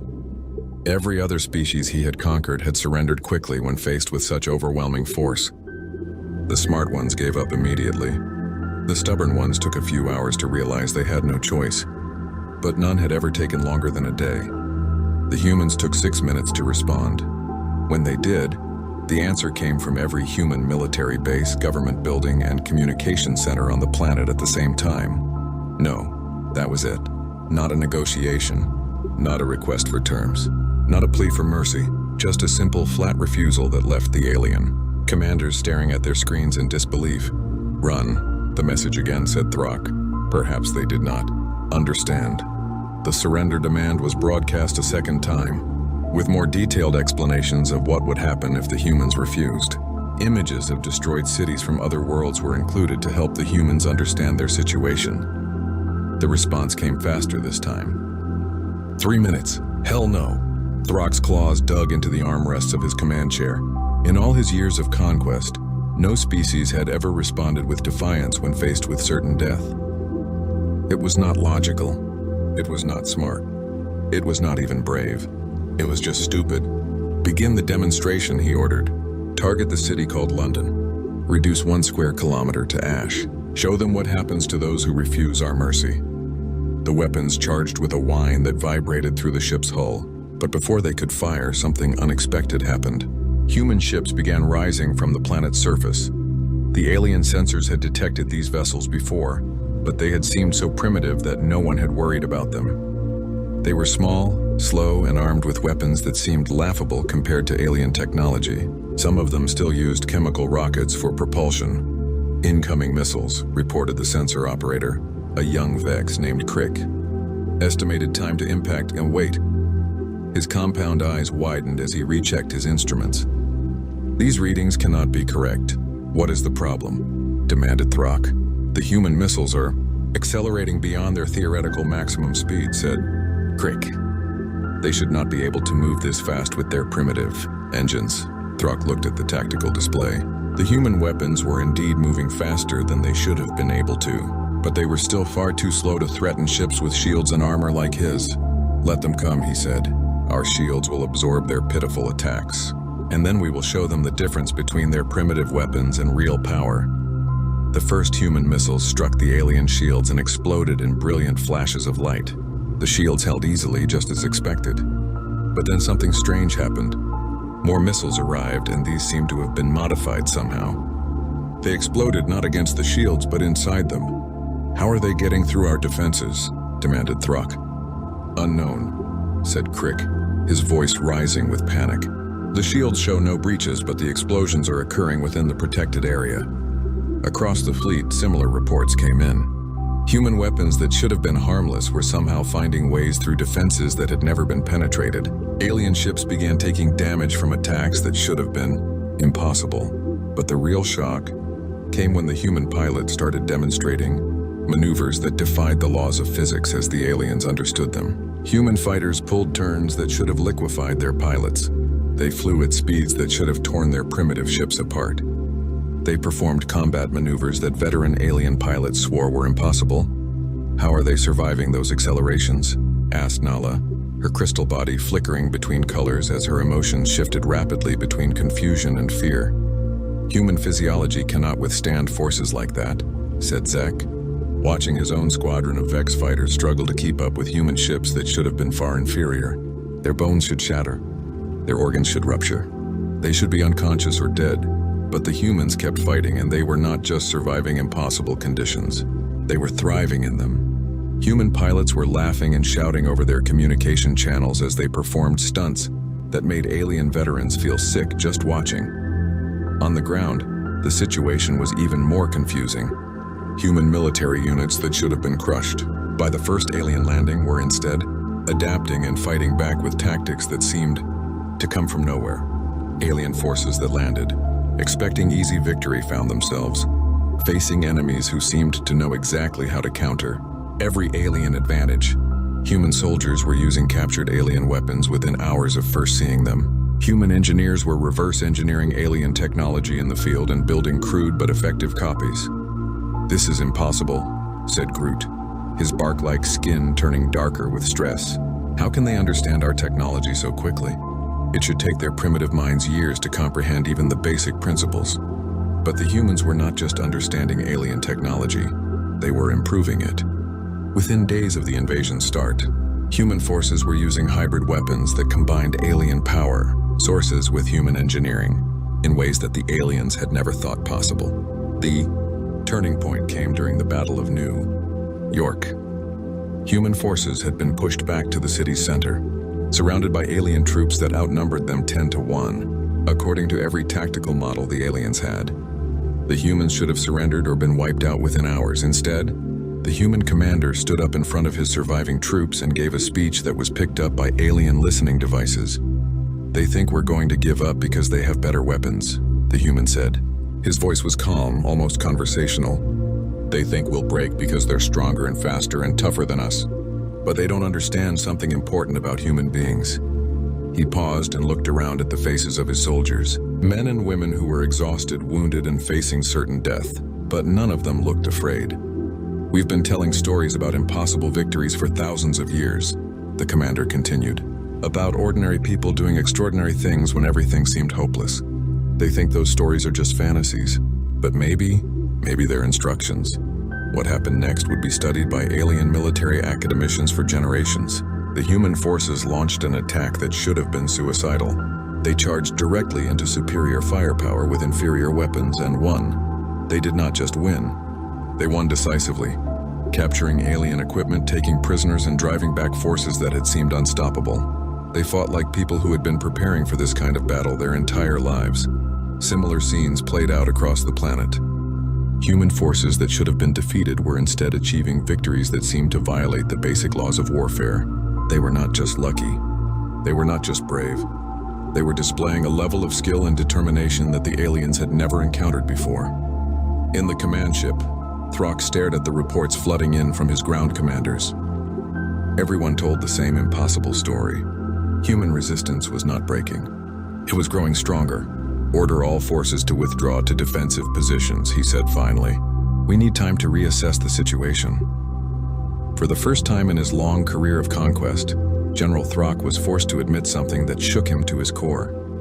The humans were not fighting like a primitive species facing superior technology. They were fighting like warriors who remembered how to win against impossible odds. But if that was true, it raised questions that Throck did not want to consider. Questions about who the humans really were, and what they might be capable of if they stopped thinking of themselves as helpless primitives and started remembering what their myths claimed they had once been. As night fell over the battlefield, both sides settled into an uneasy stalemate, but the balance had shifted. The aliens had come expecting an easy conquest and found themselves in a real war, and wars, as any human could have told them, were won not just by superior weapons, but by superior will. The humans had both. 3 weeks into what should have been a simple conquest, the alien invasion force was discovering that humans did not fight like any species they had encountered before. Every day brought new reports that challenged everything the aliens thought they knew about warfare, physics, and the limits of what living beings could accomplish. In the medical bay of the command ship, Dr. Siln, a lumen physician whose crystal body normally glowed a calm blue, flickered rapidly between colors as she studied the data on her screens. The readings made no sense according to everything she had learned about biology and medicine. "Commander Vextar," she called to the old Zephyrian officer who had been visiting the wounded. "You need to see this." Vextar approached the medical displays with the slow, careful movement of someone who had lived through too many battles. "What have you found, Doctor?" "These are the biological readings we've managed to gather from human soldiers during combat," Siln said, her voice ringing with confusion. "Look at these stress hormone levels, this adrenaline production, this cardiovascular activity." Vextar studied the numbers, his gray skin darkening as he realized what they meant. "These readings indicate that the humans should be dead." "Exactly," said Siln. "According to every medical database we have, no biological system can sustain this level of stress response for more than a few minutes without catastrophic organ failure. But our field reports indicate that human soldiers are maintaining these levels for hours, sometimes days." She changed the display to show more data. "Look at this. Physical strength measurements. We have documented cases of individual human soldiers lifting debris that should require mechanical assistance. One human female lifted a piece of wreckage that weighed more than 3 times her own body mass. Equipment malfunction?" suggested Vextar, though his tone indicated he did not believe it. "We checked multiple times. The measurements are accurate." Siln's crystal body shifted to a worried purple. "But it gets worse. Look at these cognitive assessments." The new data showed brain scans and problem-solving metrics. Vextar felt a cold feeling in his stomach as he read the numbers. "Human intelligence appears to increase under stress," Siln continued. "Their brains show activity patterns that suggest they are processing information faster during combat than during peaceful conditions. They are literally becoming smarter the more desperate their situation becomes." Vextar thought about the battlefield reports he had been reading. Human forces that found themselves outnumbered and outgunned were consistently developing new tactics on the spot. They were taking alien weapons they had never seen before and figuring out how to use them within minutes. They were building defensive positions using wreckage and debris that somehow proved more effective than anything. In the alien tactical manuals, there's more, said Ziln. We've been monitoring their communications. The humans are sharing technical innovations across their entire planet in real time. A breakthrough made by one group of engineers is being implemented by soldiers on the other side of their world within hours. That level of coordination requires advanced communication networks, said Vextar. That's just it. They're not using advanced networks. They're using the same primitive systems they had before we arrived. But somehow, they're making those systems perform at levels that should require technology far beyond their current capabilities. Vexatar walked to the window that looked out at the planet below. Earth turned slowly beneath them, its surface dotted with the lights of human cities that should have been dark ruins by now. Instead, they burned brighter than ever, as if the invasion had awakened something that had been sleeping. In the engineering section of the ship, Chief Engineer Corks was having his own disturbing revelations. The massive Thrakari had spent the morning analyzing captured human equipment, and what he found challenged everything he understood about technological development. This makes no sense, he said to his assistant, showing her a human device that their forces had recovered from a battlefield. This is supposed to be primitive human technology. Basic chemical rockets and metal projectiles. His assistant, a young Saurian named Vera, examined the device with her scanner. The materials analysis confirms it's made from standard human metals and compounds, she said. Nothing exotic, nothing that should give it unusual properties. But look at the performance data, said Corks, pulling up combat footage. This weapon is achieving muzzle velocities 30% higher than should be possible with these materials and this design. The projectiles are traveling farther and hitting harder than the physics allow. Vera studied the footage with growing confusion. How are they doing it? That's not the strangest part, said Corks. Watch this. He showed her recordings of human engineers working in damaged factories, building weapons and equipment under combat conditions. They're manufacturing new equipment faster than our industrial models predict. They're taking raw materials and turning them into functional technology in timeframes that should be impossible without advanced automation. Maybe they had hidden factories we didn't detect. Corks's bark-like skin rustled with negative emphasis. We mapped every structure on their planet. There are no hidden facilities capable of this level of production. They're doing this with basic tools and equipment we know they possessed before our arrival. The recordings showed humans working in shifts around the clock, but that was not what troubled Corks. What troubled him was the way they worked. The humans moved with a coordination and efficiency that suggested they had been planning for this kind of emergency production for years. But the aliens knew that was not true. The humans had been completely unprepared for invasion. Pull up the technical innovation reports, said Corks. Vera accessed the files that documented new human technologies that had appeared since the invasion began. The list was long and disturbing. Humans had developed new armor materials, improved weapon designs, more efficient power sources, and communication systems that outperformed anything they should have been capable of creating. They're not just copying our technology, said Vera, reading through the reports. They're improving it. In some cases, yes, said Corks. But in other cases, they're developing completely new approaches that we never considered.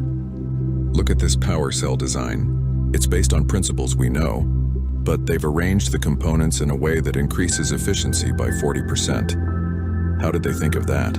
That's what worries me, said Corks, because the answer seems to be that they're not thinking of it. They're remembering it.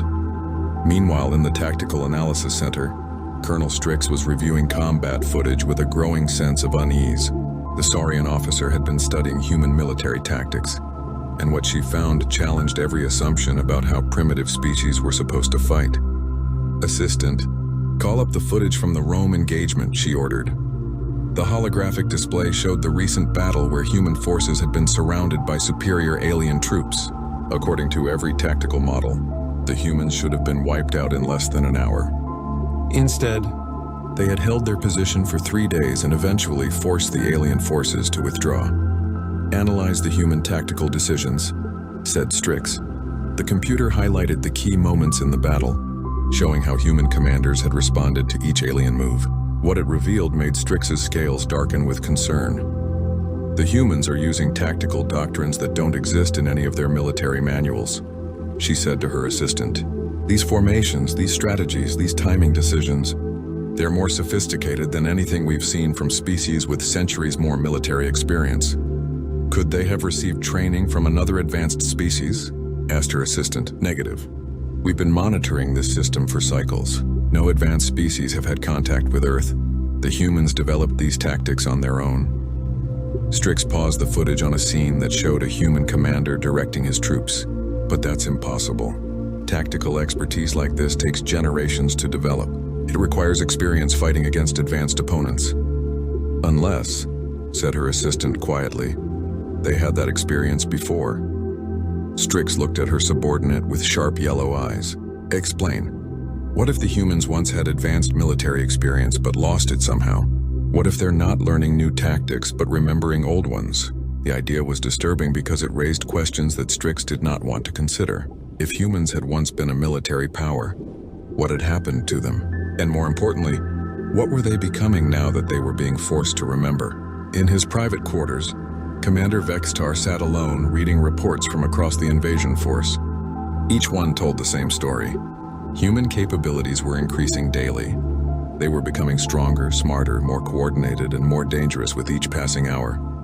But it was not just their abilities that were changing. It was their attitude. The humans were no longer fighting like a desperate species trying to survive. They were fighting like a warrior race that was remembering its true nature. The old commander accessed the files that contained human myths and legends. Stories of heroes who could lift mountains, warriors who could defeat armies single-handed, and civilizations that spanned the stars. His fellow soldiers had dismissed these as primitive fantasies. But what if they were not fantasies? What if they were memories? Vextar had seen species rise and fall across the Battle of Mumbai had lasted 7 days and ended in complete disaster for the alien invasion force. 3 full battalions of the coalition's best troops had been defeated by a human defense force that should have been wiped out in the first hour of fighting. The survivors who made it back to the ships brought with them stories that none of the other soldiers wanted to believe. In the crew quarters of the command ship, the same aliens who had once mocked human myths now sat in stunned silence. Their confidence had been shattered along with their forces on the ground below. The easy conquest they had expected had turned into a nightmare of impossible human victories and inexplicable defeats. Crix, the Saurian soldier who had led the earlier mockery of human stories, stared at his clawed hands as if he had never seen them before. His green scales had turned pale with shock and exhaustion. They were lifting our battle tanks, he said in a voice barely above a whisper. Human soldiers were picking up our armored vehicles and throwing them like toys. That's impossible, said Zek, but the Vex soldier's mandibles clicked nervously as he spoke. Our tanks weigh 50 tons. No biological organism can generate that kind of force. I saw it, said Crix. We all saw it. This human female, she couldn't have weighed more than 60 kilograms. She grabbed the front of Lieutenant Gorks's tank and flipped it upside down. Gorks is still trapped inside. Nala, the lumen whose crystal body had once glowed with confidence, now flickered weakly between gray and black. It has to be some kind of technology we don't understand. Hidden exoskeletons or gravity manipulation devices. We scanned them, said Groot, his bark-like skin rough with stress. No technology, no hidden equipment, just biological beings doing things that biology says they cannot do. The conversation was interrupted by bitter laughter from the back of the room. The soldiers turned to see 3 Thrakari warriors who had just returned from the surface. Their leader, a massive being named Korak, looked like he had been through a forest fire. His bark was charred and his branch-like limbs were twisted at odd angles. You still think this is about technology? Korak asked, his voice like wind through dead leaves. You still think there's a logical explanation for what we're facing down there? There has to be, said Zek. The universe operates according to physical laws. Even humans cannot violate those laws. Korak laughed again, and the sound made the other soldiers uncomfortable. Physical laws, he repeated. Let me tell you about physical laws. I watched a human soldier take a direct hit from a plasma cannon that should have vaporized him instantly. The blast knocked him down, burned his clothes, and left a crater where he had been standing. And then he got up and kept fighting. Impossible, said Nala. I thought so too, said Korak. So I shot him again. Same result. Then I shot him a third time with maximum power. This time the blast was so intense it melted the ground around him into glass. And still he got up. Still he kept coming toward me with nothing but a metal blade in his hand. The silence that followed was thick with fear and disbelief. These were veteran soldiers who had conquered dozens of worlds, but none of them had ever heard stories like this. What happened then? Asked Crix quietly. He reached me, said Korak. A human being with primitive weapons reached me through direct plasma fire that should have killed him 3 times over. And when he did, the Thrakari warrior touched his twisted limbs. He did this to me with his bare hands. No tools, no weapons, just the strength in his biological body. You're saying he was stronger than you? Asked Groot. That's impossible. Thrakari are the strongest warriors in the Coalition. I'm saying he was stronger than our battle mechs, said Korak. I'm saying he bent hardened metal like it was soft clay. I'm saying he moved faster than our targeting systems could track. And I'm saying he did it all while laughing. The soldiers looked at each other with growing horror. Each of them had their own impossible stories from the battlefield, but none had wanted to share them for fear of being thought mad. Now they began to realize that everyone had seen the same things. The humans are not what we thought they were, said a quiet voice from the corner of the room. Everyone turned to see Commander Vextar standing in the doorway. The old Zephyrian's gray skin looked almost white in the artificial light, and his tired eyes held an expression that none of them had seen before. It was fear, but not the kind of fear that came from facing a superior enemy. It was the fear that came from realizing you had made a terrible mistake. Commander, said Crix, standing up quickly. We were just discussing the tactical situation. Sit down, said Vextar. All of you. What I'm about to tell you will be hard to accept, but you need to hear it. The soldiers settled back into their seats, but the tension in the room was thick enough to cut with a blade. Vextar walked slowly to the center of the group, moving like someone carrying a heavy weight. You're still trying to find rational explanations for what you've seen, he said. You're looking for hidden technology, secret weapons, or unknown science that could explain human capabilities. But you're looking in the wrong place. Then where should we look? Asked Nala. Vextar was quiet for a long moment, as if gathering the courage to speak words that would change everything. In their myths, he said finally. The soldiers exchanged glances. Commander, said Zek carefully. I've been studying human culture for longer than any of you, said Vextar.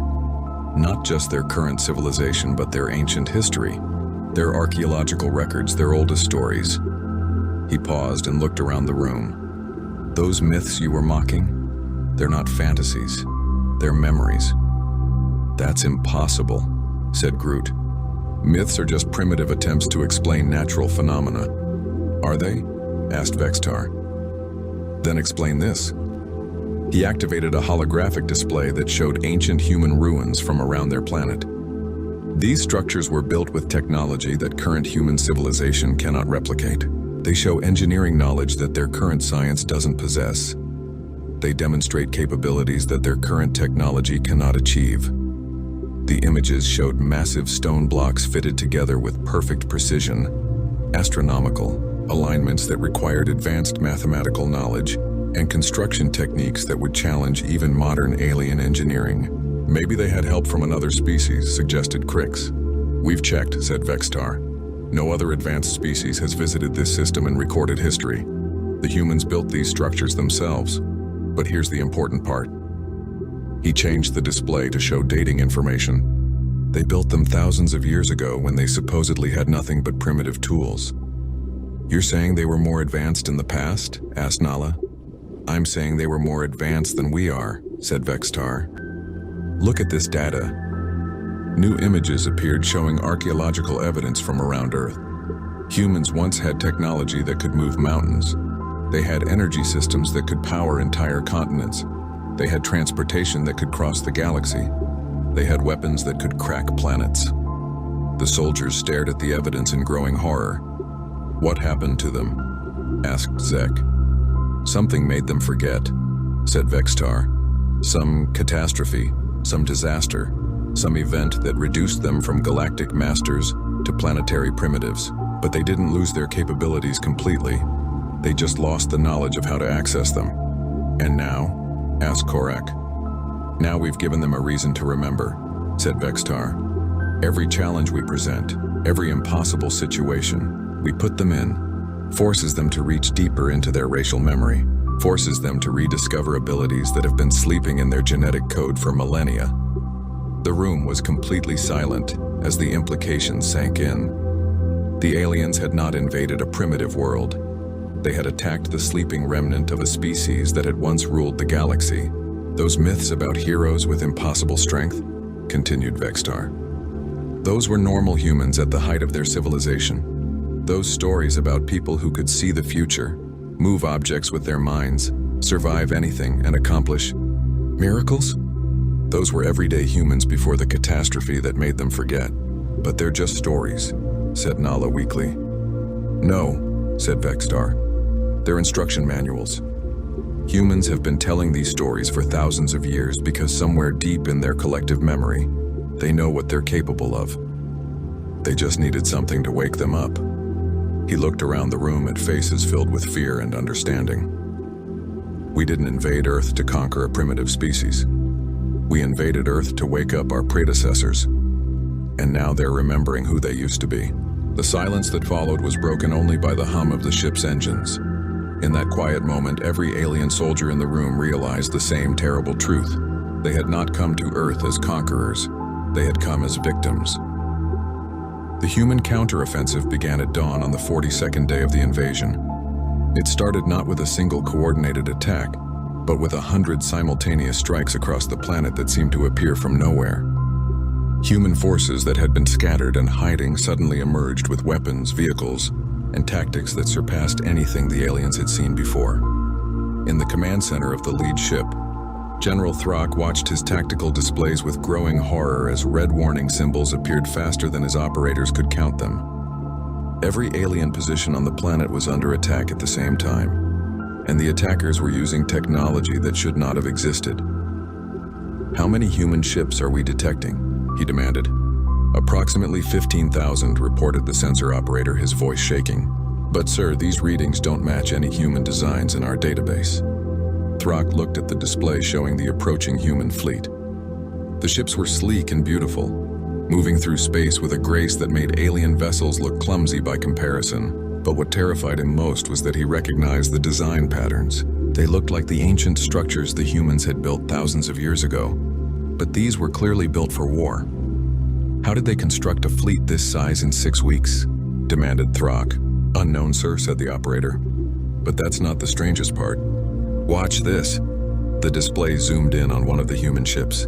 "This vessel is moving at 0.8 light speed without using any visible propulsion system." "That's impossible," said Throck.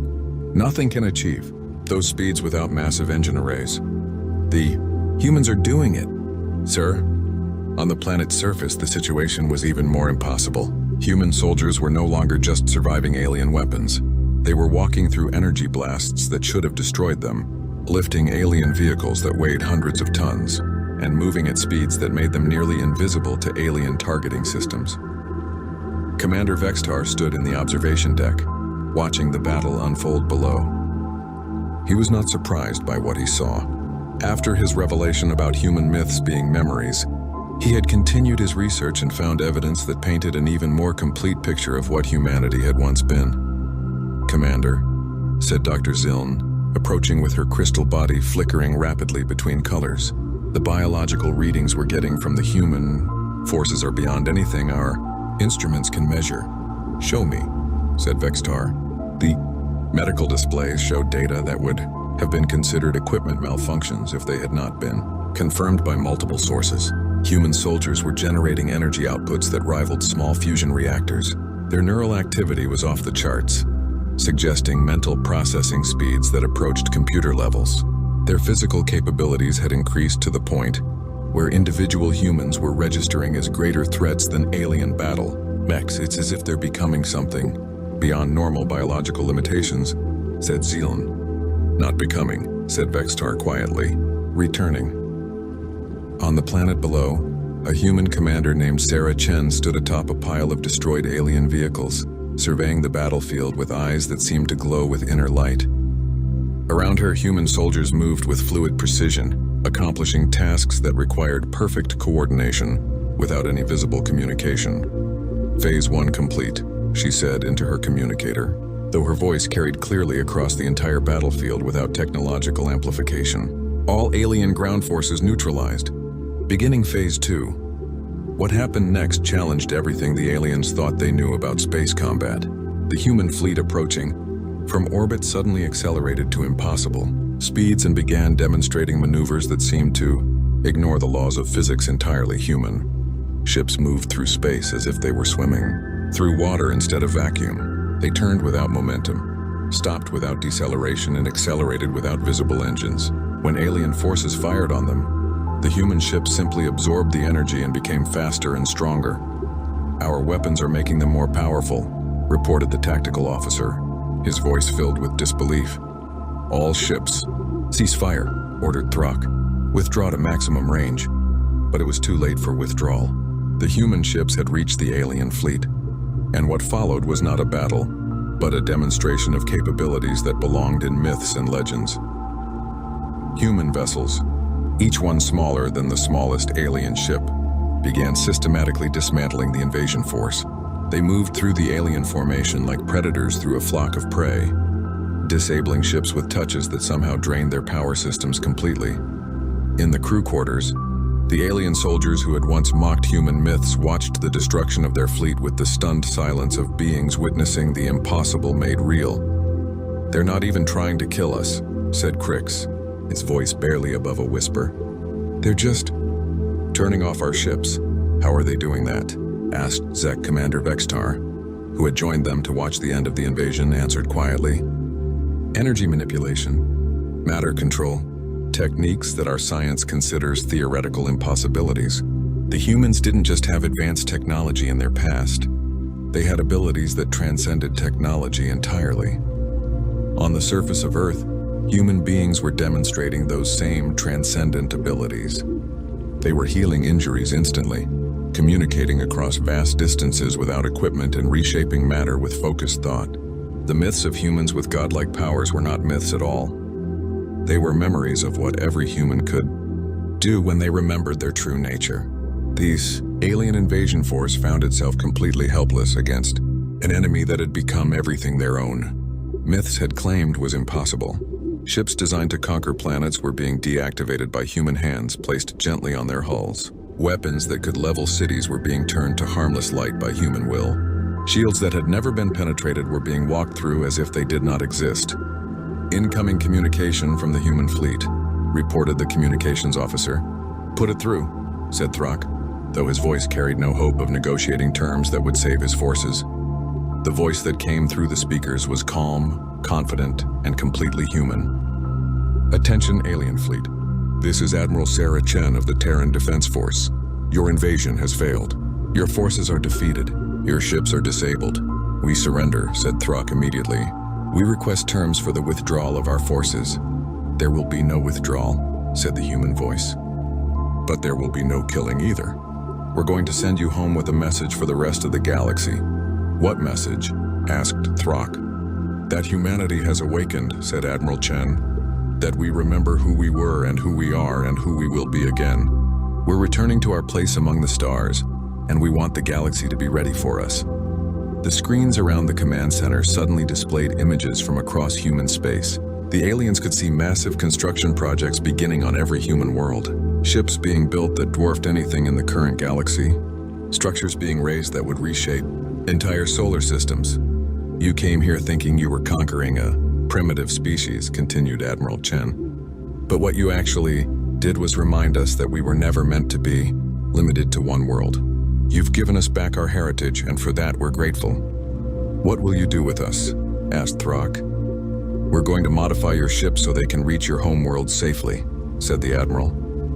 "And we're going to ask you to carry a simple message. Tell them that the children of Earth are coming home to the galaxy. Tell them that the species they feared in their oldest legends has returned.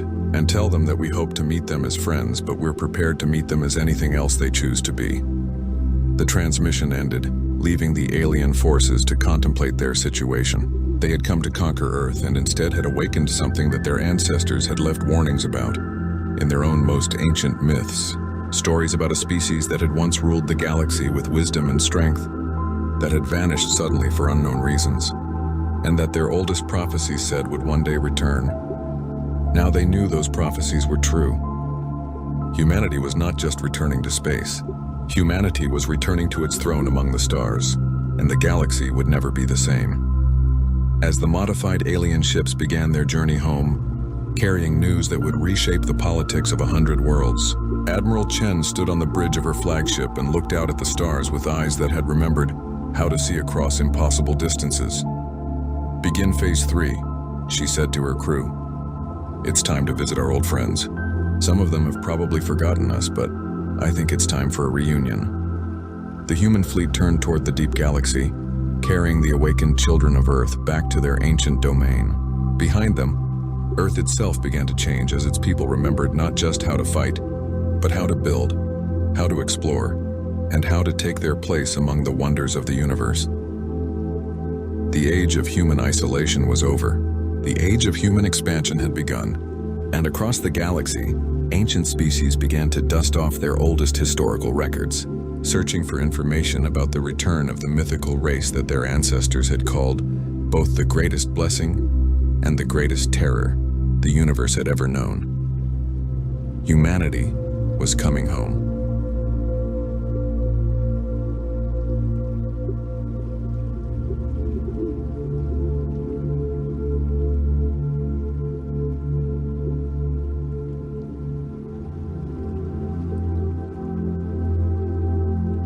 The scout ship Vanguard was never engineered to endure the crushing atmospheric physics of PX-47. To the Federation's long-range orbital sensors, the planet had appeared as a standard terrestrial candidate, a vibrant, emerald orb swaddled in thick, violet-tinged clouds.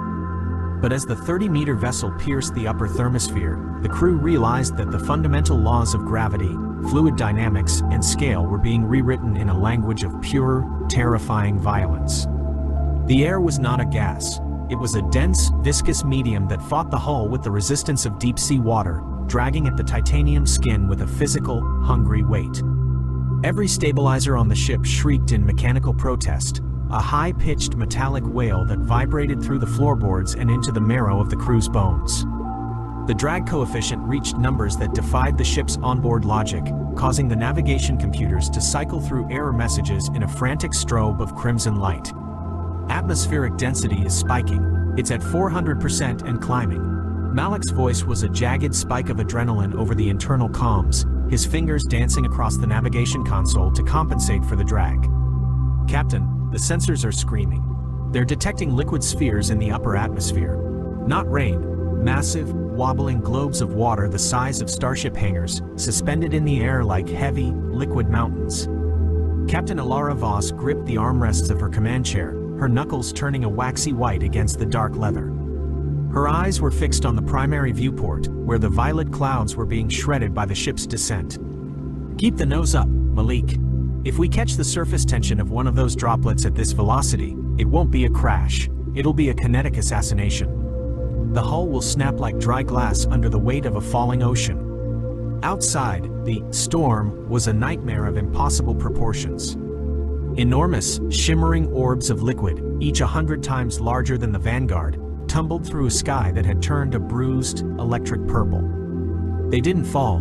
They descended with a terrifying, slow-motion weight, wobbling with internal currents that looked like shifting tectonic plates. The ship was a silver needle threading a minefield of liquid giants. A massive, shimmering sphere suddenly loomed in their flight path, and as Alara yanked the manual override, the Vanguard banked hard. The port wingtip grazed the liquid skin of the orb, and the ship was nearly swallowed by a cohesive force so strong it felt like the hand of a ghost pulling them into the abyss. A fine, cloying mist coated the titanium skin, instantly freezing into a slick, heavy layer that threw the stabilizers into a mechanical seizure. The ship groaned, a deep, guttural sound of metal reaching its breaking point. Then, the sky ignited. It wasn't a standard electrical discharge. A pillar of white fire, nearly a quarter-mile in diameter, slammed into the landscape miles away with a brilliance that turned the cockpit into a bleached white void. The sound wasn't a crack of thunder, it was a tectonic roar, a low-frequency displacement of the entire atmosphere that sent the Vanguard into a terminal, uncontrolled spin. "We're caught in the shockwave," Calder shouted over the groaning of the airframe, his hands straining against the secondary flight controls. "The engines are stalling. The air is too rich, too heavy. It's flooding the intakes with a thick, nitrogen-heavy sludge." The ship plummeted. Below them, the forest rushed up to meet them. It wasn't a forest of wood and leaf. It was a dense, vibrating jungle of emerald pillars. Each trunk was hundreds of feet tall, smooth and waxy, swaying with an elastic strength that defied the ship's kinetic energy. The Vanguard sheared through the top of a pillar, the green stalk bending like a massive spring before whipping back and launching the ship toward a second stalk.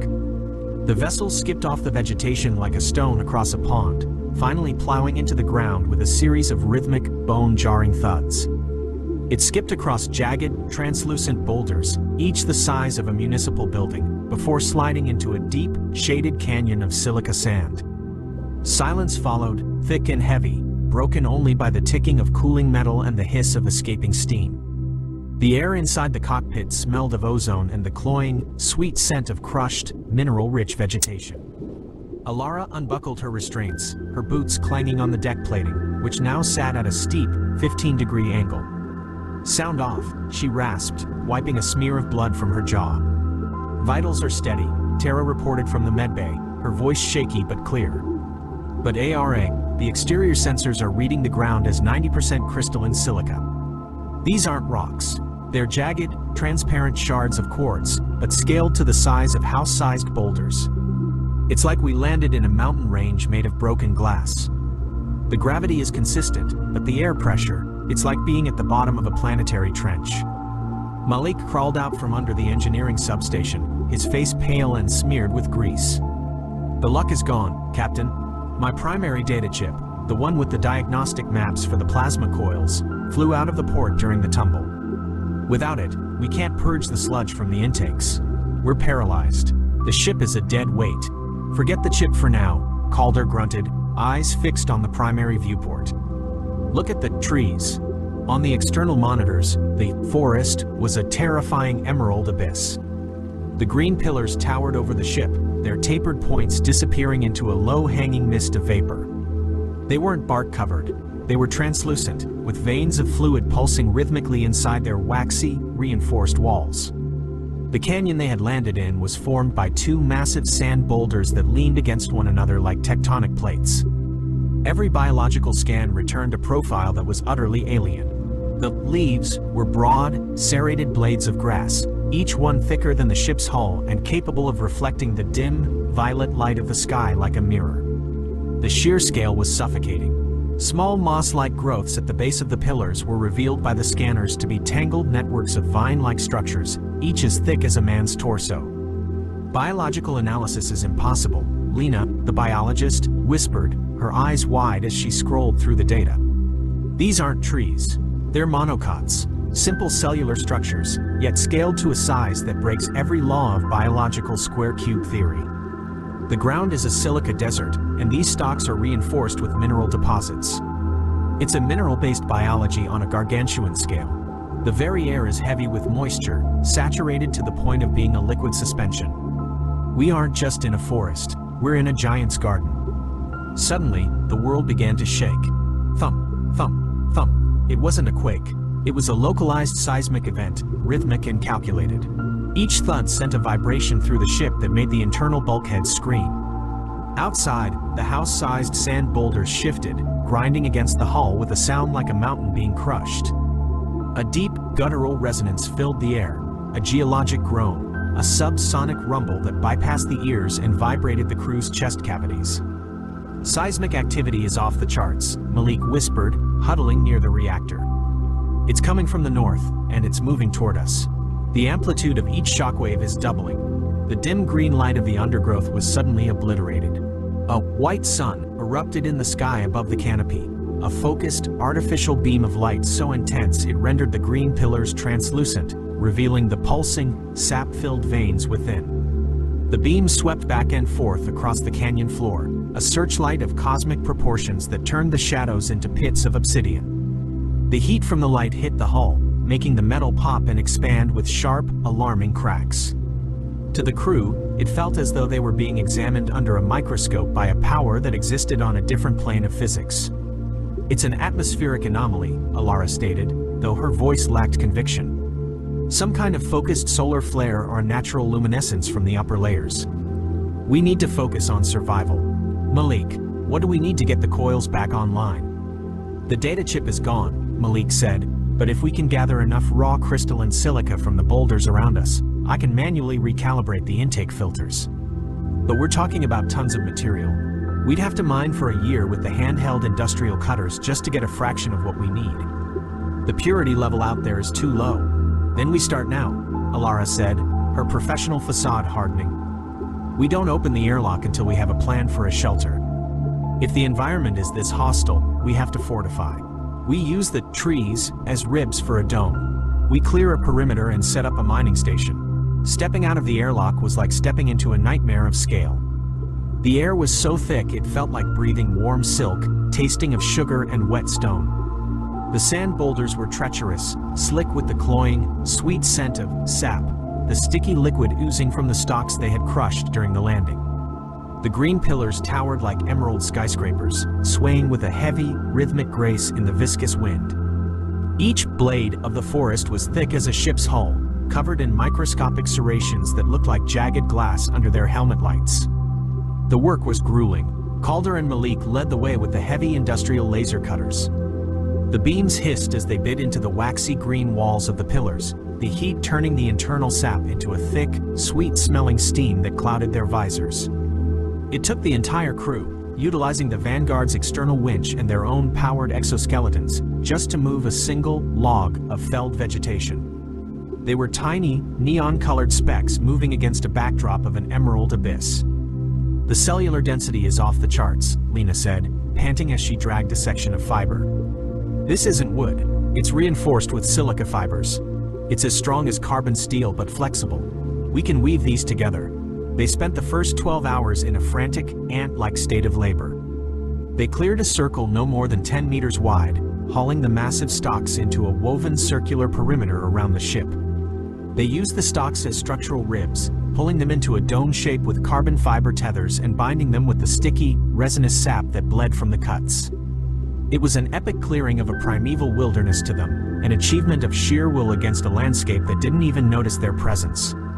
Once the dome was partially secured, providing a meager shield against the violet sky, the mining began. Calder took the heavy drill to the base of the crystalline boulders. The noise was deafening, a high-pitched shriek as the drill bit into the house-sized silica shards. For hours, they hammered away at the rock, but the yield was pathetic. The scanners confirmed their fears. The raw materials they needed were locked deep within the mineral matrix of the planet, requiring industrial-scale refining they simply didn't possess. "We're mining for dust," Calder spat, throwing his cutter to the ground in frustration. The sparks from his drill had barely scratched the surface of the translucent boulder. "At this rate, we'll run out of oxygen before we have enough silica to coat a single filter. We're chasing ghosts in a glass desert." The crew huddled in the shadow of the Vanguard, their lights casting long, flickering shadows against the woven emerald walls of their dome. The silence of the canyon was deceptive, punctuated by the distant, wet rustling of the giant grass blades. Then, the seismic tremors returned. They were more violent this time, a rapid-fire succession of thumps that made the silica sand dance like liquid. A massive, dark silhouette suddenly eclipsed the entire sky, plunging the clearing into a darkness deeper than night.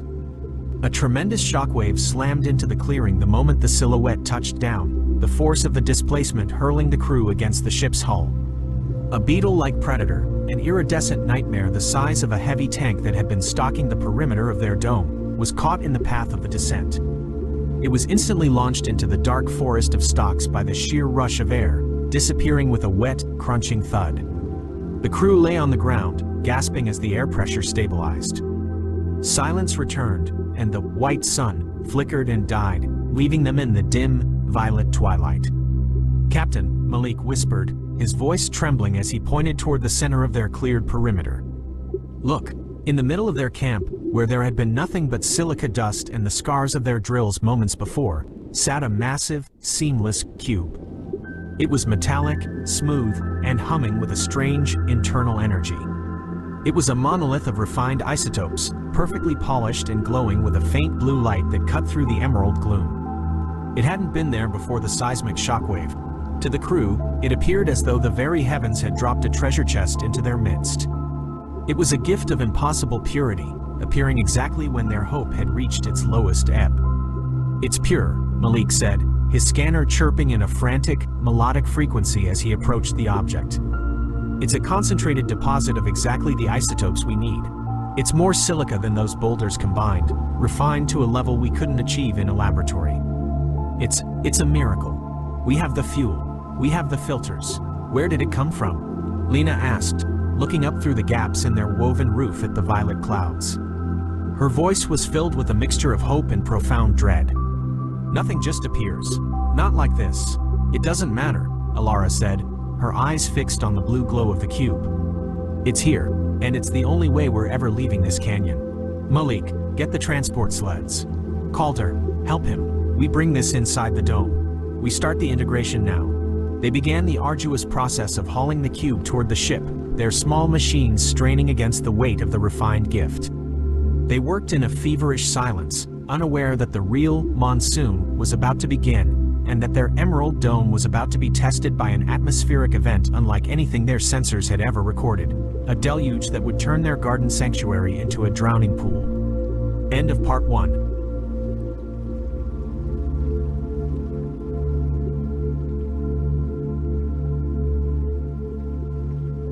Part 2. The Horizon Shift. The transition between the light cycles on PX-47 was not a gradual fading of the sun, but a mechanical shifting of the universe's foundations. Inside the woven dome of emerald stalks, the crew of the Vanguard labored in a humid, oxygen-rich gloom that felt more like a pressurized womb than a metallic fortress. The sap resin they had used to bind the grass ribs had hardened into a translucent amber, turning their structure into a ribbed, organic cathedral that smelled of sweet rot, ozone, and ancient minerals. Outside, the environment was undergoing a terrifying metamorphosis. The bruised violet of the sky had darkened into an abyssal indigo, and the seismic tremors had increased in frequency. A rhythmic thump-thump-thump vibrated through the ship's hull, a low-frequency pulse that suggested something was moving across the heavens with tectonic weight. Every instrument in the engineering bay spiked with static interference. "The resonance is shifting," Malik reported, his voice filtered through the heavy crackle of the internal comms. He was positioned at the base of the cube, his industrial welder throwing jagged sparks of blue light against the seamless metallic surface of the mysterious gift. Every time the ground shakes, the cube's internal frequency aligns with the tremors. "It's not just a fuel cell, Alara. It's a bridge. It's drawing energy from the planet's own movement and refining it into a plasma-ready state. If we can finish the conduit weave, we'll have enough power to jumpstart the primary coils in less than an hour. But the surge is massive. I've never seen a battery this efficient." "Then move faster," Captain Alara Voss commanded, her eyes fixed on the external monitors. The viewports showed a world of nightmare proportions. The jagged silica boulders that surrounded their clearing were slick with a new, high-pressure moisture that seemed to ooze from the very air. "The atmospheric pressure is fluctuating again. Something is displacing the air on a massive scale. We need to be ready to purge the intakes the second that power is low. If we miss this window, the pressure differential will crush the hull like a tin can." The monsoon arrived without warning. It began with a sound like 1,000 steam pipes bursting simultaneously, a high-pressure hiss that quickly deepened into a roar. A wall of liquid glass, moving with the velocity of a tidal wave, slammed into the grass forest. To the crew, it was a planetary apocalypse. Massive spheres of water, each weighing thousands of tons from their perspective, plummeted from the sky and shattered against their woven dome. The grass pillars groaned, the silica-reinforced walls bending under the hydraulic weight of the descent. "The dome is buckling," Calder yelled, bracing himself against a structural rib as a bead of water the size of a shuttlecraft hammered the exterior. The impact sounded like a drum made of thunder. The surface tension of the liquid is trying to crush us. If the sap doesn't hold, the weight of a single drop will pancake the hull. Alara, the seals are weeping. Seal the airlock and equalize the internal pressure. Alara shouted over the din. Malik, status on the cube. 80%. It's feeding off the kinetic energy of the rain. The harder it pours, the faster it charges. As the deluge hammered their fortress, a new anomaly occurred, one that defied their understanding of natural meteorology. A massive, translucent barrier suddenly descended from the heavens. It was a seamless, curved wall of clear, flexible material, hundreds of feet wide, that slammed into the silica earth around the clearing with a dull, echoing clack that vibrated the marrow of their bones. It sealed the vanguard, the dome, and the cube inside a dry, pressurized bubble. Outside the clear wall, the torrent of water continued to rage, but inside, the air became unnervingly, terrifyingly still. "We're in a vacuum pocket," Lena whispered, her face pressed to the viewport in disbelief. "The storm is still out there, but some kind of physical barrier has been lowered over us. It's perfectly circular, perfectly clear. It's as if the world has been put in a jar." Through the translucent barrier and the gaps in their grass roof, the white sun returned. But it wasn't a sun. It was a focused, artificial beam of light that moved with a terrifyingly precise intent. As the beam swept over the dome, the shadow of a monolithic, dark mass eclipsed the stars. It was a landscape of deep textures, ridges, and pores, a massive, featureless form that hovered over their bubble, blocking out the purple sky. "It's not a tectonic event," Alara whispered, her voice barely audible as she looked at the readout on the gravity sensors. The readings were spiking in impossible directions. "It's a witness. It's watching us. It's waiting for us to be ready. Captain, the cube is fully integrated." Malik's voice broke the silence, crackling with a new, frantic energy. "The coils are screaming. We have 200% power. The diagnostic handshake is green. We can break the surface tension of the entire atmosphere if we fire now, but we have to go immediately. The isotopes won't stay stable in this pressure for long. But we're trapped under the barrier," Calder noted, pointing at the sky. "We ignite those engines inside this bubble, and we'll turn this sanctuary into a kiln. We'll be vaporized before we even clear the clearing. We're in a cage." "Wait," Alara said, her eyes locked on the monitors. "Look at the horizon. The barriers, they're shifting." The clear barrier began to rise. Something unseen gripped the edges of the massive structure and lifted it back into the heavens with a silent, terrifying grace. The night air of PX-47 rushed back in, cool and smelling of wet earth and distant, burnt carbon. The pressure stabilized instantly. Then, a flat, warm expanse, a dark, ridged platform, was lowered beside the ship. It was a vast territory that looked like a continent of marble, descending with a precision that silenced the wind. "It's giving us a clearing," Alara realized, her perspective finally shattering. "It's not a predator. It's a launch pad. It's a hand. Board the ship. All stations to launch positions. Malik, initiate the purge sequence on my mark."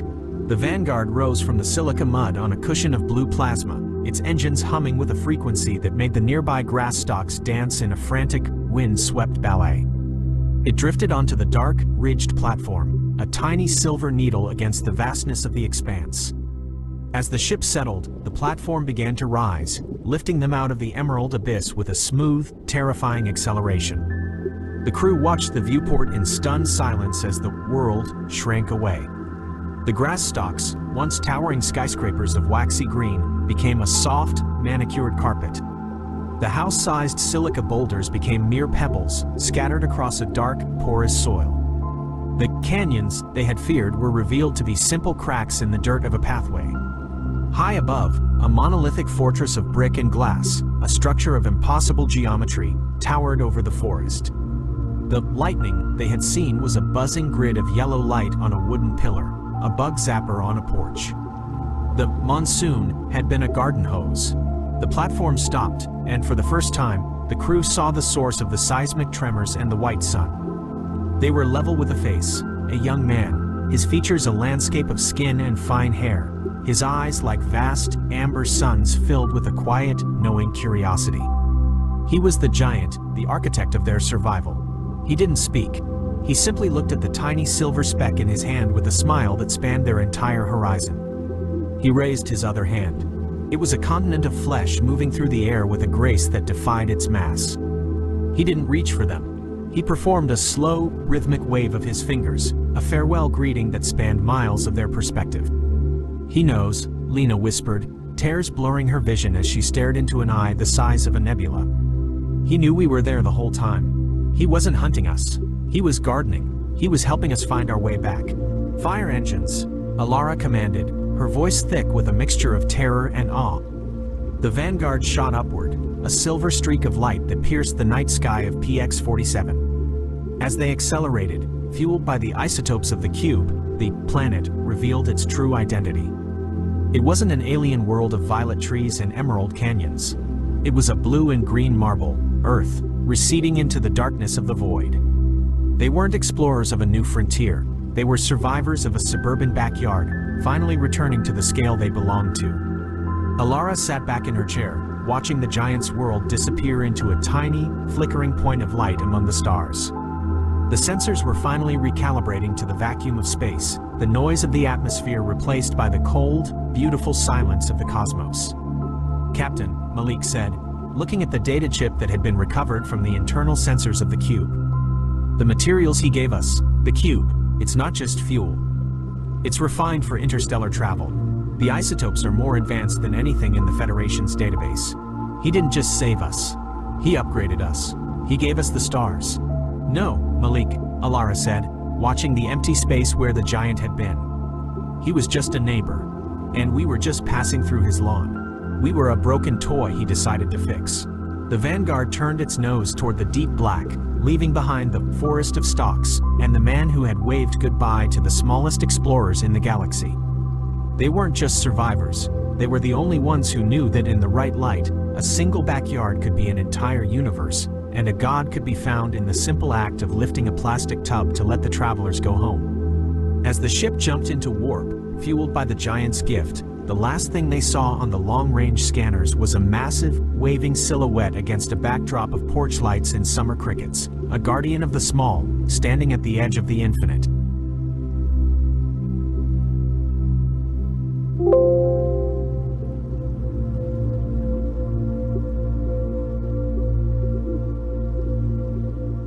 Maya Chen pushed her food tray along the metal rails, watching the strange colors and shapes of alien meals pass by her eyes. The cafeteria of Zenith Collegiate stretched out like a vast metal forest, filled with tables and chairs of different sizes and shapes. Some tables were low to the ground for species that crawled. Others reached up high for those with long necks or floating abilities. The air smelled like a mixture of flowers, burning metal, and something that reminded Maya of old gym socks.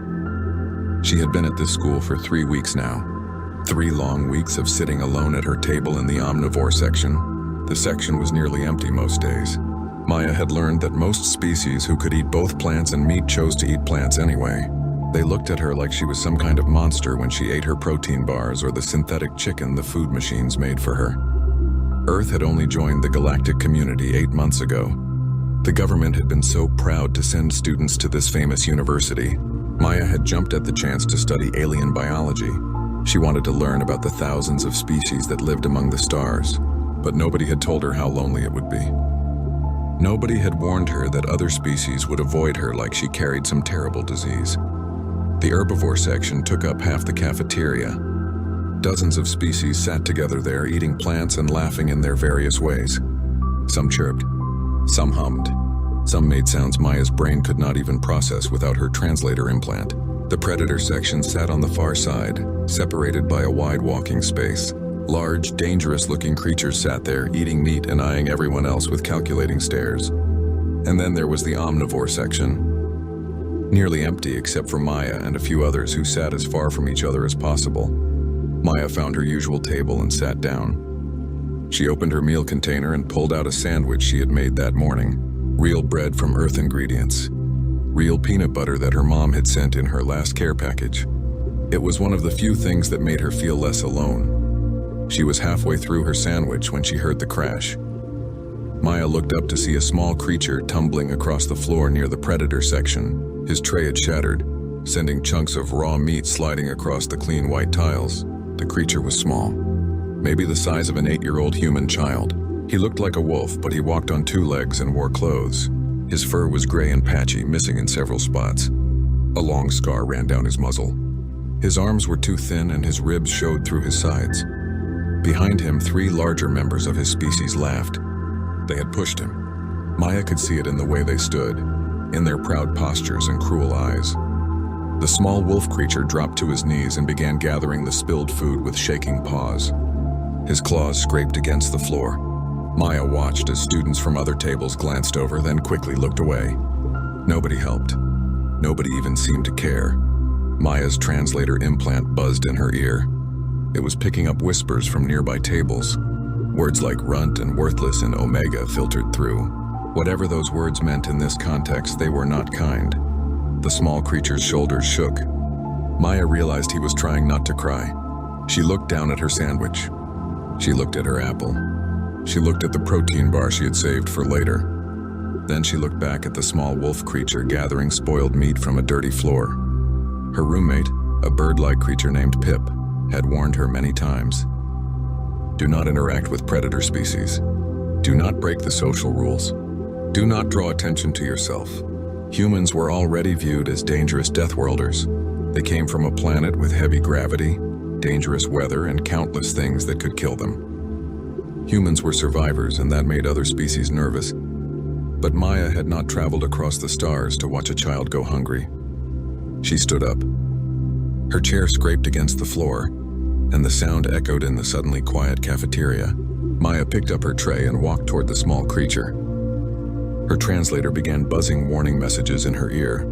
Social hierarchy violation detected. Interspecies contact not recommended. Predator species protocols being breached. Maya ignored it. She knelt down beside the small wolf creature. Up close, she could see that his fur was not just patchy but scarred. Burns, maybe, or chemical damage. His eyes were a startling yellow color, and they went wide with fear when he saw her. "Hey," Maya said softly. "Are you okay?" The creature scrambled backward, dropping the meat he had gathered. His translator collar spoke in a growling voice that did not match his small size. "Stay back, lesser species. This one does not need your pity." Maya knew a recorded message when she heard one. The words were formal and stiff. Someone had programmed that response into his translator. She wondered if he even understood what it said. "I'm not offering pity," Maya said. She sat down on the floor, cross-legged, and placed her tray between them. "I'm offering lunch. You're hungry. I have extra. No strings attached." The creature stared at her, then at the food, then back at her. His nose twitched, and she could hear his stomach growl from where she sat. "What is your designation?" his translator asked, though this time the voice sounded more like his own. "My name is Maya. What's yours?" "This one is called Krush." He pronounced it with a rolling growl that her translator struggled to copy. "This one is not permitted to accept charity from lesser species. Pack law forbids it." Maya looked at the spilled meat on the floor. She looked at the larger wolves in the predator section, watching with cold eyes. She looked at Krush's thin frame and trembling paws. "I don't know much about pack law," Maya said, "but I know that nobody should have to eat food off the floor when someone else has extra to share. Please take half my sandwich. Take the apple." "I'm not very hungry anyway." That was a lie. Maya was always hungry. Earth's gravity was heavier than the station's artificial gravity, and her body burned calories quickly trying to adjust. But looking at Krush, she knew he needed the food more than she did. Krush looked at the food for a long moment. His paw reached out slowly, carefully, like he expected Maya to snatch it away. When she did not move, he grabbed half the sandwich and brought it to his mouth. He ate quickly, desperately, barely chewing. Maya quietly pushed the apple toward him, and he took that too. They sat in silence while he ate. Maya became aware that the entire cafeteria had gone quiet. Hundreds of eyes watched them. She could feel the weight of their stares like a physical pressure on her back. When Krush finished eating, he looked at Maya with those yellow eyes. "Why?" he asked simply. Maya smiled. "Because you needed it. That's all." She stood up, collected her tray, and walked back to her table. She did not look at the predator section. She did not look at any of the staring faces. She just sat down and finished her water like nothing strange had happened. But something strange had happened. Maya just did not know it yet. That night, her roommate Pip flew in circles around their small dorm room, feathers puffed up in distress. "You have made a terrible mistake," Pip chirped frantically. Predator species do not forget debts. They do not forget insults. You have humiliated their pack in public by showing kindness to their lowest member. They will come for you, Maya. They will come, and I do not know what they will do. Maya lay in her bed, staring at the ceiling. She thought about Krish's scared eyes. She thought about his thin body and scarred fur. She thought about the way he had eaten like he had not had a real meal in days. "Then let them come," Maya said quietly. "I'd do it again." Outside her window, the stars turned slowly as the station orbited the neutral world below. Somewhere in those stars was Earth, her home, impossibly far away. Maya closed her eyes and hoped she had not just made the biggest mistake of her life. She had no way of knowing that in the Predator section of the dormitories, 7 adult Vakrians were holding a meeting that would change everything. She had no way of knowing that her simple act of kindness had invoked an ancient law older than human civilization. She had no way of knowing that tomorrow morning nothing would ever be the same again. Maya Chen fell asleep thinking about a scared little wolf creature and wondering if he would be okay. She did not dream of honor or ancient debts or blood oaths. She just hoped that Krish would have a better tomorrow than he had today. That hope, simple and human and kind, was about to shake the foundations of galactic society.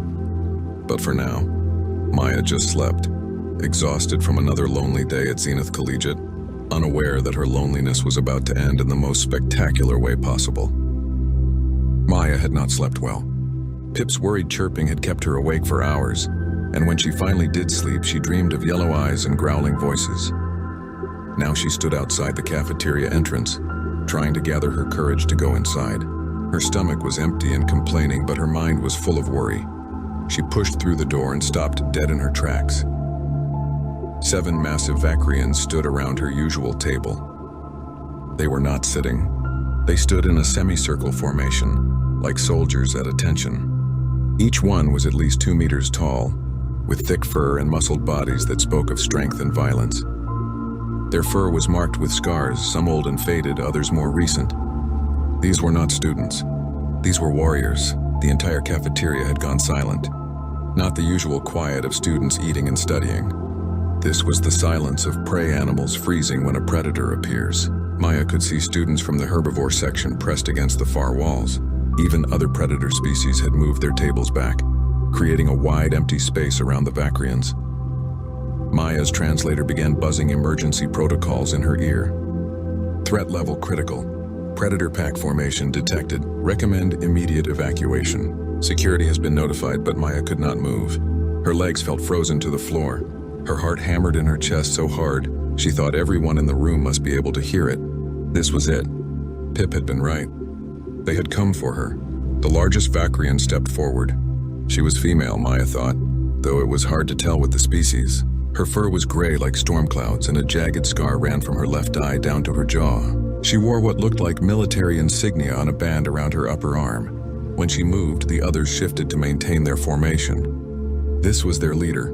The leader spoke, and Maya's translator struggled with the words. The language was formal, archaic, full of grammatical structures that made no sense in standard galactic common. The translator kept buffering, trying to find equivalent meanings. "Human Maya Chen," the leader said, her voice deep and rumbling. "You have performed an act that invokes ancient law. You have fed the lowest of our pack without demanding submission. You have shown kindness without asserting dominance. You have protected the weak when you had no obligation to do so. These actions fall under the blood debt protocol, established in the time before our people reached the stars." Maya's mouth was dry. She tried to speak but could only make a small squeaking sound. The leader continued. "I am Shara, Alpha of the 7th Blood Pack, veteran of the Border Wars, guardian of the weak. These are my warriors." She gestured to the 6 Vakrians behind her. "We have come to answer the debt." Maya finally found her voice. "I don't understand. I just shared my lunch. I didn't mean to invoke anything." Shara's ears twitched in what might have been amusement. "Ignorance of law does not negate the law, but your ignorance makes the act more pure. You did not help young Krish for honor or debt. You helped him because he was hungry and you had food. This is the highest form of alpha kindness." "Alpha kindness?" Maya repeated, confused. One of the other Vakrians stepped forward. He was younger than Shara, with dark brown fur and intelligent eyes. His translator spoke in a smoother tone. Allow me to explain in terms your species might understand. In Vakrian society, we have strict pack hierarchy. The strong eat first, the weak eat last. The Omega, the lowest rank, often does not eat at all. This creates strength through competition. That's cruel, Maya said before she could stop herself. The young Vakrian's ears perked up. Yes, it is. But it is our way. It has been our way for thousands of years. An alpha, a pack leader, has the power to override the system. An alpha can choose to feed the Omega, protecting them from the pack's cruelty. But this comes at a cost. The alpha must be strong enough to defend that choice.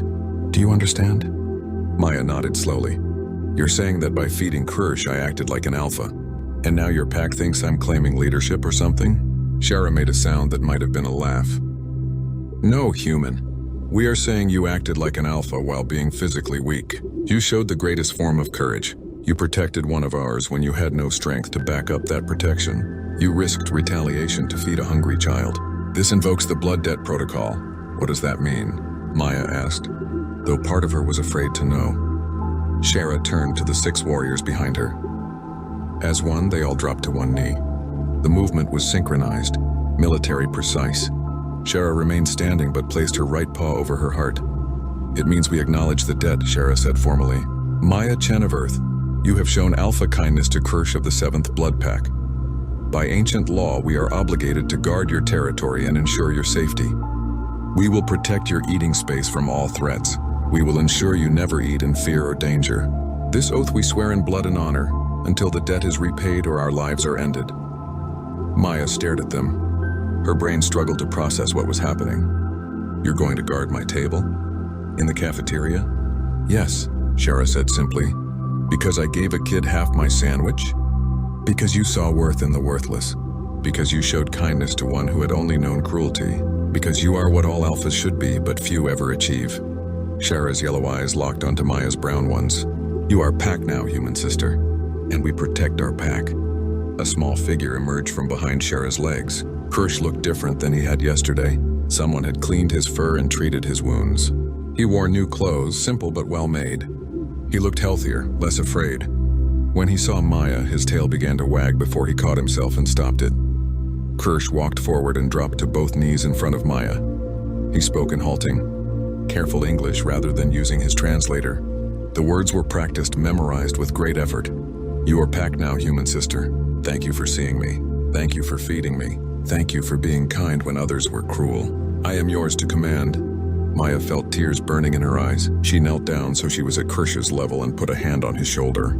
You don't have to command anything. You don't owe me anything. I just wanted to help. I know, Kirsch said, switching back to his translator. That is why the debt is real. That is why we honor you. The cafeteria erupted. Students began talking all at once in dozens of languages. Maya's translator could not keep up with all the voices. She caught fragments of conversation.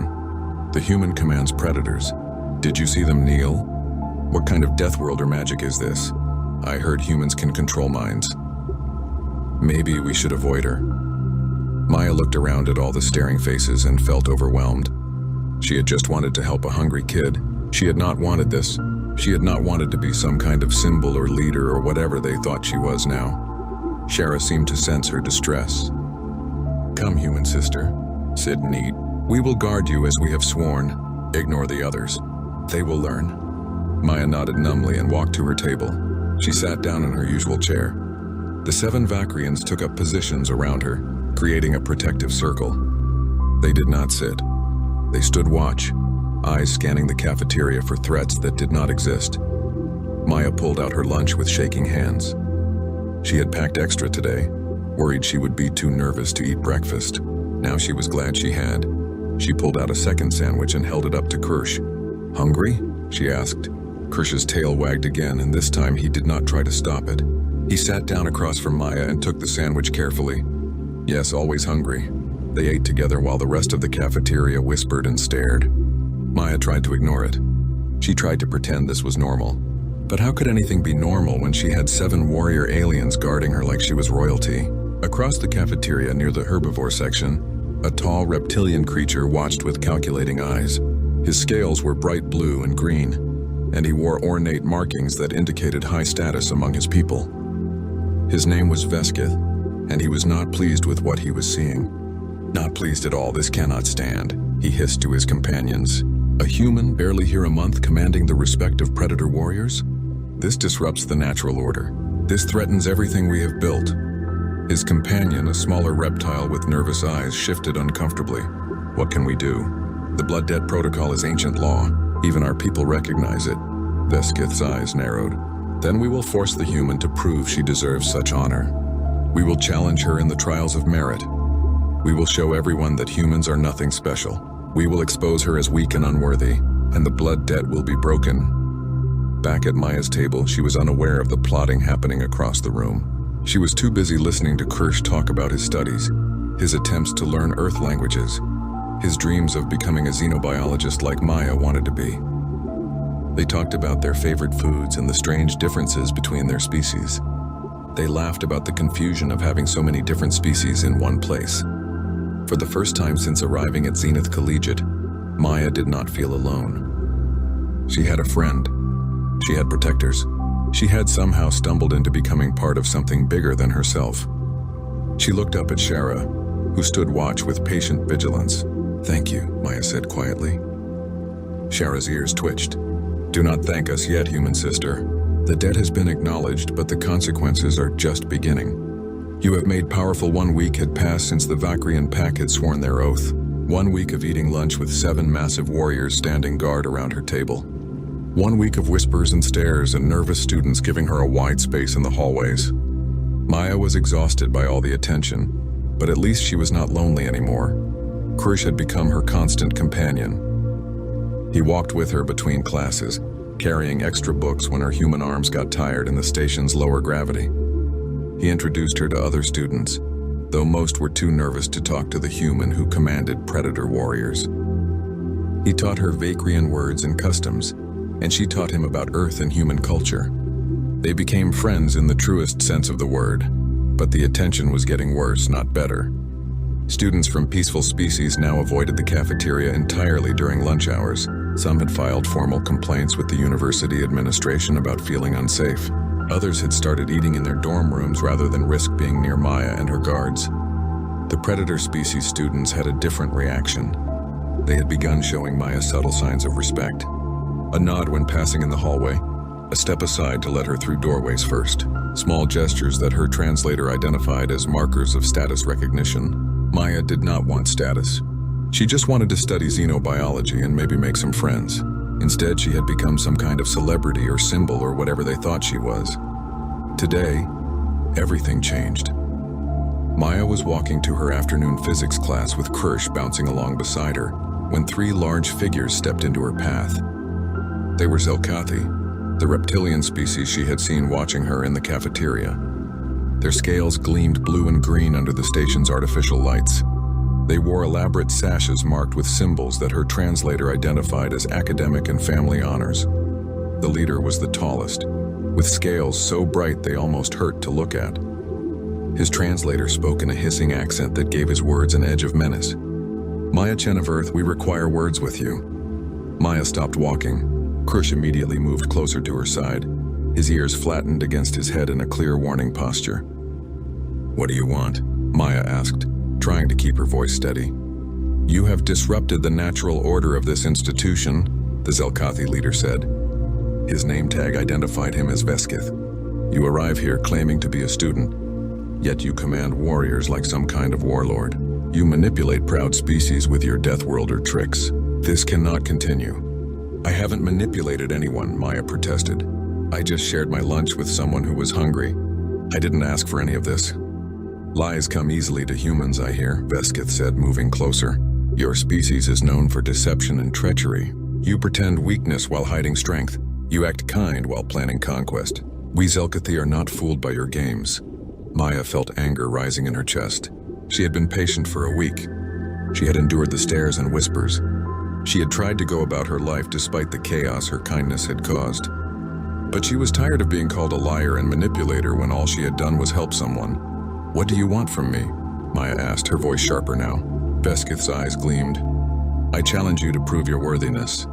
If you truly deserve the respect of warrior species, if you truly have earned the blood debt of the Vacrian pack, then prove it. Face the trials of merit. Show the entire university that humans are worthy of the status you claim. I don't claim any status, Maya said. I just want to go to class. Then you refuse the challenge? Veskith asked, his voice full of mock disappointment. How convenient. The mighty human who commands warriors is actually a coward who hides behind others' strength, Kirsch growled, a sound that started deep in his chest. You insult Pack Sister. You break honor code by challenging one under blood debt protection. The blood debt only applies to physical threats, Veskith countered. The trials of merit are a test of worth, not violence. The human may refuse if she wishes, but then everyone will know the truth. She is weak and unworthy. The blood debt was given in error. Maya looked at Kirsch's worried face. She thought about Shara and the other warriors who had sworn to protect her. She thought about what it would mean if she refused. The pack would be shamed. Their oath would be questioned. All because she had been kind to a hungry child. What are the trials of merit? Maya asked. Veskith's mouth curved in what might have been a smile. 5 competitions designed by different species to test strength, intelligence, adaptability, and honor.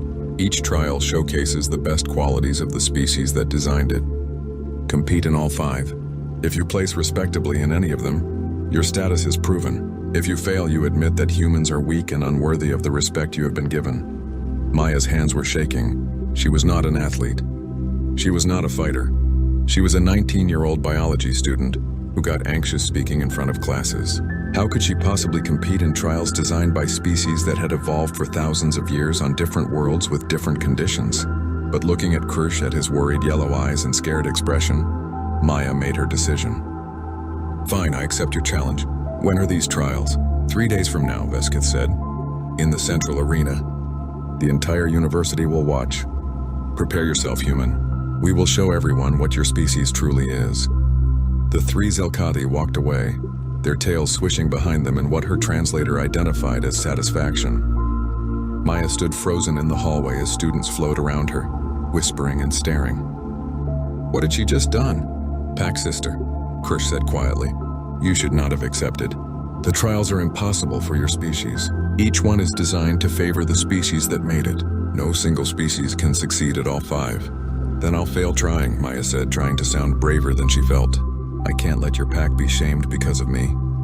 That night, Shara and the other warriors came to Maya's dorm room. They barely fit in the small space, their large bodies making the room feel tiny. Pip had fled to a friend's room the moment they arrived, too nervous to be around so many predators. You should not have accepted, Shara said, echoing Kirsch's words. The trials are designed to be impossible. They will test you in ways that favor species much stronger and faster than humans. I know, Maya said. But I couldn't refuse. It would have made you all look bad.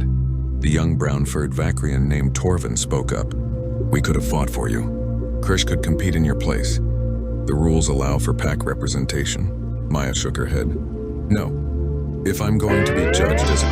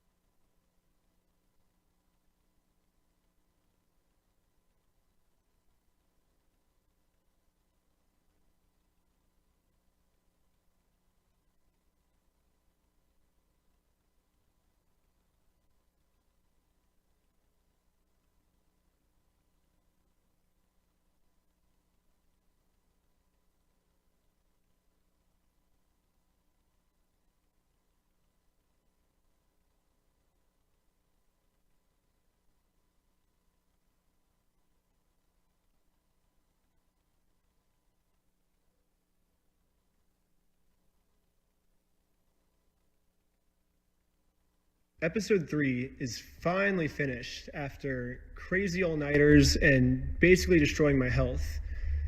But I can't post it or I will go to jail. And not only that, Episode 3 is finally finished after crazy all-nighters and basically destroying my health. But I can't post it or I will go to jail. And not only that, I will also immediately lose my lawsuit of $300,000, and the GoFundMe we made for Brian will go straight to this mystery company that I am no longer allowed to talk about. They sent court papers to my email, which I guess a judge approved for them that this was a valid form of service. And so now that I'm officially served, I cannot even mention this company or I will be in jail and everything. Normally I would be like, screw the big guy telling me what to do. I'm gonna do what's morally right. But in this situation, if I do that, then all my friends get screwed with this lawsuit and we lose all the GoFundMe money we raised, like immediately. So I am no longer allowed to even mention this mystery company. My personal opinion is that this is unfair because this order was put on me because this company was telling the court that I was making bomb threats. I was planning on murdering the manager and employees, which obviously I didn't do, and you can see that in the footage. The only problem is I was not given a chance to share my side. The court just heard their perspective, not mine. So because I wasn't able to share my side, I am now no longer allowed to talk about them, and looks like this might be it. So, yeah.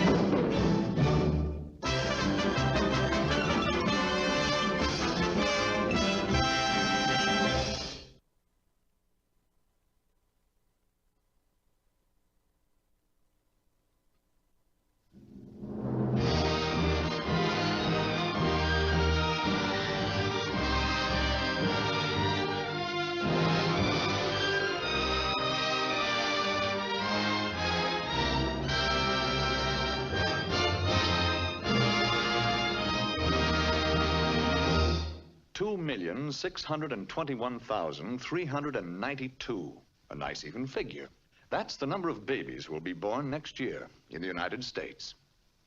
Of these babies, 118,481 will die before reaching their first birthday.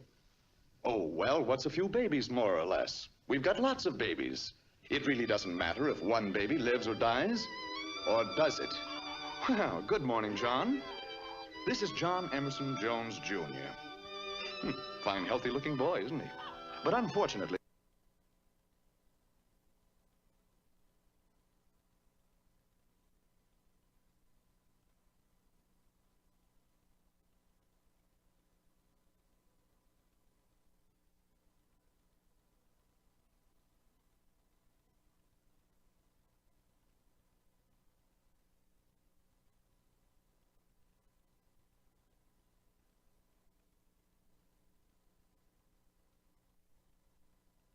it can be reduced by well-staffed health departments throughout this great country of ours.